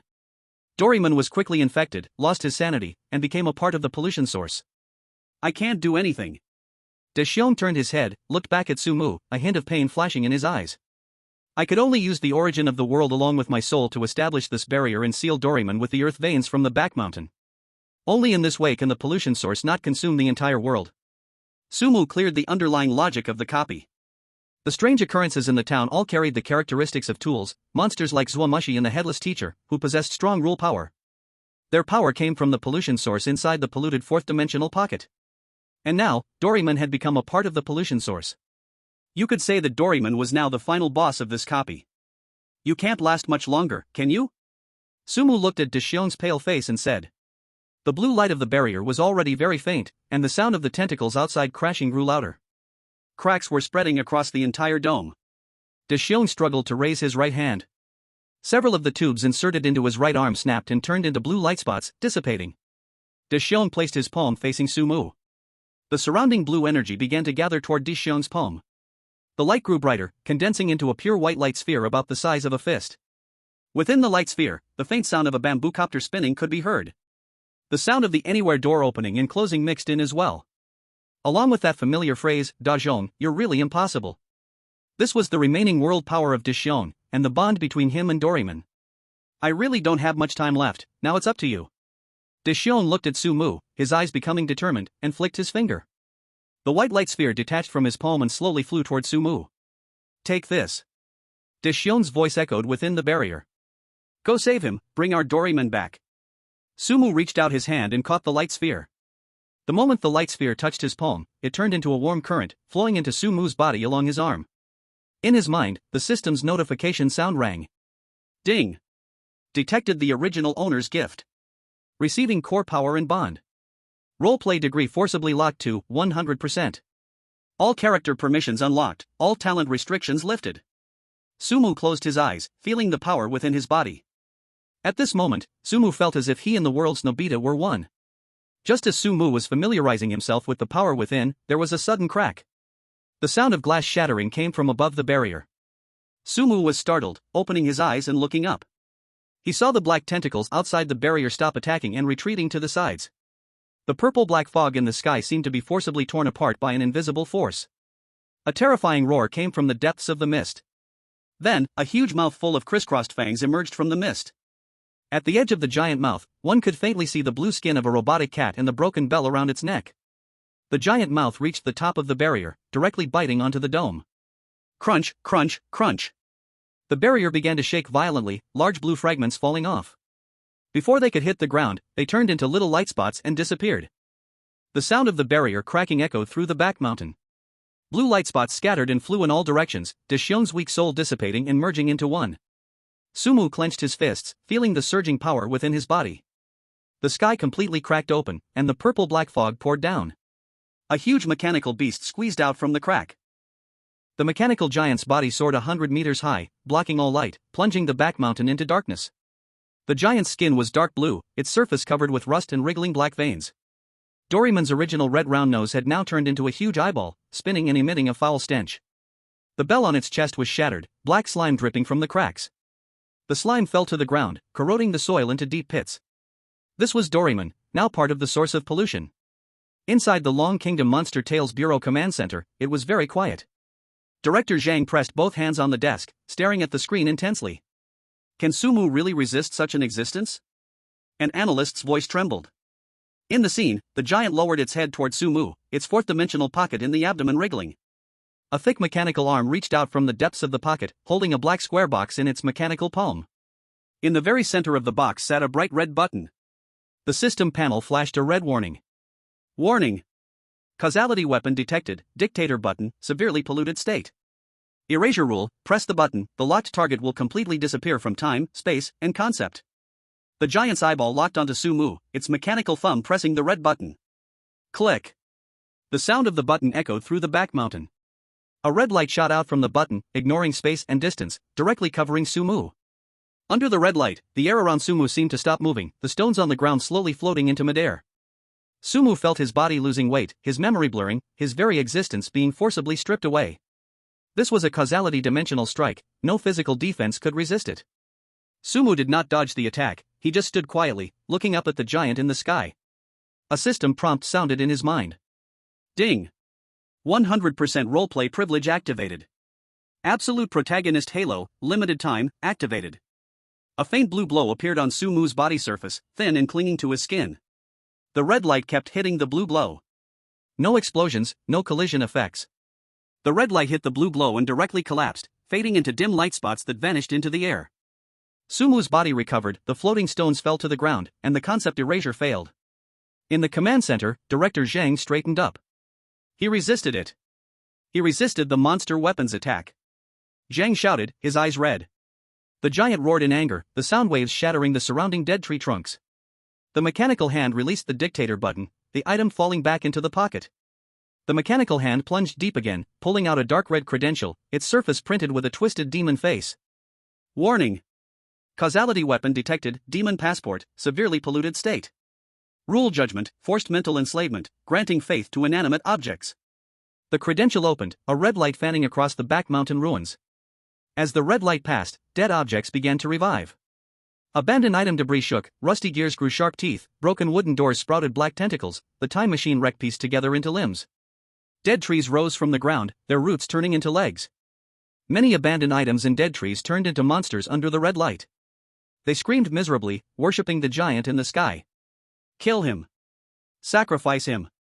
A roar-like command issued, and the monster army ran wildly toward Sumu. Sumu looked at the charging monsters, his face calm.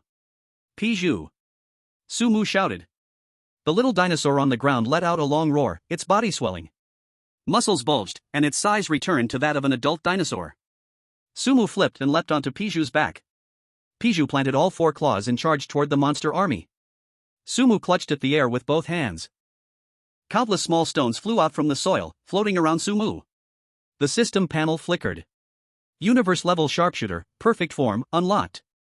All talent limits removed. Sumu's eyes focused. The movements of nearby monsters slowed in Sumu's vision, semi-transparent trajectory lines filled his sight, each line's end connected to the core node of every monster. Sumu waved his large hand. Countless stones flew out continuously. Bang! Bang! Bang! The sound of sonic explosions echoed in the air. The gear monsters in front had their cores pierced by stones, the gears exploded and scattered on the ground. The wooden door with tentacles was pierced by stones, the tentacles withered, and the door shattered. The tree monster's trunk was smashed with a large hole by stones, green sap splashed, its body crashed to the ground. Every swing of Sumu's arm was accompanied by the deaths of many monsters. When the stones were used up, Sumu grabbed again with one hand, and the broken stones floated around him once more. Paiju charged through the monster crowd, using its hard skull to smash the monster remains blocking the way. Sumu sat on Paiju's back, clearing approaching monsters with stones. Sumu and Paiju slaughtered through the monster crowd, getting closer to the giant beast itself. The giant beast's eyeball rotated rapidly, staring at the approaching Sumu. The pollution source sensed the threat. It realized physical attacks could not stop Sumu, and the erasure of causality was exempted by the blue light on Sumu. The giant beast stopped roaring, retracting its mechanical hand into its pocket. The four-dimensional pocket began to glow with rainbow light. A rainbow light screen poured out of the pocket, spreading quickly, instantly covering the entire back mountain. Sumu and Paiju had no time to dodge, and were directly swallowed by the light screen. The surrounding sounds of battle disappeared. The purple-black mist dissipated, and the ruins of the back mountain vanished. Sumu blinked, feeling a change under his feet, the soil had turned into asphalt. In a moment, he found himself standing on a street. At this moment, sunlight shone on the street, a gentle breeze blew, carrying a faint floral scent. Tall tech buildings lined the street, and hovering cars flew at low altitude. Holographic screens were embedded in the central square, showing Sumu's deeds.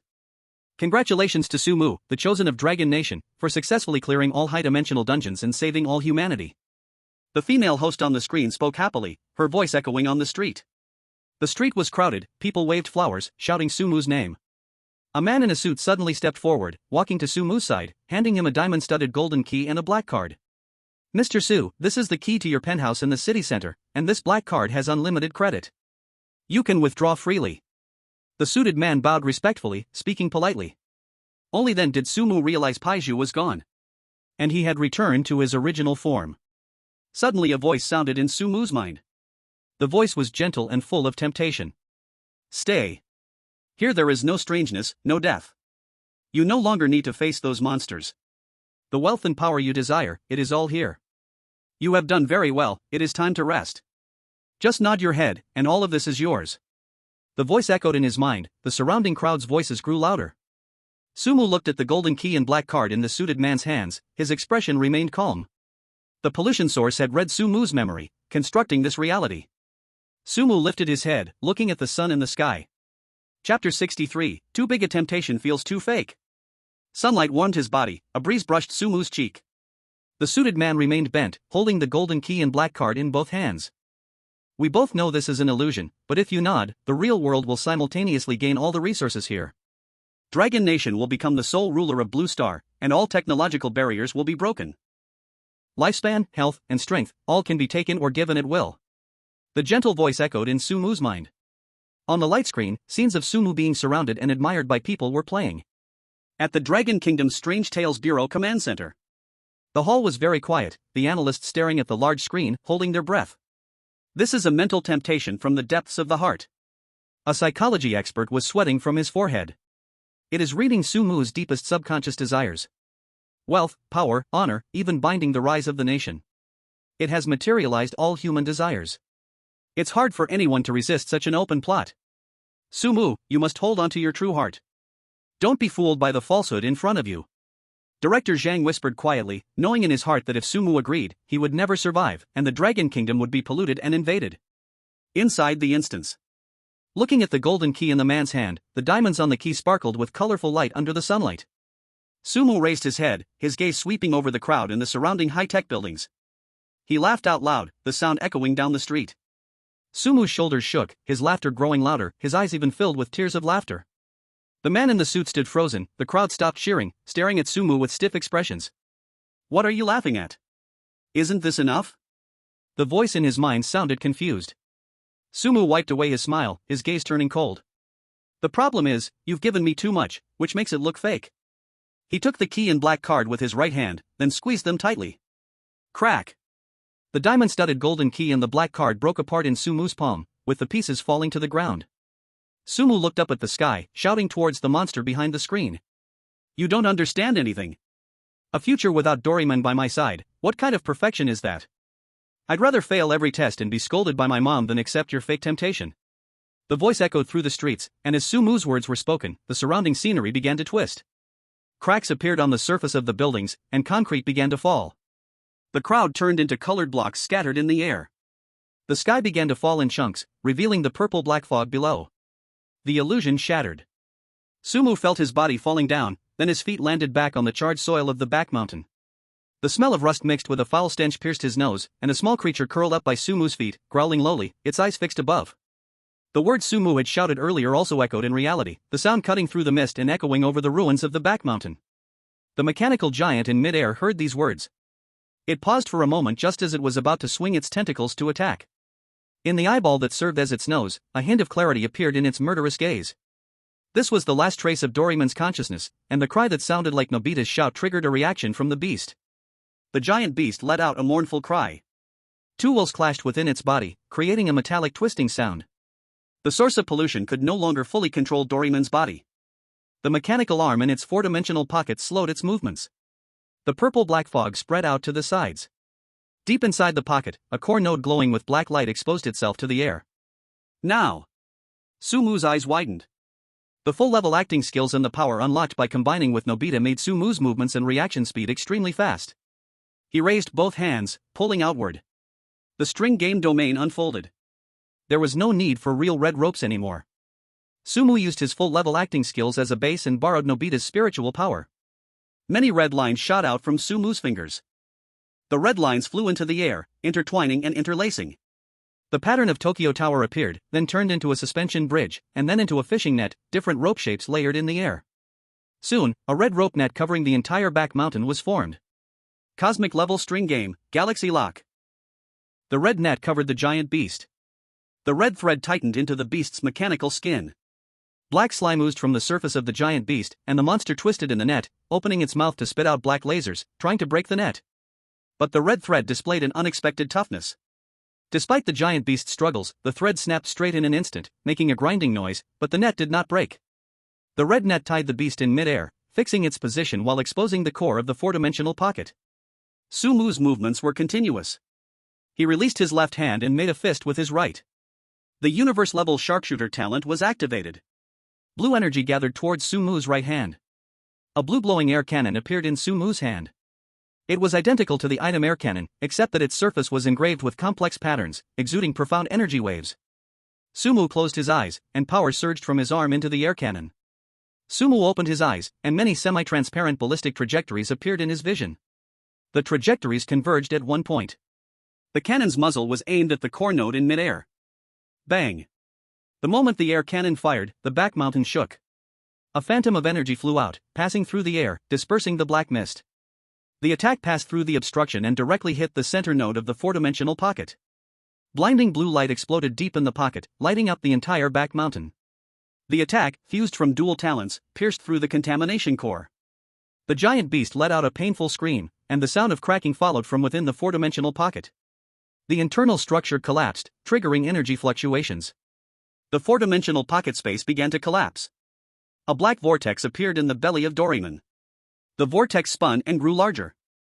The debris of the items on the ground was sucked away, followed by the soil and trees, which were pulled into the vortex and shattered. The suction covered Sumu, and his feet left the ground. Paiju screamed as his body was uncontrollably pulled into the sky. Sumu grabbed Paiju's tail with one hand, and with the other, tightly held onto a protruding rock on the ground. But even the rock cracked under the suction.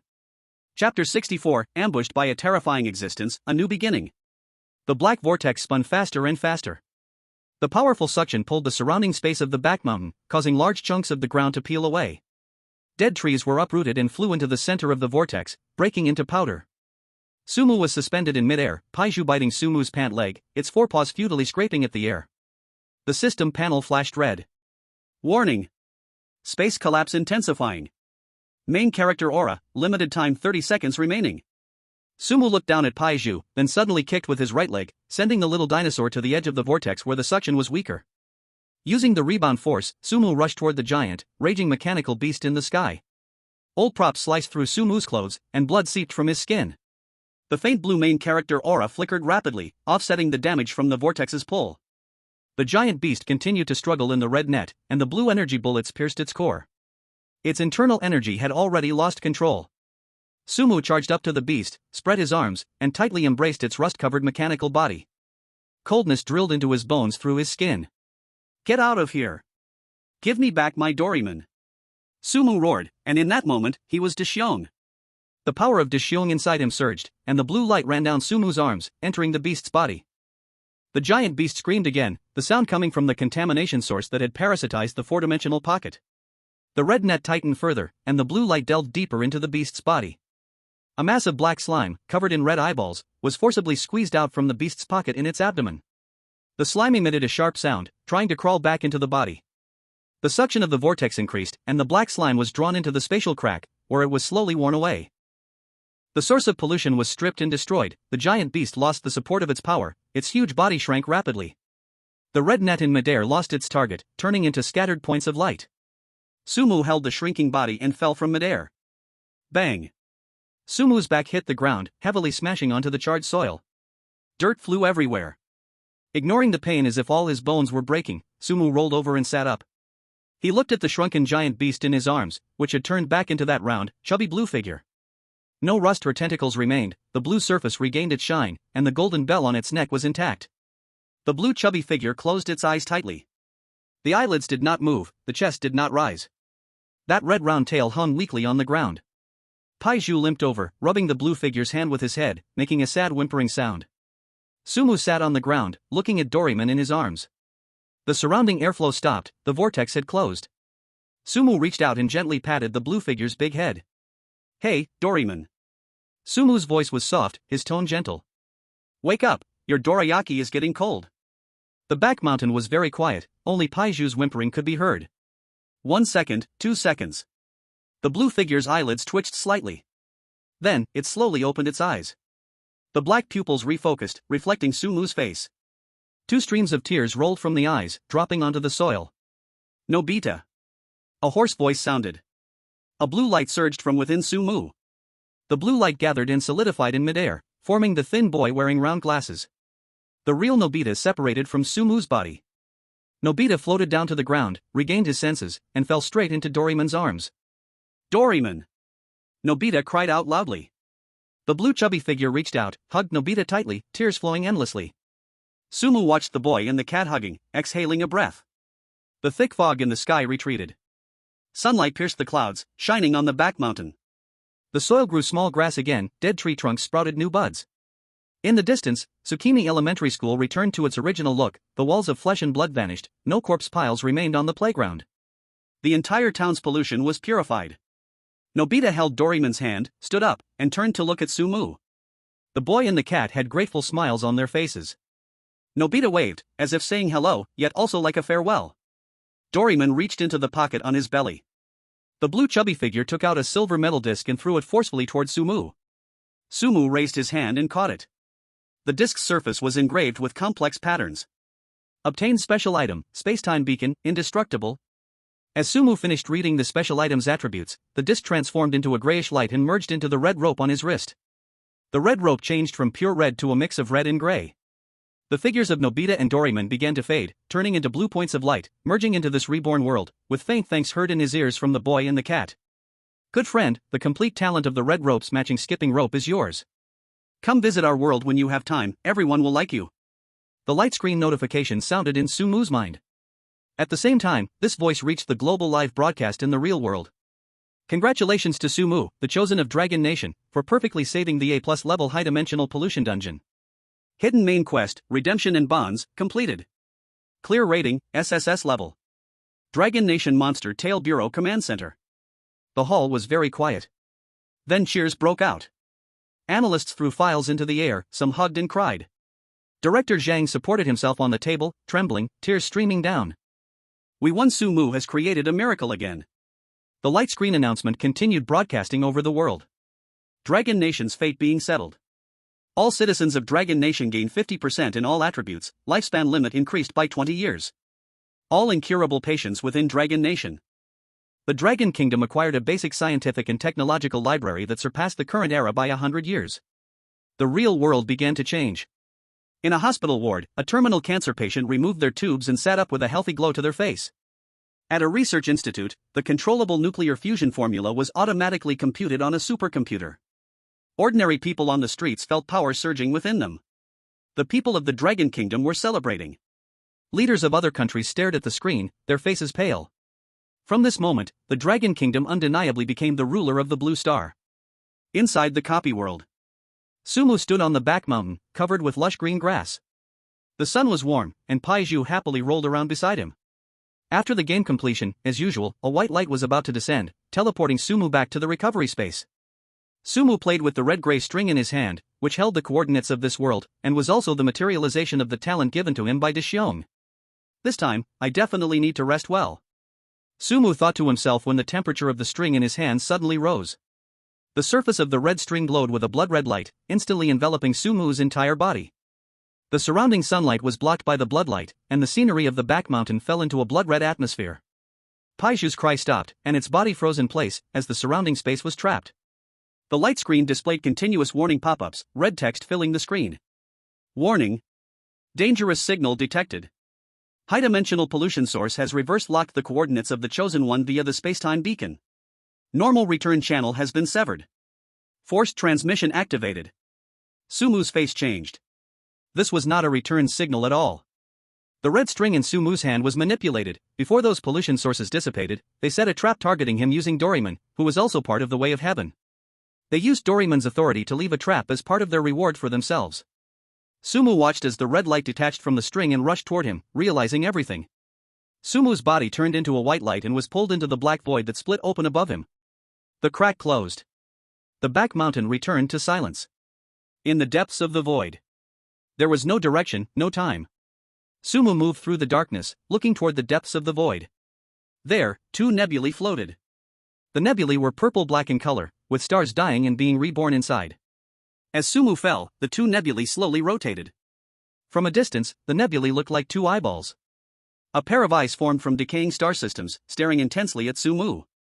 The light screen took Sumu away from the terrifying gaze and toward an unknown place. P.S. This volume ends here, the next world begins tomorrow. Chapter 65, starting as Bald Chang, but being beaten back home by a squirrel. Bang! Sumu's body crashed solidly into the muddy ground, cold mud and water instantly caking half of his face, with the earthy smell creeping down his throat. He coughed, supporting his weak arms to sit up, his nose tightening from a strong, unpleasant odor.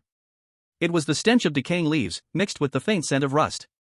Looking up, the entire forest appeared abnormally dark. The trees were twisted, their bark a suffocating dark purple, and the branches were densely tangled, blocking all the light from the sky. Fine gray particles floated in the air, settling on his hand with a cold, sticky feel like dust but much more viscous. The light screen gave no prompts, and Sumu's system could only appear when playing a role. Now, as he surveyed this unfamiliar environment, his expression grew serious. In the command center of the Dragon Kingdom's Strange Talk Bureau, the atmosphere had just relaxed. After Sumu completed the Doryman world, the screen was cut off, and everyone thought this round had ended. They were considering returning to see how the Dragon Kingdom had changed with the national fortune boost. But unexpectedly, the main screen suddenly jumped, and the display lit up again. Director Sang's smile froze on his face. What's going on? Last time, it was because there was an introduction from the Way of Heaven. Only just urgently started the dungeon, how is it opening so fast this time again? The analyst's hands quickly tapped the keyboard, sweat forming on his forehead. Director, the global screen shows only Sumu alone, he didn't return to the healing space, he was directly forced into another dungeon. At the same time, this dungeon has only Sumu, no chosen ones from other countries were selected. At that moment the big screen flickered twice, the image appeared.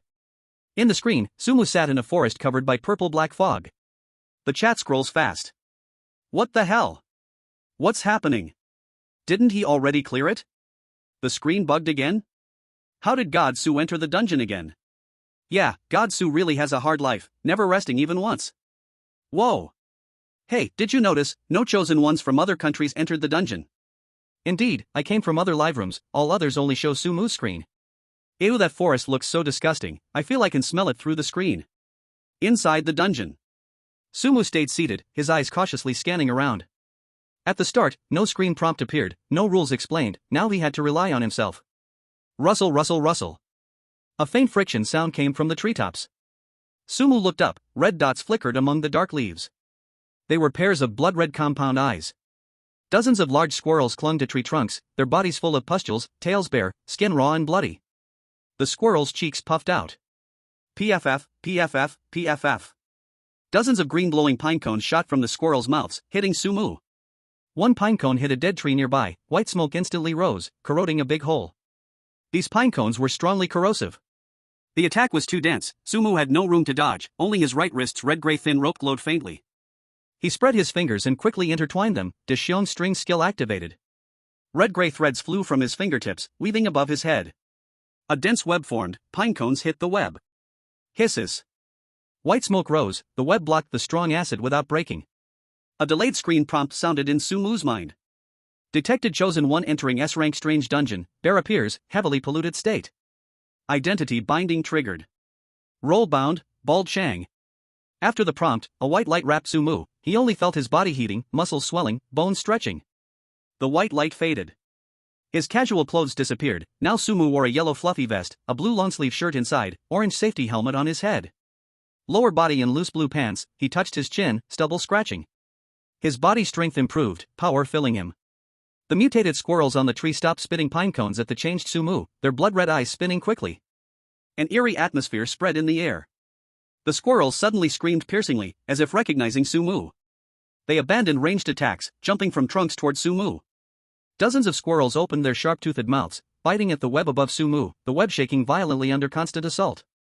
Sumu's eyes narrowed, the monster's hatred instantly maxed after his transformation.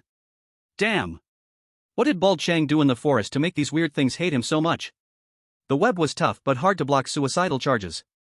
Sumu's mind worked fast, no weapons, many enemies, all crazy. And Bald Chang's character is sly but a little lazy, mouth tough but heart soft, smart and skillful, and most importantly, he knows when to retreat. Sumu took a deep breath and removed the net. He held the orange safety helmet on his head with both hands, his expression changing. Help! The squirrels are going to eat me, Brother Chang, I haven't married yet. Sumu shouted at the top of his lungs, his voice sharp but full of street-like tone. Then he turned and ran with long strides toward the wooden house in his memory. His rolling and crawling looked clumsy, he even deliberately tripped his left foot on his right to stumble. The mutated squirrels landed where he had just stood, the soil punched into pits, yet they did not plan to let Sumu go, chasing relentlessly with all four limbs. A system prompt sounded in his mind. Ding! Action matches the core logic of the original character. Role-playing degree increased to 10%. Unlocked character exclusive privilege, Junior Lumberjack Constitution. A hot wave shot from his feet to his forehead. Sumu felt his legs full of power, his lung capacity also enhanced. His running speed doubled, trees flashed past on both sides of his vision. Sumu kicked off the ground and easily leapt over a thick tree root lying across the road. The root was covered with mushrooms shaped like human faces, and the mushrooms released purple spores. Sumu twisted his waist in midair, avoiding the spore mist, and landed steadily to continue running wildly. The squirrel screams were left behind, a head appeared in open space. A shabby wooden house stood in the center of the clearing, its walls covered in black moss, the roof chimney crooked. Sumu ran out of the forest, stepped onto the steps in front of the wooden house. He pushed the wooden door open and slipped inside. His movements were quick, he closed the door behind him with a backhand. Click! The door bolt dropped. Then he leaned on the door, breathing heavily, while dull thuds and squirrel screams came from outside. The wooden door shook violently but was extremely sturdy, showing no sign of breaking. He stood straight and adjusted the safety helmet on his head. Sumu calmed his breathing and began to observe this little wooden house of Bald Chang. Chapter 66, Let Me Chop Trees? Give me equipment. The inside of the house was dim, the air filled with the smell of moldy wood. A worn solid wood square table stood in the center, next to it a few wooden chairs, and a thermos on the table. In the corner leaned a rusty axe, its blade stained with dried black blood. Sumu entered the bedroom and saw a landline phone on the bedside table. On the wall beside it, a yellowed note was stuck crookedly, its edges torn uneven, with 2 lines of words glaringly clear. Those who do not answer the phone die. Those who fail the mission die. The phone shell was originally green, now a dark purple-black. Thick red liquid oozed from the gaps of the phone, dripping onto the table, giving off a pungent bloody smell. Sumu looked at the phone and quietly stepped back, jokingly thinking, even a fool would know this phone was dangerous. Rying. Just as Sumu was looking for other clues in the room, the harsh phone rang suddenly inside the closed wooden house, so loud it hurt his eardrums. The phone jumped on its base, the red liquid splashing around as it vibrated. Inside the dim house, the only light came from a dust-covered bulb above. The bulb flickered zzz repeatedly with the ringing. Rying. The landline kept ringing, the wooden house seeming to tremble slightly with the sound. Outside, at the Long Kingdom Monster Tales Bureau Command Center, everyone held their breath in front of the big screen. Those who do not answer the phone die, those who fail the mission die. An analyst stared at the 2 lines on the wall, swallowing hard. This is a death trap. Answering the phone will surely bring trouble, but not answering means instant elimination. The global live broadcast comments scrolled rapidly. What a hellish start. Just escaped mutated squirrels, now a death phone.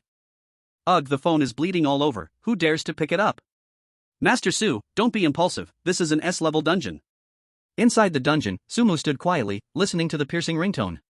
His eyes narrowed slightly, he knew very well that his god-level role-playing system demanded immersion. To survive, he not only had to follow the dungeon rules but also perfectly fit Bald Chang's character. Who does Bald Chang usually fear? Of course, Boss Lee. But what is Bald Chang's attitude when answering the phone? Sumu thought about the animation in his memory, took a deep breath, and raised his hand to rub his stiff cheeks. In the next second, Sumu put on a worldly expression, bent his waist, and pulled a pleasing curve at the corners of his mouth. Without hesitation, Sumu reached out and grabbed the bloody receiver, bringing it close to his ear. He raised his voice by 8 tones, full of bootlicking flavor. Hello, Boss Lee. Is that you, Boss Lee? What instructions do you have? There was no sound on the other end, as if it was confirming something. After a short silence, a piercing synthetic voice came from the receiver, making Sumu's eardrums ache. Bald Chang before night, hand over a century-old bleeding ebony or annihilation. The voice was emotionless, filled with deathly stillness. This twisted synthetic voice clearly indicated that Boss Lee had been assimilated by a high-dimensional contaminant. Before Sumu could think further, an abnormality suddenly appeared. SSSHHH. The phone in his hand suddenly sprang up, instantly turning into a thorn-covered tentacle that tightly wrapped around Sumu's neck. The suffocating feeling came, the thorns on the tentacle pierced Sumu's skin, and blood flowed down his neck.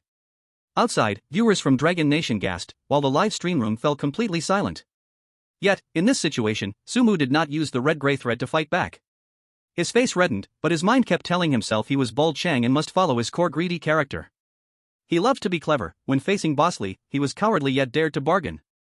Sumu used both hands to grab the tentacle on his neck, not begging but widening his eyes and shouting, "Boss Lee. Are you reasonable? This job is too dangerous, you must pay more. Absolutely pay more.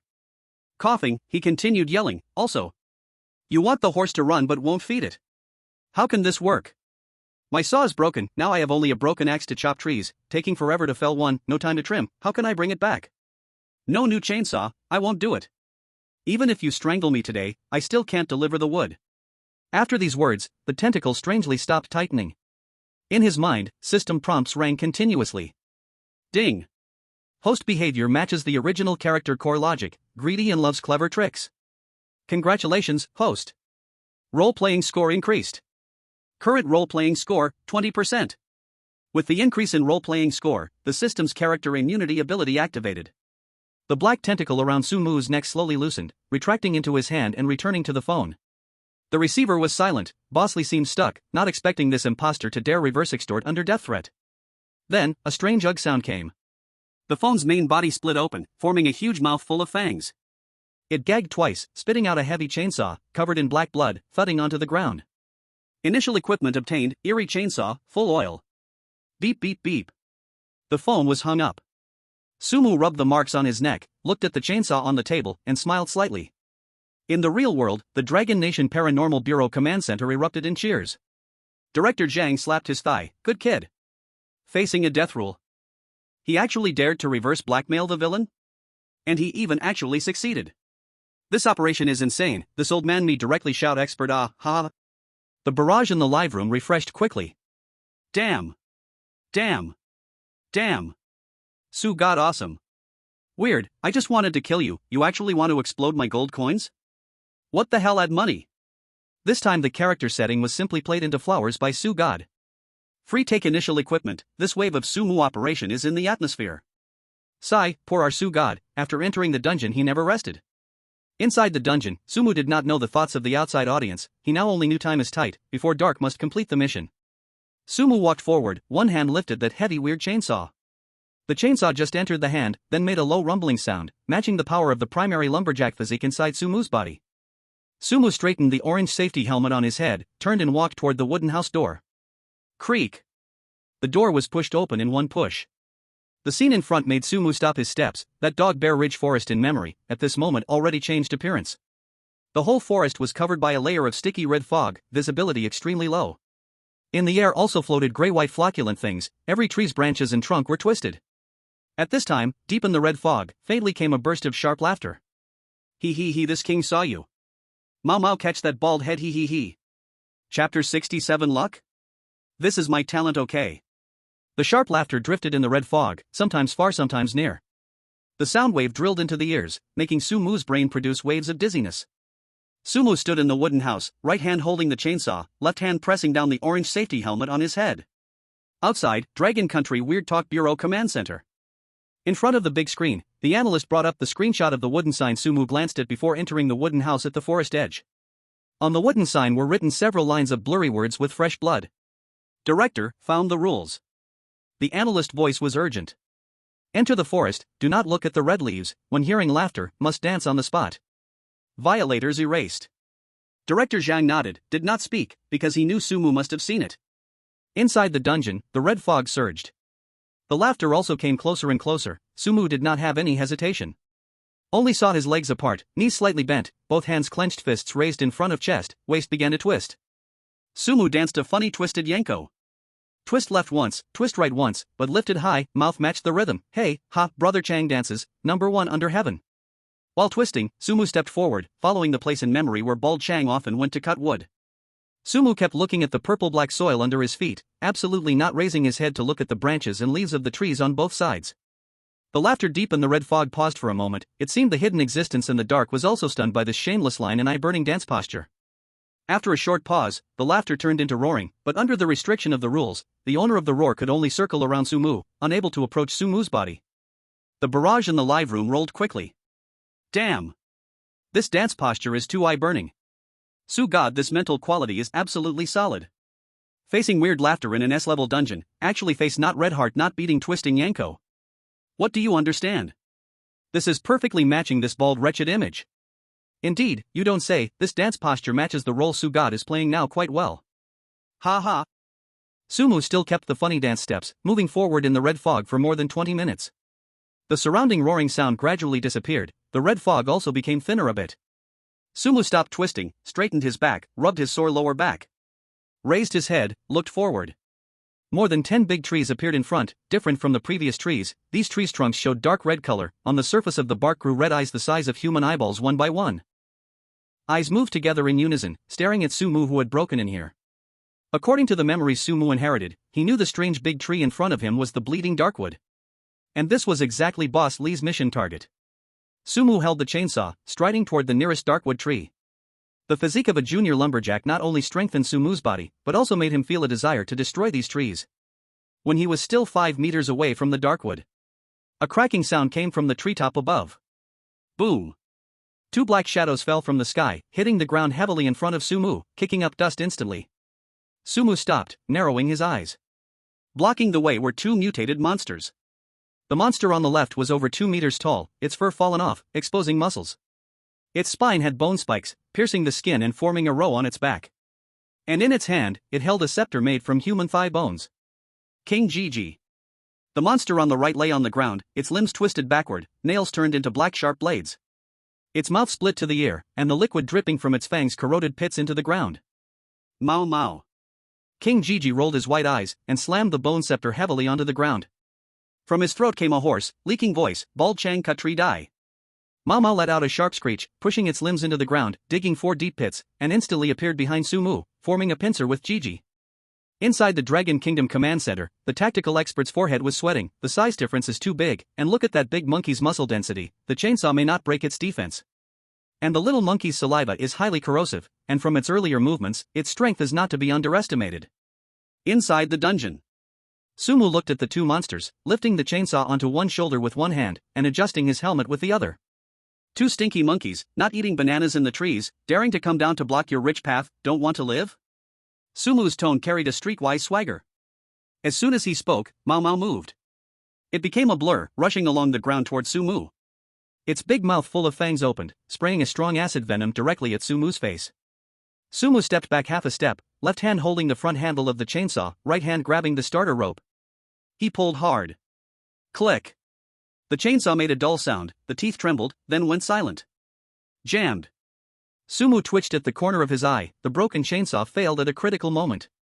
The strong acid venom approached, and Mao Mao's claws blocked Sumu's escape to the sides. King Gigi also raised the bone scepter, stepping forward, cutting off the retreat. Sumu clenched the starter rope with his right hand, gathering all his strength in his arm, and pulled hard again. Let your Changa spin. Snap. A crisp sound. The rope came off the chainsaw's starter wheel. Sumu pulled too hard, lost balance, and fell backward. As he fell, he narrowly avoided the spraying strong acid venom.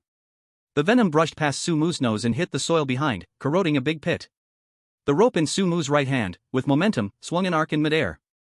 The handle at the end of the rope slipped out of his hand, flying upward. Bang! The handle hit a branch directly above King Gigi's head. At the base of the branch hung a beehive. And the handle just broke the fragile bark connecting the beehive and branch. Immediately the beehive detached and fell straight down. Boom! The beehive smashed hard on Gigi's head, shattering into pieces. The debris smeared Gigi's face, sticky honey flowing down its head. The next second, buzzing filled the forest. Mutated bees poured out from the shattered hive, their compound eyes glowing red, stingers 10 centimeters long. The cold, eerie light flickered. The mutated bees locked onto the nearest King Gigi and Mao Mao. After all, one monkey was covered in honey, and the other was also a monkey, clearly part of the same group. The swarm of bees dove down. Pft, pft. The poison stingers pierced King Gigi's skin, and he screamed in agony, throwing away his bone staff, swatting at the wasps on his body. But there were too many bees, and King Gigi's head instantly swelled up.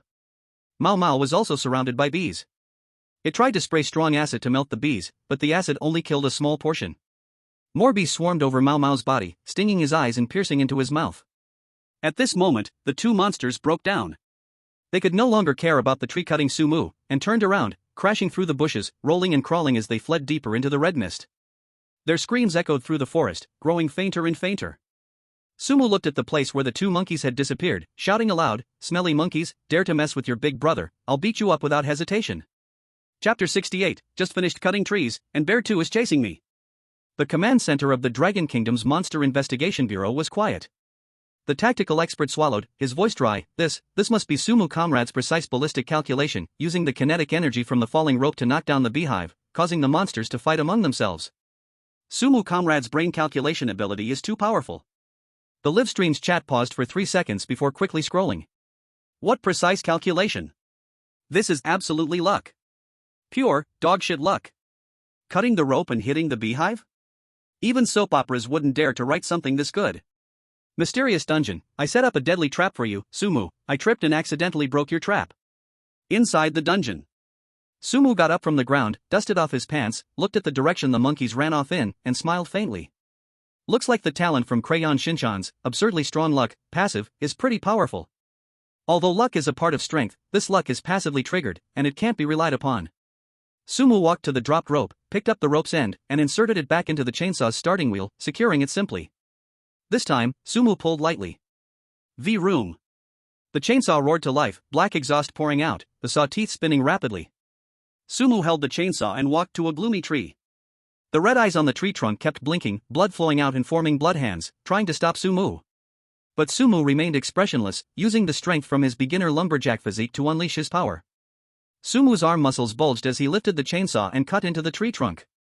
Zzz. Wood chips flew everywhere, and a scream came from inside the tree trunk. Sumu ignored it and accelerated the chainsaw. Crack! The large tree collapsed, crashing to the ground. Sumu turned off the chainsaw, grabbing the branch of the gloomy tree with one hand. At this moment, a system prompt sounded in his mind. Ding! Action matches the core logic of the original character. Roleplay degree increased to 25%. Sumu dragged the gloomy tree and turned toward the direction of the wooden house. His beginner lumberjack physique made dragging the several hundred-pound tree effortless. He had just walked 10 or so meters when the ground beneath his feet began to tremble. The tremors grew stronger, and the surrounding trees swayed, leaves falling one by one. A stench mixed with the smell of blood drifted from the deep forest behind Sumu. Sumu stopped, instinctively tightening his grip on the chainsaw. Roar! A bear's roar sounded from behind Sumu, the sound wave almost blowing off his safety helmet. He pressed his hand firmly on the brim of his helmet and turned to look. The red mist ahead, about 10 meters away, was pushed aside as a massive bear charged out. The giant bear stood nearly 4 meters tall, with thick limbs. Its fur, originally light yellow, had fallen off in large patches, exposing dark red muscles covered with black poisonous fungi. The caps of the fungi opened and closed with the giant bear's breaths. A purple spore mist sprayed out. Shellnier's head looked terrifying, with its bare mouth splitting open from the middle, stretching all the way to the ears, revealing 3 rows of interlaced white teeth. Its red eyes had no pupils. Slimy saliva dripped down its teeth. Sumu's eyelid twitched. The monster in front was covered in poisonous fungi, and its appearance was horrifying. All Sumu could think about was running, and the instinct to flee from danger matched the character of Bol Chang. So Sumu bent down, grabbed the heavy blood-dripping, gloomy wood weighing hundreds of pounds with his left hand, and held the chainsaw in his right, turning around and running. His beginner lumberjack physique kicked in, and Sumu carried the hundreds of pounds of wood on his shoulder, his legs running fast, leaving deep footprints in the mud. Stinky bear. What's your problem? Chang-gu doesn't have time to play with you today. As he ran, Sumu cursed loudly, his voice high-pitched, even cracking. Boom! Boom! Boom! Heavy footsteps echoed behind him, shaking the ground beneath. Shellnier was charging forward on all fours, moving quickly. It didn't answer Sumu, only chased him relentlessly. The thick trees in its path were directly crashed into, splintering wood and leaves flying through the air. The distance between the man and the bear was closing at a visible rate. 10 meters. 8 meters. Sumu could already feel the foul breath of Shellnier on the back of his neck. Sumu clenched his teeth and activated his talent, the red-gray thin rope on his wrist glowing. Daxiong's skill, the flipping rope talent, activated. Sumu controlled the thin rope with his mind, swinging it backward. Dozens of red-gray intertwined ropes flew from his wrist, wrapping around the thick trunks of 2 large trees behind him. The ropes intertwined, quickly tightening, forming a net-like horse trap about half a meter off the ground. Shellnier charged directly into it. Bang! A muffled sound spread through the forest. The red-gray ropes dug into Shellnier's calf muscles, and the tremendous force caused the beast to lose its balance. Its massive body slammed to the ground, sliding forward for several meters, creating a deep groove in the earth. Outside, in the Dragon Kingdom's Strange Talk Bureau Command Center. The analysts relaxed as they saw Shellnier fall, but Director Zhang suddenly stood up, staring closely at the screen. Something's wrong, this won't work. Based on its size, its strength is definitely not small. In the instance. The fallen Xiong'er let out a roar, seemingly confirming Director Zhang's words. It pushed with its arms, standing up directly. As Xiong'er stood, the taut red-gray ropes creaked. Roar! Xiong'er suddenly exerted force with its legs, pulling forward with all its might. Boom! The ground shook, and the soil was overturned. The two thick trees were uprooted by Xiong'er. The trees fell, breaking branches around them, and Xiong'er dragged the two trees as it continued charging towards Sumu, its speed unchanged. The bizarre strength of the S-Class instance was fully revealed at this moment. The global livestream fell silent, no one was sending comments, and the viewers stared at the screen, dumbfounded. Sumu, hearing the huge sounds behind him, furrowed his brows. He carried the gloomy wood and charged out of the purple mist, stopping in his tracks. There was no way forward. It was a cliff, with black mist shrouding the bottom, and the faint sound of flowing water could be heard. Cold wind blew up from the bottom of the cliff, carrying away the sweat from Sumu's escape. Sumu had no place to retreat. He turned around, his back against the edge of the cliff. Xiong'er stopped less than 5 meters away from him, standing upright, blocking the light from the red mist. The shadow of Xiong'er enveloped Sumu, its red eyes staring at Sumu, who was wearing a safety helmet. Xiong'er opened its massive mouth, letting out a screech from its throat. Sumu swallowed, threw the gloomy wood at his feet, straightened up, and held the eerie chainsaw. He gripped the handle tightly, his left foot pressing down on the electric chainsaw's base. "Stinky bear, if you want to eat your strong brother, you have to see if your teeth are tough enough." Sumu shouted loudly, his right hand clutching the starter rope, pulling it hard backward. Ka! The chainsaw let out a muffled sound, the sawteeth shook twice, and black smoke spewed from the exhaust pipe. The chainsaw stopped again. Chapter 69, even though Bear 2 is polluted, he still doesn't forget to eat. Sumu paused for a moment, slapping the chainsaw's outer shell twice, then pulled the starter rope again. Bada! The chainsaw still didn't respond. Tisk, Boss Lee's initial equipment really isn't anything good, it broke after just a few uses. But Bear 2 clearly had no intention of giving Sumu time to fix the chainsaw. It let out a roar, its massive body charging at him, mouth wide open to bite at Sumu. The wind blew, making Sumu squint his eyes, half of his foot hanging in the air, the stone underfoot crumbling and falling off the cliff. The situation was urgent. Sumu quickly thought of a plan. Physical attack? No, his attack power was insufficient, and now that the tool was broken, there was no way to retreat. What would Strong Brother do in this situation? Sumu threw the useless chainsaw away and stared at Bear 2 with wide eyes. He shouted at the charging Bear 2. "Stinky Bear! What are you going crazy for? Didn't you just want honey? Strong Brother will give it to you." Sumu reached into his vest pocket with his left hand, pulling out a sticky thing, and smashed it hard onto Bear 2's face. It was the honeycomb that had fallen onto Gigi's head earlier, which Sumu had picked up from the ground. There was still a lot of honey in the honeycomb, and it still emitted a sweet fragrance. A system prompt rang in his mind. Ding! Host's behavior matches the core logic of the original character, understands compromise. Role-playing degree increased. Current role-playing degree, 35%. Pa! The honeycomb shattered as it hit Bear 2's nose, honey smeared on half of Bear 2's face, dripping down the corners of its mouth. The unique sweetness of honey also penetrated Bear 2's nostrils. The surroundings suddenly became quiet. Bear 2's charging action froze. It stopped less than half a meter in front of Sumu. Its red eye shifted back and forth, and a low growl came from its throat. It lowered its head, extending its tongue to lick the honey on its face. "Sweet, sweet, it's honey." A hoarse, mumbled voice came from Bear 2's throat. Bear 2 fell into confusion. It didn't continue attacking, instead standing in place and pawing at the honey on its face. Sumu broke out in a cold sweat on his back. He knew that this honey couldn't purify S-level contamination, and after Bear 2 finished eating the honey, he would fall into danger again.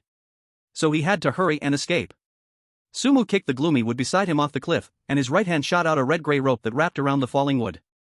Sumu shot out a red rope with his left hand, wrapping it around a withered tree at the edge of the opposite cliff. Go! Sumu grabbed the ropes tightly, pushing hard with his feet on the cliff's edge. His body soared into the air. Using the pull of the red rope, Sumu crossed the more than 10-meter-wide cliff with the gloomy wood. The strong wind whipped past his ears as he looked back in midair. Bear 2 was still licking the honey, the red mist gathering around it blocking its body. Bang! Sumu landed on the mud of the opposite cliff, rolling twice to release the impact, while the gloomy wood crashed beside him. He lay on the ground, panting heavily, his chest rising and falling violently. Now he was completely safe. S-level dungeon monsters were so difficult to deal with.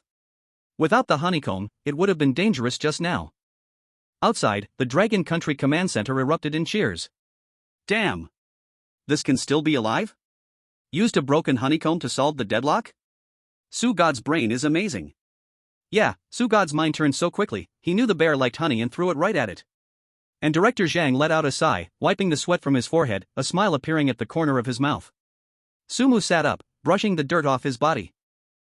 He looked at the vanished figure across the cliff and began to think. Xiong'er's obsession with honey had not been erased even by high-dimensional pollution. It seemed that although the animals in this forest were polluted, their core obsession still existed. This might become the key to clearing the Bear Ridge dungeon.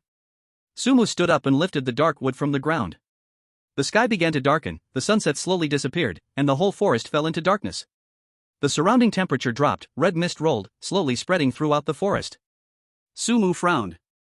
A mechanical synthesized voice suddenly sounded in his ear. It is dark. Boss Lee's collector is about to reach your door. Please deliver on time. The sky was completely dark, the red mist began to deepen, soon turning pure black. Sumu's scalp tightened. He could feel the temperature in the air dropping rapidly, and the fallen leaves on the ground were already covered with a layer of black frost. Run! At this moment, Sumu had only this thought in his mind. His leg muscles tensed, carrying hundreds of pounds of dark wood as he ran toward his cabin. During the run, Sumu realized the black mist was spreading quickly behind him. Where the black mist covered, trees creaked, and dense flesh tumors grew on the trunks. Sumu gasped heavily, his lungs burning with pain. Soon, the outline of the cabin appeared ahead. By now, half of the open ground around the cabin had turned black. Brother Chang, I haven't got my wages yet. Want my life? No way. Sumu shouted, using the last of his strength. He swung his arms and threw the blood-dripping dark wood onto the cabin porch. Bang! The heavy wood hit the steps in front of the cabin, splinters flying. At the same time, Sumu leaped, throwing himself into the cabin. The black mist brushed past his heels, and the outside world went completely dark. Sumu fell onto the dusty wooden floor. Ignoring the pain, he used his hands and feet to get up, grabbing the door panel and forcefully closing the main door. Click! The latch fell into place. Sumu leaned against the wooden door, sliding down to sit on the floor, his chest rising and falling violently, sweat dripping down his face, forming small drops on the floor that vanished, leaving only faint water stains. He survived. Before he could catch his breath, a knocking sound suddenly came from outside the door. Knock! Knock! Knock! The wooden door shook, dust falling. Sumu stood up, pressed against the crack in the door, and looked outside. Outside stood a huge figure. It was a tracked robot, its metal shell covered with dried blood and chunks of flesh. Two mechanical arms had high-speed saw blades at the ends, and the robot's red spotlight scanned the dark wood on the porch. Beep! A piercing electric sound rang. The mechanical synthesized voice penetrated the wooden door into Sumu's ears. Scan complete. Quantity, 1 piece. Quality, 100-year blood dripping. Reached first day survival target. A slit opened in the robot's abdomen, revealing a crusher filled with alloy teeth inside. The mechanical arms stretched out, grabbed the dark wood on the ground, and stuffed it into the abdomen. Crunch! Crunch! The hundreds of pounds dark wood was shredded into pieces within seconds. Chapter 70, The Strange Beast Tide arrives. After eating the wood, the red light on the robot's head flickered faster. Bald Chang. Although Boss Lee is satisfied with your efficiency, the demand for wood has increased. Tomorrow's task target doubles, 2 pieces of 100-year blood-dripping dark wood must be submitted. If you cannot complete it, I will personally recover all your possessions to offset the debt. After speaking, the robot's tracks rotated, crushing the ground as it slowly retreated into the black mist-covered forest. Sumu stood behind the door, clenching his fists. This evil capitalist, even mutated, still oppresses workers. Sumu's back molars clicked together. He glanced at the system panel. It seems that I must quickly increase my role-playing degree to unlock more abilities, otherwise, I won't be able to finish tomorrow's double task, and the robot doesn't seem to be joking. Outside, at the Dragon Kingdom's Monster Talk Bureau Command Center. Director Zhang rested his hands on the table, his face grim. This is a unilateral order with no room for resistance. The analyst quickly typed on the keyboard, pulling up the data model. Director, according to the calculations, the armor thickness of the debt collection robot exceeds that of a main battle tank, and conventional weapons can't break through. If Sumu can't deliver the wood tomorrow, his survival rate is nearly 0. The live stream comments were scrolling rapidly. This Boss Lee is too greedy. Almost died for a single log today, and tomorrow he wants 2? This robot is like a dimension-reducing strike. Is Su-God going to use his head to fight it? Su-God is having a tough time, hasn't even had a sip of water yet, and the chainsaw is broken. Tomorrow, he can't really just take an axe and chop, can he? Inside the instance, Sumu walked to the table, shook the water bottle, and found it empty. Sighing, Sumu turned and walked toward the corner of the room, preparing to grab the rusty axe for self-defense. At this moment, strange noises suddenly came from outside the wooden house. A woo! Roar! The cries of different animals came from all directions, piercing through the walls, straight into his eardrums. Sumu froze for a moment, then suddenly turned to look at the window. Outside the window, black mist was rolling. Countless twisted black shadows crawled out of the forest and surged toward the wooden house. Creak! Creak! Scratching sounds echoed around the wooden house. The monsters climbed up the walls of the wooden house. Sumu quickly walked to the window and looked outside through the glass. The next second, his pupils contracted. Outside the window, there were countless blood-red eyes. Mutated squirrels and rabbits with tusks were climbing the walls, while pus-covered wild boars crowded at the bottom. They opened their mouths, revealing sharp teeth, starting to gnaw at the walls of the wooden house. Bang! Bang! The sound of impacts came one after another. The entire wooden house started shaking violently, with dust falling from the ceiling. From the gaps in the wooden planks of the walls, black sticky blood began to seep out. The smell of blood spread throughout the room. Sumu took 2 steps back. This was the beast tide twisted by the contamination source. They were driven by the rules of the night to tear apart any living thing inside the wooden house. Inside the Dragon Kingdom Command Center, the large screen displayed the damage to the wooden house, and if this continued, the situation would definitely turn bleak. Director Zhang looked at the screen, his voice trembling.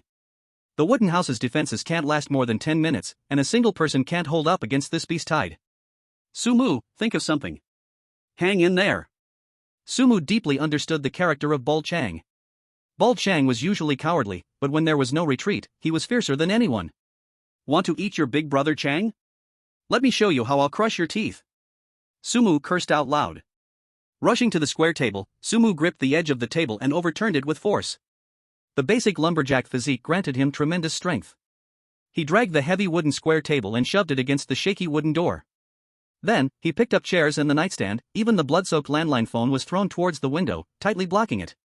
After doing all this, Sumu turned and walked to the corner of the room, bent down, and grabbed the rusty axe. The axe handle was rough, with dried blood on it.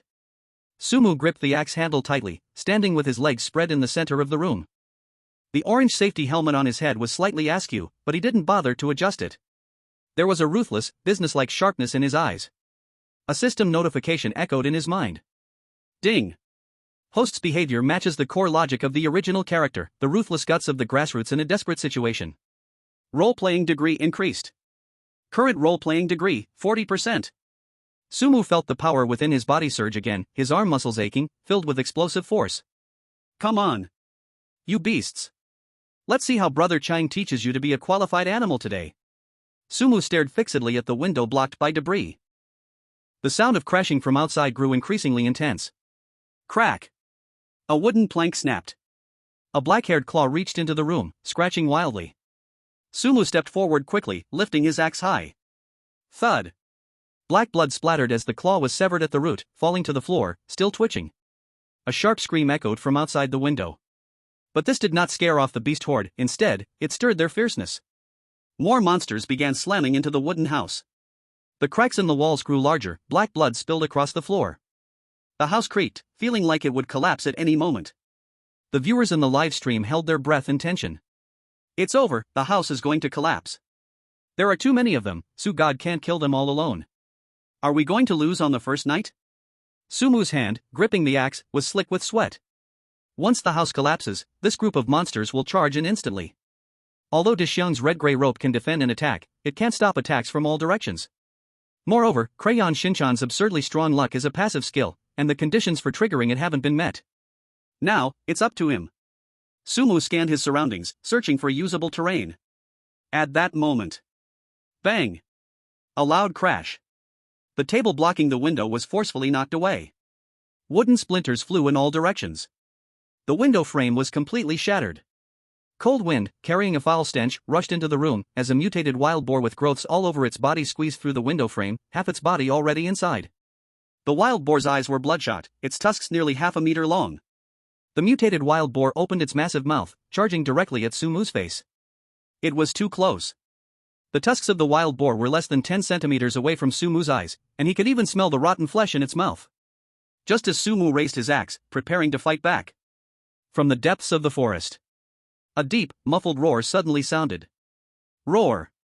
The sound was not loud, but it carried a heavy, oppressive force. The sound wave pierced through the black mist, reaching the entire wooden house. The mutated wild boar, which was about to bite Sumu, suddenly froze in place. The madness in its eyes faded away. Then, the mutated wild boar let out a mournful cry, desperately retreating, its massive body tumbling out of the window. Not just the wild boar. Outside the house, the scratching and crashing sounds, which were dense as a swarm, all abruptly ceased after the roar.